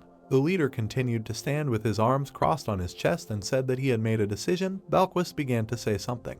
The guy pursed his lips and narrowed his eyes. The main character looked at the girl lying on the ground and said that Nerissa would join the first squad. The man's eyes widened in surprise. He began to be indignant. Standing behind them, Aaron looked questioningly at Jen as she smiled and said that Nerissa wasn't bad. The girl thoughtfully rubbed her chin. The main character thought that only Eddies, Roderick and Jenna understood what had happened. The leader remembered how Belquist smiled during the duel. He imagined Nerissa raising her hand. There were two red stripes in front of her. The main character thought that the fight had an unusual ending, because the girl allowed herself to be driven into a corner so that the enemy would lose his vigilance. Islat remembered the cut of the poisoned dagger on his cheek and thought that everything Nerissa had done before was just a ruse so that the opportunity to deliver the decisive blow would arise. The main character imagined how the man clenched his teeth in rage and punched her in the stomach and thought that Belquist continued to press, relying on his skills, and everyone else was too carried away to notice his cunning tactics. The man opened his mouth in surprise and demanded that Islat repeat his words. The leader bowed his head, clenched his teeth and said that he could say it as many times as he wanted and said again that Nerissa was joining the first squad. His eyes were different sizes. Belquist clenched his teeth and asked why. The main character introduced the members of his squad, asked if he knew the composition of their group, said that the swordsman, spearman, mage, and archer are combat units, so in order to be more flexible they need Nerissa. She wiped the blood from her face. The leader looked at the man through the fence and said that he thought that his strength would be useful to them, but he was not mistaken. Belquist said that if not for the girl's dirty tricks, he would have dealt with her in a couple of minutes. Islat continued to stand with his arms crossed and said that he appreciated his talent, but unfortunately, there was no place for him in their squad. The corners of his lips rose, his eyes turned blue. The leader asked if Belquist wanted to fight him and promised that he would take him if the man held out for at least a minute. The newcomer clenched his teeth in irritation. The main character squinted, his eyes continued to glow. The man smiled. He looked at Eren standing opposite him and asked if he could fight with someone else. The entire squad looked displeasedly at Belquist through the fence. The leader said that the spearman was quite different in functionality from the swordsman and was, rather, a support group. Eren's eyes were widened with fear. The newcomer said that he was not even capable of support. The man imagined how he stood in a dark hall, said that he had seen the battles of the first detachment and that it was quite interesting. Belquist remembered the image of a guy in bloody armor, said that one of them was clearly not up to the task and asked why they turned a blind eye to the weaknesses of the spearman, because he was pulling them back. Jenna pressed her hand to Eren's chest and said that he was very good and that the newbie should stop talking such nonsense. A drop of sweat rolled down her face. Her mouth opened slightly in surprise when Belquist said that maybe she didn't notice it because she was very talented herself, but comfort was pulling her back. She pursed her lips in displeasure when the leader told everyone to shut up. The man continued to smile. The leader closed his eyes and reluctantly admitted that the spearman was not irreplaceable, and they could change the composition if they found a good swordsman. Jenna was outraged by his words. The newcomer left the site. Green healing crosses appeared next to him. Islat said that the new swordsman should be stronger than Eren and asked if the man was sure that he would be more useful. He replied that if he had doubted it, he would not have even started this conversation. Balkist raised his sword to the spearman and demanded that he accept his challenge. Jenna opened her mouth in surprise. Everyone else watched what was happening with interest. Ionka narrowed her eyes. She covered the rest of her face with a fan. Nerissa crossed her arms over her chest, her body also healing. The leader narrowed his eyes, clenched his teeth, and asked Belquist if he was sure of his decision. The man threw his sword over his shoulder. Islat said that Eren had been here much longer, and if the newcomer decided to challenge him, then perhaps he should change his mind. The swordsman replied that if he loses, he will silently join the second squad. The spearman was pale and pursed his lips. The main character said that the choice was his and that there was nothing shameful in refusal. He looked away when Eren said he needed time to think about it. The leader looked at the guy's back and thought that now he would force himself even harder than usual, which means everything might not end very well. Eren clasped his hand on the shaft of his spear. Islat believed that the guy would be more useful to the squad, despite some lag in skills, because they had worked together for so long.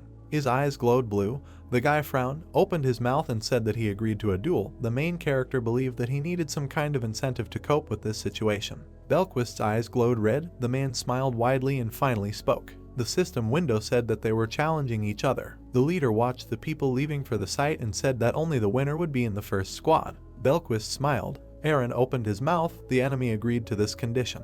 The system notified that both sides agreed to the duel. The gates closed. The system requested permission for a mutually approved duel. The opponents froze opposite each other. Eren twirled his spear. Belquist twirled his sword. The spearman's eyes glowed blue, and the swordsman's eyes glowed red. Eren lunged. The enemy waved his sword, repelling his attacks. Jenna pressed her hand to her chest and said that the guy agreed to this despite the fact that the leader said that he would not condemn him. Islat said that the spearman himself went for it. The girl replied that she knew about it, but what would happen if their comrade will lose? She looked at the man running forward and said that the swordsman was quite strong. Eren took the blow on the shaft of the spear. The main character told Jenna that the guy has a chance to win. He just needs to show everything he has learned. The guy pulled his hand with the spear back. Islat thought that they both had the 4th level of weapon proficiency, but Belquist had a couple of techniques that were unfamiliar to Eren. The man's face was hidden in shadow. He prepared to launch another attack. Looking at him, the main character thought that the spearman had an advantage. Eren dodged the blow of the sword. The guy raised his spear above his head and hit the enemy. The guy had a lot of experience. With blood running down the man's face, he grinned and told his opponent that he was fast. Sweat flowed down his face. The guy lowered his spear and looked expectantly at his opponent. Usher clenched his hand into a fist and shouted words of encouragement for Eren. The guy's eyes glowed blue. Watching him, Islat thought that it didn't matter who he was before, because the spearman definitely had no experience in battles with monsters. Belkis raised his hands and put his sword behind his back. Looking at him, the main character thought that the man had arrived here quite recently and he had less experience than Eren, because he had never even fought monsters and had never fought with spearmen like Roderick. The spear strike was struck next to the novice's hand. The protagonist thought that in the battles of experienced heroes, the spearman's movements were simply incredible. The man jumped to the side, avoiding the enemy's attack. Belquist raised his head and screamed in pain. Blood was flowing from his mouth. Eren dealt a series of blows with his spear. His weapon curved and hit his opponent in the face. Asher showed his thumb down, praised the spearman from the first detachment, said that Belquist got what he deserved and that they would quickly put him in his place in their detachment. Men are shown fighting, as it is reported that since ancient times spears have been used for hunting. In wars they have also proven their usefulness. Being effective over long distances, spears have become increasingly longer and have been very effective in large-scale battles. It turns out that in one-on-one battles they were not so useful. A man is stabbed and blood gushes out. It is said that the difference in battle distance between a sword and a spear is about a meter. A man with a spear is shown when it is reported that in some cases this provides a certain advantage, but at close range it often leaves the spearman defenseless against attacks. Weapons are depicted when it becomes known that spears have shown their vulnerability even to daggers, and their attack range is much shorter than that of arrows. Eren is shown fighting, and the idea is heard that all of the above is true in the case of ordinary people. We are talking about a place where the limits of human capabilities are regularly exceeded. He confidently wields a spear. The opponent just looks at him in surprise. He jumps away when attacked. He wriggles in the air. Islat frowns, thinking that even if Velkist was quite talented before appearing here, he was completely unfamiliar with the principles of the hero's life here. The man holds a sword in his hands, floating in the air, and the young man notices that Eren has fought with him in hundreds of trainings. He has fought with those who are stronger than people and monsters. The guy points his spear forward when the idea is raised that a swordsman and a spearman have different combat tactics. Jenna thoughtfully notes that the guy fights well, but this is so unlike him, and Ialka believes that at this rate he will simply destroy his opponent. Welkist smiles, and the girl tells her to look more closely. He has a determined look when it is reported that the guy's successful attack rate has dropped sharply, which is what caught her attention. Eddies crosses her arms on the gurdy, asking if she has noticed yet.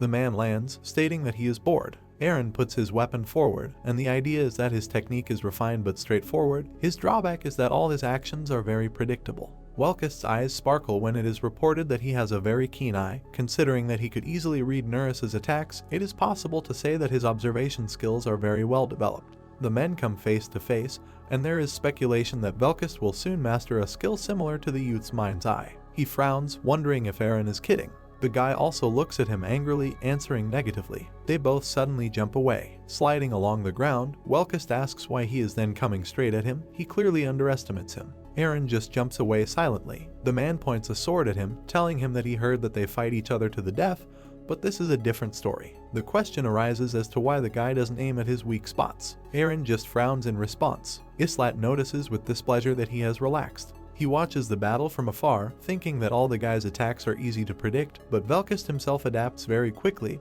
Only one thing will help him. Eren looks amazed after he is asked when he began to care about his opponent's life and whether he is really so strong that he can attack head-on. The young man seriously tells him to show everything he is capable of and not to disappoint him. Welkist smiles, wondering if he will listen to him. Eren looks down, answering in the affirmative. He begins to twirl the spear and apologizes in case he has to kill the man. Inspired, Velkist reports that he agrees. He decisively turns the sword over. The guy moves his weapon to the side, his eyes sparkling. Suddenly he stops his spear, holding it tightly. The men immediately go into battle. The spear flies right in front of Welkist's face. Eren confidently puts his weapon forward. The man only dodges his blow. The guy starts rushing towards him. As he approaches, he leans down slightly. The spear passes between Velkist's legs. It is moving forward rapidly. The man, smiling, raises his leg to avoid the attack. Eren swings at him again.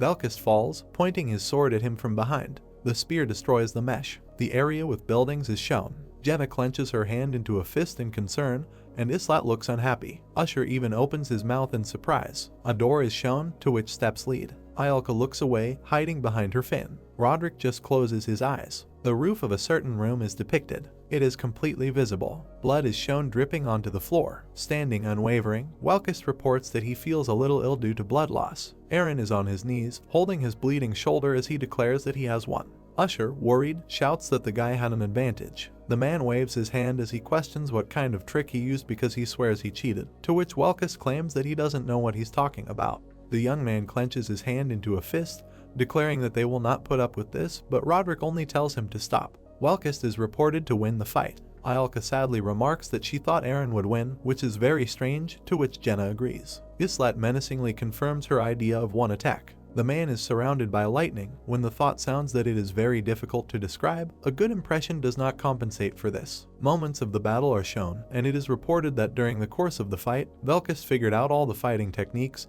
This can be seen from the fact that he began to attack less and began to stop all of Eren's attacks. Men are depicted standing face to face with each other. It is said that he was simply waiting for the moment to solve the whole matter. The young man remembers the moment of the last blow. This is exactly what he is thinking about. Welkus has a wild look on his face, and Islat realizes that he knew he only needed one attack to win, to minimize the chance of an unfortunate accident, choosing the perfect moment to attack. He is reported to have fended off countless attacks from Eren. It becomes known that he did not miss his only chance. Instead of a man, a wild animal is shown attacking the guy. It speaks of a cool and logical skill of observation. Welkus has a determined look in his eyes, and the idea sounds that this combined with the ability to calculate the probability of his victory, all this required great patience. He moves forward, claiming that everything would have been much more fun if Eren hadn't been so direct in the first place. The guy lowers his gaze, agreeing with him. Nerissa crosses her arms, communicating that she was disappointed with the outcome, but apparently he wasn't ready. The young man only notes that, obviously, no one is against it, so he will keep his promise. Crossing his arms over his chest, he declares that Velkus is becoming part of the squad alone and Eren is leaving him. A notification arrives that Islat proposes to make changes to the composition of the squad. The guy just doesn't raise his head, continuing to hold onto his shoulder. The composition of the detachment is presented as one. Their cards are shown. It is reported that if the young man agrees, Eren will be automatically excluded from the squad alone. An affirmative answer is received. Eren holds his shoulder, and Islat claims that he lost for reasons incompatible with his further stay in the squad. He can no longer remain in squad number 1, he must understand him. Usher notes with concern that the guy was trying not to betray his people, to which the young man tells him to stop making up excuses. They are not here to make friends. He states that they are here to survive. Usher gets tensed as he informs them that they need to win and those who don't understand this will die. He must remember this. Islat frowns, telling them to go rest since it's already late. Eren is reported to have been removed from squad number 1. He just sits in the ring disappointed. A notification arrives that Nerissa and Velkus have been included in squad number 1. Smiling, the man claims that he is already looking forward to having fun, and the girl says that she is honored to work with them. Crossing his arms over his chest, the young man tells them not to talk nonsense and asks if they think that if they are in squad number 1, they can relax. He claims that it's just the opposite. Their missions are much more dangerous than those of squad number 2. Welkus happily remarks that that is why he is here.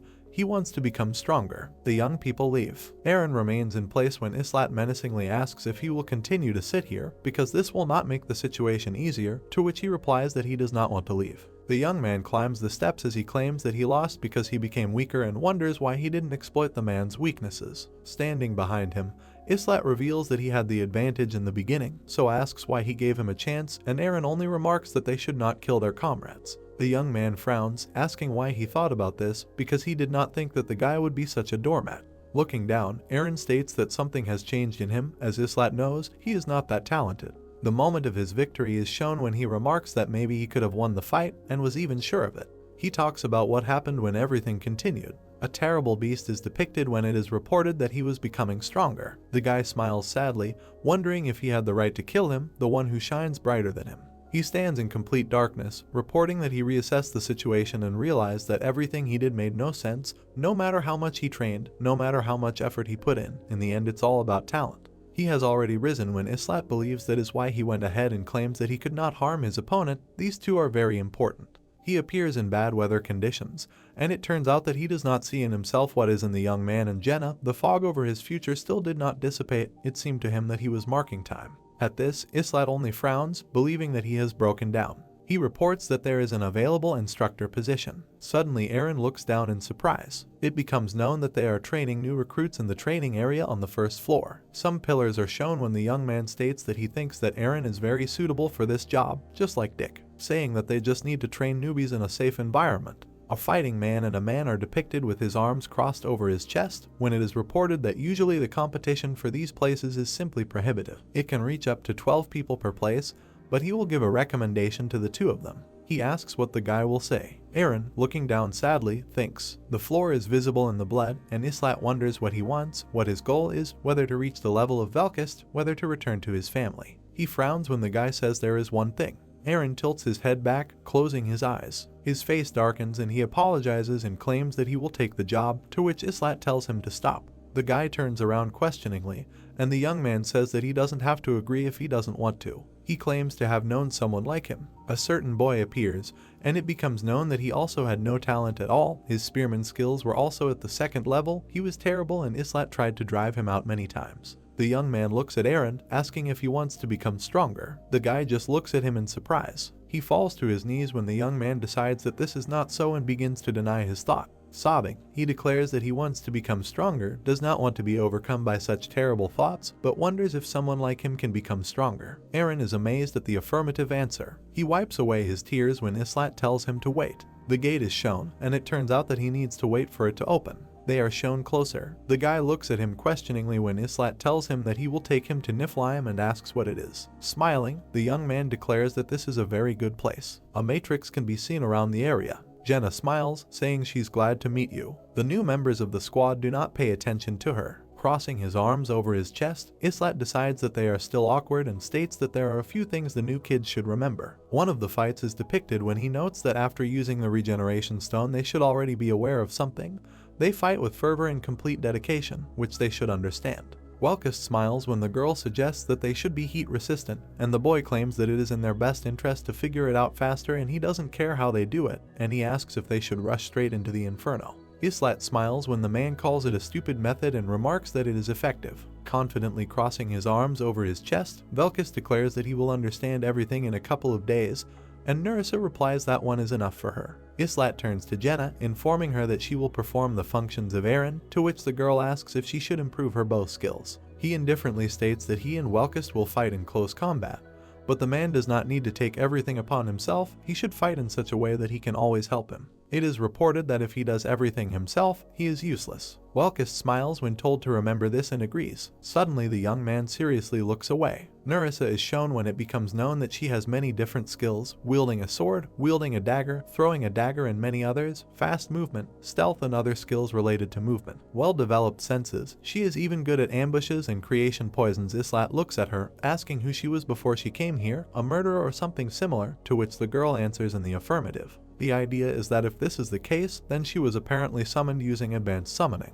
The young man frowns, noting that she was indeed something of an assassin, and reveals that Nerissa will fight at medium range, but if necessary, she will have to be able to fight in close combat. Protecting Jenna and Ialka, she can go behind enemy lines. The girl only closes her eyes when it is said that she will collect information, must be able to do this at any time, and claims that she will take this into account. Islat looks at her thoughtfully, believing that people like her can agree out loud, but if they don't like their role, then they cannot avoid conflict. It is reported that this habit may have developed due to the situation on the first floor. Ialka smiles, asking what she should do, to which she is told to run. She remains disappointed. Eddie's just sighs, and the young man notices that she still doesn't have enough members. He crosses his arms over his chest, claiming that, unfortunately, no improvement is expected, since the master is not going to donate yet. If the girl cannot find anyone, then she needs to try looking on the first floor. Eddie's is surprised, and he says that if she looks carefully, she will find someone worthy. Dika is shown as an instructor, which is what Islat talks about and advises the girl to ask him to keep an eye on those who have potential. This is the only option if there are no new calls. A person is depicted raising his hand, and the phrase is heard that all free calls have already been used up. There are about 20 heroes on the waiting list on the first floor, and there must be at least someone talented among them. Eddie's thinking that she should follow the advice, and Islat tells her not to highlight the talent too much. If she finds it, it could lead to discrimination. The question arises whether he means humiliation. The young man turns around questioningly when someone approaches him. Unkind boys are shown, and the phrase is heard that in this environment there are a lot of those who will begin to humiliate those trying to rise higher. Squad cards number 1 are displayed. Squad number 2 is visible. A small building is shown. Crossing his arms over his chest, Islat remarks that it would be nice for them to know each other's strengths and weaknesses. He stands opposite the girl and the man, informing them that there are no prohibitions, they can use real weapons. Smiling, Velkus claims that he likes it, to which the young man asks if he is sure that he can handle it himself, and states that Nuris is also participating. He thought that they wanted a duel to the death. The man is quite interested in whether everything will be fine. After all, these are not their usual fights. Islat only seriously asks if he wants a one-on-one battle. Encouraged, Velkus reports that he is not against it. To this, the young man only goes into berserk mode. It sounds like the three heroes from the first floor met a man a couple of days ago. Velkus appears, looking at the people who have arrived. They have malevolent faces, and it is reported that these heroes were expelled from squad number 3 after the duel with Velkus. It turns out that no one could even lay a finger on him. Young people with bloody bodies are shown. The guys smile unkindly when it becomes known that part of this group walked around the neighborhood, attacking those they didn't like or attacking applicants and disappearing to the second floor. They were reportedly not a big problem. The young people head overseeing the boys' expression. It is said that for applicants to get to the second floor they did not present any difficulties. Walkist is depicted decisively striking. It turns out he should remember something. The young man clutches the sword tightly in his hand. The man looks at him in surprise. Islat begins to strike him.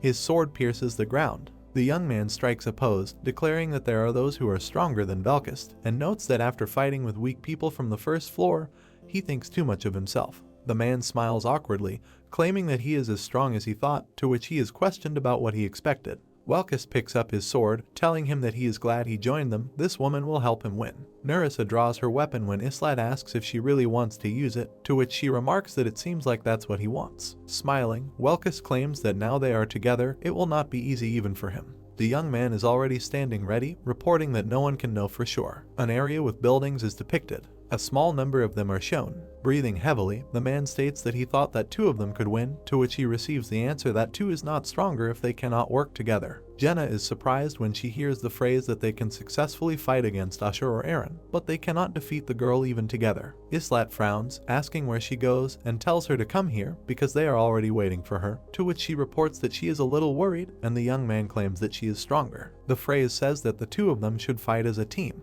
Jenna is already standing opposite the young people when it is announced that there will be no more duels and they need to fight until they defeat the girl. Velkus annoyedly asks if he thinks they are that bad because he believes that he cannot lose to her. Nerissa frowns when the man states that he does not want to work with her because she is only in the way, and reports that she wanted to say the same thing.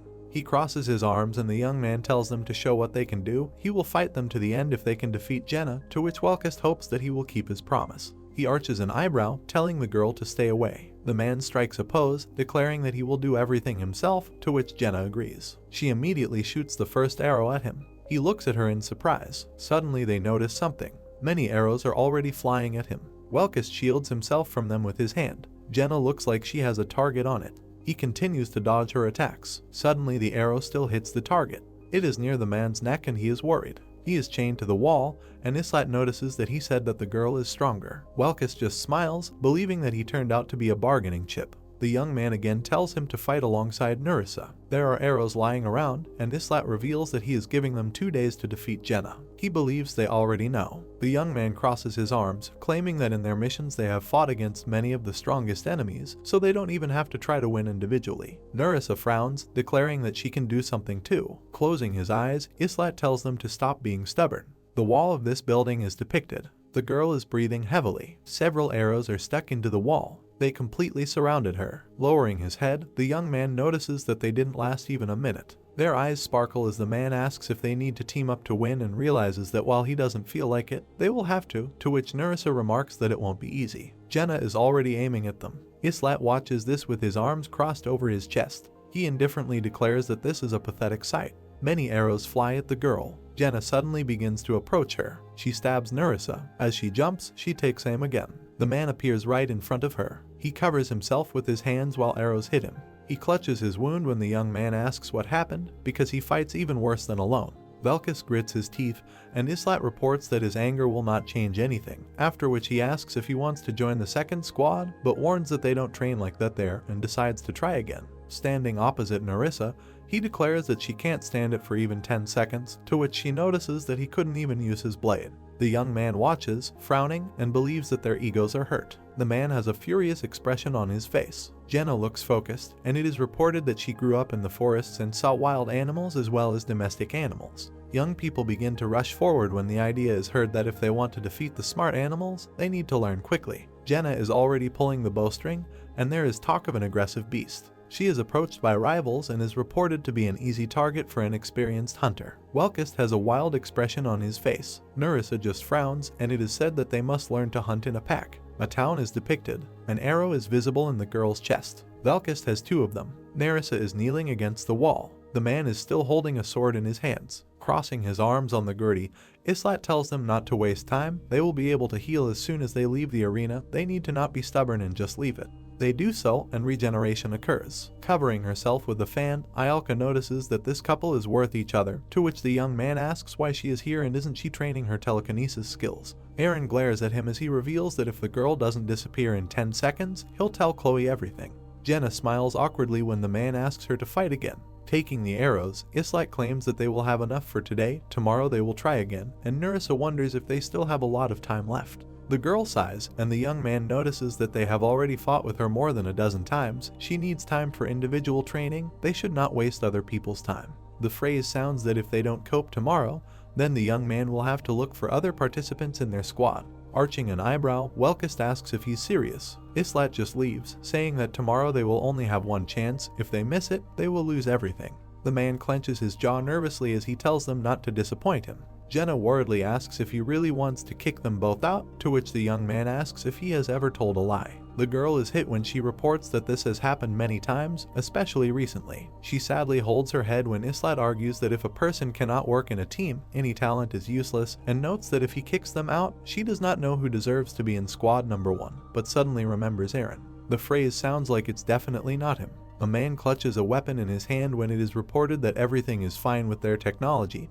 They simply do not want to trust their comrades or are too confident in themselves. He clenches his jaw angrily, declaring that he will defeat the girl. The next morning comes and the area is shown from above. Jenna asks in bewilderment where the couple went and whether they ran away without joining the squad, and the young man reports that they went to the first floor. Ialka rejoices when it becomes known that they asked to give them some time. Islat smiles slyly, claiming that since there are fewer of them, they need to train harder. Suddenly Jenna notices something to the side. Young people are heading towards them. Frowning, the young man asks if they are well prepared. They emphatically declare that they are ready to do their best. It is reported that the rule is the same as yesterday. They need to use real weapons. The location of the battle is shown, and it is said that there are no more restrictions. There is only one attempt. Jenna is already preparing her arrows. Welkist stands opposite her, noting that working together is not to his taste, but there is nothing he can do. Pulling the bowstring, the girl reports that she is ready. Suddenly she looks surprised. The young people decisively strike a pose, getting ready. Jenna starts shooting arrows, wondering why they aren't moving. The arrow is heading towards Nerissa, but she does not budge. They are immediately repulsed by Welkist. Suddenly the girl also throws away the arrow. Jenna confidently continues to shoot arrows. Smiling, the man notices that there she is. The girl is only surprised. He begins to fight off her arrows. He frowns in concentration. It is reported that the man has mastered the skill of protecting himself from arrows. Jenna sits down and he rushes at her. Smiling, she shoots arrows and claims that it is still a bit weak. Young people run towards it together. They confidently deflect arrows. They jump back, dodging. Suddenly they approach the girl and wave their swords. Jenna, however, immediately jumps. In the air, she looks at them carefully. She lands immediately. She is surprised when something frightening is seen near her. She looks away, feeling the urge to kill. Rushing towards her, Welkist declares that he will kill her. The girl skillfully dodges when he tries to attack. She jumps to the side. Suddenly Nerissa appears behind her. A dagger is put to her throat. Jenna turns out to be worried. The girl, frowning resolutely, declares that this is all. Smiling awkwardly, the archer realizes that she has lost. Grinning, the man notices that they did it easily. Crossing his arms over his chest, Islat claims that they suffered all day yesterday because they could not understand this. The moment is shown when Nerissa is sneaking, and the idea is heard that Welkist diverted all the attention to him. By doing this, he allowed the girl to remain unnoticed a little longer. If he diverts too much attention to himself, the target will forget about another enemy. It's saying that if they've seen their boss fights, they should know. The young people have already left the arena, and it is reported that the strength of the group in these cases comes to the fore, and Islat states that they are accepted and they need to remember the feeling that they experience now. Smiling, Welkist asks if he wants to say that they can defeat him like that, to which he receives a question about whether he wants to check it. It sounds like they didn't have a chance against the young man. The arena is shown, with steps leading up to it. It is reported that Islat activated his berserker mode and successfully attacked them as soon as their defenses gave way. A man is shown spitting blood, and it turns out that each of them came close to death several times. The gates are shown. When the thought is heard that they still had a little time before continuing their ascent, Squad Number 1 was not going to be sent into battle immediately. Obviously, they wanted to let the new members get used to the squad. They are already standing in front of the doors. It is reported that in this way Detachment Number 1 was formed anew. The area is depicted from above. The young man holds onto the sword, saying that Jenna will participate in duels from next time. Sitting against the wall, Velkist asks what he is talking about, to which Islat replies that they will become a team like the two of them. The young people immediately tense up and are told to relax. The young man claims that this is not the final distribution into pairs. A diagram is shown. When it becomes known that they will mix different combinations, they need to be able to work with each. The man only remarks that he thought this group was mostly solo fights. On the 5th, 10th, and 15th floors, he noted that it was essentially Islat who made the group successful. To be honest, he didn't expect the rest of the members to be so strong. The young man crosses his arms over his chest when Welkist asks what is the point of training in such teams and asks if his eyes are just for beauty. Moments of battles are depicted and Islat reports that he can't do anything alone. They can't see a good group if everyone is weak in solo, but it also works the other way around. They will fail the mission if there is no teamwork, no matter how much everyone is strong alone. Looking down, the young man says that if someone is tough, he can get all the members through, but he is not sure that there is such a person in their group, including him. Welkist leans over and Islat tells him to stop whining. He'll train them individually as much as he wants once they've mastered teamwork. Sounds like they're both growing up fast. Islat watches the young men on the steps, and he decides that now they can duel 2-on-2. It is reported that morning basic training and afternoon weapons training, they spend all their time sparring. An empty arena is shown. It turns out that every time a team wins, they change their lineup. One of the fights is depicted and it is said that there was a slight side effect where the team the boy was on always won, but over time they learned to work together. The chessboard is shown, and the idea is heard that after a week they added Ialka to train the formation, worked out the weaknesses of the girl and Jenna, as well as ways to correct them, got the most out of their strengths. Islat trained Velkist and Nuris in these two directions. The girl looks away, noticing that the more she studies, the more surprised she is. Each tactic is very accurate.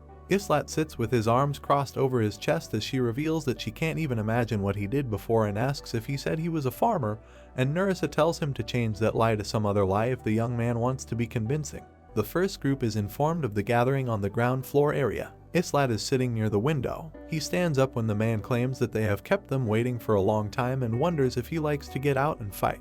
The young man has already risen, and Velkist reports that he believes that this is better than small fights with wooden dummies. Islat is sure that everyone knows that they are not out for a walk. Looking after them, Aaron tells the young man to take care of himself, to which he tells him not to worry. A gate is shown. There is already a crowd of people around them. Islat unhappily wonders who all these people are, to which Nerissa replies that they are those who were summoned after the separation of the floors. A girl and a man are shown when the thought of a third generation is heard. The young man lowers his head when Nerissa reports that strange rumors are circulating around the area. He agrees with this idea with a determined look. 3 teams are depicted, and it is reported that Jenna, Eddies, and Islat are part of the first generation. Velkist and Nerissa belong to the second. They were chosen after he handed the master the guides, and when the floors were divided, they were called upon. They are the third generation. Everyone looks at the man with displeasure, calling him arrogant. Looking at them angrily, he tells the speaker to come here if he wants to fight. The man approaches Islat, recognizing him, and claims that he got here 4 days ago and has one request. It turns out that he has a serious chronic illness, so he wants the young man to transfer him to the second floor. Islat pushes the man, telling him to go away. He flashes his eyes, declaring that the healing in the lobby heals everything, so he believes that they are trying to deceive him.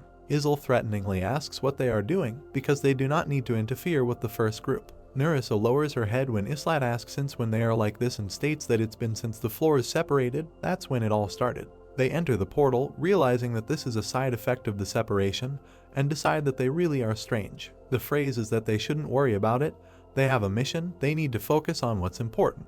They are going to the main dungeon on the 16th floor. The doors are said to open in 10 seconds. Turning around, Islat tells everyone in the battle to follow his orders. Welkist smiles, and he and the girl say they have no objections. A glow is visible. They end up on the 16th floor, which becomes known. Frowning, the man notices that he has never had such missions before. Jenna remembers the moment when she says that she only had this once on the 6th floor. She smiles, claiming that it is not particularly difficult, and Islat reports that it will be different from the 6th floor. They will draw conclusions later. They find themselves in some luxurious building, and it is assumed that the mission site is a castle, or rather, a mansion. Nerissa frowns when talking about this place. She crosses her arms when the boy asks if she knows, and states that she's not sure, but will tell him when she knows for sure. Islat stands in front of the door, deciding to explore the area. Somewhere there should be an exit to the next floor. He knocks on the door, realizing that this is not the same because he is already outside the zone. The young man seriously states that Nerissa is going first. She needs to look around in stealth mode and then report anything that seems unusual. He draws his sword, saying that as long as they move in this formation, the order is for exploration. Burning lamps are shown. Some statues of women can be seen. A long corridor is shown. Young people are walking along it when Ayalka notices that it's creepy here, maybe it's a haunted mansion, and asks why there's no one here. To which the young man replies that it's quite clean, which means the building is not abandoned. He believes that they'll find out everything soon. He touches the door, realizing that they are all out of reach here. The girl asks in surprise whether this is not too huge a space, because neither end nor edge is visible, and Velkus claims that there is an unusual layout. The size of the halls is absurd. It probably looks quite strange from the outside. Ayalka smirks, declaring that he is smarter than he looks. She awkwardly looks away, and Islat tells them not to make noise. Suddenly Jenna notices something. Several paths appear before them. Frowning, the young man notices that it is a labyrinth. Ayalka is perplexed when Islat reports that there is an unusual mansion here. All the paths are winding, like in a labyrinth, and they are still standing here and waiting for Nerissa to return. The young man leans against the wall, believing that they came across a rather dreary mission.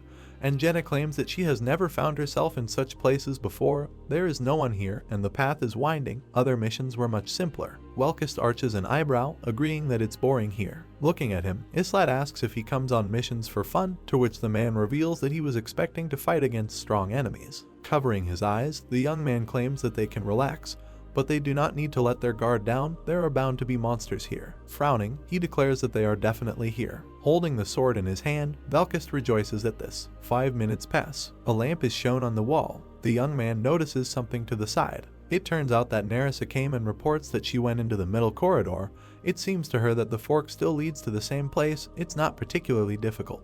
She looks away, claiming that she didn't encounter any enemies or traps, but something strange happened. Islat frowns thoughtfully. A girl is depicted spitting blood, and Nerissa notes that it is difficult for her to judge this.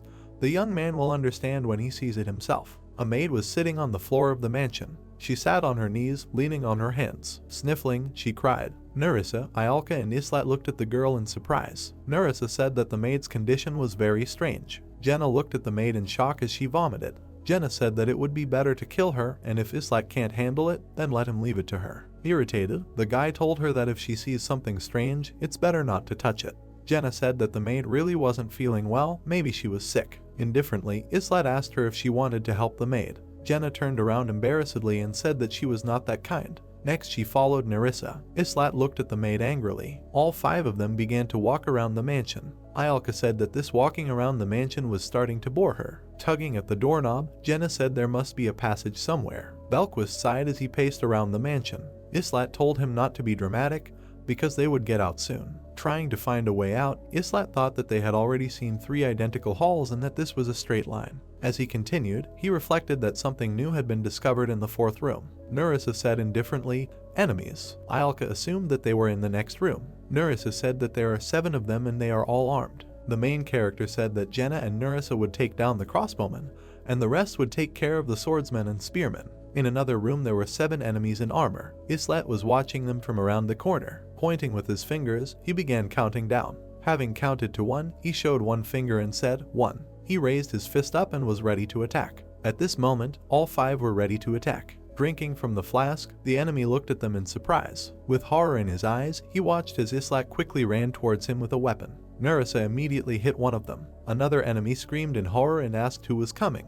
Velkus cut off the head of one of the enemies with 1 blow. He continued to swing his sword. Jenna started shooting at her enemies with a bow. With bloody weapons, they stood around the corpses. Islat continued to look around the room. The 5 of them looked ahead. Islat looked ahead and thought that there were stairs ahead and a door behind. He continued to look around cautiously. From behind his back he began to take out his shield. Having thrown it, the shield immediately hit the barrier. Islat thought that they would not be able to get to the second floor. He told Ialka to cut off the path to the doors with primeval fire. They all stood in front of the doors. The soldiers were resolutely ready, they were going to flee. Ialka immediately released her flame. The enemies were hit by the explosion. Running forward, Islet began calling Belkist and Nerissa. With red eyes, Belkist rushed to run towards his enemies. Swinging, Islet cut his enemies with a slashing blow. With glowing eyes, Belkist looked at the enemies, while Islet continued to cut through the enemies. Jenna fired her beam at her enemies. One of them began to burn from her beam. Islet rushed to run in their direction. Swinging his sword, he continued to cut through all the enemies in his path.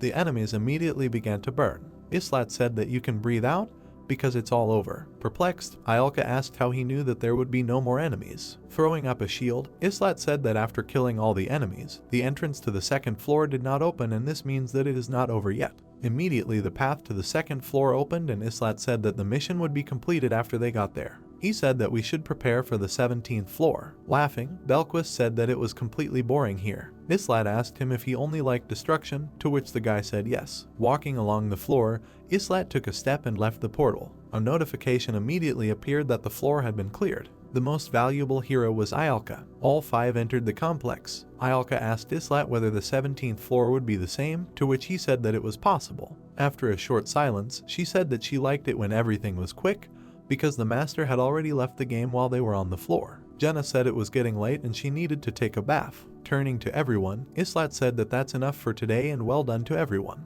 Nerissa was left alone with Islat. He asked her why she was still here. Nerissa said that she had something to say about this place. Islat looked at her with contempt. The lights were on in the house in the complex. Islat and Nerissa were sitting at the table. The main character lowered his eyes and poured tea. Handing a mug of tea to Nerissa, he asked, "So what?" Taking a sip of tea, she put the mug on the table. Nerissa told him that this was an estate and she knew it. The guy looked at her in surprise. After a pause, she continued that she remembered it for a reason, because she worked there. "And why do I need this information?" the main character asked displeasedly, holding a mug of tea in his hand. Nerissa sat in front of him with her hands folded on the table, saying that she thought it would improve their chances of survival. Imagining this estate in her head, she said with a serious expression that it was a golden estate owned by the Halcyon family, adding after that it was one of the 4 most famous families of Townia. "True," with a malicious smile on his face, Islat asked, taking a sip of tea from his mug, adding that such a simple farmer like him could not know this. It was reported that if Nerissa is to be believed, the continent of Townia was once dominated by some kind of empire. Her coat of arms was majestic and beautiful. It was also reported that there were 4 families in the empire comparable in power to the imperial one.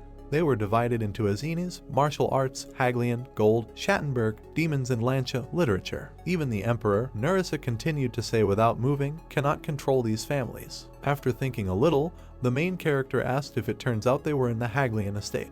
Remembering the transition to the floor, Nerissa said that she thought that this was so, but she could not give guarantees because the appearance and entrance were exactly the same, but the interior was completely different. There was malice in her eyes. She slyly looked away and said that it was not clear what the purpose of their missions was, but perhaps the changes that had occurred had something to do with this, adding that she was sure of this after watching replays of the missions. Suddenly Islat raised his head with a questioning expression on his face and said that Nerissa had said that the Golden Estate had 5 floors, and then asked if the blood of monsters had really mixed with the blood of the 4 families. "Not just monsters," the girl suddenly answered tensely, adding that perhaps this was just chatter, but they say that this is the blood of dragons. "Dragons?" the main character asked in surprise, taking a sip of tea from a mug. 20th floor. It was reported that floors above the 20th are already middle class. This is the border between beginners and middle class players. Those who have completed 20 floors are perceived as good masters. The reason is that the type of mission on the 20th floor is always the same. The boss is on the 20th floor. The main character introduced the boss of the 20th floor, a powerful monster who spares no one. In his head, he said that the boss was a unique monster with its own characteristics, significantly different from ordinary monsters such as orcs. They are on a different level compared to medium and even large monsters, and the first difficult floor is the 5th floor, because it is here that up to 1/3 of the masters are eliminated, and less than half reach the 20th floor. Suddenly his thoughts were interrupted by Nuris, who said that she knew that the main character saved the princess on the 15th floor,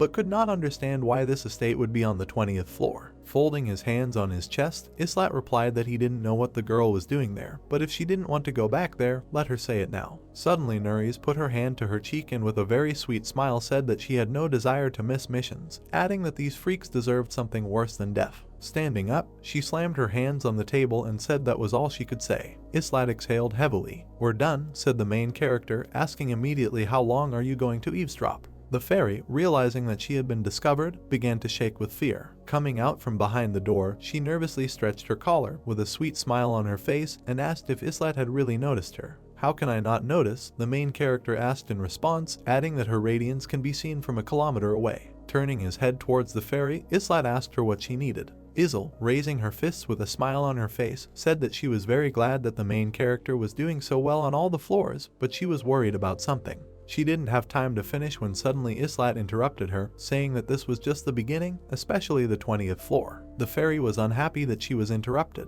Remembering about the 20th floor, Isil exclaimed, also remembering her forum, that there they only talk about the 20th floor. Folding his arms across his chest, the protagonist replied that this would be a big problem. The surprised fairy, flying closer, asked if he had really learned something from Nerissa. The main character, looking at the floor, slowly and quietly said that all this information makes it possible to assemble a complete puzzle. Remembering Phryatsis and that group of hunters, he said that there is a group of people who want to destroy her, and she is also connected with the Haglian family, after which he added that this girl receives the largest amount of funds from this family. After thinking a little, he said that he did not know who they really were, but knowing what was on the 15th floor, we could say that they were somehow connected with the goddess. The excited fairy, folding her hands, asked if Islat really thought that the 15th and 12th floors were connected, to which the main character replied that it was possible, after which he got up from the table. As he left the hall, he said that he had learned two things from his conversation with Nerissa. Imagining 5 tiles in his head, he said that the Golden Estate had 5 floors, as well as the number of floors being between 15 and 20. Stopping, Islat, with his hands in his pockets, coldly said that they say that the blood of dragons flows in the veins of the family that owns it. Really? The fairy screamed in horror when she heard this. Yes, Islat answered, adding that, apparently, the boss of the 20th floor is a dragon. In his head, the main character imagined a huge, terrifying dragon. In life, he clenched his teeth and his eyes lit up with a bright blue light. Suddenly he smiled maliciously and said, looking askance at the fairy, that the dragon was very strong and had no obvious weaknesses, after which he said that one could only hope that the dragons were not purebred. In horror, the fairy screamed that even if they were not purebred, they were still dragons. Relaxed, Islat, without any emotion on his face, said that all his team could do was prepare to the maximum. Isil was very excited. Islat looked out the window, beyond which it was night, and said that they would still have to do everything alone, and the fairy just needed to help when needed. Isil, with beads of sweat running down her face and holding her hands clenched into fists in front of her, was incredibly excited. Okay, she said in a trembling voice. Outside the windows at this time the rays of the sun could already be seen breaking through to the square. Morning has come. The team stood in the yard. The entrance to the floor was open. The protagonist's team immediately joined him. A window appeared notifying them that they were in the main dungeon of the 17th floor. The group appeared at the mansion. There were 5 gates in front of them. Noticing this, Belquist exhaled heavily and irritably said that this was even worse than on the 16th floor, to which Islat calmly replied that everyone should be ready, and if this is the same network, then who knows how long they will have to spend here. Suddenly, behind the main character, a very frightened Janna said that she hoped that the team would not die here, to which Islat reassured her and said that she only needed to follow a few rules. He walked forward, leading everyone with him. In his head, he thought that the main problem with the floor was the high level of difficulty. Having entered one of the arches, they walked further, and Islat, examining everything, wrote it down in a notebook. There were many traps in the corridors. Belkis saved Iolka from under them, grabbing the frightened girl by the hair. After a while, they came across the soldiers, whom Belkis happily killed, along with Islat and Nerissa. An alert appeared saying that the floor had been cleared and the reward was 50,000 gold. After a while, Islat, Janna and Iolka slept near the fire on the floor while they were guarded by Belkis and Nerissa. Having slept, they moved on. Islat continued to write everything down. In his notebook, he also drew a map of the labyrinth, marking important places on it. A notification appeared again, informing that the floor had been cleared and the reward was 50,000 gold. They moved higher and higher, reaching the 18th floor. In another room, Janna quickly pressed her feet against the wall. Jumping back, she fired several fiery arrows at the knight, who died immediately. Immediately after their murder, a notification appeared stating that the floor had been cleared and the reward was 50,000 gold. The team left the floor, finding themselves in a complex where the sun was shining brightly. Gianna, stretching her shoulders, with a satisfied and wide smile on her face, said that getting to the 19th floor was not a problem, asking why it was so scary because of this, she thought that the whole group would die. Narissa, turning her attention to her comrade, replied that there were several dangerous places where the same corridors were repeated several times. Pointing to Islat standing not far from them, Narissa explained that they only made it through thanks to the commander. A system window appeared in which it was reported that construction was underway, after which the desired building was selected.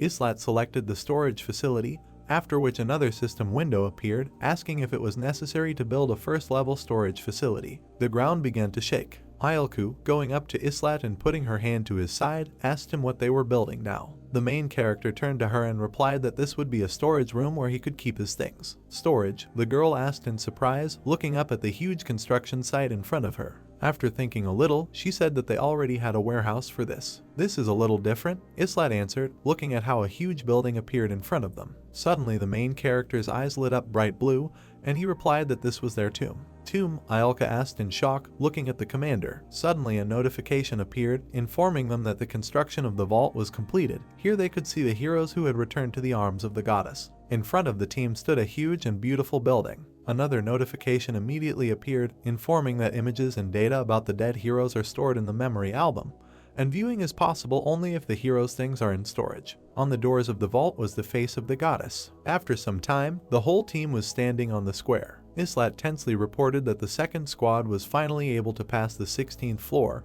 and the other squads needed to catch up, and the master knew it. After a short silence, he added that the third squad would soon try to overcome the 16th floor. The entire team stood in front of him, listening carefully to the commander. Islat continued, saying that he thought everyone understood that they would soon reach the 20th floor. Turning to Jenna, the main character said that she needed to improve her bow skills even more. The girl stood in front of him with her hands on her hips. Looking at her, Islat told her not to be distracted by anything. Looking at Ayalka, the main character said that she needed to upgrade her fire magic, preferably to the next level. Hearing such a request, the girl, resting her hand on her side, with a drop of sweat on her cheek, said that it would be very difficult. Suddenly Narissa said, putting her hand to her chest, that she would take care of daily missions, saying that she was going to produce deadly poisons instead of paralyzing ones, and this might take time. After her, Belkist, with a crazy smile on his face, holding his hands folded on his chest, immediately said that he would like to practice with real swords with Islat. Hearing the wishes of his comrade, the main character smiled broadly and asked if they would start in the morning, to which Belquist asked if the time of day was really so important. Islat smiled contentedly, in his eyes there was respect for Belquist, and in his head he said that he was an interesting guy, because he never backed down, no matter how much he lost, adding that Belquist's way of thinking was different from Aaron, Dicky and Asher. Suddenly his thoughts were interrupted by Ayalka, who, appearing from behind Belkist, asked, putting her hand to her chest, if she could also train with the commander. The girl screamed, asking why she was always on the sidelines, because she, too, could fight. Hearing this, the main character, folding his hands on his chest, replied that she herself said that she did not want to. Ayalka, looking away in confusion, replied that she had changed her mind, adding that she did not want to rot in the storage room all the time. She remembered the vault. On the doors of this building was the face of the goddess. She recalled asking Islat about our tomb. The main character, looking at the completed building, replied that it seemed that the master was preparing to climb the 20th floor. Ayalka immediately screamed furiously, asking why a tomb was being prepared for the 20th floor, immediately asking why this building was called the vault. Then Islat replied that it was something like a mausoleum,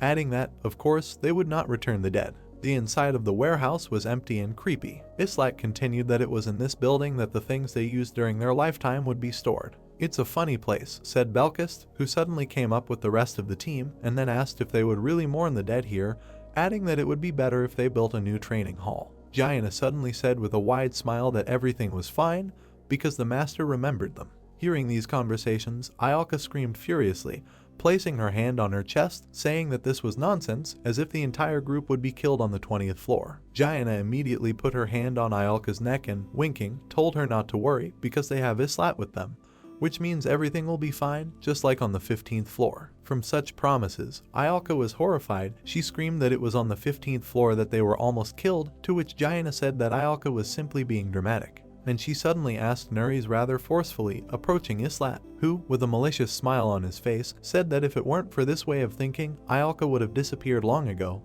adding that perhaps he appreciates the girl for this. Nerissa, grinning, closed her eyes and said with a smile on her face that after all, there was the 20th floor ahead and this would be a very difficult mission. "Are you afraid?" Islat asked sarcastically, turning to his interlocutor. "Of course not," the girl answered with cunning and malice in her eyes, adding that if she were afraid, she would be gathering dust in some auxiliary job. Kindness and ridicule disappeared from the face of the main character. After a pause, he looked at Nerissa and said that it was not too late. The girl did not respond to these words, she only remained silent, standing with her back to Islat. But at the same time there was a sweet smile on her face. Some time has passed since all the memories. A fire suddenly broke out in the training room. Ialka attacked Islat, who was attacked by Belkist at that time. Dodging the column of fire aimed at him, Islat defended himself with a shield from the furious attack of Belkist's sword. The guy's eyes glowed brightly scarlet, and there was a crazy smile on his face. A notification appeared indicating that Belkist's sword skill had been raised to level 5. Having successfully repelled the attack, Islat immediately retaliated by attacking his opponent. A notification immediately appeared, informing him that Islat's sword skill had been raised to level 8. At this time, Jaina pulled the bowstring. The arrow in the bow was burning, the bow itself was also burning, and in the girl's eyes there was nothing but determination and desire to become better. She shot an arrow from her bow. The projectile pierced right through the target, breaking it. Blood sprayed from Jaina's fingers. The girl was at a loss. An alert appeared stating that Jaina's bow skill had been improved. After some time it was already day outside. Islat unfastened the weights from his arms. One of these fell to the ground, breaking a tile. The preparation process for the 20th floor went smoothly. The main character was rubbing his hand, from which he had just removed a weight. Behind him ran Jaina with the same weights. In Islat's stats window it was written that his level was 19, his class was novice, his strength, intelligence, HP and agility were full. In the evening, no one was visible on the streets of the complex. It was reported that a couple of new people appeared on the second floor. In the magic hall, where Ialka always sat reading books, a pharmacist appeared, capable of making useful potions. Dick returned to the second floor and became an instructor. He thanked Islat immensely for recommending him. It was reported that as the mission to the 20th floor approached, related professions became increasingly important. Swords were being made non-stop in the forge. More and more students began to come to study as blacksmiths. Many children crowded around one blacksmith who was forging swords. It was reported that the forge was growing rapidly due to a large number of orders and was already able to produce T+ level equipment. At this time, the 3rd detachment continued its ascent. Their help could be very valuable when passing the 20th floor. The guys from the 3rd squad were in the mansions, preparing for defense. It was reported that after the raid they could already join the main detachments on the 2nd floor, and not just be a group of rabble from the 1st. It was just night outside. Light from the windows shone into the vacant backyard of the building. A few hours later, when the night was already deep, the backyard was completely filled with boxes, weapons, and equipment. The lights were still on in the main house. Islat sat at the table, resting his head on his hand and reading his diary. In his head he said that the 20th floor was very difficult. This should be known to those who read his manual. Having delved into the notes that he had made, he continued to say in his head that the 20th floor was not easy for him, because all the heroes were mowed down on it 3 times, but they had no right to make a mistake. Not on the 20th floor, he said after a short pause in his head, after which he closed the diary with a pop. Not on subsequent ones, Islat added. Some time passed. The entrance to the 20th floor was supposed to open soon. The main character, in full uniform, said that he hoped that everyone had time to finish all their affairs, write a will and all that, adding that if someone writes it after his death, he will tear the will to shreds. Jenna, smiling broadly, replied that Ialka was already in the process. "What are you writing?" Belquist asked, laughing. "It's none of your business," the girl shouted aggressively, writing down a will on a piece of paper. Nerissa stood there without any emotion and said nothing. "Everything will be fine," Islat suddenly said. After which he smiled sarcastically and asked, despite his squad, if he had ever lied to them, to which Ialka immediately answered, placing her hand on her side, that yes, and more than once. An alert appeared stating that the mission required 3 squads. If a squad is short of members, use summoning to fill the shortage. "Is this really a raid on the boss?" Ides asked with a malicious smile on her face, adding that it seems that there will be only one enemy here. Her entire group stood behind her. An alert appeared telling them that they could choose which unit would attack at what point, as this would have a big impact on the outcome of the battle, so they had to think carefully. The girl, who is the commander of the 3rd squad, stammered that she would do everything in her power. A notification appeared saying that the remaining units could attack when the first unit reached a certain point or after a certain time had passed. Immediately Jenna smiled broadly. Excitement appeared in her eyes and she asked Islat if this was really a real war, to which the main character emotionlessly explained that the use of several units was allowed on this mission. "Who is this?" Jenna suddenly asked. Islat responded to get information about the 20th floor. Everyone decided to send live bait. It was a guy with a sword and shield in his hands. He was biting his lip in fear and trembling violently. Islat said that he would go forward to see what was happening there, and they would follow, adding that it started on the 16th floor. Suddenly, Izzle screamed over this guy's ear to get him to move. This scared the guy even more. It was later reported that the guy who went there did not last even a few minutes. The entrance to the floor was active. Islat had a choice whether he really wanted to choose the first detachment as the main one. The main character was enveloped in a strong aura, his eyes glowed bright blue, and there was a crazy smile on his face. "Now it's our turn," he said. The fairy flew up to the group and told everyone to be on alert and listen to the commander, to which Belquist, smiling sarcastically, told the fairy to stop sucking up. Idis smiled widely and told Islat to go ahead and her team would cover them. Hearing this, the main character looked at Idis and smiled. They stood in front of the gate to the 20th floor. The team immediately entered them. The transition to the 20th floor with the boss began. Suddenly, a notification appeared saying that the mission was being recorded and would be saved.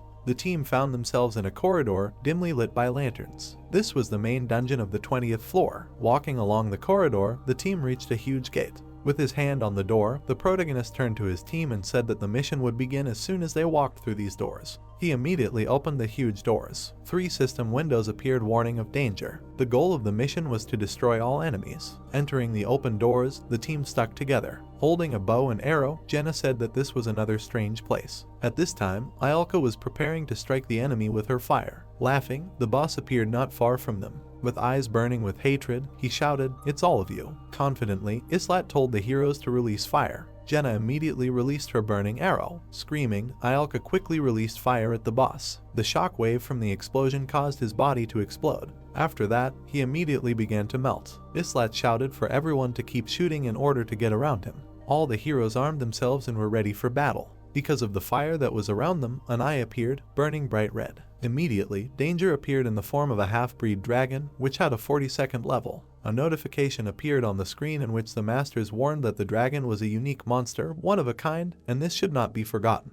Rushing into the dragon, Islat said that there was no time to be surprised. Behind him stood Jenna, holding a bow in her hands. Pointing the flaming arrow at the dragon, she was ready to shoot. With hatred in her eyes, she confidently released the arrow. Her shot was so accurate that the arrow flew into the dragon's eye. There was a barrier on the dragon's burning eye. The arrow instantly bounced off his eye, rushing down. The pop-up notification stated that the monster was resistant to physical damage. Jenna looked in surprise as the arrow rushed down. Ialka directed the fire at the dragon. There was an explosion, irradiating the monster. The notice stated that the monster was resistant to magical attacks. The dragon screamed in rage. Islat wondered in surprise whether the monster really did not receive any damage after the fiery attack. The main character ran towards the monster. This was visible in the reflection of his eye. Islat swung his sword to hit him in the eye. After the blow, a barrier appeared in the eye again. Immediately, the eyes of Belkist and Nerissa, burning with anger and sunken, flashed as they looked at the monster. The guys immediately dealt strong cutting blows to the dragon, but a notification immediately appeared that the monster was resistant to physical damage. The dragon raised its head majestically. "We are retreating," Islat immediately shouted. After these words, the dragon curled up into a ball and began to spin quickly in place. Suddenly, a lot of sharp needles flew in all directions. Islat deftly deflected all the needles with his shield. Suddenly, a notification appeared that Nerissa was bleeding and would be losing health for some time. Damn, the main character cursed, tensed up greatly. Blood was pouring from the girl's hand. Taking out a bottle of medicine, Nerissa said that it was nothing, after which she poured the entire bottle onto her hand. "What if you aim at the eye?" Jenna shouted, releasing an arrow at that very second. Having hit the eye, the arrow rebounded without causing any damage to the monster. An alert appears indicating that the monster is resistant to physical damage. Shocked and scared, Jenna screamed that the monster wasn't taking anything at all. Balquist smiled widely, beads of sweat running down his face. He said that neither arrows nor swords harm the dragon, and magic also does not help because its characteristics are too high. "Not that tall," Islat shouted, gritting his teeth with hatred and anger and holding a shield in front of him. "They are unimaginable," he continued right there. Belkist shouted at Islat's words. The main character replied that no matter what they do, nothing will help. "And then what should we do with this huge monster?" Belquist shouted in response. Suddenly the dragon rushed towards the group, attacking them. Islat, rushing at the monster, shouted to Belkist and Nerissa, who immediately joined him, understanding his plan. The main character successfully blocked the monster's blow, while 2 guys struck him with a sword. But it was all in vain. The monster is resistant to physical damage. While the guys were fighting the dragon, Iolka gathered her strength to strike another blow with magic. Her eyes burned with a bright fire, and in her hands was a huge ball of fire. Letting out a fiery attack, she hit the target exactly. This attack did not bring any results because the monster is resistant to magical damage. Landing on the ground, Belquist shouted furiously what they should do then. Islat then turned to the team, shouting at them to move away, adding that he would fight the monster himself. With a quick cutting motion, he struck at the dragon's neck, but it had no effect. A red barrier enveloped the monster's impact area, protecting it from receiving damage. The monster is resistant to the physical barrier. A notification appears. Horror appeared in Islat's eyes, sweat was running down his face, he was at the limit of his strength. The dragon fired many needles at the main character, which he managed to repel at the last moment. Islat shouted that the dragon was attacking only one, so attacking it altogether would be a waste of energy. There were many sharp dragon scales on the ground,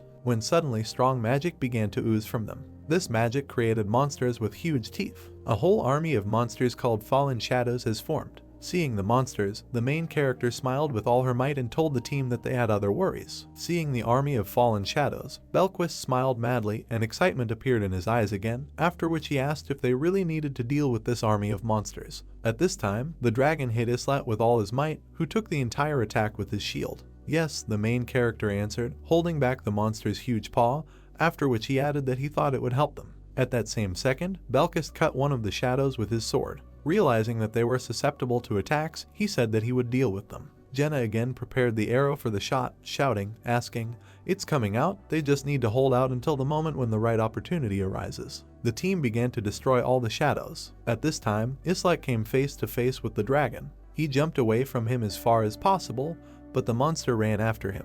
In his head, he reasoned, shooting scales, claw attacks, and summoning minions were the three main attacks a dragon uses, so it wasn't that difficult. Suddenly, the dragon tried to bite the main character, but he dodged it in time. While there was a moment, he attacked the monster, hitting its neck with his sword. A notification appeared stating that the monster was resistant to physical damage. Islat clenched his teeth in anger and hatred, and his eyes glowed a clear blue. Without wasting a second, Islat again rushed to the attack. He struck the dragon again. The notification that the monster is resistant to damage appeared again. Immediately the dragon rushed towards Islat, but he blocked the attack with a shield. But suddenly an alert appeared that the main character was bleeding and his health level would drop for some time. Blood suddenly sprayed from Islat's leg. He immediately took out a bottle of healing potion. Opening it, he poured the entire bottle onto the wound, which immediately healed. He threw away the empty bottle. Immediately after the treatment, Islat rushed to attack the dragon, when suddenly blood spurted out from his arms and legs again. Immediately, a message appeared that Islat was bleeding and his health level would drop for some time. This happened because the dragon was waiting for Islat and delivered a quick blow with its tail in time. The main character fell to the ground. Immediately Jenna screamed when she saw that the commander was in trouble, but Islat immediately shouted at her, ordering her not to be distracted. His whole face was covered in blood. Suddenly Iolka stepped back in shock, saying that her attacks had no effect on the monsters that were coming at her in a crowd. "You want our death?" the main character shouted furiously. At the same second, Islat struck the dragon again. An alert immediately appeared stating that the monster was resistant to physical damage. "Hold on a little longer," Islat shouted. As he killed one monster after another, Belquist shouted, asking how long to wait. Jumping away from another blow from the dragon's jaw, the main character said in his mind that his head was not working at all, and then screamed in his head when it was already over. He looked at the huge dragon and the countless minions around him. "This battle is hopeless," he said in his head. Blood sprayed from his hand. Gritting his teeth in pain, Islat looked at his wounds. Huge squads of guards stood on the walls of the arena. Noticing them, the main character asked himself how long these knights have been here. Are they really just watching the battle? At the same second, the dragon attacked the main character, but he deftly jumped away. Belquist suddenly appeared behind the main character, killing shadow monsters. The huge monster towered over them all. Belquist asked the commander whether he would definitely be able to cope with this monster, to which Islat replied, standing in a stance, that the guy's chatter was getting crazier. Suddenly something appeared behind the dragon. A notification appeared saying that the field build was complete. Islat was informed that a call for backup had become available. The main character deftly dodged every dragon attack. Another notice said to lend a helping hand to your heroes. Suddenly, a bright glow from the portal was heard at the edge of the tower. Islat had a choice, the second or third detachment. This is what Jenna looked at the light of the portal in surprise. The main character was asked whether to place a second detachment on the battlefield, to which he chose the option yes. A second squad appeared on a tower at the edge of the arena, ready for battle. Idis, seeing how the main character fights the dragon, was shocked. Aaron, seeing his comrade, tried to break through to him, but the barriers stopped him. Are we really not allowed to go there? Roderick asked, looking at the battlefield, to which the fifth member of the team replied that they seemed to have a different task. Suddenly the knights and guards who were watching the battle turned their attention to the arriving team. There was only bloodlust in their eyes. Soldiers of different levels moved towards the second detachment.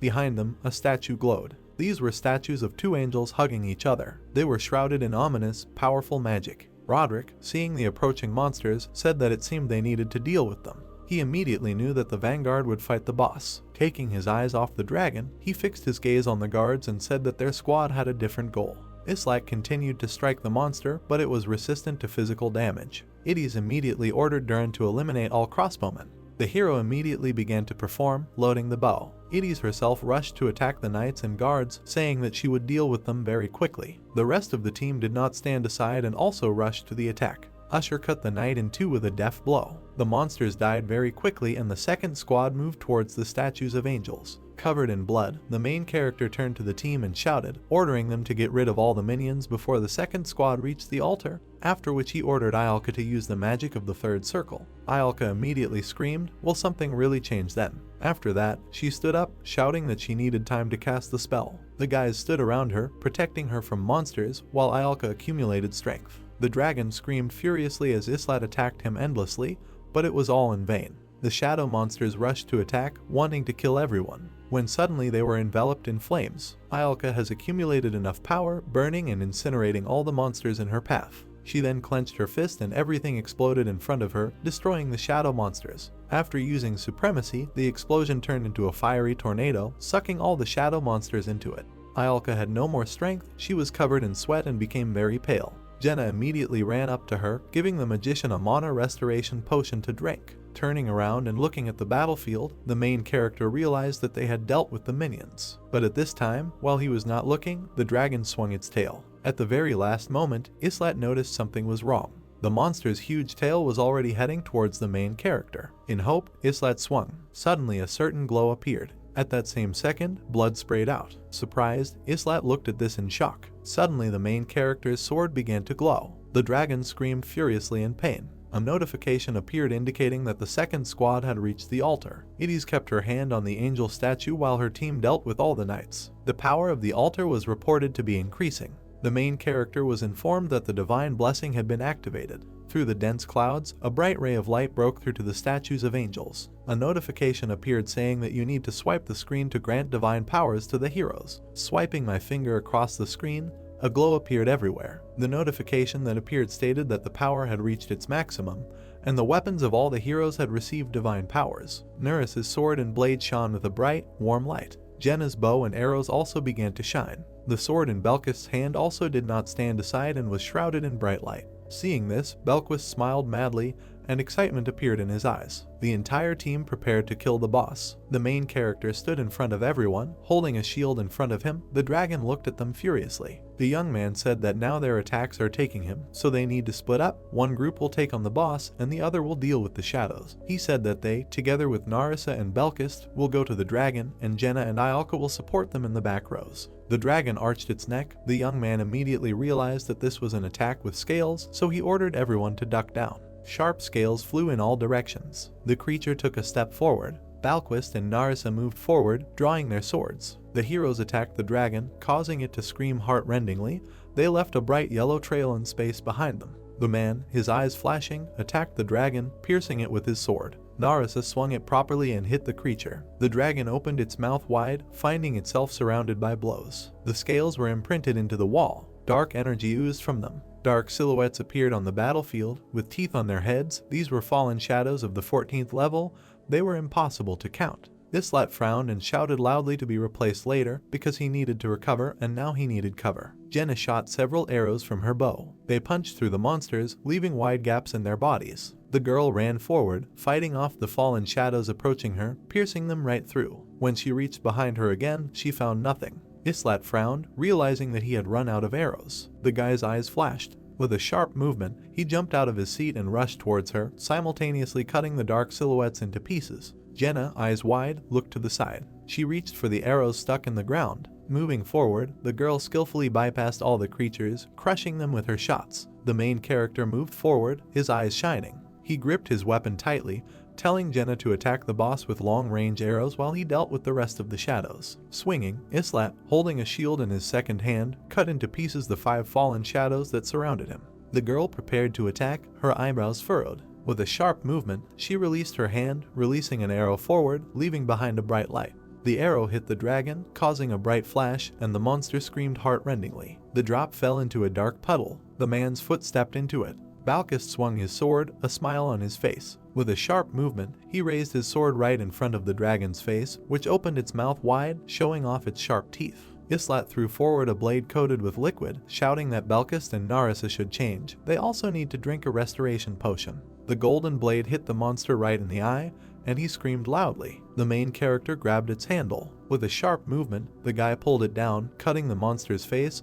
The dragon screamed heart-rendingly. He took off, his gaze was mad. The young man jumped to the side. Eddies, frowning, addressed him loudly, saying that they would not hold out for long. The guy dodged the dragon's blows, thinking that Team 2 had its limits. They, of course, would not be able to protect the altar throughout the mission. Someday their defense would weaken. The squad fought back at the top, guarding the golden statues. They shouted about pushing the stairs, preventing anyone from getting up. A knight was climbing up one of them. A loud scream attracted Islat's attention. He shifted his gaze. Usher's chest was pierced by the tip of a spear. He looked at it in fear, his mouth wide open. The guy frowned, blood gushed from his mouth. The system notified that the hero is bleeding.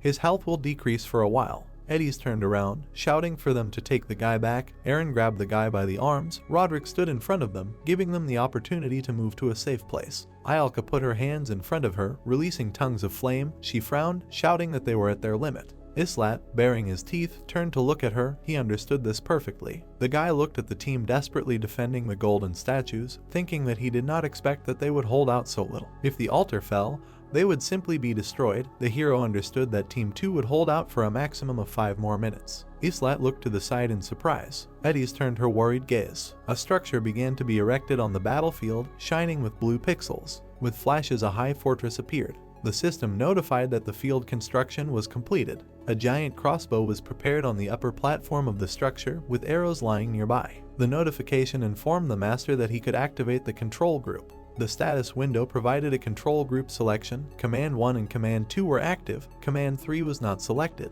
Eddies put her hand with her weapon forward in front of the emerging knights. The system notified that a third team would be placed on a quest. 5 heroes appeared on the battlefield. Islat opened his mouth wide, screaming for them to run. The girl turned to him in surprise, not understanding what he was talking about. The main character frowned, shouting for them to quickly move towards the standing tower. To ballistics, the tip of the arrow flashed on the crossbow. Islat held back the monster, shouting to them to hurry up. They understood everything and moved forward. Human soldiers of the 18th level, in the amount of 45 people, and 6 human knights of the 20th level appeared on their way. Eddies and Aaron fought off the knights approaching the altar. Balkis appeared from behind the young man, telling the boss that it was time to change. Islat bared his teeth. The man swung his sword. He cut off the dragon's tongue. Narissa put her sword forward, addressing the hero, asking if poison had any effect on the monster. The guy stood with a shield next to him.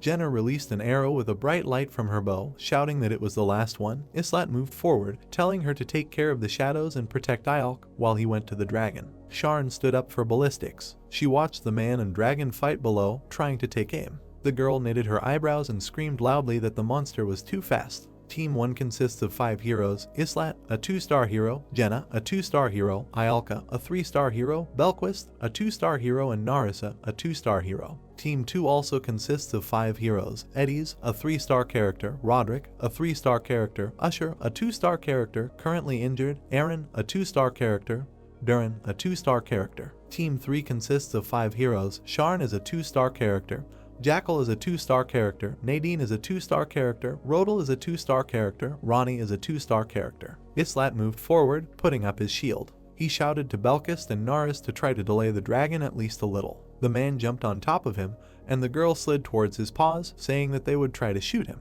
The monster raised its claws to strike. His body was covered with sharp scales, and he threw Balquist back. The main character, holding a sword in his hand, rushed forward with a furious grin on his face. The guy jumped on his paw, hitting him with his sword. The dragon screamed loudly as the young man plunged the sword into its paw. The hero bared his teeth, shouting that this was an opportunity, telling the girl to shoot. Sharn worriedly tried to do ballistics, saying that she was never good at it. She recalled that when she first got here, she was confused, looking around. The girl frowned as she fought the monsters, thinking that she was sure that she was not the only one, but only those who could quickly adapt to new conditions could survive here. Sharn recalled standing next to her older sister, holding the doll in her hand. She was born and grew up in poverty, never having enough food or clothing. She could only count on her older sister, but she sold her to the docks when she grew up. A man's hand passed coins into the hands of a little girl. She did hard work among the most dangerous people. The girl was dragging a wooden box on her back. She clutched the doll in her hands. Sharn was sleeping, bent double and taking the doll away, asking her sister to help her. The girl recalled how, while on a ship in the middle of the ocean, they were attacked by a sea monster, which destroyed the ship with its tentacles. The man frowned furiously, holding the spyglass in his hand, asking where it even was. He needed to move and shoot. Sharn stood next to the cannon, looking up. She was ordered to shoot, but the girl knitted her eyebrows in fear, and tears appeared in her eyes. She closed her eyes. The girl suddenly opened her eyes. With a bright flash, the arrow was released from the ballistics. It hit the monster right in the chest. The dragon screamed loudly. Sharn froze in place, eyes wide, glad she could. The girl frowned and smiled. A blush appeared on her cheeks. She realized that she could do it if she wanted to. She remembered herself fighting bravely, thinking that here everyone can become strong and there is no need to be afraid of anyone, especially if her comrades are with her. Islat turned around, shouting that this was not all. His brows furrowed. An arrow flew into Sharn's head and her eyes opened wide. The system notified that the girl returned to the arms of the goddess. Her courage will be remembered forever. One of the warriors, his eyes flashing brightly, fired an arrow at her. The people from her squad, who fought valiantly, screamed heart-rendingly when they saw this. The system notified that Nadine had fallen into horror. All characteristics were reduced by 30%.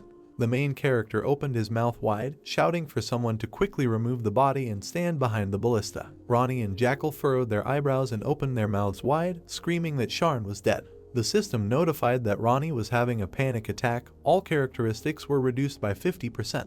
The notification reported that Jackal had fallen into horror. All characteristics were reduced by 30%. The main character looked at the tower. He bared his teeth. Belkist, running nearby, noticed that these guys had gone the wrong way. The system notified that Ronnie had returned to the arms of the goddess. His courage will be remembered forever. The dragon bared his teeth and put out his paws. The guy said that he needed to finish him off quickly. Before he recovered, Squad 3 would sort it out on their own. The system notified that Nadine returned to the arms of the goddess. His courage will be remembered forever. The hero shouted at Iolka to get ready to use magic. The system notified that Rodel had returned to the arms of the goddess. His courage will be remembered forever. Jenna defended her. The girl spread her arms to the sides, releasing tongues of flame, and frowned, saying that she could not do this. It was too hard. The system notified that Jekyll returned to the arms of the goddess. His courage will be remembered forever. The notification stated that Squad 3 had been destroyed. The main character stood in front of the dragon with a shield, telling the two of them to retreat while he delayed them. The system notified that Asher was on the verge of death. His life was in danger. Aaron fought off the knights, shouting that everything was working against them. The guy sat leaning on the wall. He was treated with a spell. He barely audibly said that he was just a mercenary. Islat swung the dagger. His brows furrowed as he thought about it piercing his heart. The main character bared his teeth, abruptly moving forward, in the place where the ballista arrow pierced the monster's neck. He remembered the place where his body was pierced. According to the hero's assumption, if he can fully plunge the sword into this place, he will be able to reach his heart. Eddies fought off the knights, asking Asher to hold out a little longer. The young man was breathing heavily and pressing his hand to his stomach, saying that he managed to walk the entire continent without fear. Durin turned around, his cloak fluttering in the wind. He ordered the first squad to attack at his signal, asking Eddies to hold out for another minute, asking Khan to hurry up. Suddenly, the guy's chest was pierced by the tip of a sword. The guy opened his mouth and opened his eyes wide. He arched his eyebrows and blood gushed from his mouth. The knight pulled out his sword from him. The young man began to rapidly lose his balance. Durin's eyes were wide open. He was falling down. Usher was breathing heavily. There was blood on his face. He said that he was very cold. He was trying to understand where Eddies was. Durin extended his hand, asking for help, but the knights surrounded him, attacking with swords. He screamed that he didn't want to die. Usher turned his gaze to him. He heard cries for help. The guy covered his eyes. After a heart-rending cry, He rolled his eyes. The system notified that Durin returned to the arms of the goddess. His courage will be remembered forever. 2 knights appeared in front of the young man, their eyes shining brightly red. One of them was holding a sword, its tip sparkling. The young man recalled how 2 strong men looked at him. One of them asked for their things, asking where he was staring. A guy with long hair asked if he wanted to become a mercenary. They turned around. The guy asked not to make him laugh, because he doesn't even know how to hold a sword. The man walking next to him laughed. Usher knitted his eyebrows, looking into the bag. He looked at his palm. The young man clutched the hilt of his sword. He smiled, saying that he knew how to hold his sword. The guy got up from his seat. Islat dodged the dragon's blows, his eyes shining. With a sharp movement he dodged the blow. The guy hit the monster. It opened its mouth wide, screaming loudly. The system notification reported that the monster is resistant to physical damage. The main character opened his eyes in surprise and parted his mouth, looking at the dagger. Roderick covered the heroes. Aaron frowned, holding the wounded Eddies, who asked for forgiveness. The system notified that control over the altar was lost. The statues of the 2 girls lit up with a red light. The notice stated that the goddess's blessing was no longer valid. Asher was stabbed with spears. The knights left the guy lying at the pedestal of the statue. The system notified that Asher returned to the arms of the goddess. His courage will be remembered forever. Squad 3 was destroyed. The heroes lay motionless in pools of blood. The ballista is now useless. More and more people began to appear around the statue.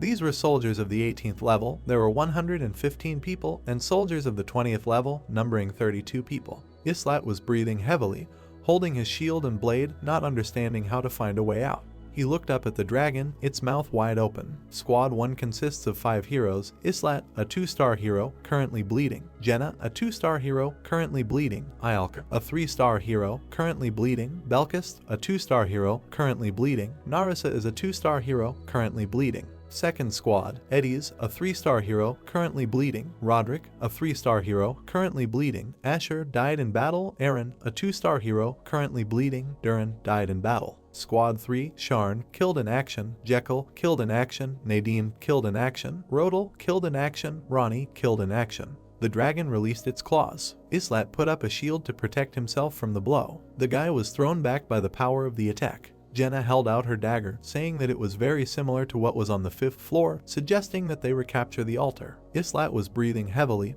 looking ahead, saying that it was better to stay here because going after Squad 2 would be suicide. The guy turned to Belquist, asking him to give him his sword. The man looked at him in surprise. The young man caught the sword and put it in front of him. He pointed its tip at Ialka standing in front, offering to add fire. She looked at him in surprise. The guy asked if she could make the fire denser. The girl moved her fingers in the violet fire, saying that she could try to do this using psychokinesis. The main character's sword shone brightly with purple flames. The girl furrowed her eyebrows as she looked at the orb in her hands, saying that with the goddess's blessing, pyrokinesis would be able to penetrate the flames, but it was too weak to fully ignite the blade. She could use a more powerful spell to enhance the blessing, but it would take time. The young man smiled, looking at her, saying that this was already not bad. Ialka looked at him with her eyebrows knitted together, asking if this could work. The young man frowned, saying that he hoped so. Belkist fought off the monsters, turning to them, asking what they should do now, but the main thing was that Ialka was safe. He shouted that he believed that the hero would succeed.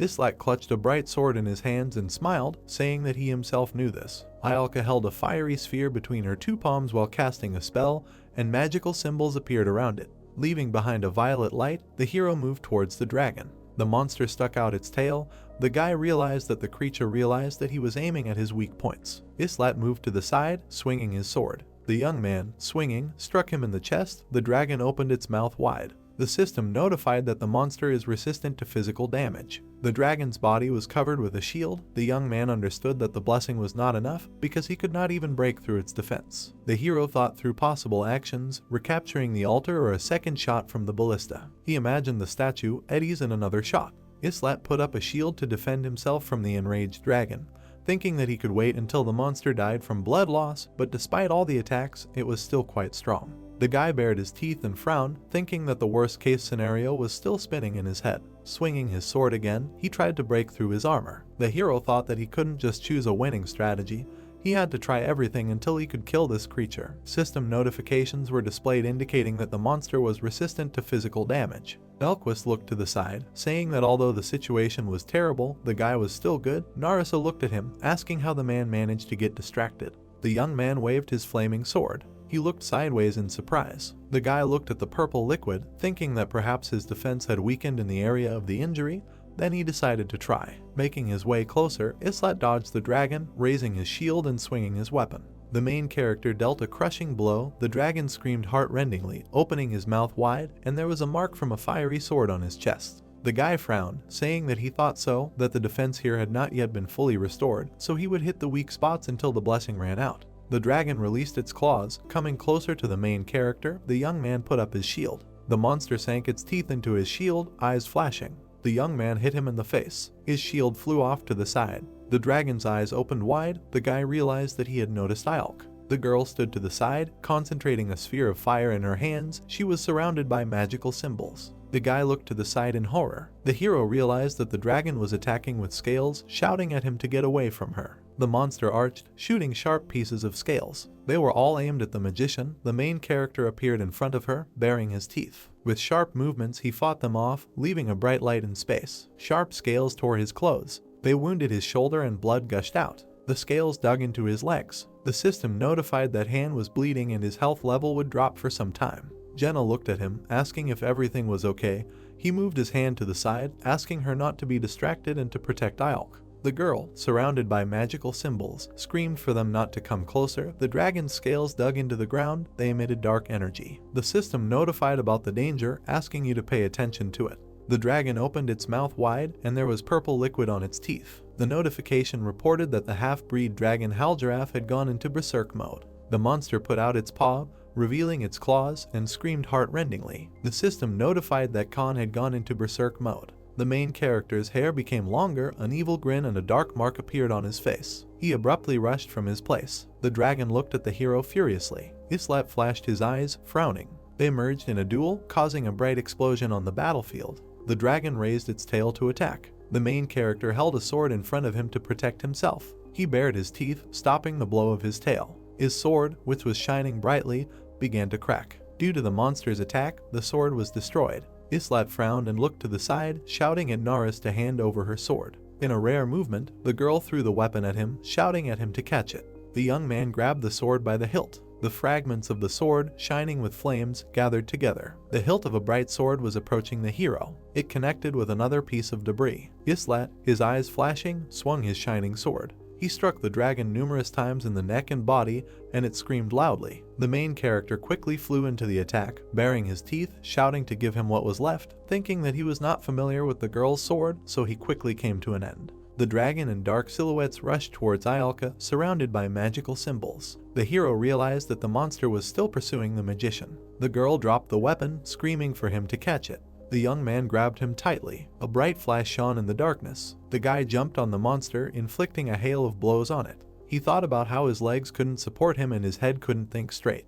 Islet frowned and opened his mouth wide, screaming loudly. His body couldn't stand it, but he couldn't be distracted by it and couldn't give up. Marissa and Belkis defended Ialk from the approaching monsters. The dagger, broken into pieces, shone with a violet flame in the hero's hands. The debris gathered together, leaving bright flashes. Islet bared his teeth. A small flash appeared in the darkness. She was getting brighter. It looked like white flames. The hero rushed to the back of the dragon's head. The guy raised the flaming sword above his head, intending to deliver a crushing blow. Squad 1 consists of 5 heroes: Islet, a 2-star hero, currently bleeding; Jenna, a 2-star hero, currently bleeding; Ialka, a 3-star hero, currently bleeding; Belkis, a 2-star hero, currently bleeding; Narissa is a 2-star hero, currently bleeding. Second squad: Eddies, a 3-star hero, currently bleeding; Roderick, a 3-star hero, currently bleeding; Asher, died in battle; Aaron, a 2-star hero, currently bleeding; Durin, died in battle. Squad 3: Sharn, killed in action; Jekyll, killed in action; Nadine, killed in action; Rodel, killed in action; Ronnie, killed in action.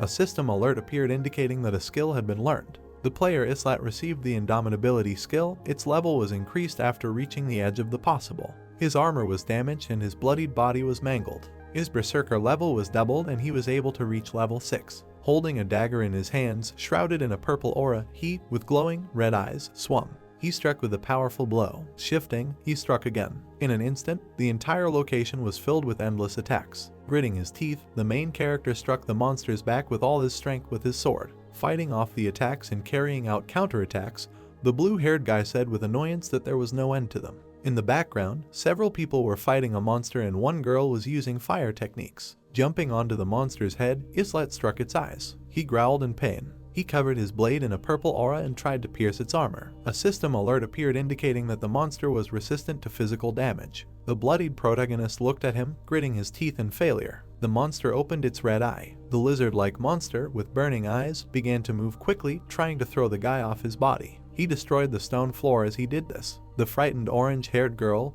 looking at him, screamed. He continued to squeeze the crippled monster with all his might. The lizard-like monster pierced its flesh with its claws. The main character stood up on his blue armor. He jumped, moving away from his opponent's body. Appearing on his neck, he dug his fingers into it. With great tension on his face, he put all his strength into the attack. Splashes of purple blood scattered throughout the area. The protagonist opened his mouth wide and began to scream. The monster, receiving enormous damage, began to spit out purple liquid and growl in pain. His big tongue started bleeding. Starting to scream even louder, the main character with burning eyes squeezed the enemy to the limit. Streams of blood came from the entire body. The monster was unable to do anything. The protagonist delivered a final kick that knocked down the lizard-like monster. Having delivered a powerful blow, he began to quickly move away. Appearing on his head, Islet, with madness on his face, pressed his head with his foot. The protagonist received the achievement and skill Storm of Dragons. With a huge amount of blood on his face, the main character smiled. A notification about exiting Berserk mode appeared. He was exhausted and all his characteristics were reduced by 90%. Having released the monster and exited the mode, he began to slowly fall to the ground. Jenna instantly ran up and caught the guy. Sincerely smiling at the main character, she said that this was good work. Opening his mouth wide, the crippled blue-haired guy shouted for them to gather because not everyone had been defeated yet.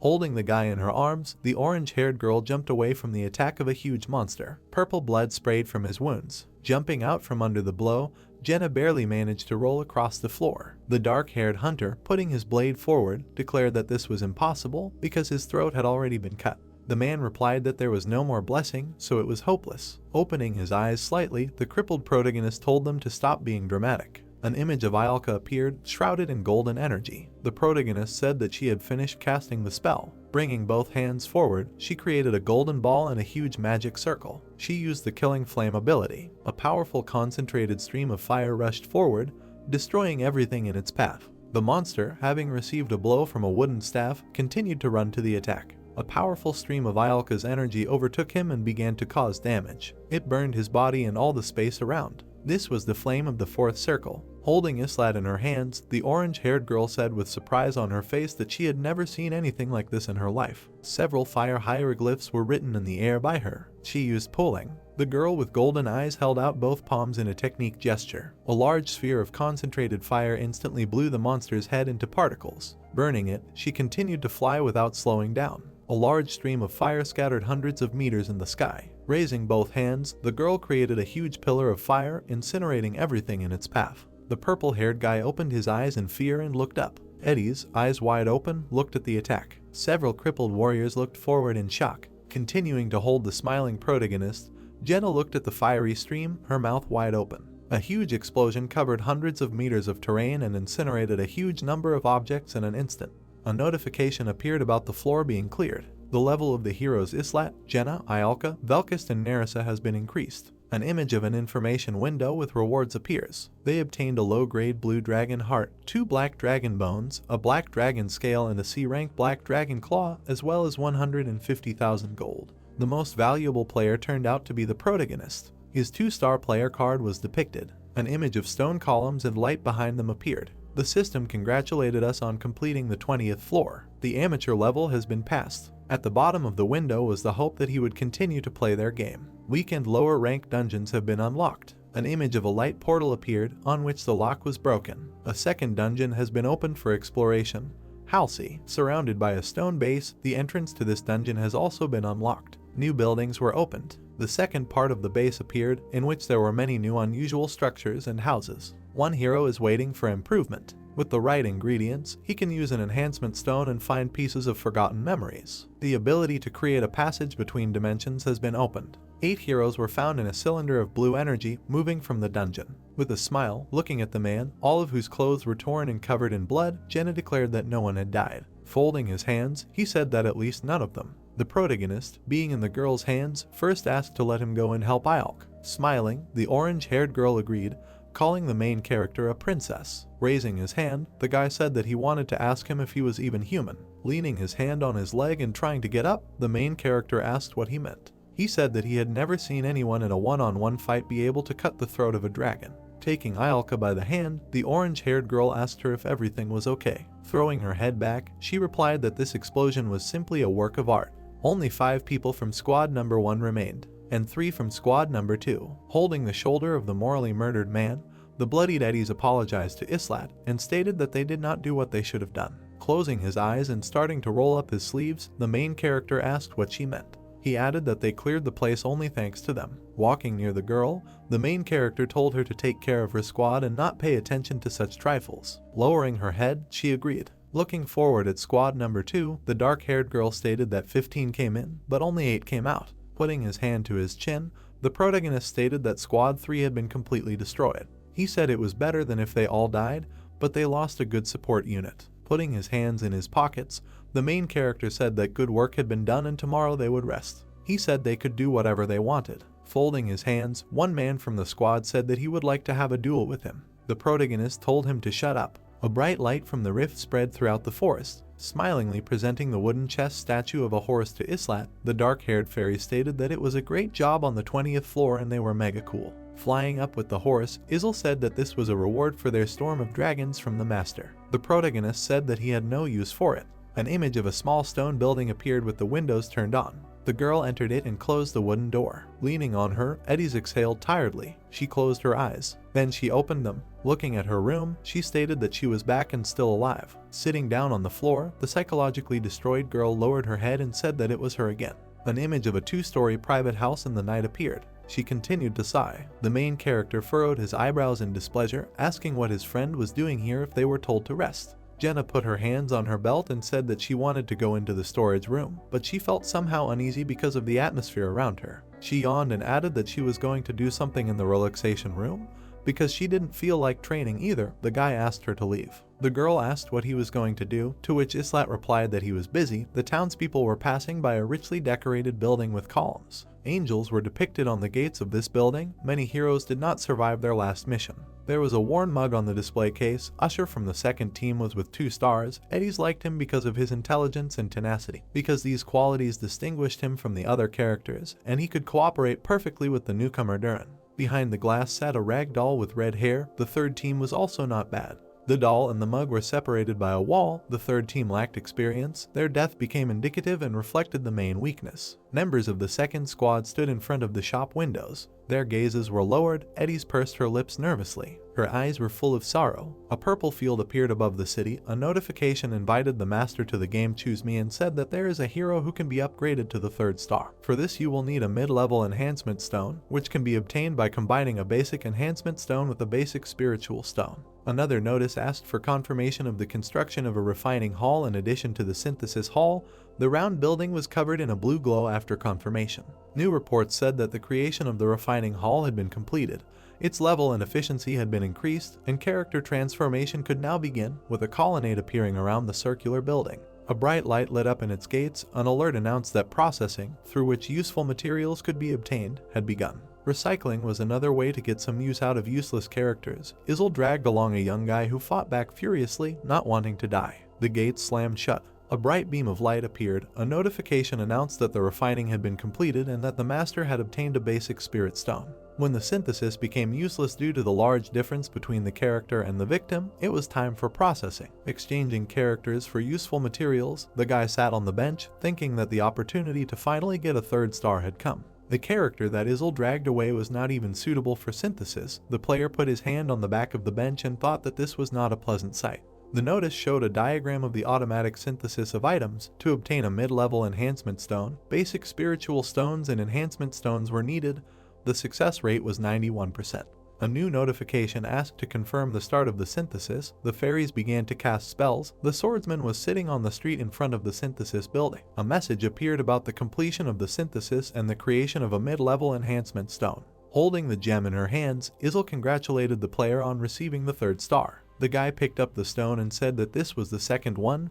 The fairy dusted off her hands and added that there were 4 more left. The young man said that he wanted to talk to the master and asked how many points she managed to earn. The fairy scratched her cheek in embarrassment, not knowing what to say. The main character frowned with displeasure, asking if she really spent everything, to which Izel, who was taken by surprise, replied that YouTube was to blame for everything. Closing her eyes, Islat stated that it was impossible to spend all the points. The girl said that she had no choice, because there were too many heroes and she had to work hard every day. With 3 fingers up, she added that her friend would have 30 minutes, but if he decided to write a letter or post, then the time would be even less. Putting his sword and shield behind his back, the guy agreed and asked to prepare everything necessary. After these words, he entered the round building in which the synthesis and processing room was located. Climbing the stairs, the swordsman saw a flickering red light. A magic circle was burning on the floor of the room, in the center of which was a round table. The player placed the upgrade stone in the center of the magic circle drawn on the table. Thanks to the power of the stone, the magic circle began to glow. A blinding light illuminated the room. The guy narrowed his eyes and covered his face with his hand. A room appeared in front of him, in which the last time a girl with a baby was sitting. Hearing someone cry, the player turned around. A small boy in shabby clothes was sitting on the floor. Putting his hand forward, the young man saw the protective barrier and thought that this was to be expected. The barrier was also behind him, at the door, blocking even the exit from the room. Knitting his eyebrows in dissatisfaction, the main character realized that he was in a hopeless situation. Tears flowed down the frightened boy's cheeks. Islat hit the wooden beam in anger. The beam bent in half from such a blow. A child sitting in the corner called out to his parents. The swordsman crossed his arms over his chest. The expression on his face was extremely irritated. A notification popped up congratulating the DM for awakening the character's memories. A card appeared that showed the main character on it. A notification announced that the character had been upgraded to a 3rd star, and the DM received a new illustration. The player went outside. A new message said that the level and capabilities of the skills had been increased and that the character could now change classes. Izel lay on the bench snoring. Poking her on the cheek, the guy was surprised that in his 5-minute absence she had already fallen asleep. The swordsman said that there were too many extra eyes here, so they needed to find a secluded place to talk. The fairy landed on his shoulder and agreed with his proposal. A notification warned that the summoning of heroes was beginning. Walking along the street, the guy thought that the master had decided to summon more heroes to compensate, and asked if Izel needed to go away because of this. The girl answered in the negative, saying that the selection of heroes would only take place tomorrow. The sun illuminated the 3-story house. A chandelier with burning candles hung under the ceiling. The fairy expressed a desire to start first. Satisfiedly putting her hands behind her back, she reminded him that she was helping her friend with all her might, so she managed to find something interesting. Taking off his t-shirt, the young man asked what exactly she managed to find. The fairy smiled and asked to say the magic word, because the information was simply incredible. Sticking her index finger forward, Izel declared that the master had signed up for Loki. Hearing this, the main character turned around in surprise. Placing her hands on her belt, the fairy announced that the master had finally known all the greatness of Loki. The player asked if the master had joined his fan group. Izel answered in the affirmative, adding that the master had joined the ranks of the National Loki Association, the most important fan community, the best master. Smiling slyly, she envied the other players because she also wanted to sign up. Islat covered his eyes with his hand, asking what else his friend managed to find. Hearing that the conversation would be about Niflheim, he removed his hand from his face with a surprised look. Crossing her arms over her chest, the fairy said that they had put up an advertisement for a recruit, the condition of which was the presence of a 3rd star and a 20th level, while characters from the 2nd server would receive a class distribution. Squinting, the guy asked for more details. The girl put her hands forward, summoning a hologram. The forum for the game Choose Me appeared on the screen. On one of the lines there was a recruiting advertisement. The advertisement contained all the details of the recruitment process, including conditions, rewards, duration of training, and various guarantees. The player thoughtfully put his hand to his chin. Izel displeasedly asked how anyone could introduce themselves with the name of the great Loki. Looking at her friend, she asked why he wasn't angry. The swordsman smiled, answering that these people were doing the same scams as them, so there was nothing wrong with it. The fairy asked what they were talking about. The guy replied that he was talking about the heroes of Niflheim. Rereading the ad and imagining the hooded man, he thought that only the heroes of Niflheim could write it in his name. Scratching his chin, the young man was surprised, deciding that his deputy was working even better than one might have expected.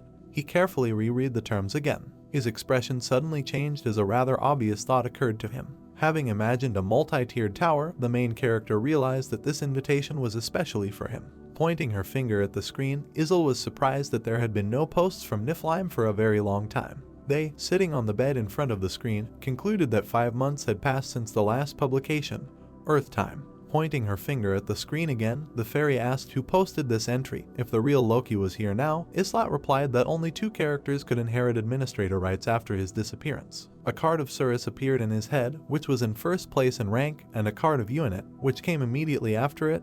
The guy concluded that this entry was published by Unit. Several people in officer uniforms were standing on the street. A man was holding a sword in his hands. The heroes wanted to take the heroes of different masters for training, which would take place in Niflheim under the guidance of experienced instructors. The player also often did this, since it was an easy way to earn crystals. Isle asked what was needed for these trainings. Her friend replied that first she needed to register. All comments on the screen were hidden. The competition for participation was 100 characters per place, and the cost of participation was 500 crystals per character. The fairy asked if the master would agree to enter her friend. Smiling, the guy said that the answer was obvious because the master registered on the site and had already made a decision. Turning to the fairy, he asked if he could send an email. The girl gave her permission. Using the power of fairies, Isle summoned a laptop in the air. Her face was very tense due to the amount of energy expended. The swordsman, picking up the laptop, thought that there was no news from the master, except for the last letter, and wondered if they really had nothing to tell after everything they had experienced. It was night outside. The tall lights went out. Eddies left the building, closing the high door behind her. Something off to the side caught her attention.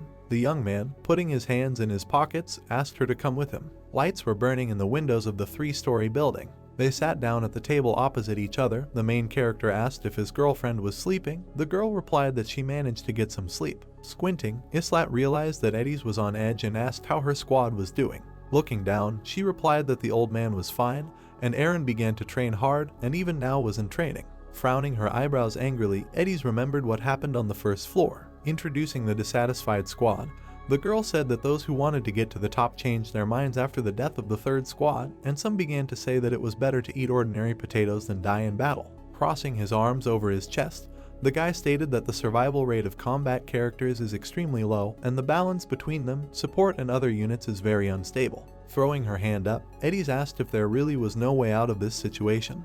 Her friend replied that perhaps proper training and experience could help them. After presenting the upgrade stone and the events that took place in the form of a film, he explained that the problem of the 3rd squad was that they did not have enough experience to fight the bosses, and if they had enough regeneration stones, they would be able to fight much longer. In addition, the equipment of the training buildings was clearly not the best. The swordsman concluded that, in any case, it all depends on how many resources the master is willing to invest in the infrastructure. Putting his hands on the table, Eddies agreed with a surprised look. Looking down, she explained her confusion by saying that she was very impressed by the words of the squad leader. Between them there was a candlestick on the table. The girl said that you need to look at things sensibly, and her comrade, being an excellent fighter, seemed to see everything in advance. She added that she would never have thought that someone was ready to go to the dragon alone. Nervously fingering her thumbs, Eddies said that she was nothing compared to him. At some point she caught herself thinking that she was very far behind her comrade. Having looked at her sternly, the swordsman asked what was bothering her, because if he had been alone, nothing would have happened.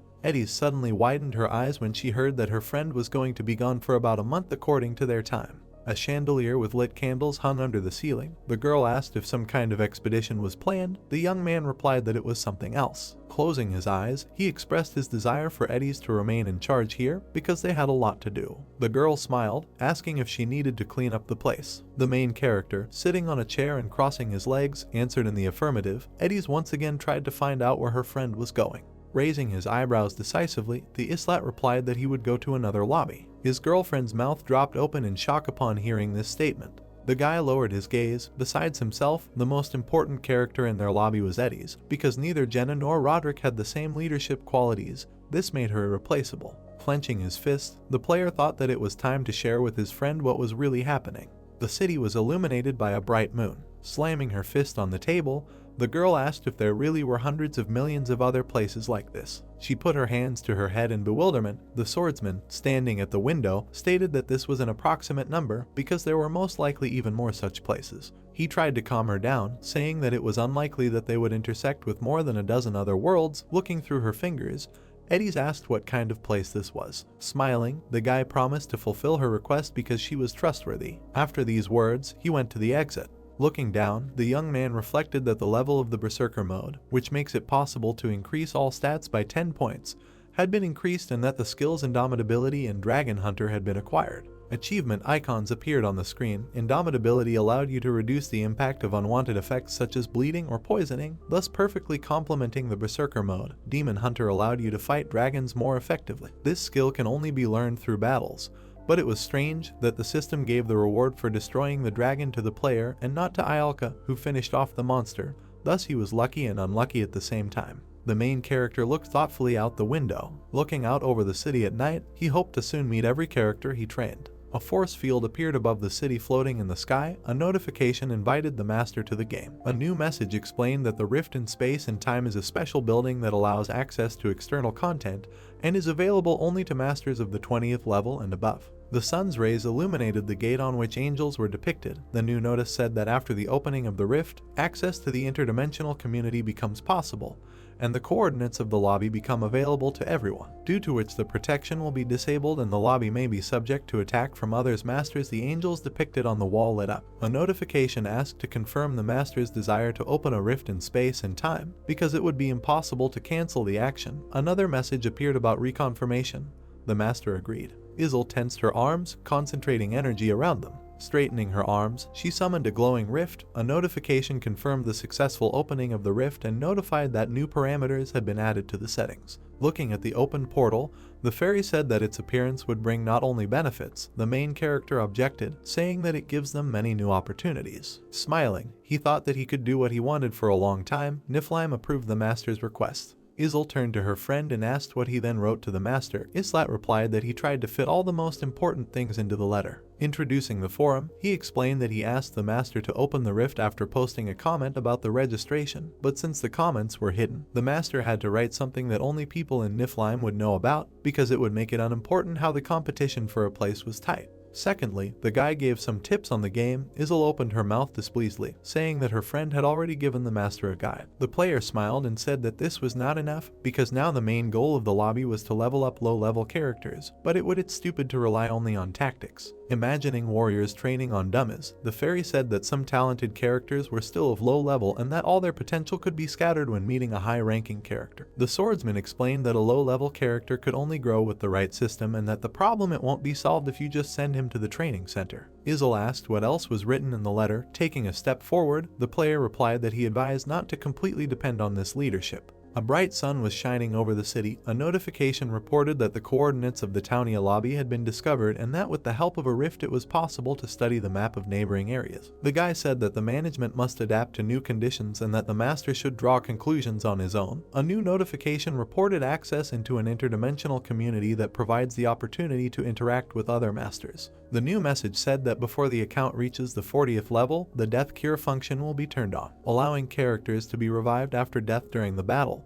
But all his indicators will be reduced. The young man stepped foot into a space-time rift. His face was absorbed by the blue aura of the portal. The opening of the rift added a lot of content to the game. With the help of it, it was possible to interact with users and navigate through different lobbies, as well as send messages, participate in wars and various events. The main character came out of the portal. He opened his eyes. The opening of the rift also meant the possibility of attack by other users. The guy found himself in a huge room full of doors. A light was burning opposite him. The new message said that in the event of an attack, those characters who could not fight could be evacuated along a pre-selected escape route. This lad turned his head. Looking around, he thought that this lobby would become even stronger during his stay in Niflheim. A new notification popped up. With a ship drawn on it, the system explained that in order to fully access external content, the master needed a flying ship, which would require certain parts to build and which would require a magic engineer to operate. There was no one in the training room. However, there was a fight going on in the training ring.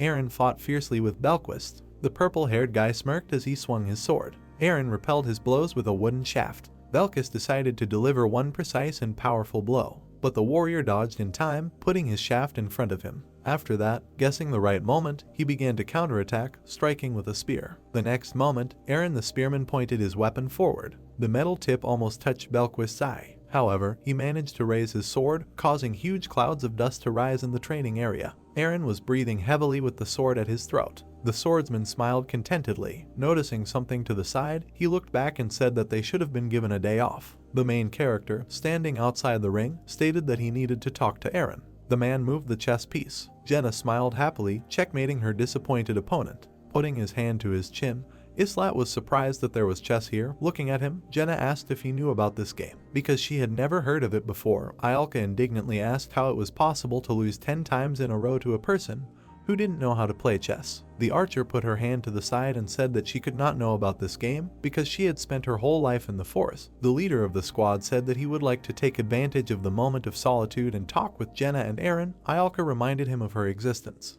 The guy asked her to leave them for a while, promising not to linger. The sorceress agreed and walked out the door. The squad members sat on the sofa opposite their leader. The words that they would need to leave this place shocked Jenna. Aaron furrowed his eyebrows in surprise. The weather was clear outside. The doors to the room were closed. With her mouth open in surprise, the archer asked if they would really have to go to another lobby. Crossing his arms over his chest, the swordsman answered in the affirmative, adding that they would need to spend about a month in the other lobby and that it would be a rewarding experience. Clasping his hands, Aaron asked if there was really no better candidate than him. The young man narrowed his eyes at him and recalled how the spearman said that he wanted to become stronger. A drop of sweat ran down the guy's tense face. After looking at his leader, he agreed to go to another lobby. The main character said that this simplifies everything and asked Jenna to leave them alone. The door slammed and Aaron asked if this was the place his friend had mentioned. Presenting a multi-tiered tower, Islet confirmed this, naming the place Niflheim. Jenna obediently waited outside the door. The words that Aaron might not return from this trip made the guy involuntarily lower the corners of his lips. With a serious look, the swordsman asked if his comrade understood what would happen if he agreed. After imagining the warriors practicing their shots on the training field, the player stated that the instructor's position would remain vacant and Dick couldn't handle everything alone. So Aaron doesn't have to be a warrior, he has the opportunity to choose a different path. The leader of the squad said that he would give time to think.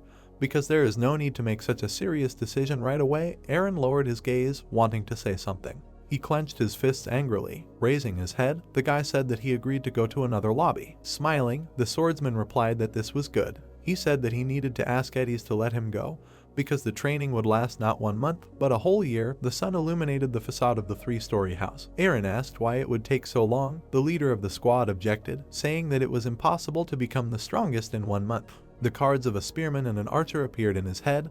This period was not long enough to change their fate. But the wheel of fate here rotated 3 times faster than in the real world, and a protective field appeared over the floating city. Belkist, holding a bitten loaf in his hands, asked why he couldn't go with them. Ialka hit the table with her fists in displeasure, together with Eddie's. She also expressed her desire to go. The leader of the squad said that the time would come when they would all be there. The young man turned to Nerissa, sitting opposite, and asked everyone, especially Belkist, to obey her in everything. The guy with purple hair said that there was no reason to worry. The girl doubted this because of his past. Taking a bite of bread, Belquist asked if his friend was sure that he could return. Crossing his arms over his chest, Islat asked what he meant. Licking his fingers, Balquist said the leader might be tempted to stay there forever. Looking away, the swordsman replied that he had already thought about it. When he asked not to worry about anything and promised to return, Ialka knitted her eyebrows in disappointment. The purple field above the city began to glow, and a notification popped up asking for permission to land Niflheim's flying ship. The gate with the angels depicted on it lit up. A new message announced that a flying ship from another account was asking for permission to land. The master allowed a temporary landing in his lobby. The sun's rays illuminated the faces of the angels. A new notification confirmed the opening of a rift in space and time for the ship, captained by the 5-star Missicat. The owner of the ship made a trade offer of 1,500 crystals. The main character, standing opposite the gate, asked his team if they were ready. Jenna and Aaron, standing behind, answered that they were ready. Eddies and Roderick stood next to the gate. The girl smiled, asking if the squad was really leaving.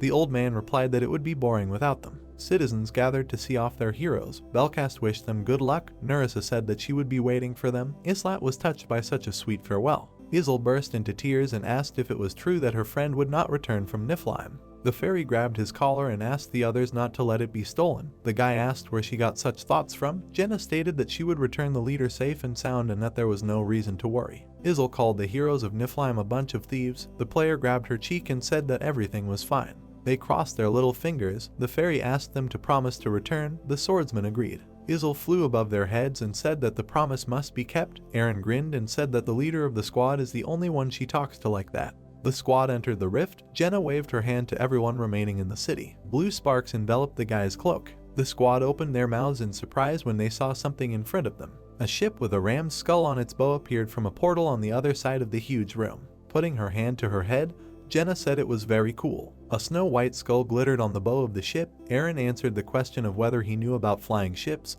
that a long time ago his father talked about ships cutting through the sky. There were many windows on the walls of the ship. Aaron said that he had seen one like this before, but he could not travel because I was not allowed to. The ship spread its wings.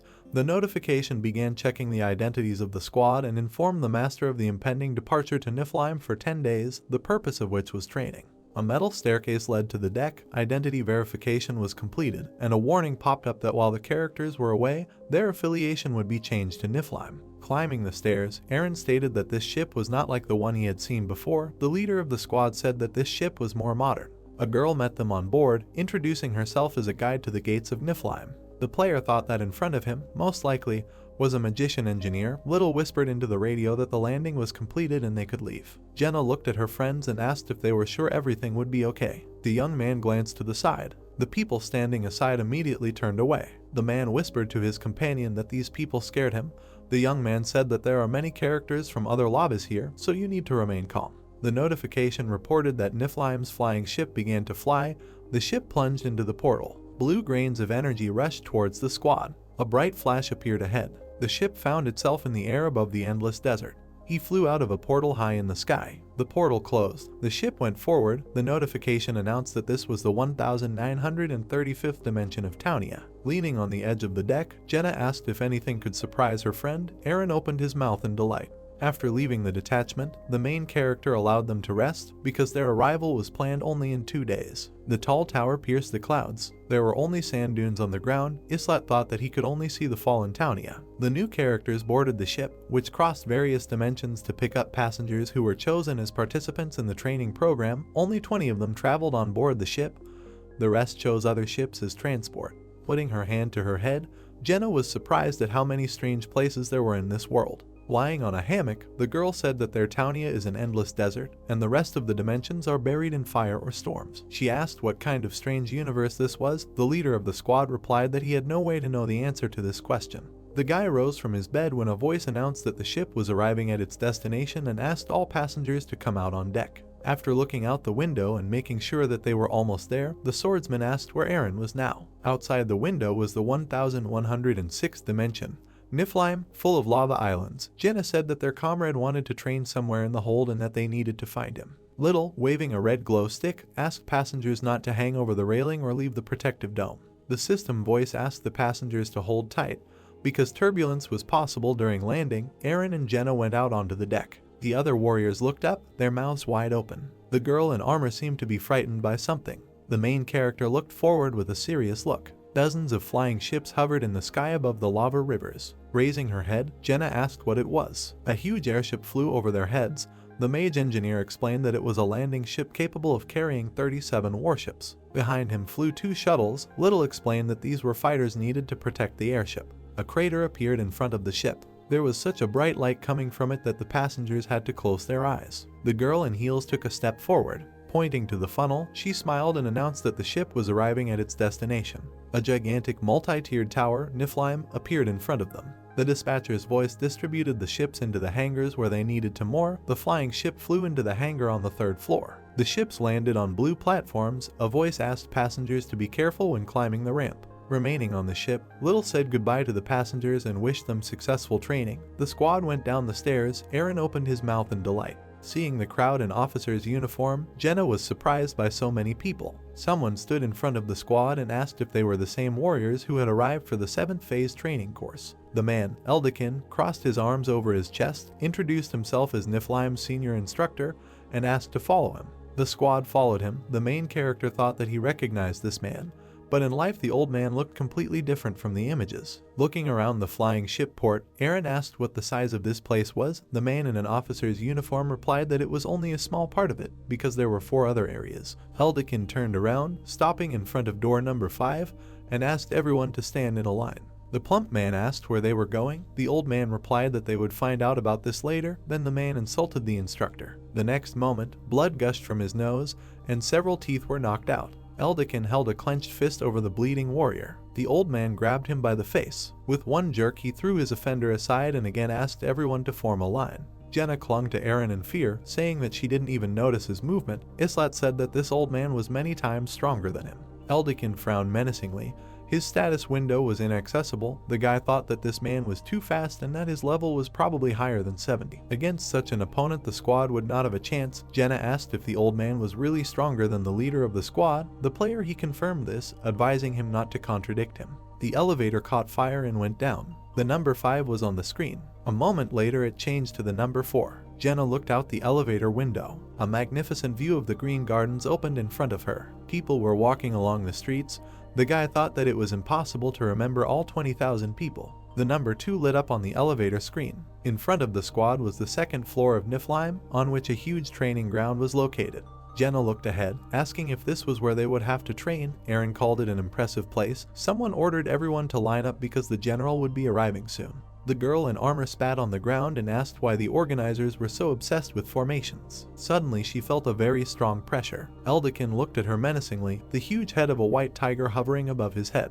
Looking at the girl who had fallen to the ground, the player decided that the old man had used intimidation. People lined up in even rows. All those gathered here were the leaders of their lobbies, so it was possible to keep them under control only by force. The stern instructor's eye lit up. A bead of sweat ran down Aaron's tense face. Jenna opened her mouth in fear. The main character frowned seriously. If they dared to disobey, they would be destroyed with extreme cruelty. The guy in leather armor put his hands on his belt and asked if they would really become stronger if they did what they were told. The red-haired girl, putting her hands behind her back, replied that the warriors would not regret it. The man with a scar on his cheek said that the instructor ordered them to stay in formation, but did not expect them to form a perfect formation so they could relax. Squinting, Islat thought that he would have to put up with this behavior even after returning to Earth. A woman appeared before the crowd, greeting the soldiers. Smiling, she introduced herself as Eklet, who was in charge of training in Niflheim. Hundreds of warriors listened to her opening speech that from now on, everyone present would train under them and that anyone could go back without results if they wanted, because the choice to study or not was left to their conscience. Looking ahead, Eklet stated that everyone in the square was their guests and that she herself was also in their place. The man with the beard opened his mouth in surprise when he was asked how many flying ships were on his territory, and answered that there were 2. Closing her eyes, the girl stated that there were a total of 427 ships in Niflheim. The man frowned furiously, asking if she was joking. The general decided to compare their troops in more detail. The warriors looked at her in surprise when the woman said that their army was about 3,000 times stronger. Eklet asked if those present knew how not to betray the expectations of their masters. When the girl asked if the warrior was ready to put his life on the line for the sake of the masters, Jenna put her hand to her mouth and asked what she was talking about. The leader of the squad replied that he had no idea. The general asked if their masters could be compared with Loki and what fate awaited them after they finished their training and returned back. Looking to the side, the guy understood why so many people had gathered here. The wind fluttered the woman's cloak. Eklet stated that 80% of those present would become pawns and die a senseless death on the battlefield, and 10% would be sacrificed. Closing her eyes, she added that the warriors would become toys that would be thrown into the trash without a twinge of conscience. Opening her eyes, the woman declared that everything was different here because warriors who proved their worth would be rewarded. Standing in front of a huge number of people, the general announced that this was their chance to become part of Niflheim. The soldiers opened their mouths in amazement. The first reason for gathering students in Niflheim was gems, because they could earn 50,000 if they took 500 from each. The second reason was to recruit people. Eklet grinned slyly and said that their master did not care who they were or where they came from, because even she was an enemy. But now she was here. Imagining her against the background of flying ships, the young man thought that this woman was among those who attacked him after a failed raid on the 80th floor. Then the player destroyed the enemy and took the general hostage. Surus wanted to execute her, but the master decided to take her into service because he had few people left. Jenna raised her eyebrows in surprise and asked if we were talking about a residence permit. The main character replied that we were talking about the fact that the first 3 places would become members of Niflheim. The archer looked thoughtfully at the leader of the squad. Islat looked away and explained that their lobby would then change. A soldier was doing push-ups next to a man who had a ram's skull instead of a head. The people gathered here were the favorites of their masters. Niflheim trained them and gave the best the chance to become part of it. The final decision is discussed with the masters. Character cards flew around the bag of gems. The price of the deals varied, but ranged from 1,500 to 5,000 gems. A one-time gacha cost 500 gems. So for 1,500 you could get at least 3 3-star characters. So the masters often agreed to a deal, about which Anizel was worried. Turning away, Eklit called on the warriors to think carefully, and Niflheim would take responsibility for everything else. Eldikin, putting his hands behind his back, asked how many characters there were. The man with the scar replied that there were 54 warriors and 46 robbers. Then the instructor asked those who wanted to become warriors to go to the right, and those who wanted to become robbers go left. A man in an officer's uniform asked everyone to obey orders. There were 2 flags on the training ground. The warriors were asked to approach the red one, and the robbers were asked to approach the blue one, responding to Jenna's confusion. The leader of the squad explained that they were being classified because by the end of the training they would have to receive classes. Aaron stated that upon receiving a class they could was to learn advanced skills. The archer expressed a desire to go to the blue flag. The man with the scar, standing next to the instructor, said that there were only 100 soldiers, so there would be no problems. Jenna, standing by the blue flag, waved to her friends. Aaron and the squad leader stood at the red flag. The bright sun illuminated the palace in front of the training ground. Crossing his arms over his chest, Eldikin asked everyone to stand in a line to begin the test, which could be used to determine their skill level and select a suitable training course. Using this test, the cadets were divided into 4 levels: low, medium, high, and best. Training was supposed to begin after the cadets were divided into levels. The main character himself came up with this system. The old man asked the next soldier to go to the purple window. Looking at Aaron, the instructor said that he had a low rank because he had a character level of 20 and a spear mastery level of 4. Islat approached the old man. Looking at the status window, the instructor asked his assistant to look at the warrior's indicators. The man with the scar squinted as he read the inscription level 20. Knitting his eyebrows in surprise, he stated that the soldier was born with 1 star. Eldikin asked the player to step aside because they needed to talk in private. The guy sat down on a chair and threw his backpack next to him. The old man wanted to say that he could feel at home, but noticed that the warrior had already settled down. Crossing his arms over his chest, the swordsman asked why they wanted to talk to him alone. The instructor replied that he had already reported about him to the top and that the major general would arrive soon. The man with the scar asked the rest of the soldiers to go to him. Imagining how the old man was attacked by a goblin, the player thought that the man was also born with 1 star and that he panicked in his first fight and could not do anything. This moment was even captured on video. The instructor said that he needed to move away and that the major general will come in a minute. Sitting on the chair, the guy experienced a strange feeling that the characters he personally raised were walking around alive. Hearing a woman's voice, the young man was distracted from his thoughts and raised his head. Eklit entered the hall and called him by name. Grasping the sword behind his back, the protagonist asked what she wanted to talk to him about, suggesting that the general had not come to recruit him. Suddenly he narrowed his eyes tensely. Putting the sword to his neck, the girl replied that she did not come for that. Smiling, the player said whether they were going to interrogate him. Without letting go of the sword, the woman confirmed this assumption. Smirking slyly, Eklit stated that he still needed time because he had no way to defeat her. Islat replied that he knew that very well, and a drop of sweat slid down his cheek. The room was empty. The general asked how he knew this information. The guy asked what he was talking about. Rounding her eyes, the girl asked how he knew that Master Loki had disappeared. Her eyes were burning. The woman assumed that his master was in the know and asked him to tell about everything and reveal the source of information if the player had a desire to live. The swordsman narrowed his eyes sternly when asked who he was. It seemed to him that this was no longer funny. Looking down at her, he asked if the girl really wanted to know who was standing in front of her. The general cast an incredulous look at him. The guy asked someone to leave. A hurricane of energy swirled in the room. Eklit turned around. The young man smiled, amazed that his girlfriend was omnipresent in Niflheim. The girl in white shoes stepped onto the stone floor. Unit appeared in the middle of the room. The main character looked at her. The girl knelt before him and greeted her master. Placing her hand to her chest, she smiled joyfully. The sun illuminated the main square of the city. The man with the beard extended his hand and introduced himself as Gilbert. Dick responded with a handshake and introduced himself as a local instructor. The boy looked at his guest when he said that he knew how everything worked here and that he would die if he could not adapt. The man smiled, noticing that their instructor looked very young. He squeezed the guy's hand forcefully, saying that he had lived in the mountains all his life and was not very familiar with local customs, and asked if children were taught to hunt here. Dika looked down in disappointment and reminded him that he had been here much longer. Without letting go of the warrior's hand, the boy said that there are different laws here and a man can become stronger if he gives his all. To show what would happen otherwise, the instructor squeezed the guest's hand tightly. Gilbert opened his mouth wide and screamed. The boy's eyes lit up. He said that otherwise only death awaits him. Eddies walked out to the training ground and asked why it was so noisy here. Dika turned and asked what brought her here. The girl replied that they had 3 positions available due to the fact that Aaron left, so she was going to find someone on the first floor, asking for a recommendation for the position of instructor. The boy smiled and replied that there were a lot of ambitious individuals here lately. For example, those who came here as a newcomer and left even stronger than him. The bald man hit the training dummy hard. The instructor said that Roderick had a very strong sense of duty and a lot of strength. Anan struck his opponent with a sword. He had good leadership qualities and a lot of energy. Since the 3rd and 4th group were not the main ones, their composition changed often. All the warriors showed different abilities depending on who was on the team with them. The girl with the spear, Lilin, was talking to a bandit named Benik. They worked well as a team with Anan, being very calm and quiet, judging by their training. Introducing his friends, Dika was jealous of how great the synergy these 3 had.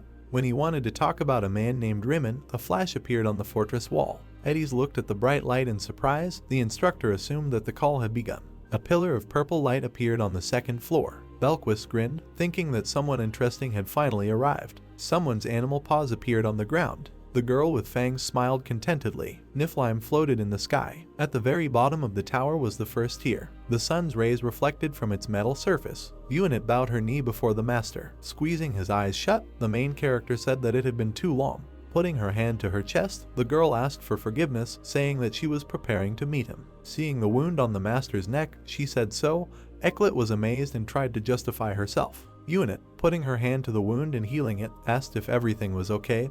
Islat replied that his affairs were much better than the general's. The priestess closed her eyes and asked her friend to greet Loki, asking how she even had the audacity to raise a sword at him, insult him, and even threaten him with death. Bursting into tears, Eklet, with a pitiful look, offered her deepest apologies. The priestess's eyes sparkled. She asked how the woman was going to atone for her guilt for turning the weapon against the master. The general widened her eyes in shock. She pointed her own sword at herself. The player explained that the woman knew nothing and was simply doing her job, because no one would have thought that a master could get into this world. Putting her hand to her chest, Unit objected, saying that she might have thought so. The guy called her an exception. Snapping her fingers, the priestess said that this place was not suitable for conversation and suggested moving to a more suitable place. A purple haze appeared in the room. The heroes found themselves at the table in the gazebo. On the table there was a service and a golden sugar bowl. Around the gazebo there was a beautiful garden filled with flowers. Looking around, the guy said that they were on the 13th floor of Niflheim, judging by the fact that the sky was visible. The woman confirmed this and said that out of the 20,000 characters located here, only the top 5 and their assistants have the right to be here. Unit handed the master a mug of hot tea. The player took a sip and asked how she knew it was him. Pouring tea into a mug, the priestess replied that only the characters on the 12th and 13th floors knew that Loki had not entered the game for more than 3 months. There could be no information leaks, so the one who knew about this had to be the master. Looking at the tea in the mug, the young man objected that this information was not enough. He narrowed his eyes when he heard that the woman knew about his appearance in Mobius after his disappearance. The maid stood behind them. Unit said that only she and her secretary Nisler knew about the master's presence here, and asked if he would like to say hello to the others. Smiling, the priestess said that she could call everyone if the master wished, since everyone would be glad to meet him. With her hands on her knees, the woman said that Nahaku and Muden were currently on a mission, and Lidigen was in reserve. The main character asked what about Surus. He placed the empty cup on the table. Islat put his hand to his chin and thought that Nahaku was responsible for diplomacy, so she was often on missions, and Muden moved his residence outside of Niflheim. But Surus rarely went outside the city. The girl turned around, asking Nisler to bring them tea and cookies. The secretary, holding a tray in her hands, said that it was an honor for her to meet the master. Taking the cookie, the guy asked if Unit really didn't hate him and wanted to punch him in the face. The priestess smiled, asking if he meant that she was just a chess piece in his hands. There was a huge force field hanging over the garden. The woman said that the master did not discriminate against them and always gave them a chance, leading to victories, thanks to his intelligence. Touching the yellow roses in the vase, she stated that without the master, Niflheim and all the characters would have died a long time ago. Smiling, the girl concluded that the master had done even more for them than was necessary. It was an honor for her to have the opportunity to meet him in person. Unit said that the master was as handsome and brave as she had imagined, and that they had already prepared a mansion for him on the 13th floor where he could relax. The swordsman knitted his eyebrows in surprise. In the very center of the 13th floor there was a huge mansion, specially prepared for the arrival of the master. The player calmly explained that he was a master before, but now everything had changed, and he did not need such an exclusive attitude. The priestess opened her mouth in amazement and asked if he was really going to return to the 2nd floor. With wide eyes, the woman stated that she had put a lot of effort into this place and the welcome party so that the master could see all their progress. but the young man politely refused the invitation. Jumping up from the table, the girl asked how she could help him because she had a lot of things to do and tell. Crossing her arms over her chest, the main character replied that they would come for him after the end of the training. Unit offered to send everyone invited back, but Islat, frowning, rejected this offer. Then she suggested changing all the instructors responsible for the training, but the guy with an irritated look rejected this idea too. The priestess opened her mouth wide and shouted that the small dorm rooms in the training ground were not suitable for a master, but the player interrupted her again. Placing her head on the table, the woman asked what would then happen to his dignity. She put her hands to her chest and said that she meant the Emperor's aura. The guy asked if the secretary could see this. Nisler replied that she was not sure. The woman looked menacingly at her subordinate. Standing up from the table, the player stated that it was time for him to go and asked Unit to open the portal and make sure that the portal was invisible. Before leaving the garden, a bright rift shone. Grabbing the sword, the guy praised the priestess for a good job. Looking around, he asked if the woman still considered him her master. The girl opened her mouth in surprise. Bowing, she answered in the affirmative. The swordsman smiled. Suddenly, a voice shook the ground, asking where the master was. Unit turned around and said that Litigen had noticed the master's presence and was trying to break through the barrier. Being one of those who was most looking forward to meeting Loki, the youth asked if he had always been like this. Looking at him, the priestess said that they did not have time because the angry Litigen was very difficult to restrain. The main character took a step forward towards the portal. The energy behind him dissipated. He found himself in a room with other soldiers. Squinting, Islat decided that the priestess had used an illusion spell. Because no one noticed his appearance, Nisler said that his comrades were in the other direction. The guy looked in amazement at the secretary standing next to him and asked why she followed him. The girl replied that she did it for his safety. Her furious eyes lit up. The secretary declared that she would crush anyone who dared to touch the master into powder. The player looked at her, knitting his eyebrows, and thought that he really wanted to go home. The last level of Niflheim was at the very bottom of the city. The setting sun illuminated its roof. The guy was lying on the bed. His things and weapons were lying nearby. Putting his hands under his head, he thought that Unit had done well. There was a huge building on the street. The 5th floor of the cadet dormitory was the top one and was intended for instructors, so there are much fewer rooms here than on other floors. One of the walls of the house was not illuminated. Initially, the young man was supposed to live on the 4th floor, but a fire suddenly broke out in the room intended for him, so he was almost forced to move. The main character got out of bed. Nisler closed her eyes and asked if he needed help, because in her opinion, this place was not at all up to the standards of a master, which is why she would have no problem moving him to the 13th floor. Islat approached her and said that everything was fine, asking if the secretary had revealed his identity. The answer was negative. The girl obediently followed him, notifying him of her intention. A stone staircase led to the lower floors. Jenna waved happily and said she slept very well, and an exhausted Aaron said the same. Throwing a dissatisfied look at him, the guy replied that it was obvious from him. The warrior laughed. Pointing her hand at her new friends, the archer said that she had a great conversation with them last night and that there are a lot of good and strong people here, and the place itself is just wonderful. She added that Niflheim had never lost. Aaron put his hands forward and said that he also heard about his invincibility. Squinting, the squad leader thought that they were talking about battles between masters and not about missions. The squad member stated that there was no need to worry about synesthesia and death on a mission and that there was no discrimination regarding the origin of a person, and the soldiers were generously rewarded for their success's reward. Looking at his friends, the player asked if they wanted to become the best cadets. Smiling widely, Jenna replied that she would never stay here because friends were waiting at home. Aaron agreed with her. Pursing his lips, the leader thought that if the members of his squad became the best students, they could simply be sold to Niflheim. They had no choice. All arriving cadets gathered in a huge lecture hall. Eldikin frowned, expressing his belief that everyone knew that the rules of this world did not correspond to the real one, and asking what was the key to survival here. Without waiting for an answer, the old man with a menacing expression on his face replied that the key to survival is information. Standing in front of the status window that opened, he stated that you need to know the rules of this world, understand what is written on the status window, be able to read characteristics and understand skills. Statistics were displayed on the information window. The instructor added that it was important to know the types of missions and corresponding strategies, the types of enemies, their formations and their teamwork, and it was also necessary to prioritize where people occupy in this world. Jenna thoughtfully put her hand to her chin and said that the words about characteristics, skills, and missions sound very familiar. The young man, crossing his arms over his chest, replied that he had told them these basics. There was a chess field at the pulpit, and the old man said that everyone was probably familiar with this game. Taking the piece in his hands, Eldekin said that it is important to understand that soldiers are just chess pieces of their master. The students did not seem too involved in the essence of the lecture. The characters are just toys of the masters, and if this is not recognized, then they will not be able to survive. The sun's rays illuminated the green garden filled with yellow roses. There was a tea set on the table. Someone said that they understood perfectly well that it was just a chess piece and that the master was playing with them for his own pleasure. The main character asked how Unit found out that he was in this world. The priestess closed her eyes and reminded him what words she told him yesterday. Then the woman poured tea into a cup, talking about how Loki had not logged into the game for the last 3 months.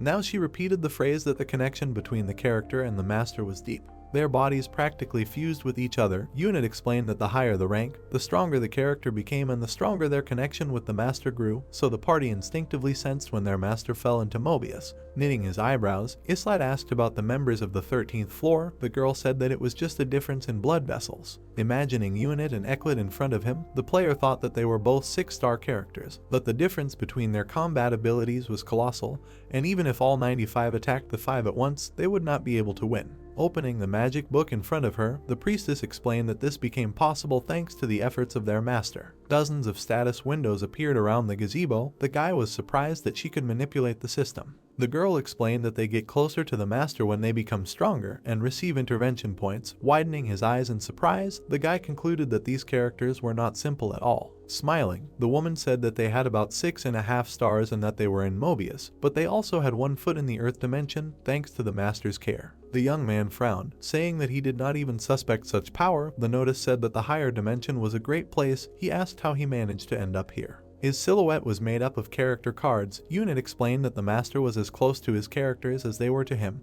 and that this was how Mobius was able to deal with his presence here. Looking away, the protagonist concluded that the 7-star character would no longer be an ordinary in-game character. The priestess smirked, saying that such people had transcended the limitations of the system, becoming half characters, half masters. The player's mind flashed back to the fire and how he fought with 7-star characters when restrictions were relaxed due to the event. Then he managed to escape, but the character level was simply inadequate, even though there was a maximum level. The girl expressed her confidence that the master was aware that his administrative rights had not been lost, so he would be able to reach 7 stars even without the necessary item in the form of a book of circulation.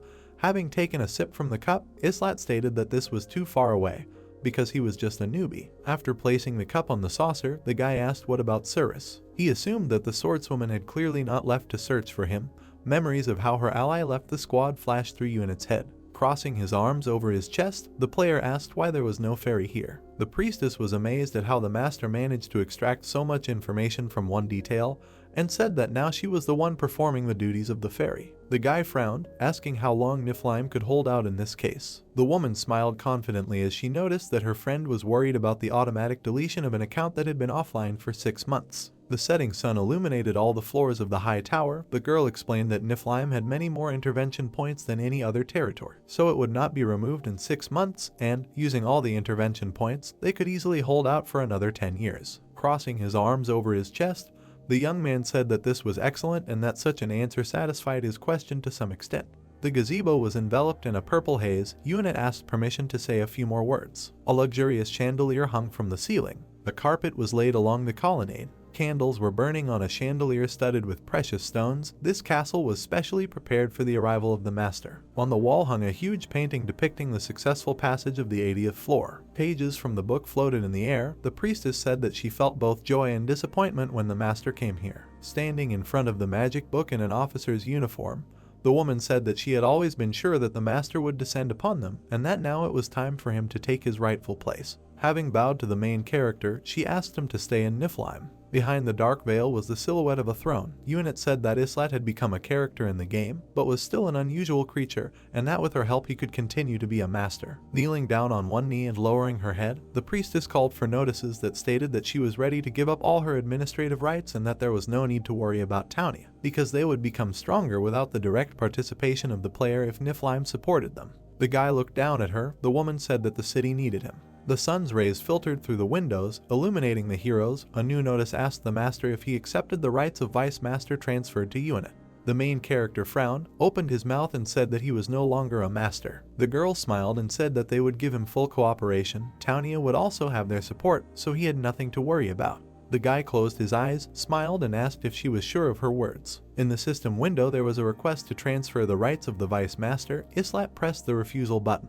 Her eyes widened in amazement. The guy turned his back to her. Unit asked if there was anything that didn't suit him, but he replied that everything was fine. The main character turned his head and said that he was too weak now. The girl pressed her hand to her chest and asked to give them some time, but Islat refused and said that he would return to Townia. The guy looked at the columns and said that he was doing this not because he didn't like them or this place, although Unit herself should understand everything. The girl stood up, pressing her hand to her chest. She said that she understood everything, but they were not going to give up. Unit opened her mouth and asked the protagonist what he was going to do if he could return to Earth. The guy pursed his lips and didn't answer. There was a large shadow on the dark curtain. Unit said that she would do as Islat wished. Pink streams of power swirled above the floor. They gathered into a ball, obeying the girl's hand. The main character bowed his head, clenched his teeth, and asked what it was. Magic flows formed his double. Unit said that there was no point in the master participating in training. The doppelganger's eyes glowed red. Islat asked if she really wanted to create a copy of him. The girl replied that time needed to be used productively, so he should let them do it. The guy closed his eyes, clenched his teeth, and gave his consent. The sun was shining over the 3-story light building. Eren held the spear, sweat running down his face. Before him was an army of knights surrounded by dark streams. The spearman was breathing heavily, his eyes wide open. The leader frowned, opened his mouth wide, asked the guy what he was waiting for, and ordered to kill everyone. Eddies also opened her mouth wide and hurried the guy, saying that they would not be able to hold on for long. The system notified that Eren was activating hidden powers. His eyes glowed blue. An electric discharge ran through the hand holding the spear. The system window said that all indicators had increased by 1,000%. The guy waved his spear in front of the advancing knights. He made another lunge, destroying the enemies. Jenna's eyes widened in surprise. She opened her mouth wide and asked Eren when he managed to get so pumped up. Balkist had a shocked expression on his face. The man said that he did not know that the spearman was so strong and assumed that he had succumbed to him last time. Roderick opened his mouth in surprise and said that this was incredible. The guy froze, sweat running down his face. Islat praised him for a good job. The leader smiled, picked up the enemy's severed head, and asked everyone to look. Tears flowed from Eren's eyes. The spearman was glad that he had succeeded. The guy's eyes were open, sweat and tears were running down his face. He sat up on the bed and sighed heavily. It was just a dream. The teacher stood at the lectern, and students sat in rows in the classroom. The guy crossed his arms over his chest. His neighbor on the table thoughtfully rubbed his chin. Jenna was asleep, drool flowing from her mouth. Islat sat with his arms crossed over his chest. Eren looked at the leader sitting next to him. The guy lowered his head. He raised his head sharply. There were glowing blue circles on the floor of the room. The woman turned her head and ordered the people following her to move in formation. Neisler waved her hand and asked the master to follow her. The main character looked at the people passing by and thought that their uniform color indicated that they belonged to the main building. They looked at the doors, which had the head of a horned animal on them. The girl said that only heroes of the highest rank can use this elevator. It leads directly to the 13th floor, and with its help you can get straight to Unit's garden. There were metal strips on the wall with blue lights. Elevators went up the stripes. The sun illuminated a complex figure of round objects. The building was surrounded by a domed barrier. There were yellow flowers in the vases. Unit folded her hands in front of her and said that she was thinking about sending 1,000,000 crystals to Townia. The guy raised the cup to his lips, took a sip, and said that it was better not to meddle in Townia's affairs. The girl pressed her hand to her face and turned away to hide her tears. She praised the master for wanting to develop without any outside help and reminded him of his intention to help them. Unit smiled happily when Islat said that he was just about to talk about it. She asked how they could help. He pressed his palm to the girl's face, said that he was embarrassed, and asked her to move away. There was fog between the rocks. The main character made his way between the stones and thought that black iron is many times stronger than steel. He saw cuts on the surface of the boulder and thought that only one person could have left such marks. There were also cuts on the other boulder. There was a man standing in front. Islat assumed it was a hero with incredible talent, who he mistook for a mistake in the system. A muscular man named Lydigan held a sword in his hands. He said that he was waiting for him. The protagonist remembered that he originally had 2 stars, but he was one of the strongest heroes that the protagonist had ever met. The man's face and body were covered with scars. He turned his head and said that it seemed like this was their first meeting. Lydigan knelt down on one knee, stuck his sword into the ground, and said that the most powerful swordsman existed before him. He bowed his head and said that he would make the master stronger. Looking at the gray-haired guy who bowed his head and knelt on one knee, the main character mentally declared that he did not feel anything at all. He mentally added that he was experiencing severe discomfort, as if he was looking at an inanimate object. The protagonist mentally asked if the reason for this was the skill of composure. Lydigan looked coldly at the blade of his sword. The main character turned his attention to his heavenly sword. Looking down, Islat told him to stand up and asked if he was going to continue training. Covering his eyes, the boy said that eunuch gave him powers and the protagonist can check it himself. All the guy's stats were at the top 10, he was level 99. The guy, whose body was covered with scars, stood up and looked forward with his glowing eyes. The protagonist thought that he was a normal summon at the level of a beginner hero, and even if he was a little weaker than before, he could still cut through black iron. Squinting his eyes and grinning, Islat stated that he had checked and they could begin. Looking at him, the gray-haired guy agreed. A system alert appeared about a 3-star berserker reaching a furious state. Holding the blade in his hand, Islat enveloped himself in a red aura and declared that he would use all his power. All of the protagonist's stats increased by 10, and his intelligence decreased to 0. At the bottom of the system window it was written that his current state was level 6 berserker. He took off, destroying the layer of earth under his feet. He threw a quick blow, which the guy blocked with his sword, remaining in place. The gray-haired guy, remaining on the ground, launched several attacks into the protagonist's back. He calmly parried another powerful blow to the side. Fighting him off, he swung his green sword. He parried another attack from the protagonist, remaining in place. In an instant, the protagonist carried out several unsuccessful blows. Litigin pointed his blade towards the fleeing Islat. The main character's eyes opened wide, dodging the enemy's attack. He mentally declared that he was much stronger and faster. With glowing eyes, the gray-haired boy made an arcing attack with his sword. The protagonist mentally added that his opponent only manages to make one move while he makes 3. The shocked protagonist's shield was destroyed. Litigin put the edge of his blade to Islat's neck. Even so, the protagonist could not do anything. Kneeling down and plunging the sword into the ground, the man apologized for pointing the sword at him. Looking at the guy who bowed down, Islat said that there is no need to apologize every time. Wiping the sweat from his face, the red-eyed protagonist asked if this was really all his strength and said that he himself should be laughing. Covering his eyes, Litigin said that if he were on the same level as him, he would never have won. The protagonist added that he is a great talker. Looking at him, he stated that his skills were legendary. Getting to his feet, the guy asked if the protagonist really thought so. The main character stated that Litigin was able to achieve the basics of level 10 swordsmanship at level 7. The only reason he couldn't increase this skill was because it was an extreme level. Islat added that initially he suspected that the guy was a character with a bug. Sheathing the blade, the gray-haired guy said that he was honored that he spoke of him like that. He added that if it's just a matter of skills, then the hero that should be closest to him is different. Smiling, the main character confirmed. While creating a shield from blue magic, the main character said that the guy could not surpass Sirius in overall assessment, but in terms of skills there is not much difference between the 5 of them. With constant changes, the winner will be different. The protagonist's hair began to turn into dark tentacles shrouded in red energy. Putting forward his hands with a shield and sword, he declared that they would continue and he would teach him everything he could. Several dozen people were eating at wooden tables. 2 trays of very greasy food were on the table. The girl asked if Aaron seemed to be feeling strange lately. Bringing the fried potatoes to his mouth, the fair-haired man asked incomprehensibly. Turning to the side, he thought. Folding his hands, the huge dark-haired guy shouted that there was no warrior who could surpass him in Luja. He said that he was unhappy that he had to train with them, because there was no one here capable. A red-haired guy with a mohawk said that they had come from their villages and could not do anything. He added that they should stop talking and attacking. The main character appeared, striking the usual blow, and defeated both of them with indifference on his face. Looking at how he beat the 2 guys, Aaron said that everything seemed to be as usual. An angry brown-haired girl ran up to them, asked if they wanted to get suspended, and stated that it was forbidden to start fights among themselves. Putting her hands on her belt, the girl said irritably that if they had quarreled, they could solve the problem in other ways. She also stated that next time she will take action as soon as they create another problem.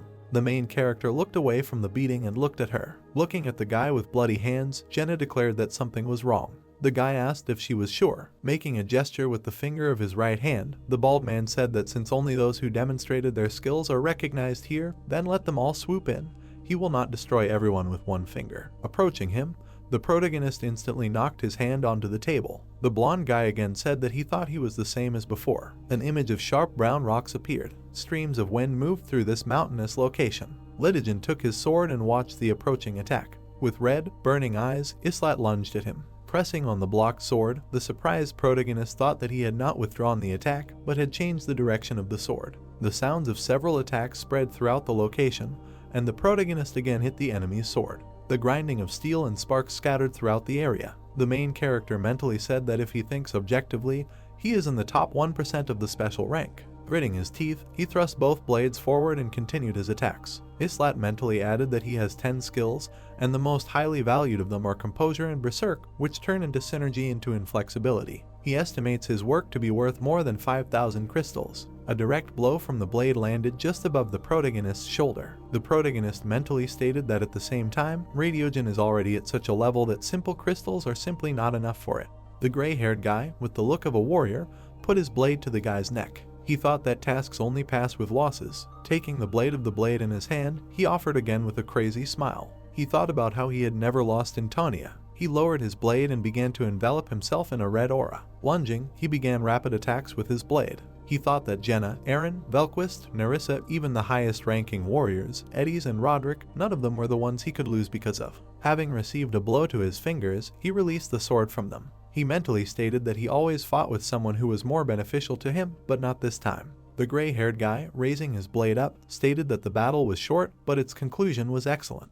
He said that if he used the Berserker again, he would gain an average level of weapon proficiency. The protagonist mentally stated that there is a monster that he cannot touch at the moment. Grabbing his hand and beginning to cover it with green, healing magic, the protagonist asked with a grin if he was talking about the Sword of the Strongest. He added that last time he showed a soft sword, which is useful for HP, but cannot deliver a decisive blow. The protagonist asked what technique he would show this time. Tossing and spinning a small metal dagger, Lidogen asked him to guess. Islat threw his blade forward, looking seriously at his opponent. He made a quick arcing strike. The main character stated that Lidogen only has 40 points of general statistics, but he cannot even injure him. After fending off several furious attacks, the gray-haired guy said that the sword does not become stronger if he puts in more effort, it also works with speed. By performing a calm attack and leaving a purple aura stream behind it, Lidogen said that even if he used 10 strength, it would not affect the sword. The protagonist jumped and swung his blade. He dealt a powerful blow from the shock wave, which sent several dozen stones flying away. Smirking and continuing to press on the blade, the main character asked how much power was in his sword.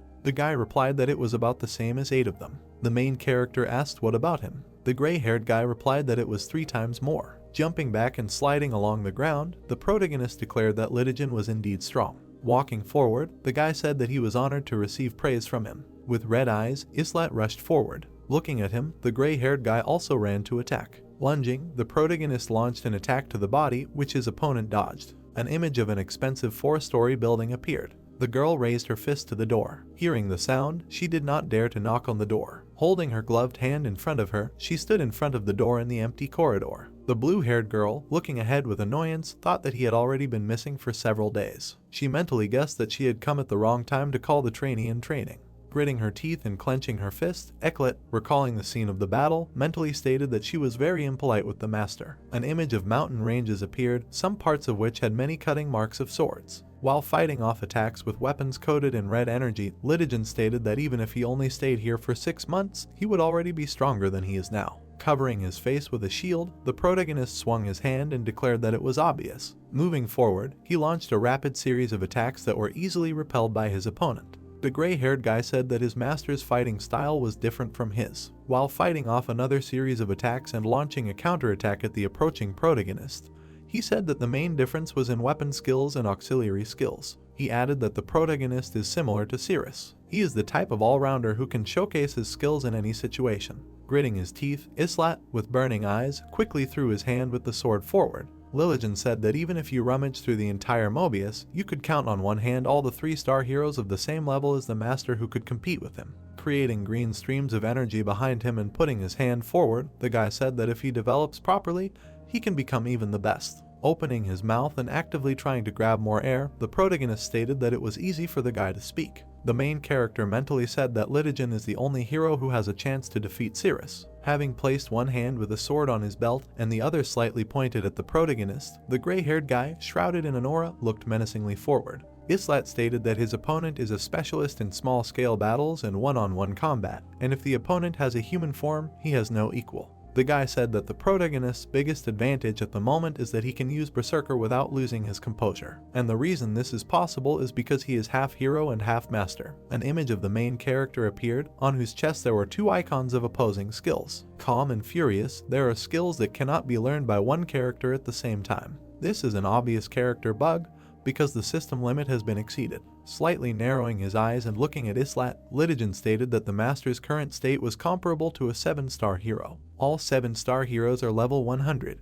An image of a person's body appeared, from different parts of which there were arrows leading to the body's characteristics and skills. He said their skills were about on par with a master. He was able to combine skills that could not be combined or separate skills that could not be separated. Looking into the eyes of the protagonist, he said that if the restrictions were lifted, the balance would be upset. Squinting his eyes, the main character finished the sentence and added that this was fraud. Placing his hand on his belt, Litigin stated that according to their research, there is another characteristic of 7-star heroes. While standing, the protagonist asked what this feature was. The gray-haired guy stated that this is a significant synthesis efficiency. The shocked protagonist, eyes wide open, silently looked down. An image of a disappearing character card appeared, with Islat's card above it.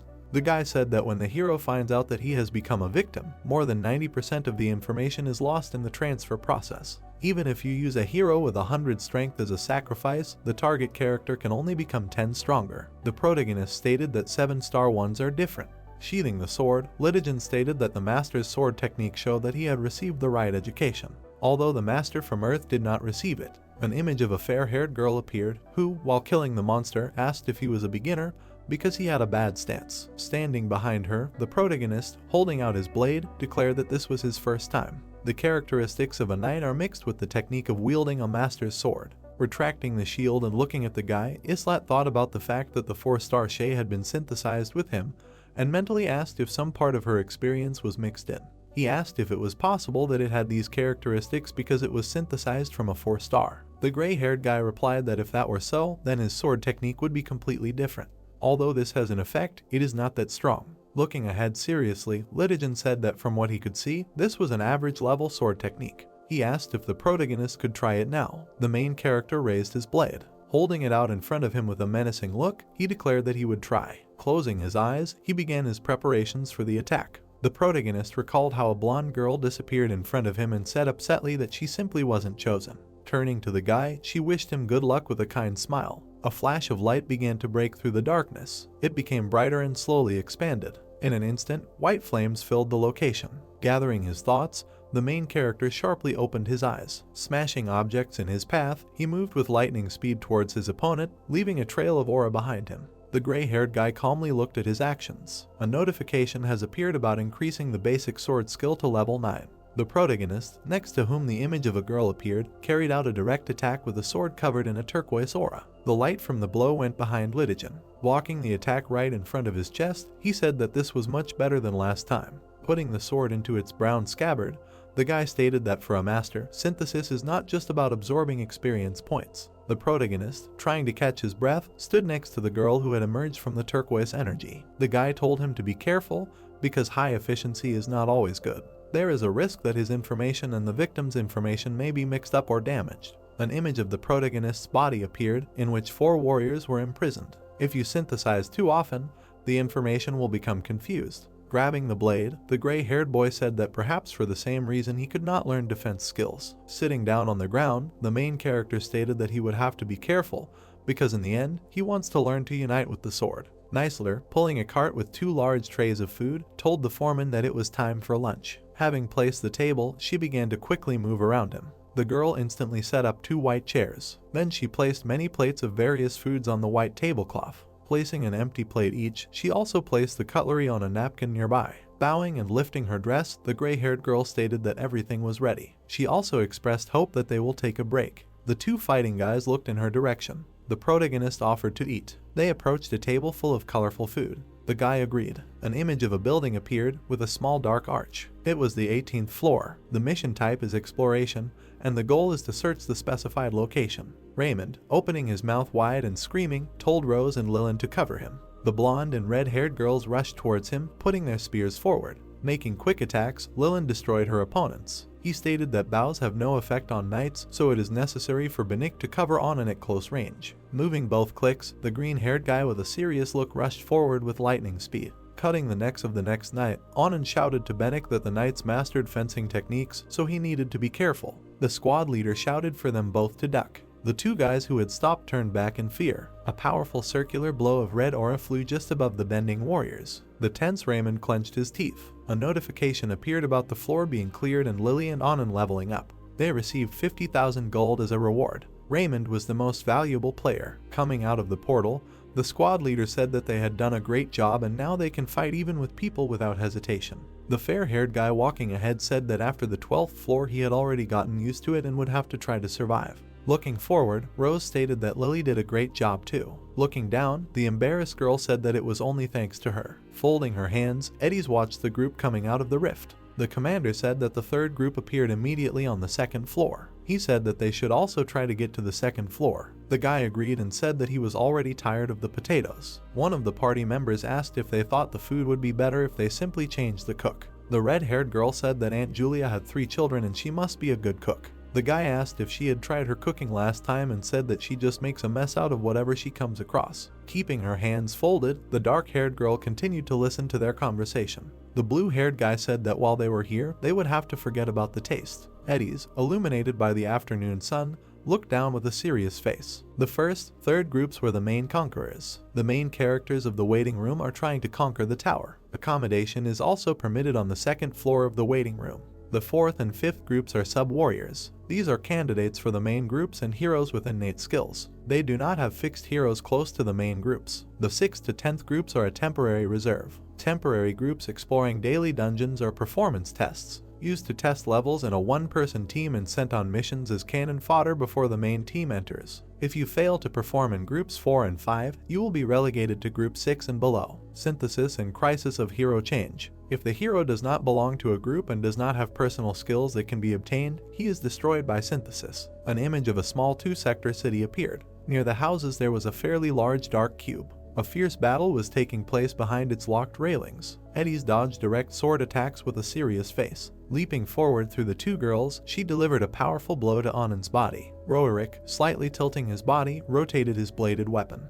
A quick blow hit the bodies of Rose and Lilin, who did not have time to react. Pulling the bowstring, the frightened Benik declared that this was impossible. Putting the blade of a dagger and slightly wounding the guy's neck, Eddie's with madness on her face said that she ordered them to fight to the death or death would overtake them. Standing behind the blue-haired guy, she told them not to let their guard down because they were fighting 5 against 2. She added that it often happens that one warrior can defeat an entire group of opponents. The defeated team members lay on the ground. Leaning on his blade, the blonde boy asked to continue. The green-hilted blade was quickly thrown forward. Roderick, blocking the attack with his staff, turned towards the red-haired girl. Placing the weapon on his back and spinning it in a circle, he instantly put Rose and Lilin on the ground. Swinging, Raymond went on the attack with blazing eyes. Eddie's, bending over, was able to dodge the arcing attack and get closer to his body. She delivered a powerful blow to his ribs with her left hand. The blue-haired guy jumped up and sent an arrow at the dark-haired girl. Aaron also rushed with his sword to attack in the back. Turning sharply and passing an arrow over her head, Eddie's kicked the guy's body. She thought that he was still afraid to fight against people because he was not used to fighting to the death with his comrades. She mentally said that he was still a little behind the others, but this was no longer critical. She also added that she has 5 candidates for a position in Troop 2. An image of a neat 3-story house appeared. There were several trays of sumptuous food on the long table. Taking the cutlery in her hands, the dark-haired girl asked with a smile how they liked the food. Stuffing bread into himself after 3 plates of food, the blonde guy declared that this was amazing. While cutting the steak, Benik thanked him and said that it was very tasty. The red-haired girl looked at the food in surprise and was surprised at the presence of meat. Eddie's smiled kindly. She said the 3 of them were now members of Squad 2. The 3 shocked people froze in place. Eddie's asked if they had any objections. Clutching the baguette, Aaron shouted that no, and they were honored. He added that now they will be able to live on the second floor. The blue-haired guy said that there was no need to react so violently. Looking down, Lilin asked about more dangerous missions awaiting them now. Lowering her head, the girl added that she also heard that Duran was no longer there. While slicing the steak, the dark-haired girl stopped. An image appeared of a girl standing still, watching the monster approach while the others scattered them. She sadly said that for someone like her, it would be better to stay on the first floor. Opening her eyes wide, she added that it was better than ending up in squad number 2. Looking at her coldly, Waite said that even if she stayed on the first floor, she would still die. She added that the girl saw this happen. Continuing to cut the meat with a knife, Eddie said that she could have been sent for reconnaissance on one of the floors or simply used for experiments. The 3 team members listened intently to her words as they sat at the table. The dark-haired girl stated that after the creation of Squad 3, the atmosphere in the lobby had changed significantly. They have already cleared the 14th floor, and she believes that in a few days they will be able to reach the 18th. Since this detachment ended up on the 2nd floor in full force, there are fewer and fewer opportunities left for others. An image appeared of a juicy, medium-rare steak sitting on a white plate. Eddie's told her to think carefully. An image appeared of the squad house in the night, with the lights on in the rooms. A dozen soldiers looked ahead angrily. With her hands folded, Rose looked coldly in their direction. Extending her hand towards the departing blonde girl, Liln called out to her. The man placed his large hand on Aaron's shoulder. Looking at the guys with a smile, Raymond congratulated them on getting to the 2nd floor. Looking through two open-mouthed guys, he saw a man sitting at a table. A few leaves flew over the stone wall enclosing the settlement. A notification appears indicating that the conversion has begun. A bright light began to emanate from the doors of a small building. The guy, whose fingers began to disappear, with tears in his eyes asked why, and stated that he was told that if he tried, he would live. He asked to be released, given a chance and help. A bright column of yellow energy illuminated the location. The transformation was completed, obtaining 3 base-level spirit stones. The synthesis of the item was started and a mid-level enhancement stone was obtained from the enhancement stone and spirit of the basic levels. The success rate was 91% and the method was automatic. The synthesis was completed and 3 third-level enhancement stones were obtained. An image of Aaron's card appeared and a system notification about improving the hero and receiving a 3rd star. An image of Benik's map and information about his receipt of the 3rd star also appeared. An image of the new red-haired card and Lilin receiving the 3rd star appeared. Looking at the company of 3 warriors, one guy asked if those 3 had left them. The turquoise-haired guy replied that yes, and stated that the same fate awaited them. The guy replied that he didn't know, because with his level of strength one could only dream of a 2nd floor. The blonde guy, having received a powerful blow to the stomach, spat out a lot of blood. He flew away and rolled on the ground as the man approached. Looking at Aaron as he held his stomach, the brown-haired man stated that he remembered him saying that if he had a better chance of surviving, he would become stronger than him. He added that it didn't take long. Wiping the blood from his lips, the guy congratulated him and said that he thought that the master would soon include him in squad 4 or 5. Rubbing his beard, the man asked with a grin that he, too, now had a chance to get to the 2nd floor. He stated that he was able to reach the 11th floor in just 2 weeks and asked if that meant he was good. The man looked back towards the entrance to the stone castle. He smiled slightly madly and evilly. The barrier grid covered the city with a dome. The man was thinking about the 2nd floor. Parts of the rocks were destroyed and cut up by the soldiers' training. The blades, shrouded in white and green aura, flew at each other with great speed. Dozens of impacts instantly occurred in all places on the mountain. With glowing eyes, the main character carried out an attack with a blade. Gritting his teeth, he thought that once they reached level 10, they might have to divide their skills into more highly specialized ones. An image of a chessboard appeared on which not a single move had been made. He mentally said that if the basic level of weapon proficiency is a battle, then the intermediate level is already more like a war. The white hand moved the knight's pawn. The black player moved his knight. The protagonist mentally stated that the game was moving from an average level into the realm of tactics. You need to combine defending your territory and attacking enemy positions. White again took the pawn in his hands. This is the essence of average gun ownership. An image of a chessboard appeared, with several squares highlighted in red. The sword style is the way they fight this war. The guy said that the master had already conquered the territory for himself. The guy took the black horse in his hands and sent it to attack. The gray-haired guy said that this is not all because he needs to build strong walls. The white queen in hand began to attack black diagonally. The guy added that this was necessary so that no one could get through them. An image of a white queen appeared, from which light emanated in all directions. A notification appeared about the awakening of the skill and the increase in the level of Islat's weapon proficiency to 10th. The protagonist, with glowing white eyes, carried out quick attacks with both hands. The basic level of weapon proficiency has reached its maximum level and the skill can be developed to a more advanced level if certain conditions are met. Jumping from top to bottom, the main character performed an arcing click attack. Holding back the attack, Litigen smiled and said that this was wonderful. Making a gesture with his hand, he struck the guy's blade and threw it away. The flying protagonist's eyes widened. An image of a long stream of green energy appeared. An image of several high rocks appeared. As he cut through the rock in several places, the gray-haired boy declared that when he achieved perfection in swordsmanship, he would not have to swing the sword. Parts of the rock flew into the sky above the standing motionless guy,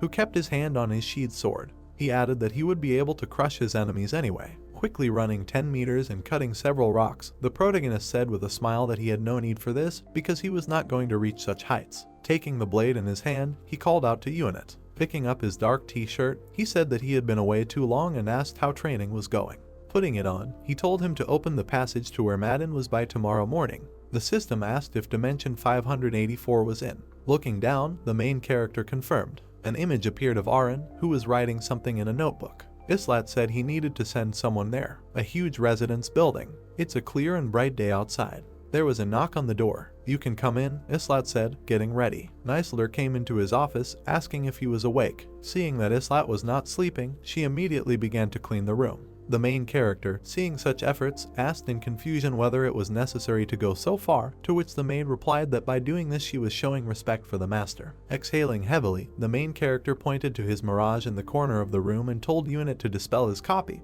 because this time he himself will go to training. Unit suddenly asked if it was the main character's turn this time. Islat explained that it was time for an interim check, adding that he had something to talk about with the other guys, after which he told Unit to write down for the morning that Islat had other things to do in the afternoon.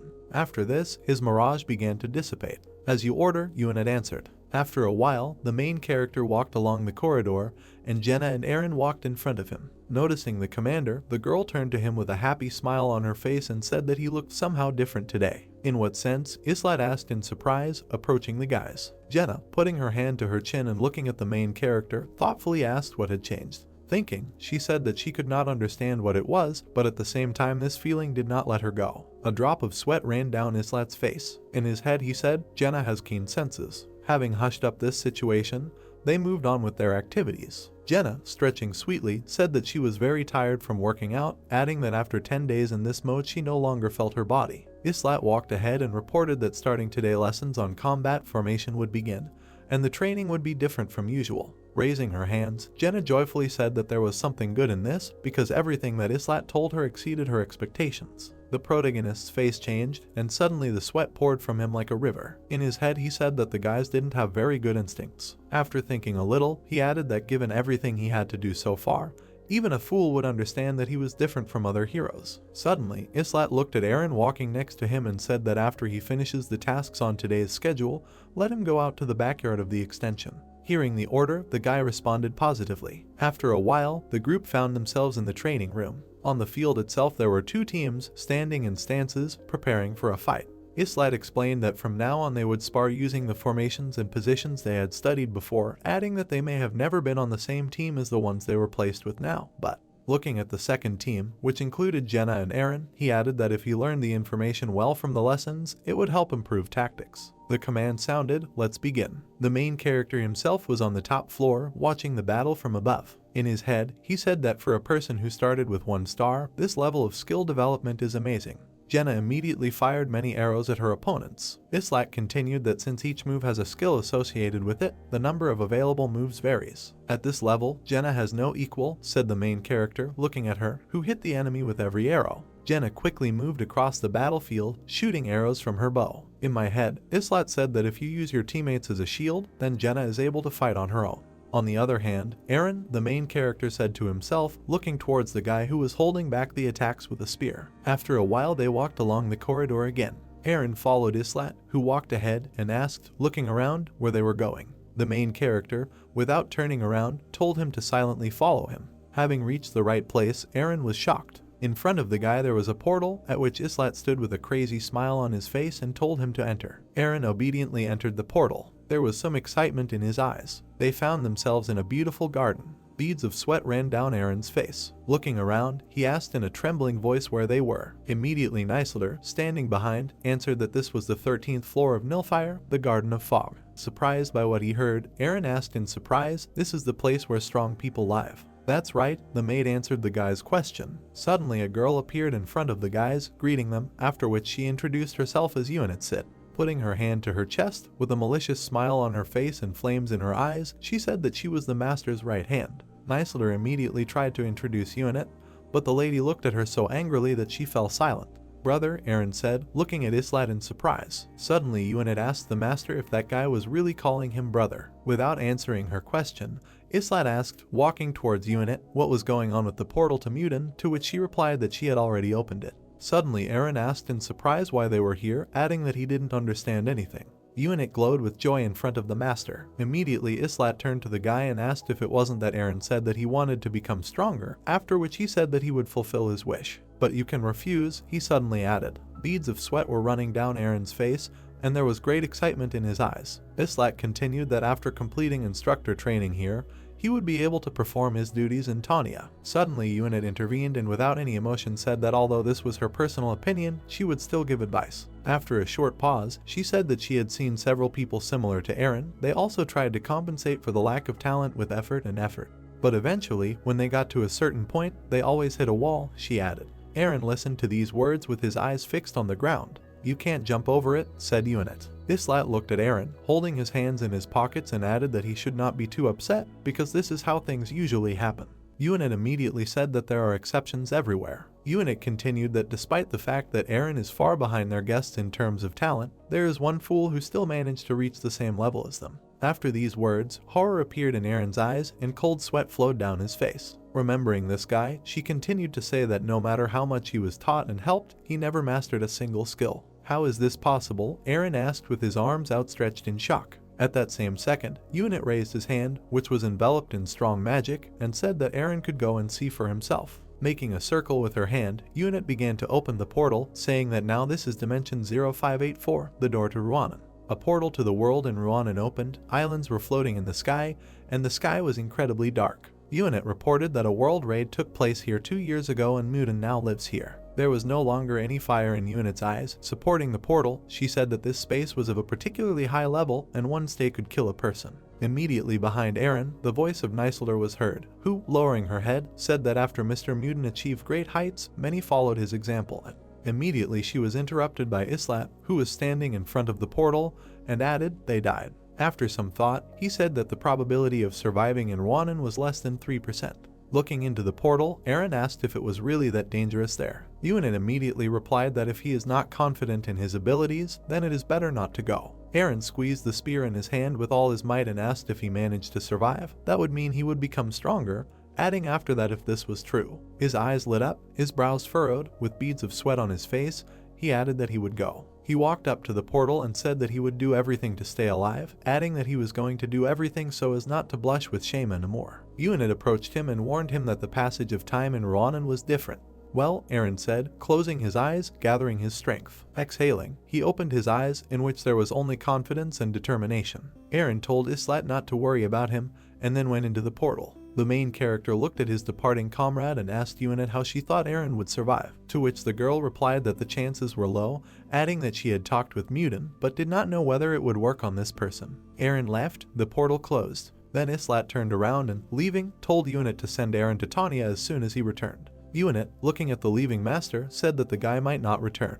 The main character stopped, closed his eyes and said that this was something he had also foreseen. Eren set out to find his own path. The guy appeared in Ruanan on one of the islands. He was very excited, but didn't show it. Islat also went in search of his path. The mountains were higher than the clouds. It was on one of these mountains that the fight between the main character and Lidigen took place. The second repelled Islat's strong attack, but having defended himself, he slid along the ground for several meters, breaking the stone under him. They stopped and lowered their swords. The main character asked if this level was enough for the test, to which Lidigen replied that he thought that the master had achieved his goal. Islat was breathing heavily. His whole body was covered in sweat, and he was looking at the system window with his characteristics. It was reported that his level has not changed, the statistics are the same, but other aspects have changed very much. Weapon skills increased from the 8th level of basic swordsmanship to the 1st level of intermediate swordsmanship.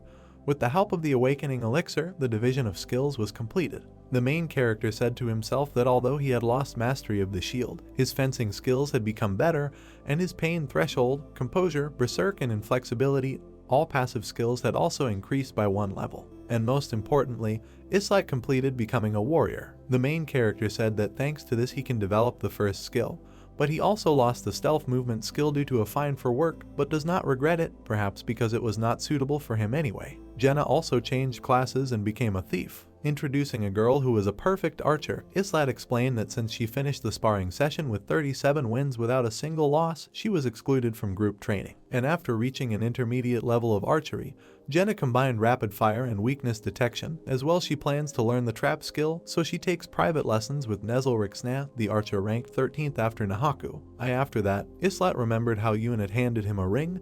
It was the Takian's Grace, level SS, legendary. Having taken and examined the ring, Yun had explained that this item is an indicator of the main character's skill, after which she said that if Islat happens to meet another participant, then there is no need to worry about conflicts. After this, she added that if the main character wears the ring, he will be able to communicate with her no matter how far Islat is from her. Having put on the ring, the master said that this was not necessary. Unit continued to explain that the ring has the skill of information manipulation, and in addition to information about the item, Islat can also manipulate the status window and system log. Raising his hand, the main character looked at the ring on his index finger and asked how long he could use the item.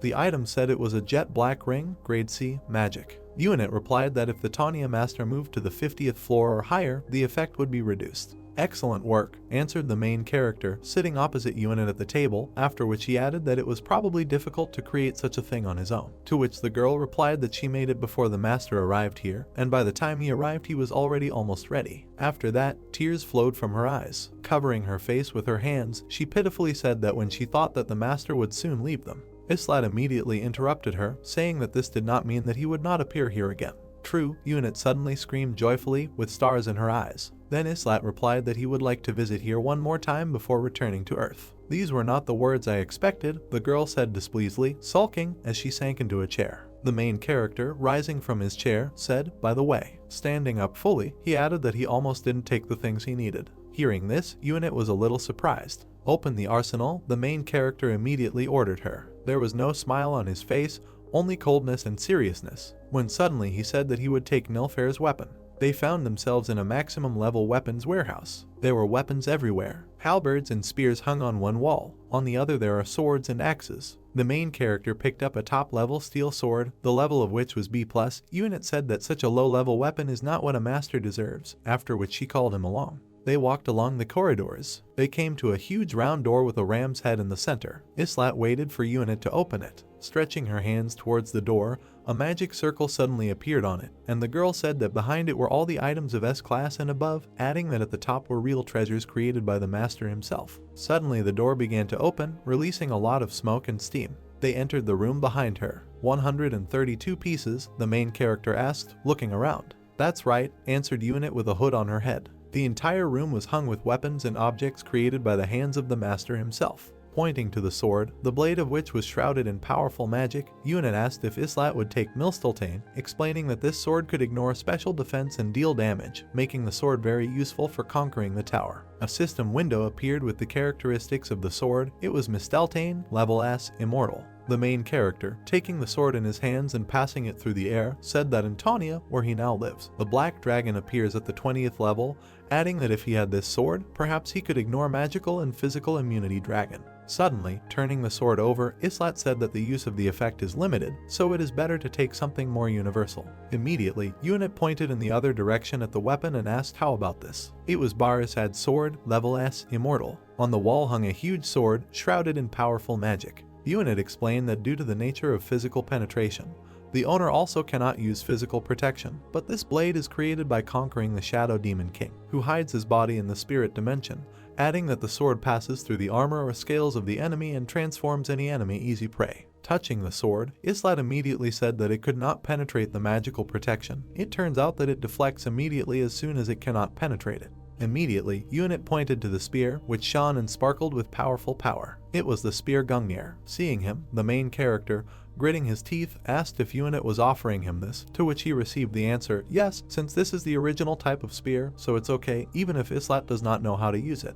Then the main character said that the spear is not very compatible with the Brunok and is one of the first models, so he does not know whether he can crush dozens of enemies with it from a long distance. Then Unit looked at him with a malicious smile and said that Islat could take all the weapons from here because they were originally created by Islat himself. Putting his hands in his pockets, the main character smiled and said that he did not make this weapon alone, because if it were not for the various personnel who helped him, the weapon would have been Class B at best, after which he added that especially without the help of unit he couldn't even dream of S-class and higher subjects. Looking at the wall in front of him covered with weapons, he asked if most of these weapons had no owners, adding that he did not take such things carelessly. After thinking a little, he said that apparently there were no weapons here that he could use. Unit, looking at the main character, with a smile on her face and warmth in her eyes, said that although the treasures here are powerful, they do not correspond to the greatness of the master. Unit suddenly turned to the girl Islat with seriousness in his voice and face. Unit immediately turned to her master. "We need to make one weapon," Islat suddenly said, looking at his assistant.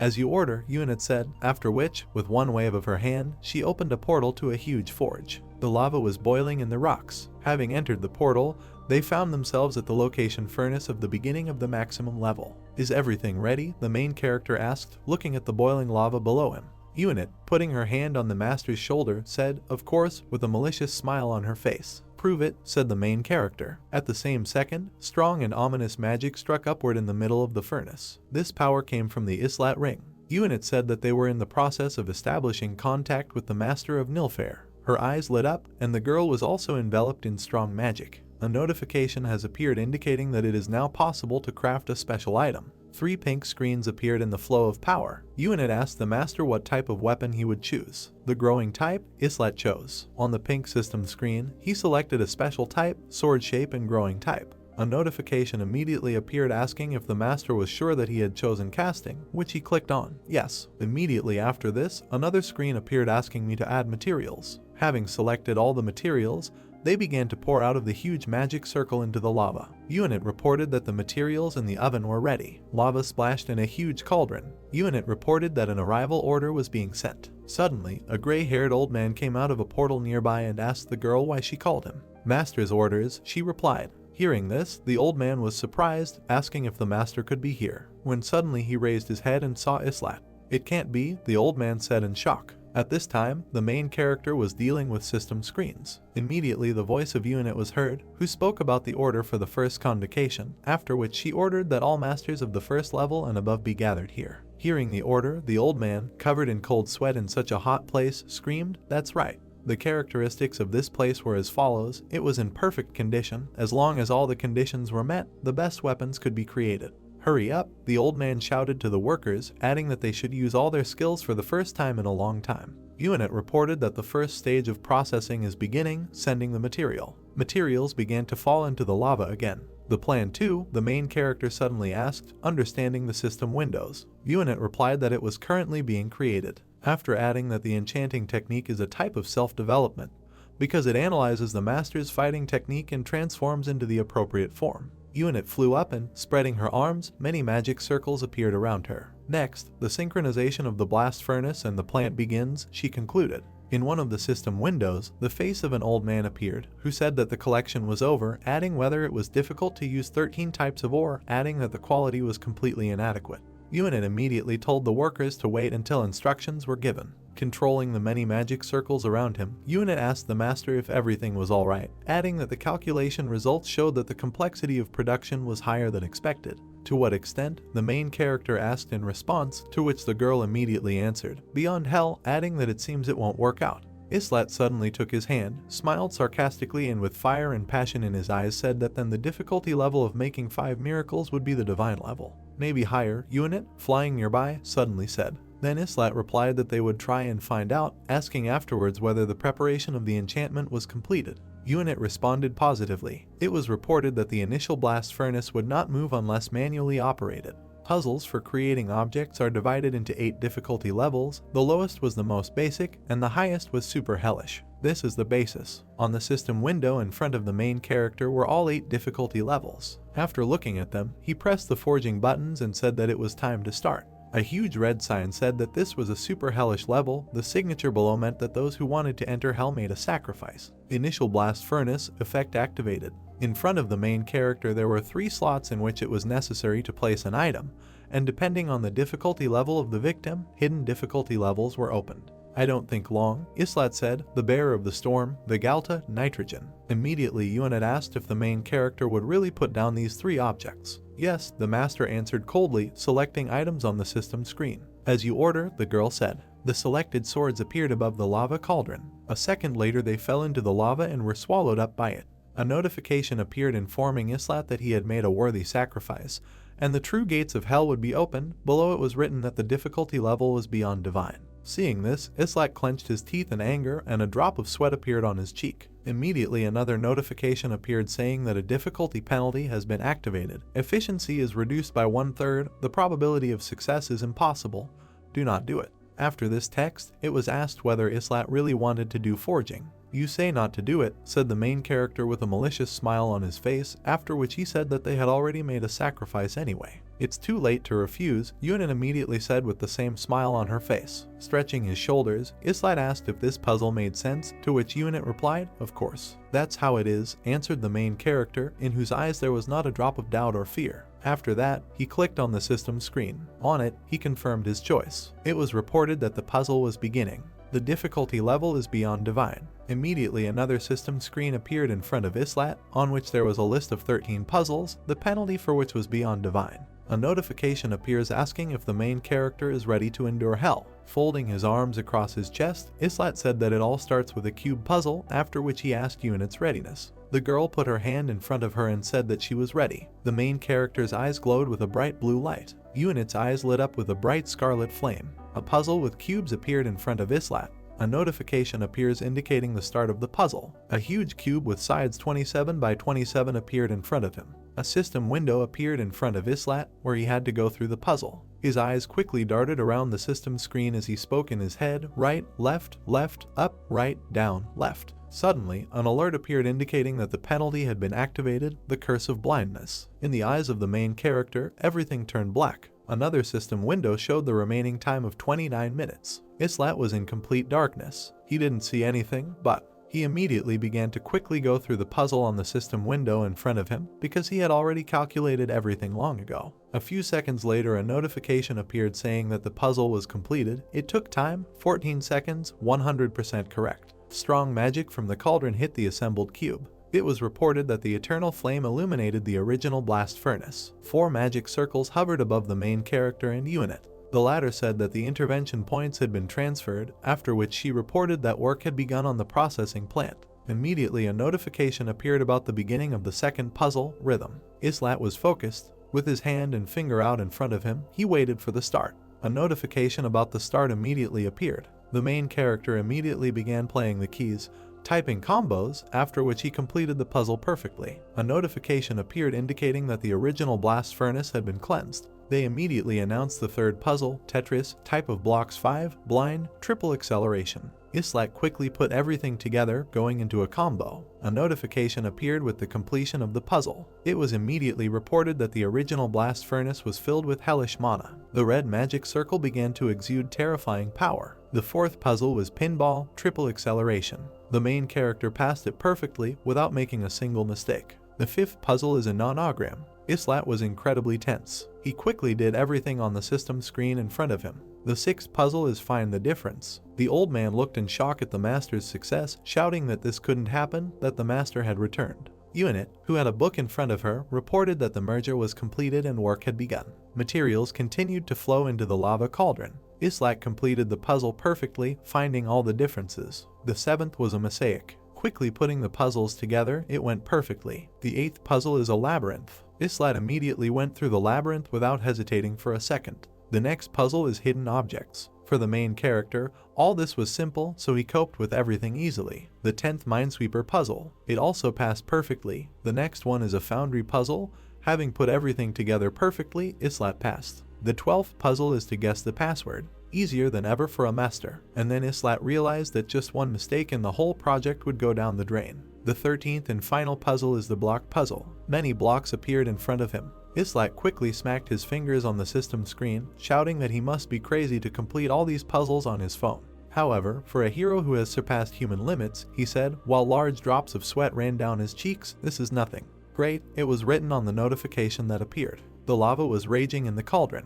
Hurry up, the old man shouted to all the workers, who immediately began their work. Looking at the book in front of her, Unit said with a smile on her face that Islat completed all 13 puzzles in 5 minutes, adding that he had become an order of magnitude better. The main character, stretching his hands, said that this is just the beginning. The 14th puzzle appeared in front of him, a cube puzzle. A huge cube with sides 35 by 35 appeared in front of Islat. At the same second, the cube began to rotate rapidly. He turned right, left. The main character's eyes quickly ran in all directions. Islat understood that the rules were the same, but there was already a double fine. He quickly tapped his fingers on the system window, gritting his teeth from how focused he was. In his head, he screamed all his actions. A few seconds later, strong magic from the cauldron enveloped the cube. A notification appeared indicating that the spirit of Hellfire had illuminated the primordial blast furnace. Unit immediately reported that the smelting was completed and the transition to the next stage was underway. Out of the lava appeared the outline of a sword covered in lava. The 15th puzzle appeared, a labyrinth. In a few seconds it was passed.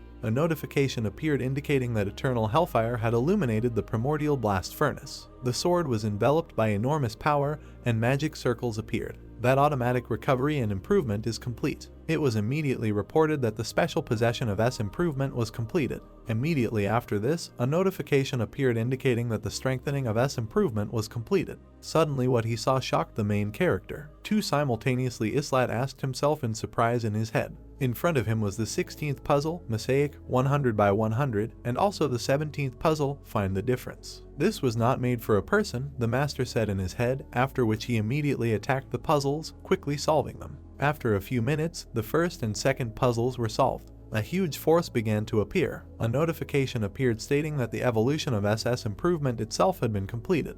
The sword, which had 4 magic circles around it, began to shine with a blinding white light. It has been reported that the autonomous Corda Plus improvement has been completed. The notification immediately stated that the strong attack B improvement had been completed. The 17th puzzle appeared in front of Islat, rhythm game, triple acceleration, 7 keys. The main character immediately began to carry it out. Beads of sweat ran down his face as he tried to catch every note without missing anything. He realized that he was losing concentration. The hilt of the sword was already freed from the hot lava. The notification that appeared said, Immortal, the primordial blast furnace has received the curse of hell. Unit rose above the ground again, putting her hand forward. The book in front of her quickly turned its pages. The girl said, Show up, show yourself, show what you can do. This is the last one, she immediately told Islat. Drops of sweat were running down the master's face. He was breathing heavily and was very exhausted. A huge system window appeared on which it was written, Final. Below it was written, Now all the puzzles that the master has already completed will appear. Solve them all in the allotted time. There are 32 types of puzzles. There are 5 hours left. At the same second, many screens with puzzles appeared in front of Islat. Without hesitation, he began to solve all the puzzles. A blue magic circle passed over his sword, which gained power. The master's hands quickly tapped the keyboard in front of him. A green magic circle passed over his sword. Islat clenched his teeth with anger and effort. Sweat dripped from his chin. An orange magic circle passed through his sword. The master did not stop for a second, solving puzzle after puzzle. A purple magic circle passed through his sword. Islat put enormous force into his final click on the keyboard in front of him. Suddenly a bright, warm glow appeared. A second later it became many times stronger, illuminating everything around. A notification appeared, reporting incredible success, and below it was written that Islat had created Bifrost you done, Unit said, closing the book. The main character fell exhausted to his knee. Bowing his head and breathing heavily, he asked if there were any mistakes. Beads of sweat were also running down Unit's face. With a smile on her face, she said that none had been observed. A huge dark sword was created. In his characteristics it was written that his rank is unknown and his potential is limitless. In one of the 3 notes it was written that the sword was connected to the proof of the fall of heaven SS. Noticing this, Islat asked why the sword was connected. Looking away in confusion, Unit, smiling absurdly, said that she was just worried that the master would leave. Standing up, Islat interrupted her and asked if she really decided to do this without his knowledge. Immediately, Unit explained that this would allow spatial jumps, and the master would also be able to summon any weapon from Niflheim. Islat held a new sword in his hands and said that he had never heard of such an improvement. Unit immediately said that this sword is very strong. After thinking a little, she added that she can be a master and has achieved success in almost everything. It is impossible to predict the future, you have already. But before she could finish speaking, Islat interrupted her and said that he knew. On the floor lay his cloak, which he had thrown off during the puzzles. Unit said that if the master had allowed it, she would have left Niflheim and gone with him, adding that if something happened to the master and he died, then she would have no one left. Islat sheathed his sword, listening to Unit speak. The girl said that now, when the master is in serious danger, this sword will summon weapons from Niflheim and save him, adding that the sword can do this up to 3 times. 3 times? Islat asked in surprise, turning to Unit, after which he asked if there were any other conditions. The girl, with a smile on her face and warmth in her eyes, turned to the master and said that during the main missions, the sword's powers are somewhat limited. Then she began to explain that, given how far away the owner was, during the mission the master would only be able to use the weapon's summons once. Then Islat said that if possible he would not use this ability, so that the weapon does not cause any bug. The workers from below looked up in surprise to where the master was and realized that he had returned. Looking at the shield and sword he came with, Islat said that he no longer needed them. Unit immediately asked if the master was really going to get rid of them, to which he answered positively. A few seconds later, the old weapons were consumed by the lava in the cauldron. I'm already starting to miss the master, Unit's voice was heard from above. Islat, without answering this, threw the sword behind his back. A crazy smile appeared on his face, after which he said that he would definitely surprise everyone as soon as he returned. The sun was breaking through the windows. The girl attacked with her foot with a smile. Her opponent blocked the blow. The spearman attacked after the girl. Islat and Jenna watched the battle. She frowned and said that this was the last training and she did not understand what they would learn. She asked if the hero could see this. She said that her opponent's movements were so fast that she couldn't even make out what they were doing. The man stood up with a spear and said that those who use weapons such as spears and axes should fight at a medium distance, changing positions, because in a one-on-one situation you should never give up your positions. The girl picked up the dagger and said that the key to success is to take the enemy by surprise. She said that you should always use different movements so that the enemy does not predict your actions. The red-haired girl shouted that now the mentors would conduct sparring between people in those areas that people are not good at. She asked everyone to wait for their turn. Jenna confronted the girl with a dagger. She ran forward shouting that she was starting. The teacher jumped back. She smiled, thinking that usually when there is a difference in skill, close combat is instinctively avoided. She asked herself if the archer had any plan. She suddenly turned her back to Jenna, thinking about the hero who had arrived with her. Islat threw back the red-haired mentor with a blow of his sword. She looked at the hero in surprise. People were discussing how the guy threw the instructor away with one blow. She said that she did not understand how the hero was able to attack a second-level hero. Black stripes appeared on her face. The system reported that Bajarian had entered a berserk state. She landed and grabbed her sword. She clenched her teeth, put a hand on her shoulder and asked her to stop. Eldanin stood behind her and said that this was too much. The girl immediately came out of berserker mode and apologized to the master. He thought that they had conducted 7 intakes of cadets so far, but such talents and abilities had never been seen before, even among 1,000 participants. Islat looked at the instructor, his eyes glowing purple. Aladdin thought that even if Bajaran did not use her power, no one could harm her before. This confused him.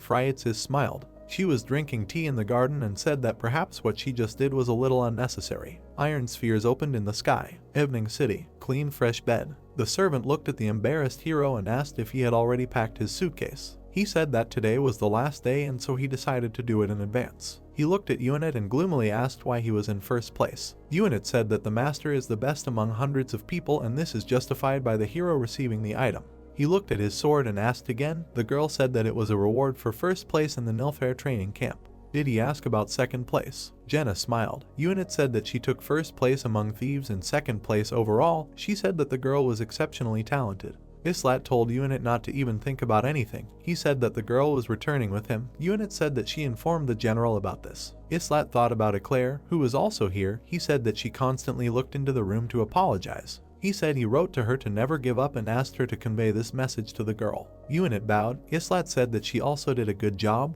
The girl replied that it was an honor for her to serve the hero. Phryatsis garden. She sat at the table and asked if the master wanted to return to Tanya. She said he could stay in Nilfare. She was embarrassed, looking at the hero and said that Cirrus too. Islat interrupted her and thanked her for everything that was here. He said that if it weren't for the queen, he would have had to go a long way. He said that Phryatsis was amazing and she opened her eyes wide in surprise. They sat in a stone gazebo opposite each other and Islat said that if he were the queen, he would be very angry because he overwhelmed her with tasks and put her in difficult situations, gave her orders as he wanted, but Phryatsis still, with the exception of Cirrus, never started a riot.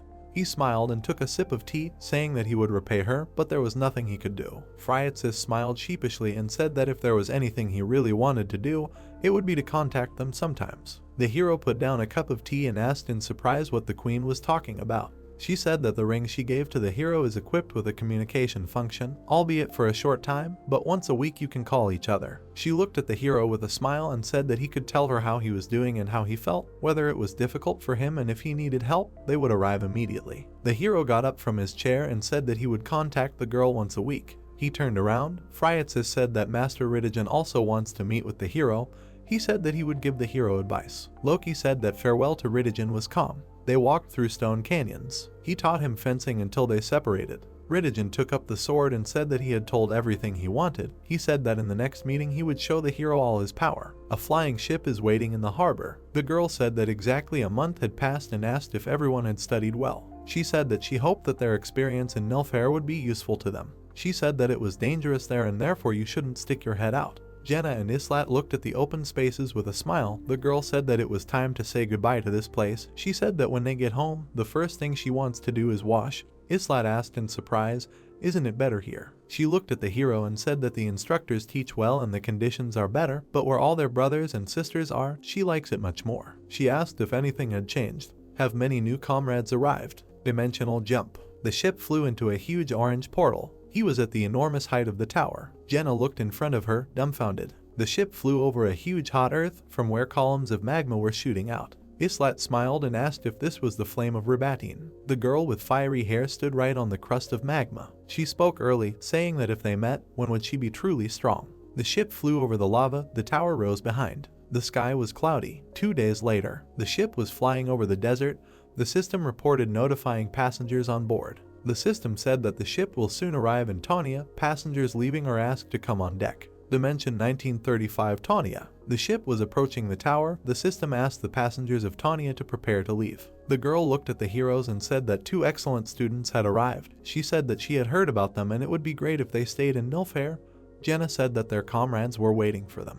The system reported that the sending was completed. The heroes descended, said goodbye to them and wished them all the best. Jenna asked why no one was meeting them. Islat said that they didn't even say when they would return. He asked how in that case they could meet them. The system reported that the hero's status had changed due to the dispatch effect. Isl flew to the hero with tears in her eyes. She began to hug his cheek and scream that she thought that he would not return. She said that she was very afraid. Islat looked at her gloomily. She grabbed her cheeks and said that compared to this place, Nilfgaard was simply magnificent. She asked if they were not offered to stay there. Islat said they did. The girl bit her finger embarrassedly and said that he refused for her sake. They walked on. Isl asked the hero to rest, because the amenities here are also excellent, because this is not the Tawnia that it was before. The hero asked what has changed. Isl smiled and said that the hero would be surprised. He looked at the girl incredulously and fell silent. The lobby was improved, now having 3 floors, as the frowning hero asked. Isl began to nod her head. The hero was delighted, saying that he was afraid of the invasion of enemies. Isl said that the first floor is useless trash, the second floor is occupied by support and recruits, and on the 3rd floor. She looked at the city and said that there are fighting heroes here,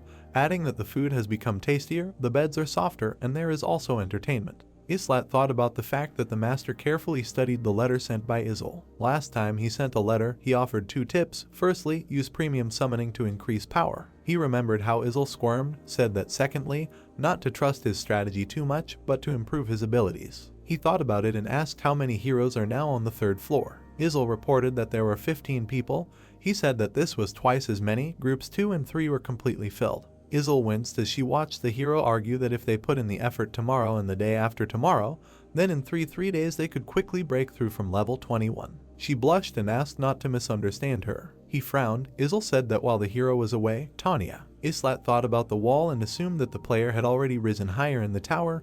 Isl confirmed. She smiled stupidly. The hero asked what was wrong with her. Islat put his hands in his pockets and walked on. He asked what floor they went up to. Isl said about level 25. Islat opened his eyes wide in shock. He looked around and began to clarify, still not believing what he heard. He asked if the player had reached the boss level. Perspiration appeared on his face.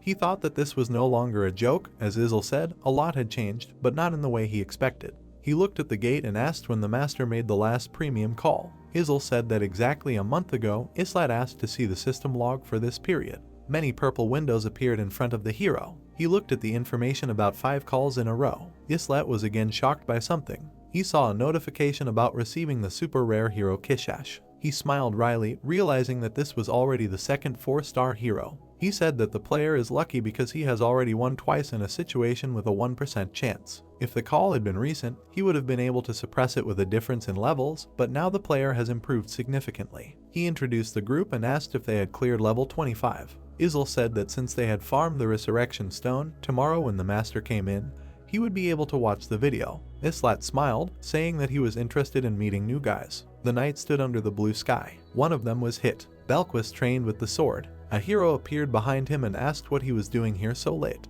Belquist said that a whole month had already passed. The hero asked what happened. Belquist said he was just training. His hand was dripping blood. Islat said he had a feeling the guy was taking his anger out on a worthy weapon. Belquist took a fighting stance and offered to join. Islat said that he was going to go to bed. Belquist frowned and offered only once. Islat looked at the guy seriously. Belquist pointed the hero's sword. There was anger in his eyes. The sword swung. Many cuts touched the knight. The entire armor was covered with red cracks from cuts. She fell into pieces. Belquist turned around and proudly said that everything was ready. The hero looked at the fragments of armor. Belquist asked if the hero had really thrown away his shield. Islat said that a lot has happened in a month. The dais building glowed with magical light. Belquist stood opposite the hero and asked what kind of strange sword he had. He asked if the hero was ready to die for saying that he was jealous. Belquist rushed to attack. The hero began to attack back. The guys began exchanging blows and circling around the hall. Islat smiled, thinking about how Belquist had grown. He guessed that his basic weapons skills were around level 9. He said he thought something bad was going to happen. He dodged a punch from the guy who said this was going to happen. Islat's eyes glowed blue. He hit Belquist, who was forced to block. He flew off and hit the wall. He looked at the hero, who placed his sword on his shoulder. Islat said that since the guy is going to attack, he should wipe off his sweat. If he is exhausted, he will not be able to show his true skills. Belquist looked angrily at the hero and annoyedly said that he had become stronger. He asked what kind of training the hero underwent. He looked at the approaching guy and said that this was a trade secret. Belquist said it was like being hit by a battering ram. The hero said that they would still have the opportunity to see the world. Belquist held his shoulder and said he never thought he'd be broken by a child.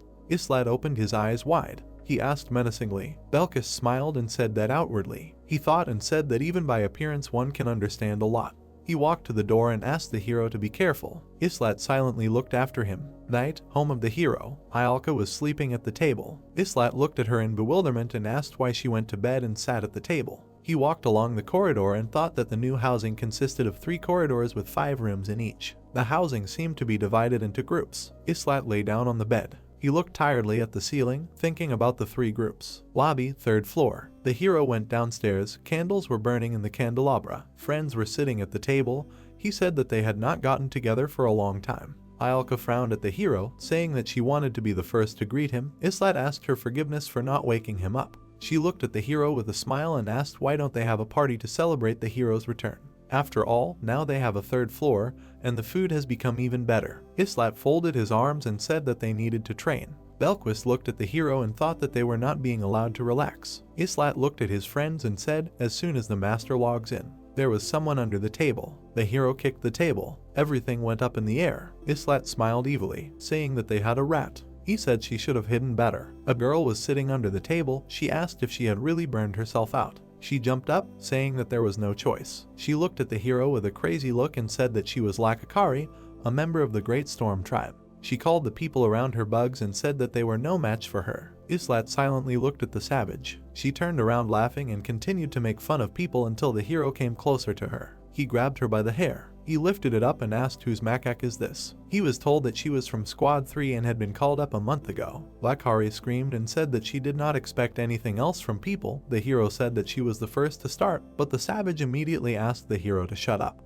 Belquist fell silent in shame when Lakari said that she beat him yesterday and asked for help. He grabbed the sword. Jenna intervened and asked to stop because the savage was still just a child. Lakari turned all red and ground her teeth. Islat looked at her angrily. Suddenly she cut the room apart. Her eyes lit up with an animalistic gleam and she giggled. The hero managed to dodge, and the entire room was left with deep cuts. There were sharp black claws on her fingers. The hero could not understand why the 3rd squad was all the Ryanthropes, because this is a rare species living in the east of the Empire. Lakari screamed, asked her to stop talking and began to provoke her into a fight. Suddenly someone hit her on the neck. She fell down, and behind her stood Belquist, who said what a noisy savage she was. He looked at the hero and said that she was quite different from them and suggested that they did not like them. Jenna examined the savage and asked what they would do. Lakari lay unconscious. The corridors were illuminated by magical crystals. The hero walked along the corridor, holding the savage on his shoulders. She dangled on his back. They went out into the forest. Islat looked around, amazed that an entire forest had been created for the savages. He saw tents in front of him.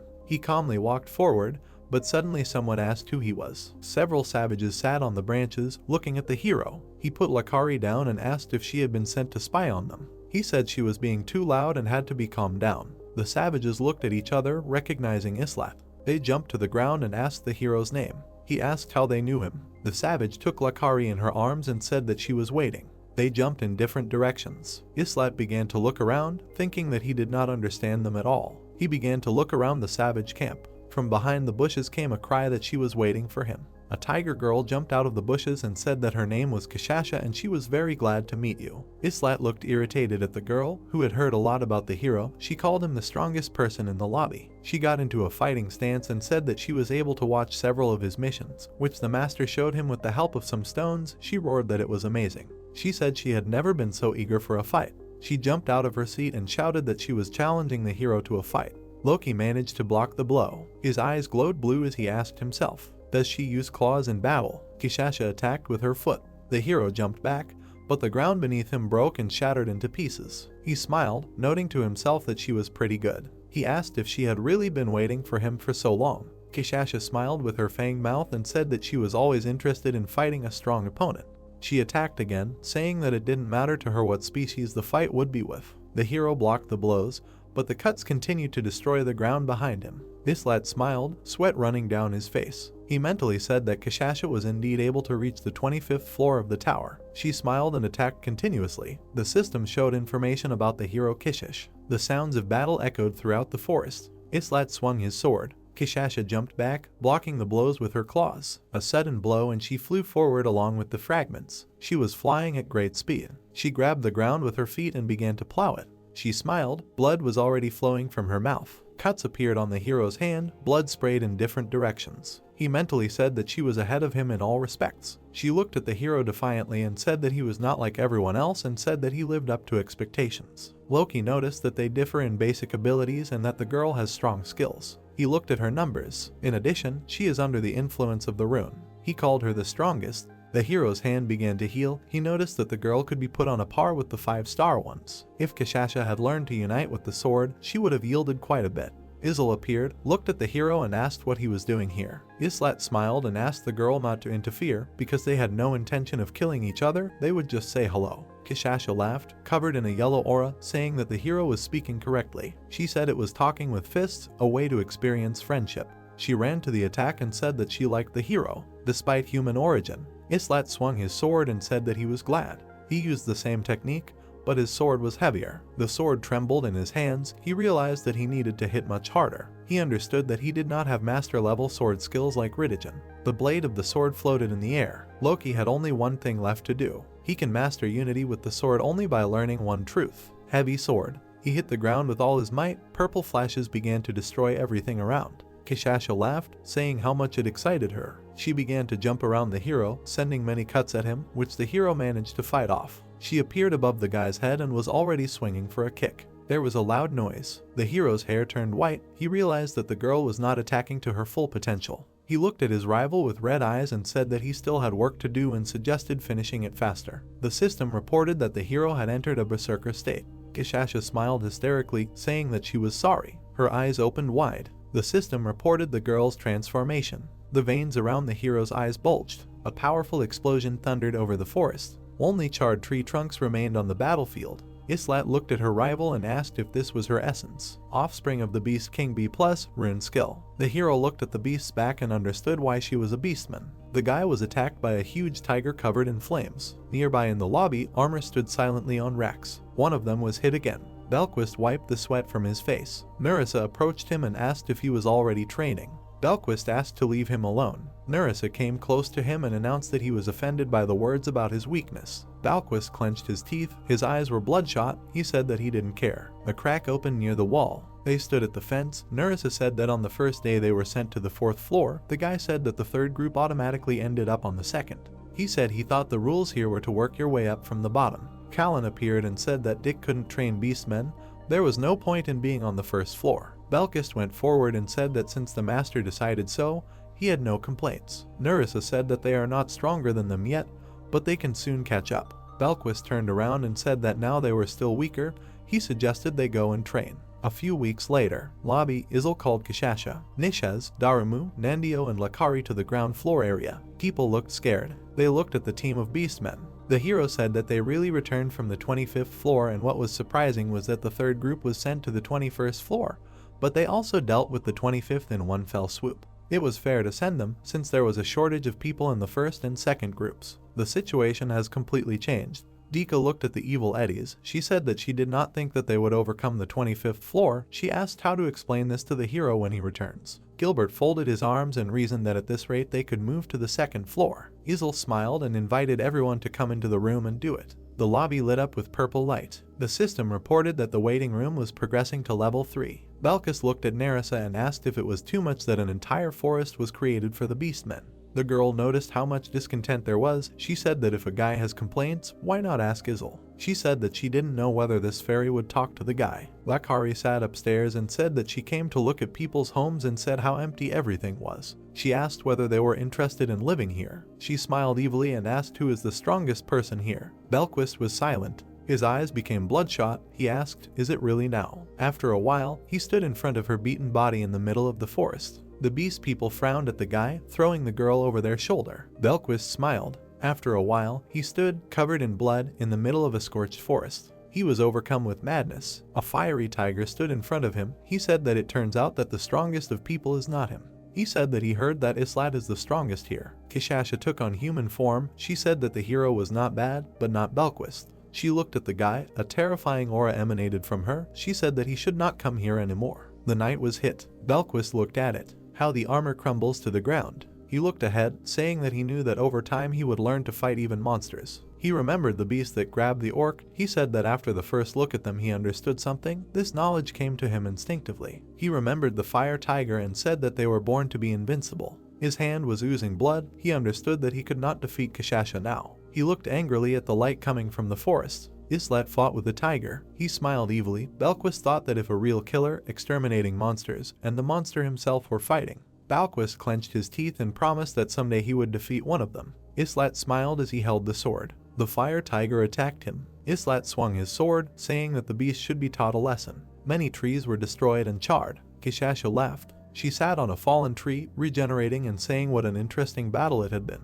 She said that the hero did not come to this place in vain. Islet put the sword behind his back. She asked if everything was okay and he replied that he was no stranger to it. Another 10 seconds and the upper part of his body would have turned to dust and been blown away by the wind, or Kishasha would have had his head blown off, one of the two. He wiped his wounds, thinking that if he had gone all the way, he would most likely have been defeated. He mentally handed over the victory to the beastman. He called her personal fighting skills excellent.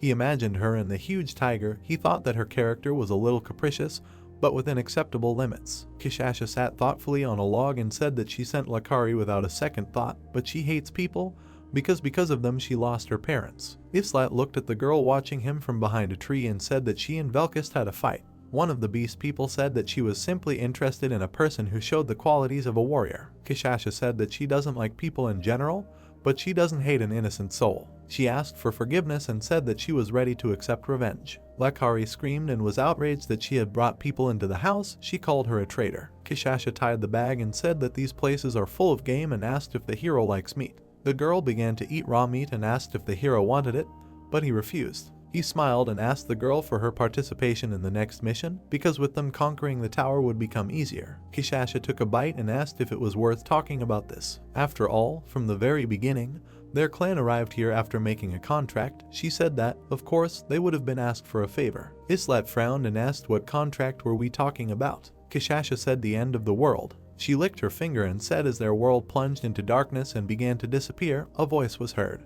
He said he would save them. Kishasha remembered how she held a wounded comrade, standing in the forest with a blazing fire. She pointed her finger at the big guy behind her and said that the others said they didn't remember anything, which was strange. She put her hand on her knee and said that in any case she would participate in the missions, thinking that only dissatisfied people remained here, but it's good that the glorious warriors were not lost. The savage smiled and asked to convey a message to the people not to invade their territory, because they would not tolerate uninvited guests. She smiled and pointed her finger at the hero, saying that he could come at any time. There was a pleasant twilight fog in the forest. The next day, as soon as they started training, they noticed changes in the waiting room.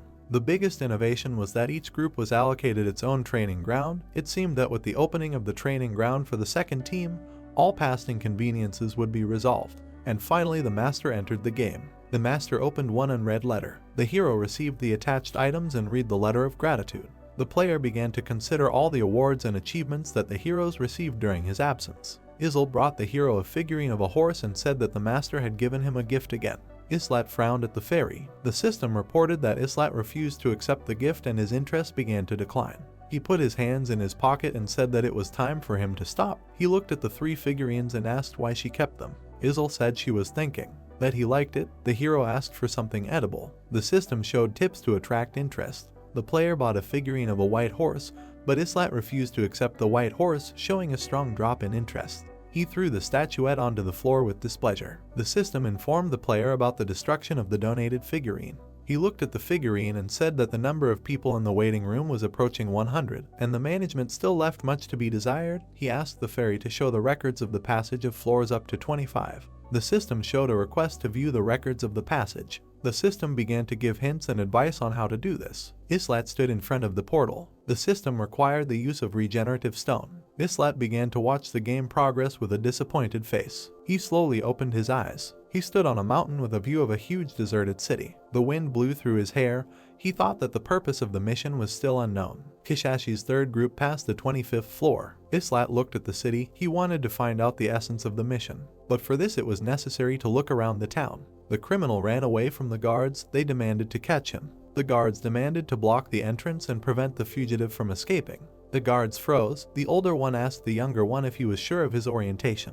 The fugitive found himself in a dead end, with many guards standing in front of him. The hooded girl asked if they could let her go. She said she wouldn't harm men. One of the guards sharpened his saber. He said that because of it his son contracted the disease and was now dying at home. The guards took out their swords. They accused the girl of making the monster go crazy, but she denied her guilt. Hidden under the hood was the traitor to the empire, Phryatsis. The hero remembered the queen. He folded his hands on his chest and said that now he couldn't bring himself to call her petty. The guard asked if it was worth using arrows. The second said that they would be paid if they brought her body. The guards pointed their crossbows at the girl. Phryatsis looked at the men in horror. The first volley of arrows flew towards the girl. She closed her eyes, but suddenly the arrows broke. Lakari appeared, who said that she could smell the smell of spoiled people. She began to fight off the flying arrows and asked if it was possible to kill all the guards. Kishasha sat on a hill and said that it was possible to kill everyone except the girl. The guard shouted that the girl was the most wanted criminal in the empire. He screamed, but a clawed hand appeared above his neck. His head flew to the side.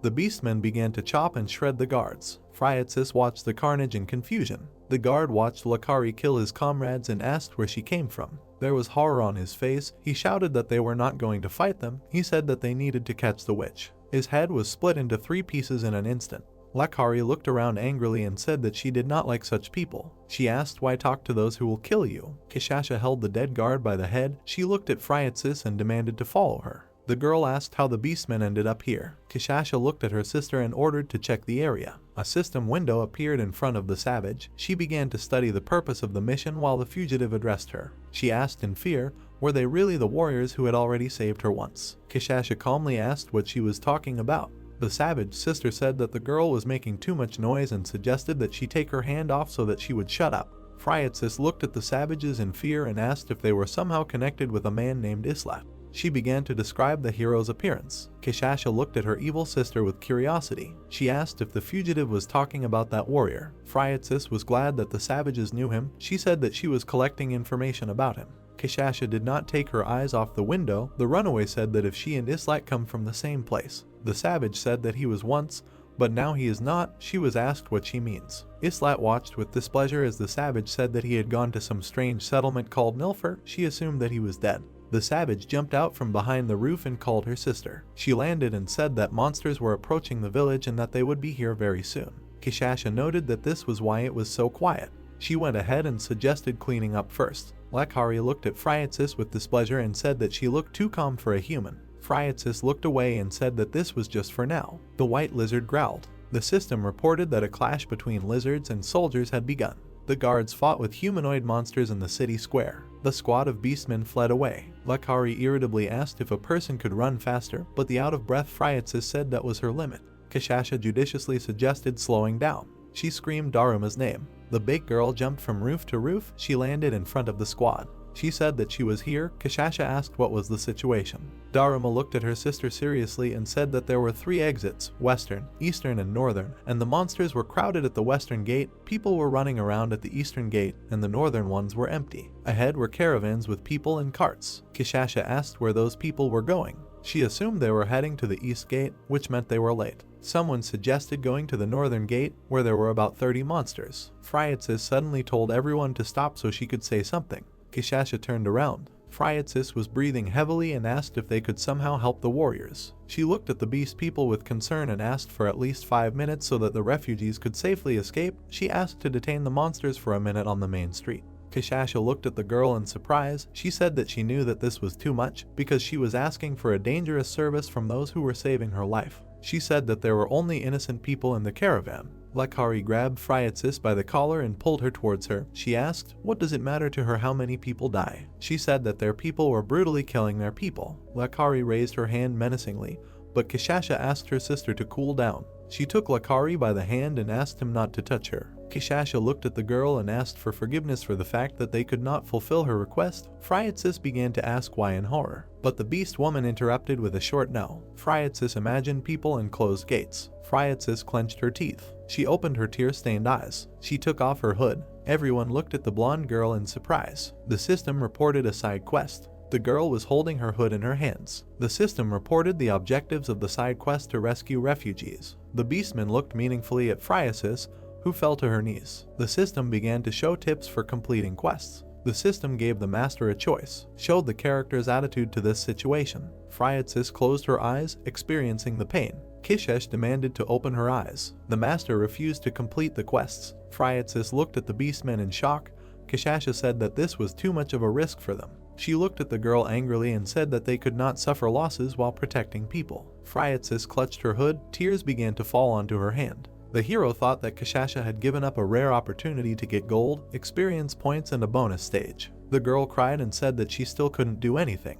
Due to the nature of the third group being a racial minority, it will not be easy to find a new member if something happens. The beast people went forward and called the girl to follow them. Smoke from the battles billowed over the city. The lizards were madly rushing to attack. Kashasha ran towards them with a crazy smile. In an instant, she killed several at once. Friatsis ran and looked at the corpses of people. She closed her eyes so as not to see this sight. Islat walked along the corpses and thought that this was not a difficult level, but a mission for relaxation. He watched the squad run towards the empty gates. The hero said all Nunjo could do was run away from the NPC, not that hundreds of lizards were gathering in groups, and a high-level boss hadn't even appeared yet. From what the hero saw, compared to previous missions, the difficulty level of the 25th floor was definitely not high. He looked at the beastman. He frowned. The system reported that the mission was completed. The system reported that it was finished viewing the recording. The hero stood in front of the portal. He looked at the suffering girl, thinking about the side quest, thanks to which he can again reach the boss stage that they did not pass. The system showed the second tip for completing quests. Islat looked ahead gloomily. He thought about the rewards for side quests. Among them, in addition to gold and experience points, was the favor of the NPC.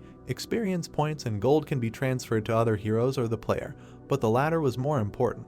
The hero did not move. He understood that the 25th floor was a springboard for ascending to the 30th floor. According to him, there is a high probability that the bonus stage will contain information about the next floors. Islat pursed his lips. He chose the perfect way to complete this mission. He smiled. His eyes were covered with blue flames. He said that he would pass this mission. Night fell over the square. Islat stood with his arms crossed over his chest and said that tomorrow they were going to the 25th floor. Belkist was sitting on the bench and working out with the barbell when he was surprised that they were leaving early. But in that case today he was training all night, to which Islat replied that he did not think that a couple of hours would be enough to get back into shape. Ayalka looked at him warily and said that she doesn't mind going out tomorrow, but it seems to her that Islat has changed, since he doesn't even use a shield anymore, and will they change their formation in this case, so it will be too early to leave tomorrow. Islat looked at his team and asked them not to worry, as there would be no major changes. Besides, they would train with Team 2, and this would help them get back into shape faster. Belquist closed his eyes, lamenting that Team 2 had brought in some kids to fill a gap in the team, so he didn't think that training with such newbies would do them much good.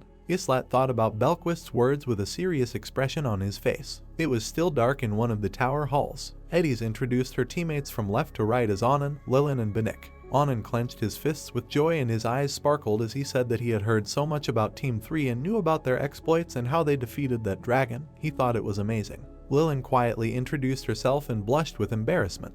Banik said indifferently that he had also heard a lot about them. Anand pointed his finger at Banik, who was sighing heavily and said that he was only so cold at first glance, but he was good, to which the guy replied that he was just saying what was necessary. Eddie said with a smile that these guys joined them 2 weeks ago, they have great ambitions and impressive skills, to which Anna said that he would do everything in his power and Banik complained that he was too loud. Eddies looked at the newcomers and explained that they would become an excellent fighting unit in the future. Islat looked away. Then he took a closer look at the new guys. These young warriors looked the same as his charges once did, so he warned Eddies not to get attached to them, as it would only make life more difficult. Islat clenched his fist until his veins stood out as she said that this time she would not let them die. Islat turned away, calling for everyone to start training. The doors of the building with a hemispherical roof were shimmering purple. The second team prepared for battle. The third team also prepared for battle. Anand's eyes widened in horror. Islat aimed his sword with explosive force at the guy, but he dodged. Islat continued to attack when he asked with a smile if training with real swords was invigorating after so much training with toy ones.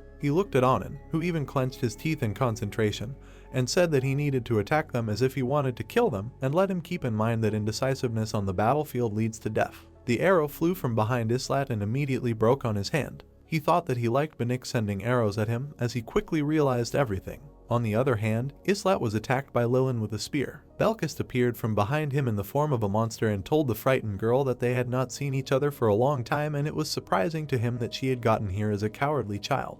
Lilin repelled Belquist's attack. Eddies immediately appeared from behind Belquist, attacking him. Islat grinned and asked to please Belquist if he knew Lilin, to which he replied that the girl was his opponent in his first battle here, and he thought that she would remain on the first floor for the rest of her life, but by some miracle she got here. Eddies attacked Belquist and said that character is what keeps Lilin behind, as her abilities are quite good and it shows in her movements. She turned to Islat and ordered him not to feel sorry for them, as they needed to be taught a good lesson. He asked if he could kill them, to which Eddies angrily replied not to dare to do so. The newcomers looked around nervously. The eyes of the members of the third team shone with an anticipatory fire when Islat addressed them, saying that they had heard everything, and the main thing for them was to leave the newcomers alive. There were no other restrictions. Eddies ran her hand over her forehead, thinking that she shouldn't have said that. Night reigned over the city. There was a soft light burning in one of the shops. One by one, messages came in about the successful creation of an item for resistance in the heat. Izel looked at a row of bottles with an amber potion and admired the fact that Islat could indeed create objects like this, but the master might find it suspicious, to which he replied that surprisingly, with this ring it would be possible to fool the master, so it was worth using it. Izel's eyes lit up with delight when she asked where Islat got it from, to which he replied that from Niflheim, he received it from an old acquaintance, and Izel guessed that it was from Unit, the best magician of illusions. Islat looked at the created potions and thought that despite the fact that the 25th floor is not so difficult to pass, it is still worth preparing for it. Besides, thanks to Ivalka, they all have the skill of resistance to fire, but it will not help them endure the heat standing on the way, since the task will not take that much time, but I don't want to lose extra energy because of such nonsense as a fever. The square was buried in the shadows of the night. The system eye popped up, welcoming me to choose me. Dawn immediately broke over the square. The system window asked if Master Islat had an offer, to which he replied about clearing the 25th floor and clicked on the button to accept the offer. A rift in space-time opened before them. The main dungeon arch opened as notifications popped up saying that the quest was being recorded and a new sub-quest had been found that would be started from the checkpoint. The team was blinded by a white light. Phryatsis sat on her knees under the scorching sun. She closed her eyes in tension, as if expecting something. Phryatsis exclaimed in surprise as a shadow hovered over Islat. He looked at the man in front of her in surprise and asked how they ended up here. Islat, standing with his team, asked how she was doing. The girl looked around and asked where the beast people were here, to which the guy replied that they were at home and there was no need to worry about them. There were whispers about who this woman was and what she wanted, to which Phryatsis tensely replied that she could not understand what kind of magic it was, because even magic was not capable of such a thing. Islat pulled out his sword, saying that there was no need to think about it, since now it was more important to deal with the enemies who had arrived here. Phryatsis looked at the guy with hope and asked if he agreed to fulfill her request. Islat. All team members turned around when the guy said that this was already clear, and Jenna said that is, they just need to buy time for the townspeople, so this is a simple task. A system window popped up, where Islat offered Friatsis to complete the task, to which the girl agreed. She could barely contain her emotions. Friatsis, with eyes full of tears, looked after Islat. A system window popped up notifying that the subtask was accepted. People were attacked by lizardmen of level 21x17. Suddenly, something attracted the attention of the monsters. With one blow, their heads were blown off. The lizardman's head lay on the ground and exuded an unpleasant odor. The other monsters turned around due to the attack. 17 lizardmen surrounded the third group. Islat ordered his comrades to get rid of them in 10 seconds, and everyone immediately took an attacking position. The system window said that this was the 25th floor, a subtask with a defense type. It was necessary to gain time to evacuate the townspeople, and the special goal was to protect the Friatsis Al Lagner NPC. Many arrows rushed towards the target. The lizardmen's heads exploded. Islat struck another target with his sword. Iolk was attacked by 3 lizardmen at once. The girl exhaled in concentration. She used the accelerated pestilence spell and everything around was filled with fire. Iolka began to sweat, thinking that even the weather was against them, as if it weren't for that potion, it would be completely difficult. Belkist, with a satisfied smile on his face, cut up the lizardmen, thinking that at last there was some fun. The townspeople held their heads and did not understand what was happening, as it seemed to them that some ghosts had come. Islat realized that the townspeople still couldn't see them, to which Jenna replied that these people didn't look like they had just fled for their lives. Belkis thrust his sword into the next enemy and said that then they would have to die. Drops of blood fell to the ground. The townsmen looked at the pool of blood and thought that ghosts had done it. Islat looked closely and thought that they could see their tracks. Friatsis addressed the townspeople that if they stayed here, they would die, so they needed to go to the eastern gate, to which they asked who she was. One of the men asked what was going on, to which Friatsis said with concern that there was someone to protect them, even if she was the only one who could see them. A question was asked about the monsters she controls, to which Friatsis replied, turning to the man, that she was not capable of this since she only asked for help. The man pointed his finger at her and said with anger in his voice that everything was clear to him, since he knows her as a traitor to the Friasis Empire who sold her soul to summon a demon. Suddenly, a woman hit the man with the shaft of a shovel, interrupting him with words that there was too much chatter for someone who only cared about the safety of the nobility. The woman stood with a shovel at her advantage and said that it didn't matter whether they were demons or ghosts, Friatsis saved them. The woman ran to the east gate, shouting as she went that she would not forget what she had done for them. Friatsis watched the fleeing townspeople with a smile, thinking that it had worked, to which Islat said that that was not all. He peered into the distance with concentration and said that another side quest was beginning. Thrasis said with horror in her eyes that there were too many of them. There were 10 seconds left when Islat looked at the army of lizardmen and said that if they were able to block them, they would not be afraid of being hit from behind. And it would be even easier than on the 5th floor, where they had to fend off an attack from 3 sides, so you need to try to stay away from each other as you don't want them to be surrounded. There was a drumbeat. The lizardman commander stepped forward, talking about how humans dare to violate their laws of nature. He began to say that he was bringing death to these unclean lands when Iolka blew off his head with a fire spell. Jenna, with her hand on her bow, asked that she just needed to kill these guys, to which the pleased Islat agreed.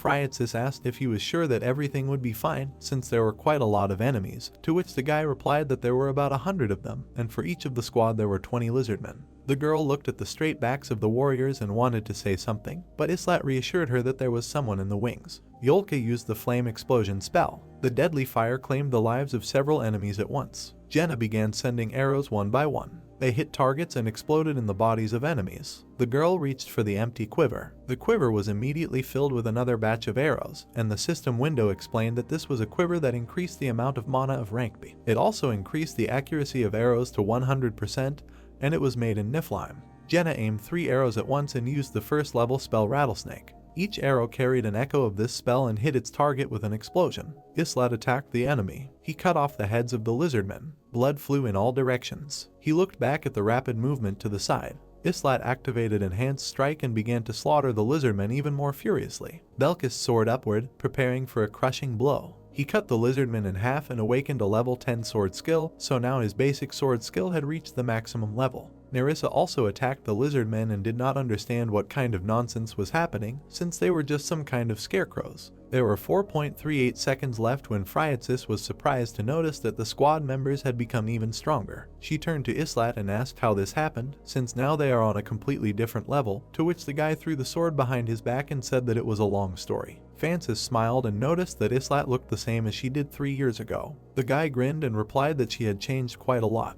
Francis stood in front of the squad and thanked them, saying that she remembered someone, and then asked about those who were armed with a spear and daggers, to which Islat replied that Eddies and Aaron were alive, just not here now, to which Belkas noticed that the mission is over. There was a clatter of many feet. The lizardmen approached the city shouting hatred. They noticed the corpses of their fellow tribesmen. They were very discouraged by this. The lizardmen looked at each other, not understanding what to say. The clatter of many feet was heard again. Belkas put his sword on his shoulder and asked why they were running away, to which Islat, putting his hands in his pockets, replied that it was because they were familiar with fear. There were 3.21 seconds left when he looked around the streets of the city, littered with the corpses of the lizardmen, saying that it was not particularly difficult, and could they possibly become stronger. He looked around the houses and asked Narissa to reconnoiter the situation, since they had survived the onslaught and they could rest. Ialka fanned herself with her hand, displeasedly saying that the weather was still terrible, to which Jenna suggested going to another place. Ialka didn't understand why she should leave, since it was also bad there, to which Jenna turned around and called Bell with her, and Belcast asked not to call him that. Islat and Friatsis were left alone. He looked away and thought that he shouldn't have done this. He turned to the girl and asked how she was doing. Friatsis sat on the ground with his hands in his lap and said she thought he was dead. She smiled happily as they met again. Sunset was falling over the city when Friatsis asked how Islat was doing. He folded his hands on his chest and replied that everything was fine. The girl leaned against the wall and said that she already thought she was going to die. Friatsis looked at the guy and wanted to ask about werewolves, to which Islat replied that they had joined them recently and they didn't really know each other, since they were new, and he believed that Friatsis would see them again, to which the girl replied that she understands that these are their new companions. Islat grinned as the girl managed to remain undetected. Friatsis noted with a satisfied smile that she was lucky. She looked at the city immersed in the sunset rays and said that everything turned out this way because he helped her, to which Islat asked about the incident in the city, but she was not talking about that. Friatsis remembered the emblem of the Haljan clan, which was the most active in her search, and without the help of the squad she would not have lasted long. Islat was surprised to hear that it was unexpected that the entire area was abandoned. Islat remembered the leaflets and thought that according to Narissa's story, Halgan was associated with the Order, which is her enemy, and it seemed that the 20th floor was somehow connected with it, but he could not unravel the strange atmosphere that reigned inside the mansion. He asked the girl, thinking about this city, why out of all the places she chose the desert, to which she replied that this place was called Silkia and she came here to find something. Islat was curious about what exactly, to which the girl replied that she saw it in her dreams. Friatsis smiled and told about the key. Islat seriously asked what she planned to do with him, to which she replied that she would obviously save the continent. The guy asked what the key was, to which Friatsis, still sitting against the wall, replied that she didn't know for sure since it was just a feeling she had and she thought she would understand when she collected enough. Islat looked at her warily and said that she would continue to speak in riddles, just as when they first met. She also talked about dreams and the end of the world. And looked at the sad girl and thought about the fact that she has appeared in the main missions twice already. Even those missions in which she does not appear seem to have some kind of connection with her. He presented a map of the city and thought that this village had 3 exits and the evacuees were going to the eastern gate, but Friatsis was going to go north as she was looking for the key. He grinned and said that he believed they would meet again. At this point, time is up. A bright white light appeared in the sky. The system window reported that the quest was completed. The mission changed to escape. Now the goal was to leave the city with the mission object, and it is important to note that this quest has already been completed. Friatsis asked what this was, to which the relaxed Islat asked her not to worry, but instead suggested moving forward since she wanted to get out through the northern gate. At this point, the bodies of the enemies began to disappear as Friatsis reported that she had collected essentials. She looked at Islat's back and said that every time she is with him, inexplicable things happen, to which the guy replied that he knows this and ordered everyone to get together. He looked at the frightened girl and thought that Friatsis Al-Lagner had died at least once. The third group, which was called for money, tried to cope on the 15th floor, but they all died, so he remembered how Nakin, when leaving, promised to tell the master to give him a good sneeze. Then the newly formed group of werewolves successfully cleared the 25th floor,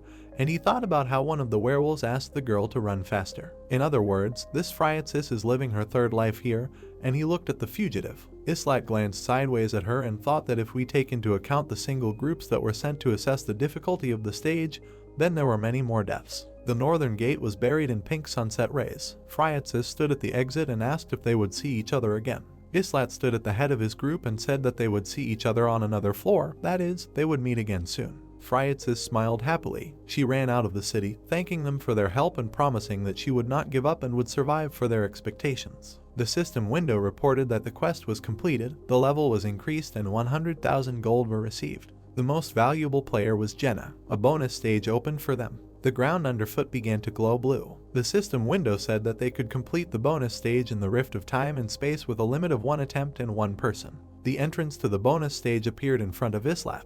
Jenna stretched, saying that it was easy, and expressed the hope that the 30th floor would be the same, to which Ialka, covering herself with a fan, said that it was all somehow ominous, since based on experience, when at the beginning it is easy, the end is always terrible. She turned to Islat and asked his opinion, to which the guy agreed. She exhaled and asked if he was thinking when he answered her, to which the guy asked them to go ahead. Jenna asked where he was going, to which the team suggested that maybe Islat either wanted to farm crystals or enjoy the beautiful view. Islat stood in front of the entrance to the bonus stage, and thought he couldn't ignore a quest meant for one, so he made a request for a bonus scene. The arch glowed with a bright white light. Islat found himself in the corridor. He looked at the grate blocking the path and thought that the map was a maze. Islat walked past the columns, as the paths were complex and had many branches, but there were no monsters or traps. The guy continued his way through the corridors. An hour later he looked up at the ceiling. The system window reported that the bonus stage was completed and 5,000 gold were received as a reward. Islat started taking notes because he thought he had failed, plus he didn't find the treasure chest or anything. He looked at his notes and thought that he had solved the issue on the 25th floor anyway, and they would start on the 26th floor tomorrow. If his assumptions are correct, then the mission on the 25th floor is nothing more than a warm-up. He grinned, because Ialka said that if the beginning is easy, then the end will be terrible, and she knows this game well. The next day the clouds turned golden. Friatsis walked through the desert. She suddenly heard a question about whether she was still alive. The girl raised her head and looked at the group of people in front of her. She grinned and said yes for now, because she thought she was well prepared, but it turned out to be more difficult. Islat handed her the bag, saying that there was a potion of heat resistance, water and food in there, she should use it wisely. Friatsis smiled gratefully, saying that she was just getting help from her. Belkas turned to Islat and asked what type of mission this was, to which he replied that it was simple, they needed to follow Friatsis and protect her. Islat asked the girl if she knew where she was going, since he did not like to get lost, to which Friatsis pointed her finger to the side and said that she had seen this in her dreams many times. She just needed to follow the signs, and the system window reported that the special heat resistance potion helps prevent dehydration and heat stroke. Nerissa looked at the endless desert and asked what signs we were talking about. Islat noticed something in the distance. The beastmen were approaching them. An army of lizardmen was rushing towards them at all speeds. Nerissa indifferently noted that they seemed to be better armed than last time, so it must be the elite, and that Jenna said with a grin that it was ideal for a good workout after eating, and Islat ordered everyone to get ready. Splashes of blood flew in all directions. Friatsis looked at the corpses of the lizardmen and said in surprise that she did not think that even the royal guard in the palace was so strong. The members of the third team grinned and said that they would see each other again. Friatsis smiled wearily, not surprised that they would see each other on the next floor. The system window reported that the floor had been cleared, and Belkas and Nerissa had increased their levels and received 50,000 gold and desert essence as rewards, and Islat turned out to be the most valuable player. They found themselves on their floor, and Belkas said that he did not understand the meaning of these thoughts, since they were just looking after some girl, to which Islat replied that he should watch his language. Belkas grinned and asked how important she was that he should watch his tongue. Was she really a princess of the empire or something like that, to which Islat confirmed this. He left, pleased with how surprised the guy was by the news. Nerissa folded her hands on her chest and said that he should have known about this if he saw the scene on the 15th floor, to which Belquist was even more surprised, since only a few months had passed, and that little girl had grown so much. He looked around the square and said that he really didn't understand this place at all. The full moon was shining in the sky. The lizardmen attacked, screaming about troublemakers who needed to be killed. The lizard entered a berserk state, but Islat also entered a berserk state and cut the enemy in half, mockingly asking what he was saying. Friatsis walked nervously between the corpses and said that there was little time, since they needed to hurry. She looked at the moon and said that, according to her dream, there were less than 10 years left until the end of the world. Islat sheathed the sword and asked the girl if she didn't know what the key was, why was she looking for it? She said that this was some kind of proof, then she put her hand on her chest and pathetically stated that the key was only mentioned in the founding myth of the empire. Friatsis followed the members of the squad and explained that if she could get it, they would also lend her power, to which Islat asked who they were. Friatsis explained that we are talking about the Asena's clan, which is one of the 4 greatest clans, which has the most powerful military force in the empire. She continued to walk and say that she promised to prove her worth, and for this she must make something impossible possible. Islat looked at the girl and asked that, for example, she should find the key, and she confirmed. Phryatis looked up at the guy and asked in bewilderment why he was helping her. She clasped her hands and said that she could not give him anything, not even money, since all she had now was just her battered body. Islat put his hands in his pockets and said that he did not want to receive anything in return, to which the girl shrank from awkwardness. He went ahead, telling Phryatis not to think things up for herself since he was just on such a mission. The girl joyfully shouted words of gratitude, to which Genai Ialka discussed how romantic this scene was. They looked at each other and talked about how the Imperial Princess and her Knight Protector looked like it was a love story come to life. Islat appeared from behind them and with a gloomy look asked what they were chatting about, which greatly frightened the girls. Ialka was surprised, because just now he was walking in front and now he was behind, to which the guy angrily said that he hated empty fantasies most of all, and asked to remember this, to which Ialka did not understand why she was panting alone, while Jenna pretended that she was not involved in this. The system window reported that the floor had been completed. Islat, Jenna, and Ialka increased the level and received 50,000 gold and the skin of a desert lizard as a reward. Phryatis looked at Islat with a sly smile and asked if they would see each other on the next floor. He bowed and said that this was possible, since they were not the only ones going there. Phryatis smiled as the white light engulfed her. Islat was recognized as the best player. Isil looked at the returning team. She thought about the upcoming battle and that if the participation of several groups at once was also needed on the 30th floor, then only one could not be sent on missions. Since during the battle for the 20th floor the mistake of one group put everyone else at risk, Enning had to think about it. And if not, then he's an idiot. In the city, the next lazy evening, the 3rd group took part in the ascent, so orders were heard from everywhere for the 3rd group to go on a mission and gather on the 1st floor. A group of werewolves stood and smiled contentedly, as they would lead Phryatis instead of them, so despite her eccentricity, Kishasha knows how to set priorities correctly. Islat looked at the tall building and thought that while he was in Nilfair, a job change station had appeared here, but the level of the facility was still low, so only basic jobs were available. He looked at the guy's training and thought that Belkist was already a 3-star warrior, and Nerissa had already come as a 3-star thief, but this time the guy asked to repeat the attack. Islat attacked again with a grin and thought that they were both getting stronger every day. He remembered the 2nd group, which the day after conquering the 28th floor went to the 29th floor. Their mission was completed, but 3 recruits returned dejected. He was thinking about the next test, the 30th floor, and no matter how easy the 25th floor was, this level was expected to be difficult. Islat presented a schematic balance of power in 3 groups and thought that none of the 15 people, including him, managed to reach the required level to conquer the 30th floor. Everyone needed to reach level 30. He presented a tower structure in which only the 28th floor remained available for leveling up, since other levels were closed due to related quests, so Ennick made them and the 2nd group take turns going through the 28th floor. The teams fought the lizards, since there was no Phryasis on the 28th floor, so experience was given for destroying the lizards, and it was a cleanup type mission to conquer those who settled behind the deserted hills. Meanwhile, something happened in their city. Several residents of the 1st floor banded together and stole supplies, mainly meat and fruit, and instead of sending the received items to the portal, they put them in their possession. Although they could have received all this on Monday and Tuesday in the Israelt mine, on Wednesday and Thursday in the Kendert forest, on Friday and Saturday in the Sinmul plateau, and on Sunday all dungeons were available. As a result, half of them were immediately synthesized and half were locked somewhere until the final decision. Islat imagined a semicircular room. The hostages sat on the floor in it, clutching their heads and regretting that they had been caught. The next evening, the 30th floor gate opened. Ennick forced the locked inhabitants of the 1st floor to go to conquer the 30th floor, which they immediately entered. This was a reconnaissance group to obtain information about the 3rd floor, which consisted of groups 6 to 10.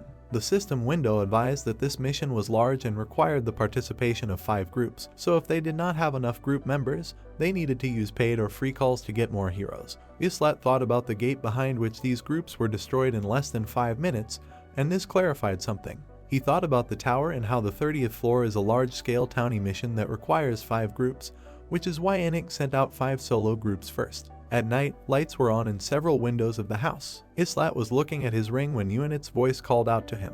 He was still looking at his hand when she said that she thought he would contact her as soon as he left, so she was disappointed. Islat looked at the ring carefully. His eyes narrowed intently. Unit said that she was joking, and the guy breathed out a sigh of relief, saying that it was an offensive joke. She started talking about him contacting her when Islat interrupted her, flipping through the pages of the book, and said that he was going to the control floor and warned about it in advance, just in case. The notebook had sketches of lizardmen when Ewan asked if this meant something could happen, to which Islat replied that there was such a possibility. Ewan asked to use the ring if it became dangerous, to which the grinning guy promised to do so. She wanted to ask permission for something in Tawny and Nika, but Islat rudely interrupted her, forbidding her to do so, and continued to write in her notebook, to which Ewan said that she knew so. She sat in her garden and with a smile told him to take care of himself in any case, since his life belongs not only to him, and Niselder, who was standing nearby, bowed to the hostess. Islat's voice was heard in the gazebo, who said that he was not going to die, and that he would contact her later. Ewan looked at the porcelain cups and said that he should never die. He replied that he knew this, so he would contact her as soon as he returned so that she would not be disappointed again, to which Ewan said with a satisfied smile that this was a good answer. Islat twirled the ring on his finger. He leaned back tiredly. Islat then looked at the notes he had just made. He looked at the schematically drawn labyrinth of the 25th floor and thought that it was difficult to predict what would happen on the 30th floor, since if it was a normal account, then there could be something from exploration, clearing, or escape, but Tanya's missions always exceed expectations. Islat looked at his notes again, deciding that there was bound to be a maze from the bonus level in one form or another, so everyone involved had to memorize it. Islat again started writing something about the composition of the group, which included a swordsman, a wizard, a dagger, an archer, and a warrior, so this was all the information obtained by sacrificing 5 groups consisting of 1 person. Suddenly he knocked over a bottle of ink. Islat looked at this with indifference. The jar turned over on its edge and drops of ink dripped onto the floor when he thought that an attack on the 30th floor would require 25 people fighting side by side. The sun was at its zenith. Kishasha prepared to attack. She attacked the enemy. Her team followed their leader. The lizardmen surrounded them on all sides. The werewolves prepared for another attack. The lizardmen were torn in half by sharp claws. Looking at the groups, one would think that Enek was progressing quickly as he forced the 3rd group to repeatedly go through the 28th floor in order to level up. One of the warriors fought, since now the rest of the groups had to level up. Because of this, groups 4 and 5 were called up much more often. Blood dripped from the sword as they were sent to the desert map to improve their combat skills. Outside of battles, preparations were also in full swing, so Ialka was exiled to the magic hall to solve problems for 18 hours a day, until she was finally able to master high-speed research, since she was still the only one in Tanya who could research. The reaction level of the lobby heroes was the 3rd level, while all 5 groups for the effectiveness of the hero reaction research should be at least level 5. After 3 days and nights of hard work, Ialka was released, to which Jenna praised her. The system window reported that the hero reaction research is now level 5, since the goddess blessed the lobby. The next system window announced that a new function had been opened in which level 1 communication was available, so now they could easily communicate with groups. Heroes who had learned this skill interacted more effectively. Islat, leaning on the wall, said that they can now stay in touch over long distances. He continued to say that due to the low level of reaction of the heroes there are still many restrictions, so the farthest distance for communication is 1 kilometer, so only group leaders can communicate, to which Eddies looked at him in surprise, as she did not understand what this was for such magic, because she hears his voice in her head. Islat looked at her and mentally asked her to try too, since it was obvious that they would need it on the 30th floor, and asked her to tell the other group, to which the girl mentally agreed. Jenna stood in the hall and looked in surprise at Islat, whom she had not seen for a long time, since he had a lot of work to do, to which the guy replied that he had to make a small detour. He looked at the trainees and asked how long they had been fighting, to which the girl replied that since the morning, and they said that they had the feeling that they would soon learn something new. Islat looked at Belquist, who was attacking furiously, and said that he was impressed by him, and it seemed to him that Belquist was trying even harder than Aaron, since he was actually risking his life, and not just training, and this was felt during their sparring. Gina looked at her teammates and said that they trained the same way, and from Islat's words it turns out that they do not give their all during training. Nerissa attacked in response. The sword flew to the side. Belkis knocked the sword out of Nerissa's hands. He stood covered in sweat and hoarsely told the girl to raise her sword. She wiped the sweat from her face. Islat leaned against the wall and folded his arms, thinking that the path of his sword was changing. And this was the requirement of the average weapon mastery that Litigin mentioned, so it looked like he would be leveling up soon. He looked at the girl and noted that Nerissa also trained hard, but she specialized more in support skills such as obtaining information and finding traps. The girl's pupil reflected Belkast's attacker as Islat thought that there was a clear gap between her and the guy when it came to combat. Islat repelled Belkast's attack. He ordered Nerissa to retreat, to which she apologized. Belkast asked where he was, since they had been waiting for him all day, to which Islat apologized for the delay. Belcast looked mad, as he was glad that he was in the first group, since he would not be able to experience such a thing in the second. Islat put out his sword and asked since when did the guy wag his tongue so much. The system window reported that Islat has level 29, warrior class, strength 62, intelligence 10, HP 58, agility 57, skills of average sword technique, unity of sword and 8, powerful blow, insight, resistance to fire, pain threshold, composure, berserk, indomitability, dragon slayer, and eating on horseback. Belcast smiled fiercely. The attack caused the wind to rise. Belcast attacked Islat, but he easily repelled the sword. Islat dodged the attacks. Then he attacked himself. Islat looked at the enemy and thought that he loves battles, so no matter how many times he falls, he will still get up and return to battle, since he never loses heart, even if he sees that the enemy is stronger. Belcast's eyes glowed with the red fire of passion for battle as he attacked again and cut off several hairs of his opponent. Islat thought with a grin that if he hadn't been like that, he would have been able to leave Eren in their group. Their blows sent red and purple auras out in all directions. Belcast continued to smile like crazy as his basic level 10 sword skill changed to an average level 1 sword skill. Islat repelled the attack with a grin, and his average sword skill increased from 2 to 3. Night fell over the city. Warm light burned in some windows. The group commanders gathered in the hall. Islat unfolded his arms and said that this was the first time such a gathering had occurred. Eddie said with her hands on her hips that she didn't expect the third group to join. Kishasha sat on the windowsill and said with a smile that they are also part of this mission, so she does not intend to neglect their duties, to which Eddie thanked her. And Kashishi said that the girl is not so trained as a warrior, but is still polite, unlike from other people, to which Eddie's decided to take it as a compliment. The leader of the fourth group introduced himself as Raymond, and said that he had heard differently about Islat. Gilbert, the leader of the fifth group, was sitting on the couch when he said that he was glad to meet him. Eddie stood next to Islat and said that she, not the guy, called everyone here, so she wants to decide on the control system for the 30th floor and beyond. To which Kishasha asked what the control system is, and Islat replied that since there are 25 people, they need a leader. Kishasha laughed and said that they meant a military leader, and wouldn't it be easier to choose the strongest one, to which the guy replied that strength alone does not mean that the chosen one a priori has good leadership skills.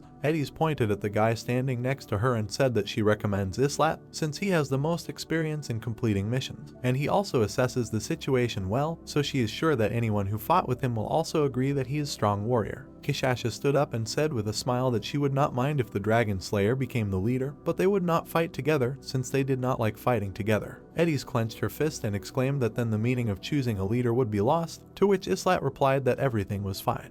He looked at the girl and explained that werewolves fought differently than humans, so it would be ineffective to force them to change their strategy. Kishasha rested her head on her hand and noted that he was smart, since they knew what teamwork was, so she would listen to his opinion on the mission. Raymond angrily asked that then they should just do what he ordered, to which Islat calmly replied that he would only give basic instructions, everything else would depend on them. Rayam calmed down, and Eddie said that Islat looks angry, but is kind inside. Eddie smiled and said in advance not to be scared, no matter what happens, since whoever trembles first is the first to die, and Islat confirmed that a problem always has a solution, to which the girl again wanted to say that he was cute. But Islat did not step on her foot. He said that there was one last topic, to which Raymond tensed. The guy's eyes flashed purple as he said that if everyone wasn't going to give their all in this battle, then they should stay away. Raymond swallowed nervously. He clenched his hands into fists until his veins stood out and said firmly that he had worked hard to get here and was not going to slack off. Islat looked at him gloomily and thought that they would check it again. Gilbert also asked Islat, who was standing opposite, for a favor. He grinned and said that he did not mind his leadership, since in any case they say that he is the leader in this place. He looked closely at Islat and said that the fourth and fifth groups worked hard to climb to the second floor. As soon as they did so, the third floor was built. Islat heard a question about whether he could transfer them to the top if they performed well in this mission, to which Islat replied that it was up to the master, but he would send a request. He gave the map of the labyrinth to the other players and asked them to be sure to study it before the mission, since it is a labyrinth that will most likely appear on the 30th floor. Gilbert sat on the sofa and thought that Islat was young there and already a leader, and they had gathered here to choose the main one. But everyone had already decided who it would be, and if this was for the sake of demonstrating the gap between the second and third floors, then they are nothing more than servants. He smirked, deciding to be patient for now. Gilbert thought with a sly smile that very soon he would be the leader of this place. The sun burned mercilessly over the square. The red brick building was bathed in bright rays. The dagger was sheathed when asked if everyone was ready. The sword was easy to get, so there was unanimous agreement. The girl straightened the bracelets on her hands and asked if everyone had written a will. Islat pulled out a weapon and asked her if she had written, to which she replied that of course not. The girl straightened the arrows and said that she was not going to die, and did the others really have other plans? Besides, she thought that Islat would be at the top. Islat stepped forward, leaving the group behind, and asked if she was relying on him too much, to which Jenna replied that he once advised using all connections. Islat ordered everyone to move forward, and the first group, consisting of Jen, Ialk, Neris, Belkist, and Islat, moved out. The second group, consisting of Eddies, Roderick, Anand, Banik, and Lily, joined them along the way. A group of werewolves consisting of Kishash, Lakari, Daruma, Nandio, and Nishez were waiting for them at the entrance. At the same moment, the fourth group approached, consisting of Ryman, Rosa, Rickolan, Vidin, and Lodrick. They were followed by a fifth group consisting of Gilbert, Rickon, Karen, Miguel, and Jedi. The system window ordered the formation of one offensive detachment. The next system window explained that the number of heroes is 25, there is no leader of the squad, the supposed leader is Islat, since most of the squad members propose him, so the next system window appointed Islat as the leader of the squad, after which everyone went to the gate. Ialka approached Islat and said that she would be more useful than on the 20th floor, and the guy asked to explain. The girl looked away and said that the number of people was increasing every time, so wouldn't it happen that one day hundreds would leave at the same time? Islat turned away without answering, although Ialka was expecting this. She suddenly realized that this was really going to happen, but the guy continued to pretend that he didn't hear anything. Isl called everyone's attention with a joyful cry, saying that they were on the 30th floor and she wouldn't be responsible for them if they got loose or lost, so they should try not to become a burden to Islat. She sent him hearts and wished him good luck, to which Belkas turned to the commander and said that he was even jealous of his popularity, to which Islat asked him not to pay attention. The gate began to glow, and the system window reported that the gate would open in 10 seconds, so everyone should get ready. An inscription appeared on the gate stating that it was necessary to conquer the tower and save the world, and the system window reported that the mission was being recorded and the passage history was being saved. Jenna turned to the rest of the squad and said with a smile that if everyone wants to survive, then they must control themselves. Then a white light illuminated her face. Everyone entered the glowing gate. The sky was filled with golden rays. The air was littered with dust. A storm was raging over the city when the detachment entered the middle of the square. They immediately pulled their hoods over their heads as the realization that they were in the city gradually began to dawn on them. Islat looked at the cracks in the houses and said that a lot of time had passed. He held his cloak tightly and mentally turned to the other groups with a request to answer if they could hear him, to which Eddies was the first to respond, and Islat immediately asked where they were now. Eddies replied that they were in a strange city where there was a lot of sand and heat, and then asked where the first group was, to which Islat replied that they had the same thing. So they needed to get together, and therefore everyone needed to move to the city center, after which he asked whether he needed to explain the location, to which Eddies replied that they were coming. The first group moved towards the center when Islat mentally asked what was wrong with the other group. When Ryman answered him and Islat asked him to come too and try to contact the others, since they might not be able to get there due to the distance. Everyone tried to cover their faces and not breathe in the sand when Islat thought that the situation was dangerous, since all the groups were separated, to which Jenna and Nerissa complained about the weather and the sand. Islat also covered his face with a scarf and said that they should go to the city center to meet the others, after which he asked Nuris for the favor of looking for Phryatsis, since she might be here. The girl glowed with purple magic as she carried out the order. Islat continued to lead the group as he said that while Nerissa would report everything, they should still be wary of surprise attacks, to which Belkas said that visibility was poor. The first group moved towards the center through the wind and sand. Jenna said that she was worried if nothing happened at the very beginning, but Ialka immediately interrupted her with bulging eyes and asked her not to squawk. Islat stopped and mentally called the leaders of groups 2 and 4, to which they immediately responded. He looked at the round building in the center of the city and said that they were meeting there. Eddies said that she had found it, and Raymond replied that he had contacted other groups, so he would pass it on to them, when the features of 2 cloaked figures appeared through the dust. Islat immediately turned around, Jenna pulled the bowstring, and Ialka prepared for a magical attack. Nerissa and Phryatsis appeared from the wall of dust, and Nerissa said that she found the princess lying in the middle of the road. Islat said that there was a possibility that this was a trap, and Ialka looked at the girls warily. Her eyes began to glow blue. The princess's outline began to glow from the scan, and Ialka concluded that Phryatsis was real. Islat uncorked the bottle of potion and asked what happened to it, to which Nerissa replied that it looked like she had fainted from overwork. Islat lifted Phryatsis' head and poured the potion into her mouth. Drops ran down the girl's chin. She slowly opened her eyes, saying the name of her savior. Islat immediately handed her an anti-heat elixir and asked her to drink it. Friatsis continued to lean on Nuris when Islat asked if she was about to die, when the girl replied that she was just looking for the key. Islat looked at her carefully and asked if he was definitely here, to which she replied that, undoubtedly. She looked at the building in the center of the square and explained that this place corresponded to what she saw in her dream. Friatsis looked exhausted,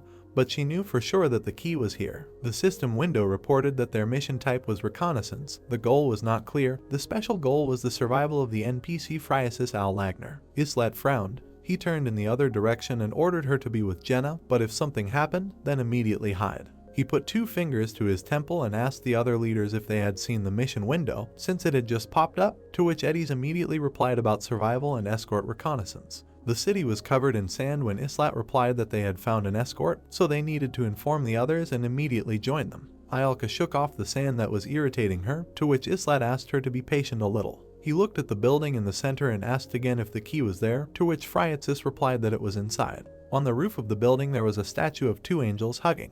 Islat carefully examined this statue. A picture appeared with the memories of a boy who stood in front of the door and thought that he was born into a very ordinary family. He remembered himself as a young man and thought that he had grown up as an ordinary person. The young man remembered that having the skills of a swordsman gave him the opportunity to join the ranks of the guard. But his old life went awry when the beastmen attacked his city. At that moment, their calm world turned into hell as mountains of corpses littered the streets. A cloud of arrows rushed towards their targets. One of the arrows hit him in the eye. At the same moment, he was surrounded by a pack of beastmen. One of the enemies began to growl. The young man's eyes widened in horror as he was terribly scared. He got to his feet and ran away. The beastmen sent arrows after him. He remembered sitting by the tree because he had spent many days wandering aimlessly, but he had nowhere to go. One day he met a company of kind people who found him at night. They gave him food and kept him company on his journey, but he could not be sure that they would not stick a knife in his back, so he could not sleep, tossing and turning near the fire. How could he know whether they were just peaceful travelers or a gang of robbers? So the knife entered the back. He killed them all on a rainy night. He looked at the guy who folded his hands in prayer and thought that at that moment he stopped being afraid as they began to fear him.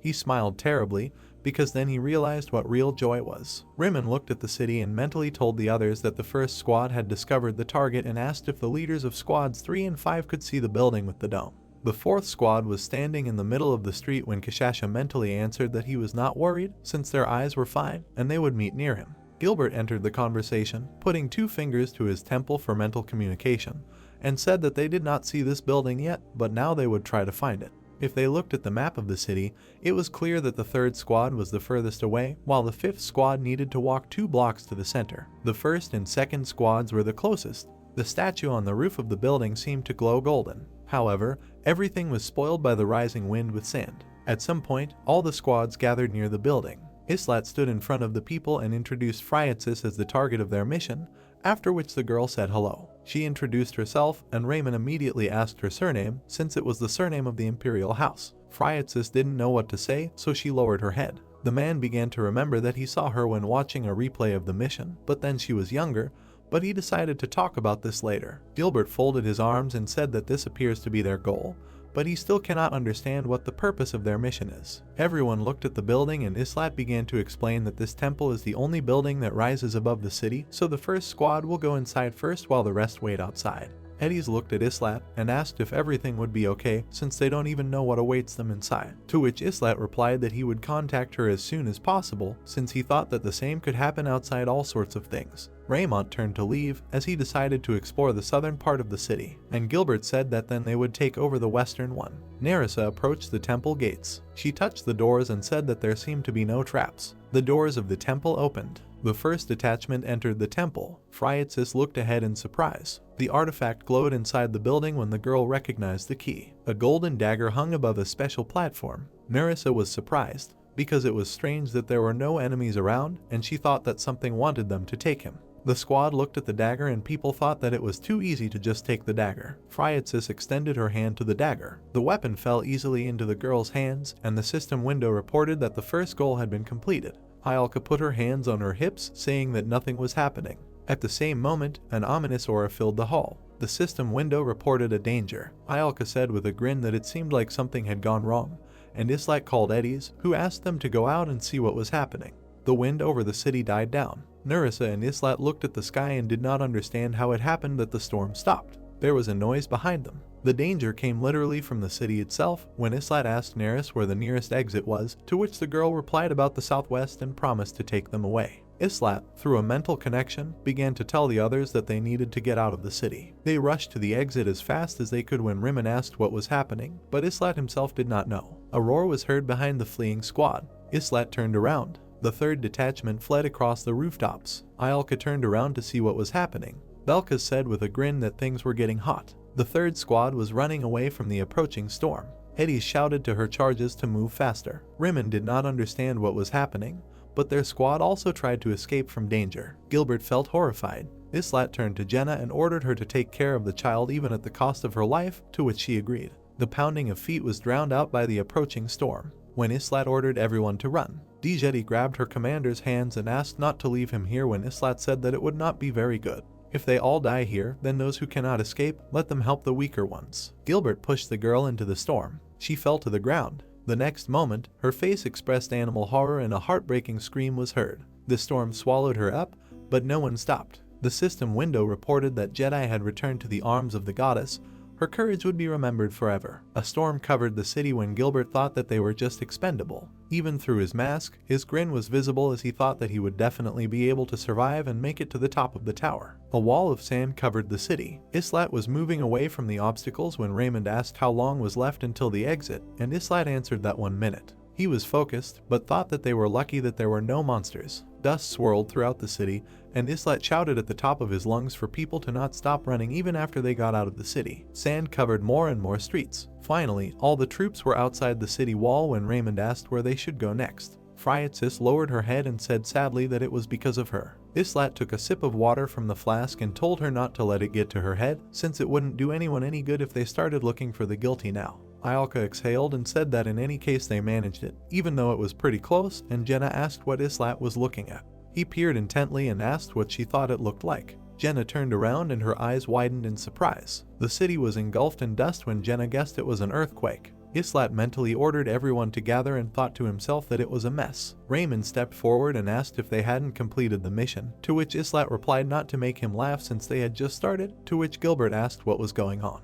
Islat took out his sword and asked Phryatsis to take out her weapon and be ready. The system windows sent out warning signals one by one as all members of the expedition took a fighting stance. Sand filled the streets. It flowed like a river between the houses. At one moment, all the houses soared upward on a sand fountain. A huge mountain of sand rose up. Finally, the monster's teeth appeared. Islat looked at it and asked if it was in Phryatsis' dreams. The girl, with horror on her face, replied that she had not seen anything like that. The system window announced that their mission had been changed when the sand monster's hands appeared. Finally, the whole monster came out, and the system window reported that their mission type was subjugation. The goal was to destroy the enemies. The special goal was the survival of Phryatsis al-Lager. The city wall began to glow pink. An ancient statue of an unknown level appeared. Phryatsis looked at her in horror. Islat concentrated. Eddies and Anan watched the events taking place in surprise. Kishasha folded her arms over her chest and grinned. Raymond and Rose gritted their teeth and peered intently at the article. Gilbert opened his mouth in surprise. His pupils shrank as he thought about what it was. The statue was incredibly huge. Gilbert chuckled. Then he began to laugh out loud. Then he calmed down and thought that this was a real battle. Gilbert smiled and said that was too much. His face showed madness as he thought that he had been saved only to find himself on the brink of death again. Fire swirled everywhere. The forest burned as he thought about murder, rape, arson, and robbery. Gilbert looked at the mountains of gold and thought that it was all in his hands. He looked at the jewels in his hands and thought that he needed even more. The trees were burning with all their might when someone called the knights. Gilbert jumped on his horse and cursed because someone had leaked them. The horse tripped over a stone. The horse and Gilbert fell off the cliff. Gilbert lay wounded on a bed of straw and heard people talking about how terrible a condition he was in, and at this rate they would be finished, so they didn't know what to do and wanted to just leave him. One of the servants said that he would only be a burden, and at the same moment his arm was blown off. Gilbert held a sword in his hands and was in a fighting stance, cursing at his subordinates. He was angry when he talked about how dare they treat him like a cripple and let them try this again at least once. This was the last thing he remembered, because then there was a memory of the city. His spine, which he had broken before getting here, was in perfect order when he stood in the middle of the square covered in bandages and could not believe what was happening.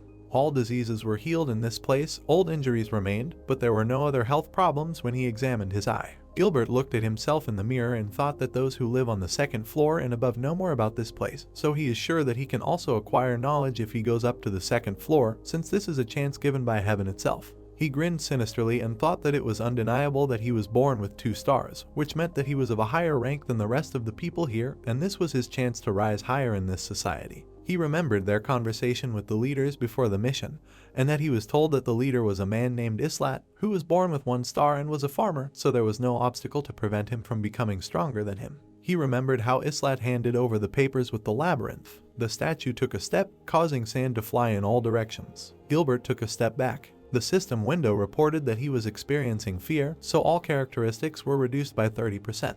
He looked at the system window with fear and thought that his chance had never been. The statue was approaching them, and he thought that everything was exactly the same as it was when the knights attacked them, and there was not the slightest chance of victory, so they needed to get out of here. There were shouts from squad members all around who didn't want to fight the statue, and their stats were also reduced by 30% due to fear. The system window reported that Anand, Lilin, Benik, all members of Group 4 and 5 are experiencing fear and their characteristics have been reduced. Raymond asked with fear about submission, since it seemed right to run away. Gilbert shouted that an ant could not kill a giant, even if he was armed, and began to say something about madness. But Belkist interrupted him with a grin, asking what kind of dog was yapping there. He turned to a nervous Gilbert and said that he wasn't even a dog, as he shouldn't have insulted dogs like that, so maybe he was an insect. Gilbert gritted his teeth in anger. Belkist grinned and asked what was wrong with his face. Belkist prepared to kill him, but Islat stopped him. Gilbert spread his arms to the side and moaned about what they should do and how to escape, to which Islat replied that they were not escaping. He looked at the statue and said that they wouldn't get out of here until they killed that thing. Islat stood in a fighting position and said to get ready for a fight. Gilbert froze in confusion, not understanding how it was. His eyes expressed horror as he thought that Islat had gone mad. Gilbert's pupils shrank as he thought about fear. He looked at the statue and thought about the panic and feelings that he thought he had forgotten, and did not understand how to fight now. He looked at the prepared Islat and did not know how he could behave in such a situation. Gilbert pointed his finger at him and told him not to make him laugh, after which the system window reported that Gilbert was in a panic and his characteristics had dropped by 50%.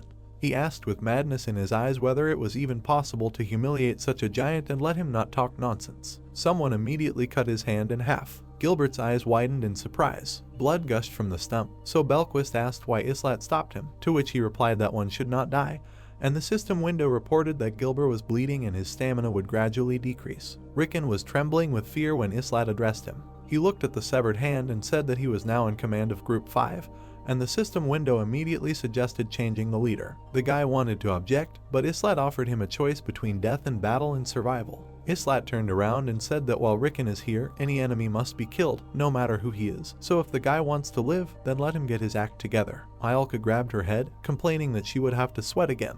Jenna smiled and said that they would cope, because they had managed it before, and they could continue to do so. Balkis grinned and slung his sword over his shoulder. Nerissa closed her eyes, preparing for battle. Rickon looked at the members of the first squad with fear. He pulled himself together with an effort of will and calmed down. Rickon raised his sword and said loudly that they too could fight. Phryatsis doubtfully asked if it was really possible to destroy the giant, to which Islet suggested trying and finding out. Rickon was still shaking a little, but asked how they could win. Jenna turned to the guy with a smile and said that in such situations you need to monitor the situation, the answer will be in it, and she explained that she learned this in Nilfair. The first thing you need to do when faced with a boss is to analyze patterns and look for strategies. So when the giant began to approach, Isolde thought that its height is 300 meters. Its weight cannot be measured. It is made of an unidentified stone, so of course, if you compare by weight categories, then the gap will be like that of an ant and an elephant.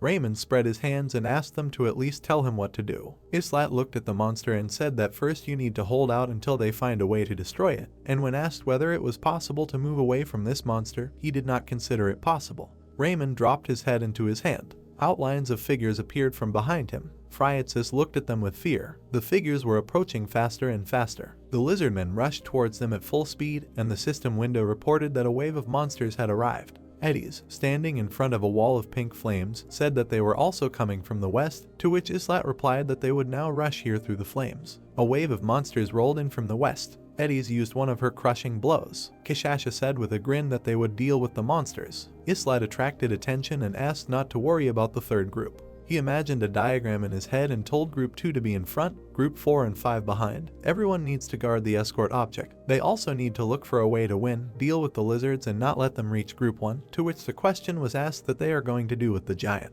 Islat looked at the monster and replied that everything was fine, as it was obvious that he is not targeting anyone since he is watching the key holder, and if you just stay at a distance, he will not attack. He ordered everyone to stand up, and the squad members hastened to carry out the order. Raymond stopped abruptly and asked to wait. He looked at the lizardmen who were approaching from the east. Islat schematically imagined how they were surrounded by lizardmen on 3 sides, and a giant stood on one side and thought that everyone was determined to kill them. Jenna turned around with a surprised expression on her face. The giant's foot loomed over them. The giant stepped on, causing the sand to explode. A wave of sand flew in all directions. The first squad hurried to get away from the shock wave. Islat ran away and mentally ordered the others to keep their distance from their group so that the others would not be hurt. Islat shouted to Jenna, who was still protecting Friances, so that she would not be distracted. Eddies contacted him via mental link and apologized for the fact that some of the lizardmen broke through to them since there were too many of them. Islat began to fight, simultaneously saying that nothing terrible had happened.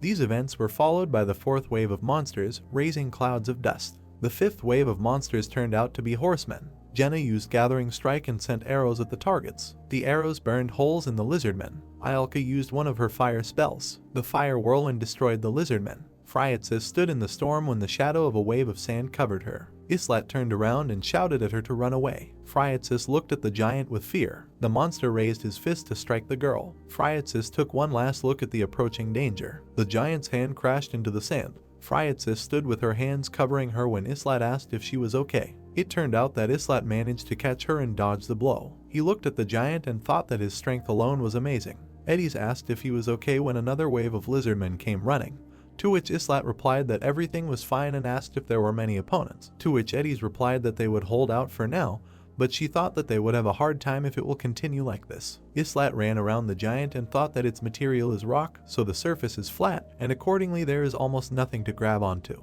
Jenna ran next to him when Islat said that they were also moving, to which the girl asked how to do it. Pink flames illuminated the giant as Islat said that they either needed to get inside or go upstairs. Ialka, running behind them, was surprised by this assumption and was not sure of it. He invited her to look at the flame, which had already died out and would soon turn into a sea of fire. Belcast said with a grin that they only have one way, and it's quite difficult, so they need to climb onto the giant and choose the right angle for this. Islat put 2 fingers to his temple and asked Eddies if there was a statue of goddesses nearby, to which Rickon said that there was fire everywhere. But Islat interrupted him and said that they did not look at him and focused on what was ahead, to which Eddies she replied that she didn't see anything like it. Islat listened because the voice of Kishash sounded, asking about the statue in the form of a human woman. She pointed to a statue nearby in a pile of sand. Islat turned to his teammates and said that they needed to run to the western part of the desert. He looked at Firesis and asked her to take out the key, which greatly surprised her. The girl took out the dagger, squeezed it tightly with her hands and thought that there was no reaction yet, so the key could not be used. The first group fled to the western part of the desert when Islat asked Kishasha to put her hand on the statue, which she did. The girl said that for now everything was calm, to which Islat ordered them to leave from there, as he was going to drag the statue, and at that time the voice of Jenna was heard, who warned about the approach of a monster from behind. The 9th wave of monsters began when Eddies moaned that there were more and more of them, and Islat ordered to leave the position and go to him. Raymond turned to his group and ordered a retreat. Rickon, fighting off the monsters, also ordered his group to retreat. He looked at something in surprise. Gilbert was running away, trying to heal his hand as he went, when Rickon asked him to come back, to which Gilbert said that he was making a lot of noise and he didn't dare order him. He looked around and thought angrily that the sword was not visible and the rest of the team members were of the same level as him, but at the same time stronger than him, and this could not happen. He angrily remembered how one of his teammates said that you couldn't be afraid on a mission, so he needed to stop panicking. Otherwise he would lose his dexterity, and he muttered out loud that he couldn't believe that this had come to mind right now. He was approached by Karen, who asked to take him with him, and Gilbert at that time thought that if he returned alive, his arm would be restored. They ran out of the pink flames where the lizardmen were waiting for them. Anand screamed in pain as he was seriously injured, and the system window immediately reported that he was bleeding, so his condition would gradually worsen. Eddies angrily shouted at him so that he should not pretend, come to his senses and quickly drink the medicine. Roderick continued to repel the attacks with concentration when he said that there were only 2 left in Group 5, and at this rate they would be completely destroyed, to which Eddies asked if they were all dead, and Roderick replied that 2 had escaped. Eddies looked forward intensely and thought that she immediately understood from her eyes what Gilbreth was. And at this time Roderick asked Lilin to take over his role since he was joining Group 1 and would lead Group 5. Miguel raised the to himself Rickon, who muttered that they needed to go to Group 1. His eyes widened in horror. He saw one of the lizardmen impaling Karen on his spear, after which the system window announced that Karen had returned to the arms of the goddess and his bravery would be remembered forever. Islat rushed forward, thinking that the turning point had already been reached. He schematically imagined the battle and thought that the flames around were gradually dying out, but there were more and more lizardmen. Since it had come to hand combat, the formations were meaningless. As he walked, he asked his group to follow Phryatsis and help the other groups, to which Blekist asked if everything was okay. Phryatsis looked at Islat's back and asked what he was going to do, to which he replied that giant monsters were his thing. He thought about the statue of the goddess, which was installed on top of the building in which the Cooch was located, but when the giant appeared, it was buried along with the city. He thought about the third group, which was fighting now, and near which there was a second statue, which was unlikely to be placed there just like that. The 13th wave of monsters has begun. Lakari flew into the air like a black shadow. The girl attacked from above. There was an explosion, throwing the lizardmen several hundred meters away from her. One of the lizardmen, who turned out to be a magician, decided to attack using his power. Explosions began to be heard, which the werewolves successfully ran around. In the next moment, the lizardman sorcerer was killed. Kishasha listened, as Islat mentally addressed her, who said that the giant was advancing and they needed to leave. Islat rushed at full speed towards her, running away from the monster. The giant raised his fist to attack. Kishasha jumped to the side and ordered her group to move. Islat carried Phryatsis and grumbled that she should practice running. Islat, with the girl in his arms, ran away from the attack as quickly as possible. The giant's fist rushed towards them. Islat and Phryatsis evaded at the last moment. The giant's fist crashed into the sand. Clouds of dust rose from the ground. A golden glow surrounded Islat and Phryatsis. They were under the protection of the goddess statue. A statue of two angelic girls hugging each other emitted a golden light. There was an explosion and the system window reported that the object's power had been activated, so the goddess's power was enveloping the ancient stone statue. Golden veins flowed across the giant's body. All its cracks were torn apart by golden light. Everyone around froze, looking at the monster. Raymond turned around and said in surprise that the giant had stopped. Islat took a step forward, drawing attention to yourself. He put his finger to his temples, duplicating his message mentally that now all team members were climbing the giant in unison. Islat looked at the stopped giant and asked who would climb first. Ialka used the Inferio spell. She sent it into the lizardmen and commanded the space there to burst into flames. The giant was still stopped by the statue when the order was given to rise quickly. Islat helped Eddies climb in and she thanked him. Islat stood in front of Eddies, who was sitting on her knees, and asked where Roderick was, to which she replied that he had gone after the fifth group. The lizardman was impaled on a spear. Rickon thanked Roderick for saving him, to which Roderick replied that they were retreating, maintaining a close, medium, and ranged formation. Roderick swung his spear and attacked another lizardman. Rickon thought his actions were incredible. Roderick fought with concentration. He thought about the wooden idols and how this was becoming more and more like a journey, so it wasn't so bad.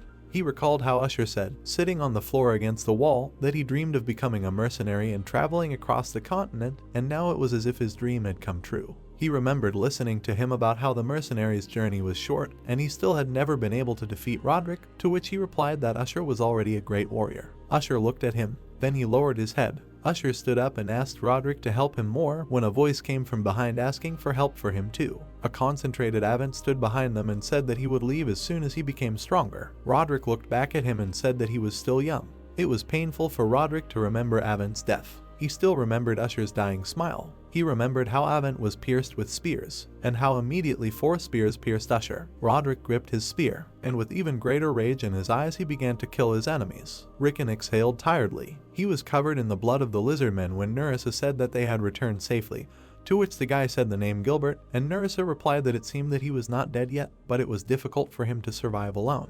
The system window signaled that the landing was complete as the lizardmen began to move closer to the glowing statue. Islat ordered the group leaders to charge, placing his hands on his temple. There was an explosion. The werewolves threw first, and Kishasha screamed that she had been waiting for this. The group members began to climb the giant. The system window reported that the self-defense system had been activated, and the giant's parts began to turn. Hidden weapons loaded with arrows were revealed. Lizardmen began to emerge from the hatches. The lizardmen went down to the expedition members. The arrows were ready to shoot. The cry sounded to kill the ill-wishers, and arrows flew towards the victims. The werewolves dodged the weapons. Islat took a step forward. The tips of the weapons glinted in the sun. Islat cast the heavy sword spell, cutting down his opponents as he ran.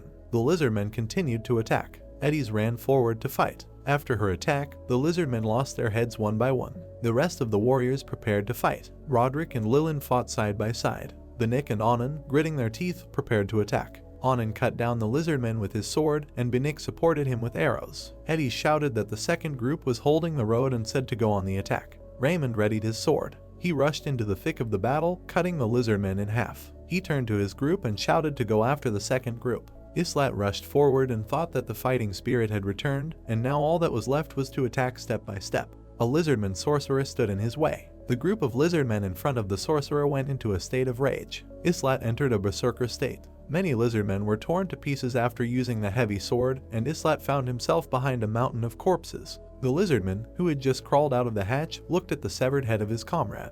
Islat continued to struggle and began to curse at the lizardmen. Kashasha reached the point first when Islat asked her to take the paper. He handed her the card and asked her to pay attention, to which Kashasha said that he was holding some strange thing, so she would use it. Islat turned to the princess and said, "Everyone is coming, including her." He looked around at the giant, over which the lizardmen continued to crawl, and said that it was dangerous outside. The lizardmen began to get closer. Islat stood with his comrades, guarding the hatch, and saying that the first group was not entering. He was still in a berserk state when he raised his sword and said that they would attack from outside. He turned to Kashasha and asked her to destroy everything as soon as she was there, to which the girl replied that she couldn't wait. Kashasha activated her exclusive transformation skill. Heat emanated from her body like fire. Kashasha reincarnated as a Bengal tiger, from which fire emanated. She carefully grabbed Phryatsis with her teeth. The werewolves rushed inside the giant. Eddies climbed down the hatch and asked Islat to be careful, to which he asked her not to worry. Ialka frowned and said that their group always gets the most difficult work, to which Islat grinned and asked if she didn't like it, to which she replied that it was just thinking out loud. He looked at the giant's hand and said that they would climb in and destroy all the suspicious devices they found. It's that simple. Nerissa sat down near the hatch and said that everyone, including the fifth group, went inside. She looked back at the suspicious movement. There was an explosion from the lizardmen's side and an arrow flew at them. The space was cut by a green beam.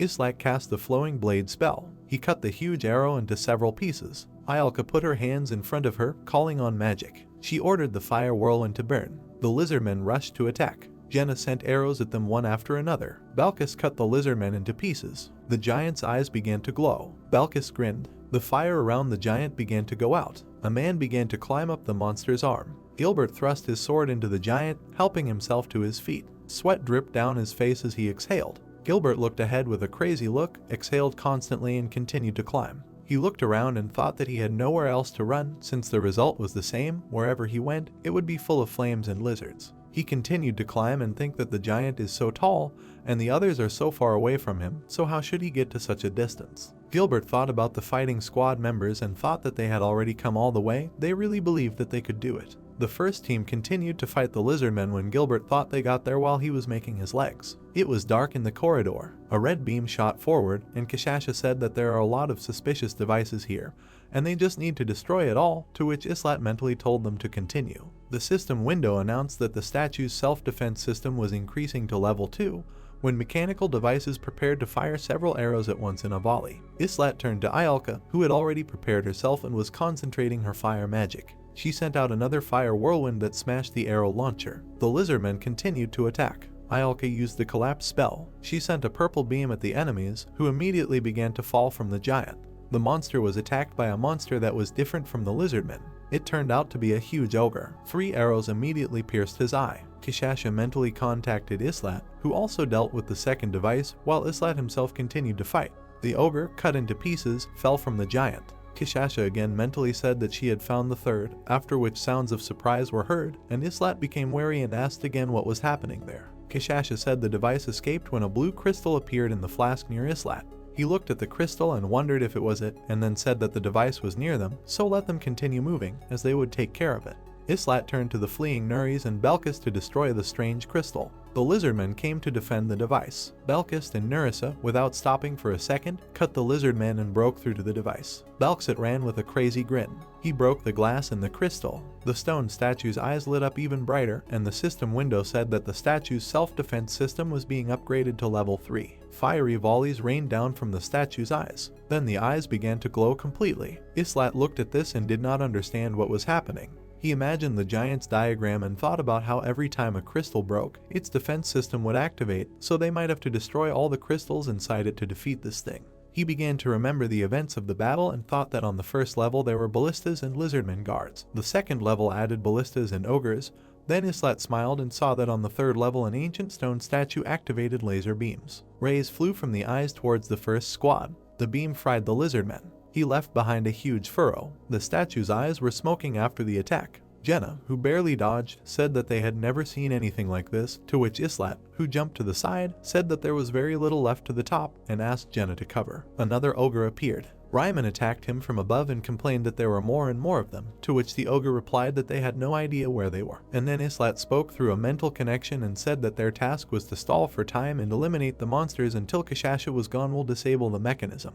Raymond looked around. Rosa and Vidin screamed in fear and misunderstanding when the system window reported that Vidin had died and Rosa was on the verge of death. Eddies immediately asked what kind of strange magic it was, to which Islat asked in surprise whether the beam had hit them, to which Eddies asked what beam he was talking about. And at that time the first group was running away from another laser beam, when Islat asked to describe what's going on with them. He continued to kill monsters when Eddies said that first they were fired at by the ballista, and then the monsters attacked, but in some order, to which Islat thought that they were sending monsters to them in the same order, so he interrupted the girl and said that she may not continue since he understood. Islat raised his spear to attack and thought that if they destroyed the external mechanism, the internal ones would also break. He attacked the mechanism ahead. His spell hit the monster's eye. He was looking at the spear in his eye when Eddie said that their mechanism had stopped, to which he replied that they should move on. Smoke was coming from the giant when Kashasha announced that the fourth was finished. The light of the goddess's statue began to flicker. The angels were dimming.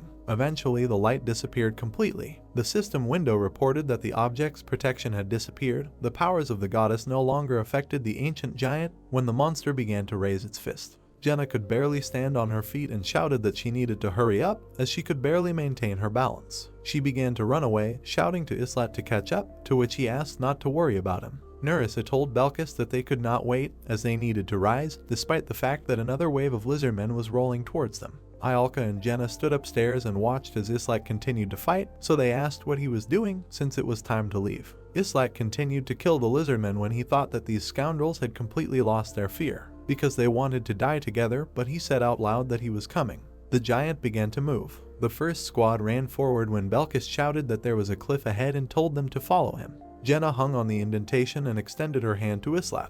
The guy ran away. He jumped using his strength. Jenna smiled, ready to grab his hand. Islat reached out to her with all his might. Their hands almost touched. However, at the last moment, Islat fell. Their eyes met, expressing fear and misunderstanding. Islat fell down. During the fall, he thought that the situation was not pleasant since he had nothing to grab onto. He readied his spear and thought that he would try to catch the spear. Islat plunged his spear into the metal. A grinding sound was heard, and Islat drove down some distance. The giant's hand was cut in half. Islat was hanging by his spear. The system took a screenshot and saved it in the gallery. Islat was surprised that a screenshot was taken. Jenna called out to him in fear when he shouted that he was alive. She hung down and said that she would help now when Islat shouted at her to pick it up and not worry about him. He drove his sword into the giant and said that it was still being destroyed, so Islat would figure it out himself. He continued to climb up using his sword and spear. Islat saw arches in which one could escape if one got there. There was someone hanging behind the guy. Gilbert saved himself by plunging his sword in the same way. He exhaled. Gilbert lunged and jumped. Something sharply pulled Islat down. Gilbert hung onto his hair. He clung to Islat and said that he would survive because he would rise with him. Gilbert's eyes glowed with madness when he asked how Islat would now jump over and called him a fool. Islat narrowed his eyes. This situation irritated him, so he removed the expansion skill. At the same moment, he came out of his berserk state, and his long white hair disappeared. Gilbert did not immediately realize what was happening.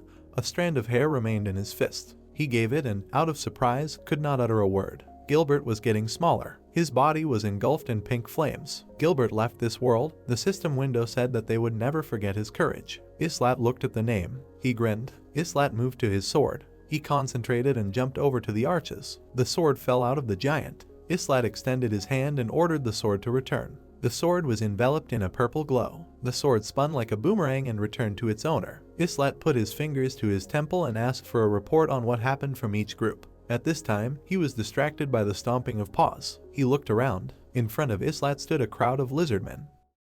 That's how this video ends. If you have sat through to the end, please don't forget to press the subscribe button and leave feedback. See you in the next video.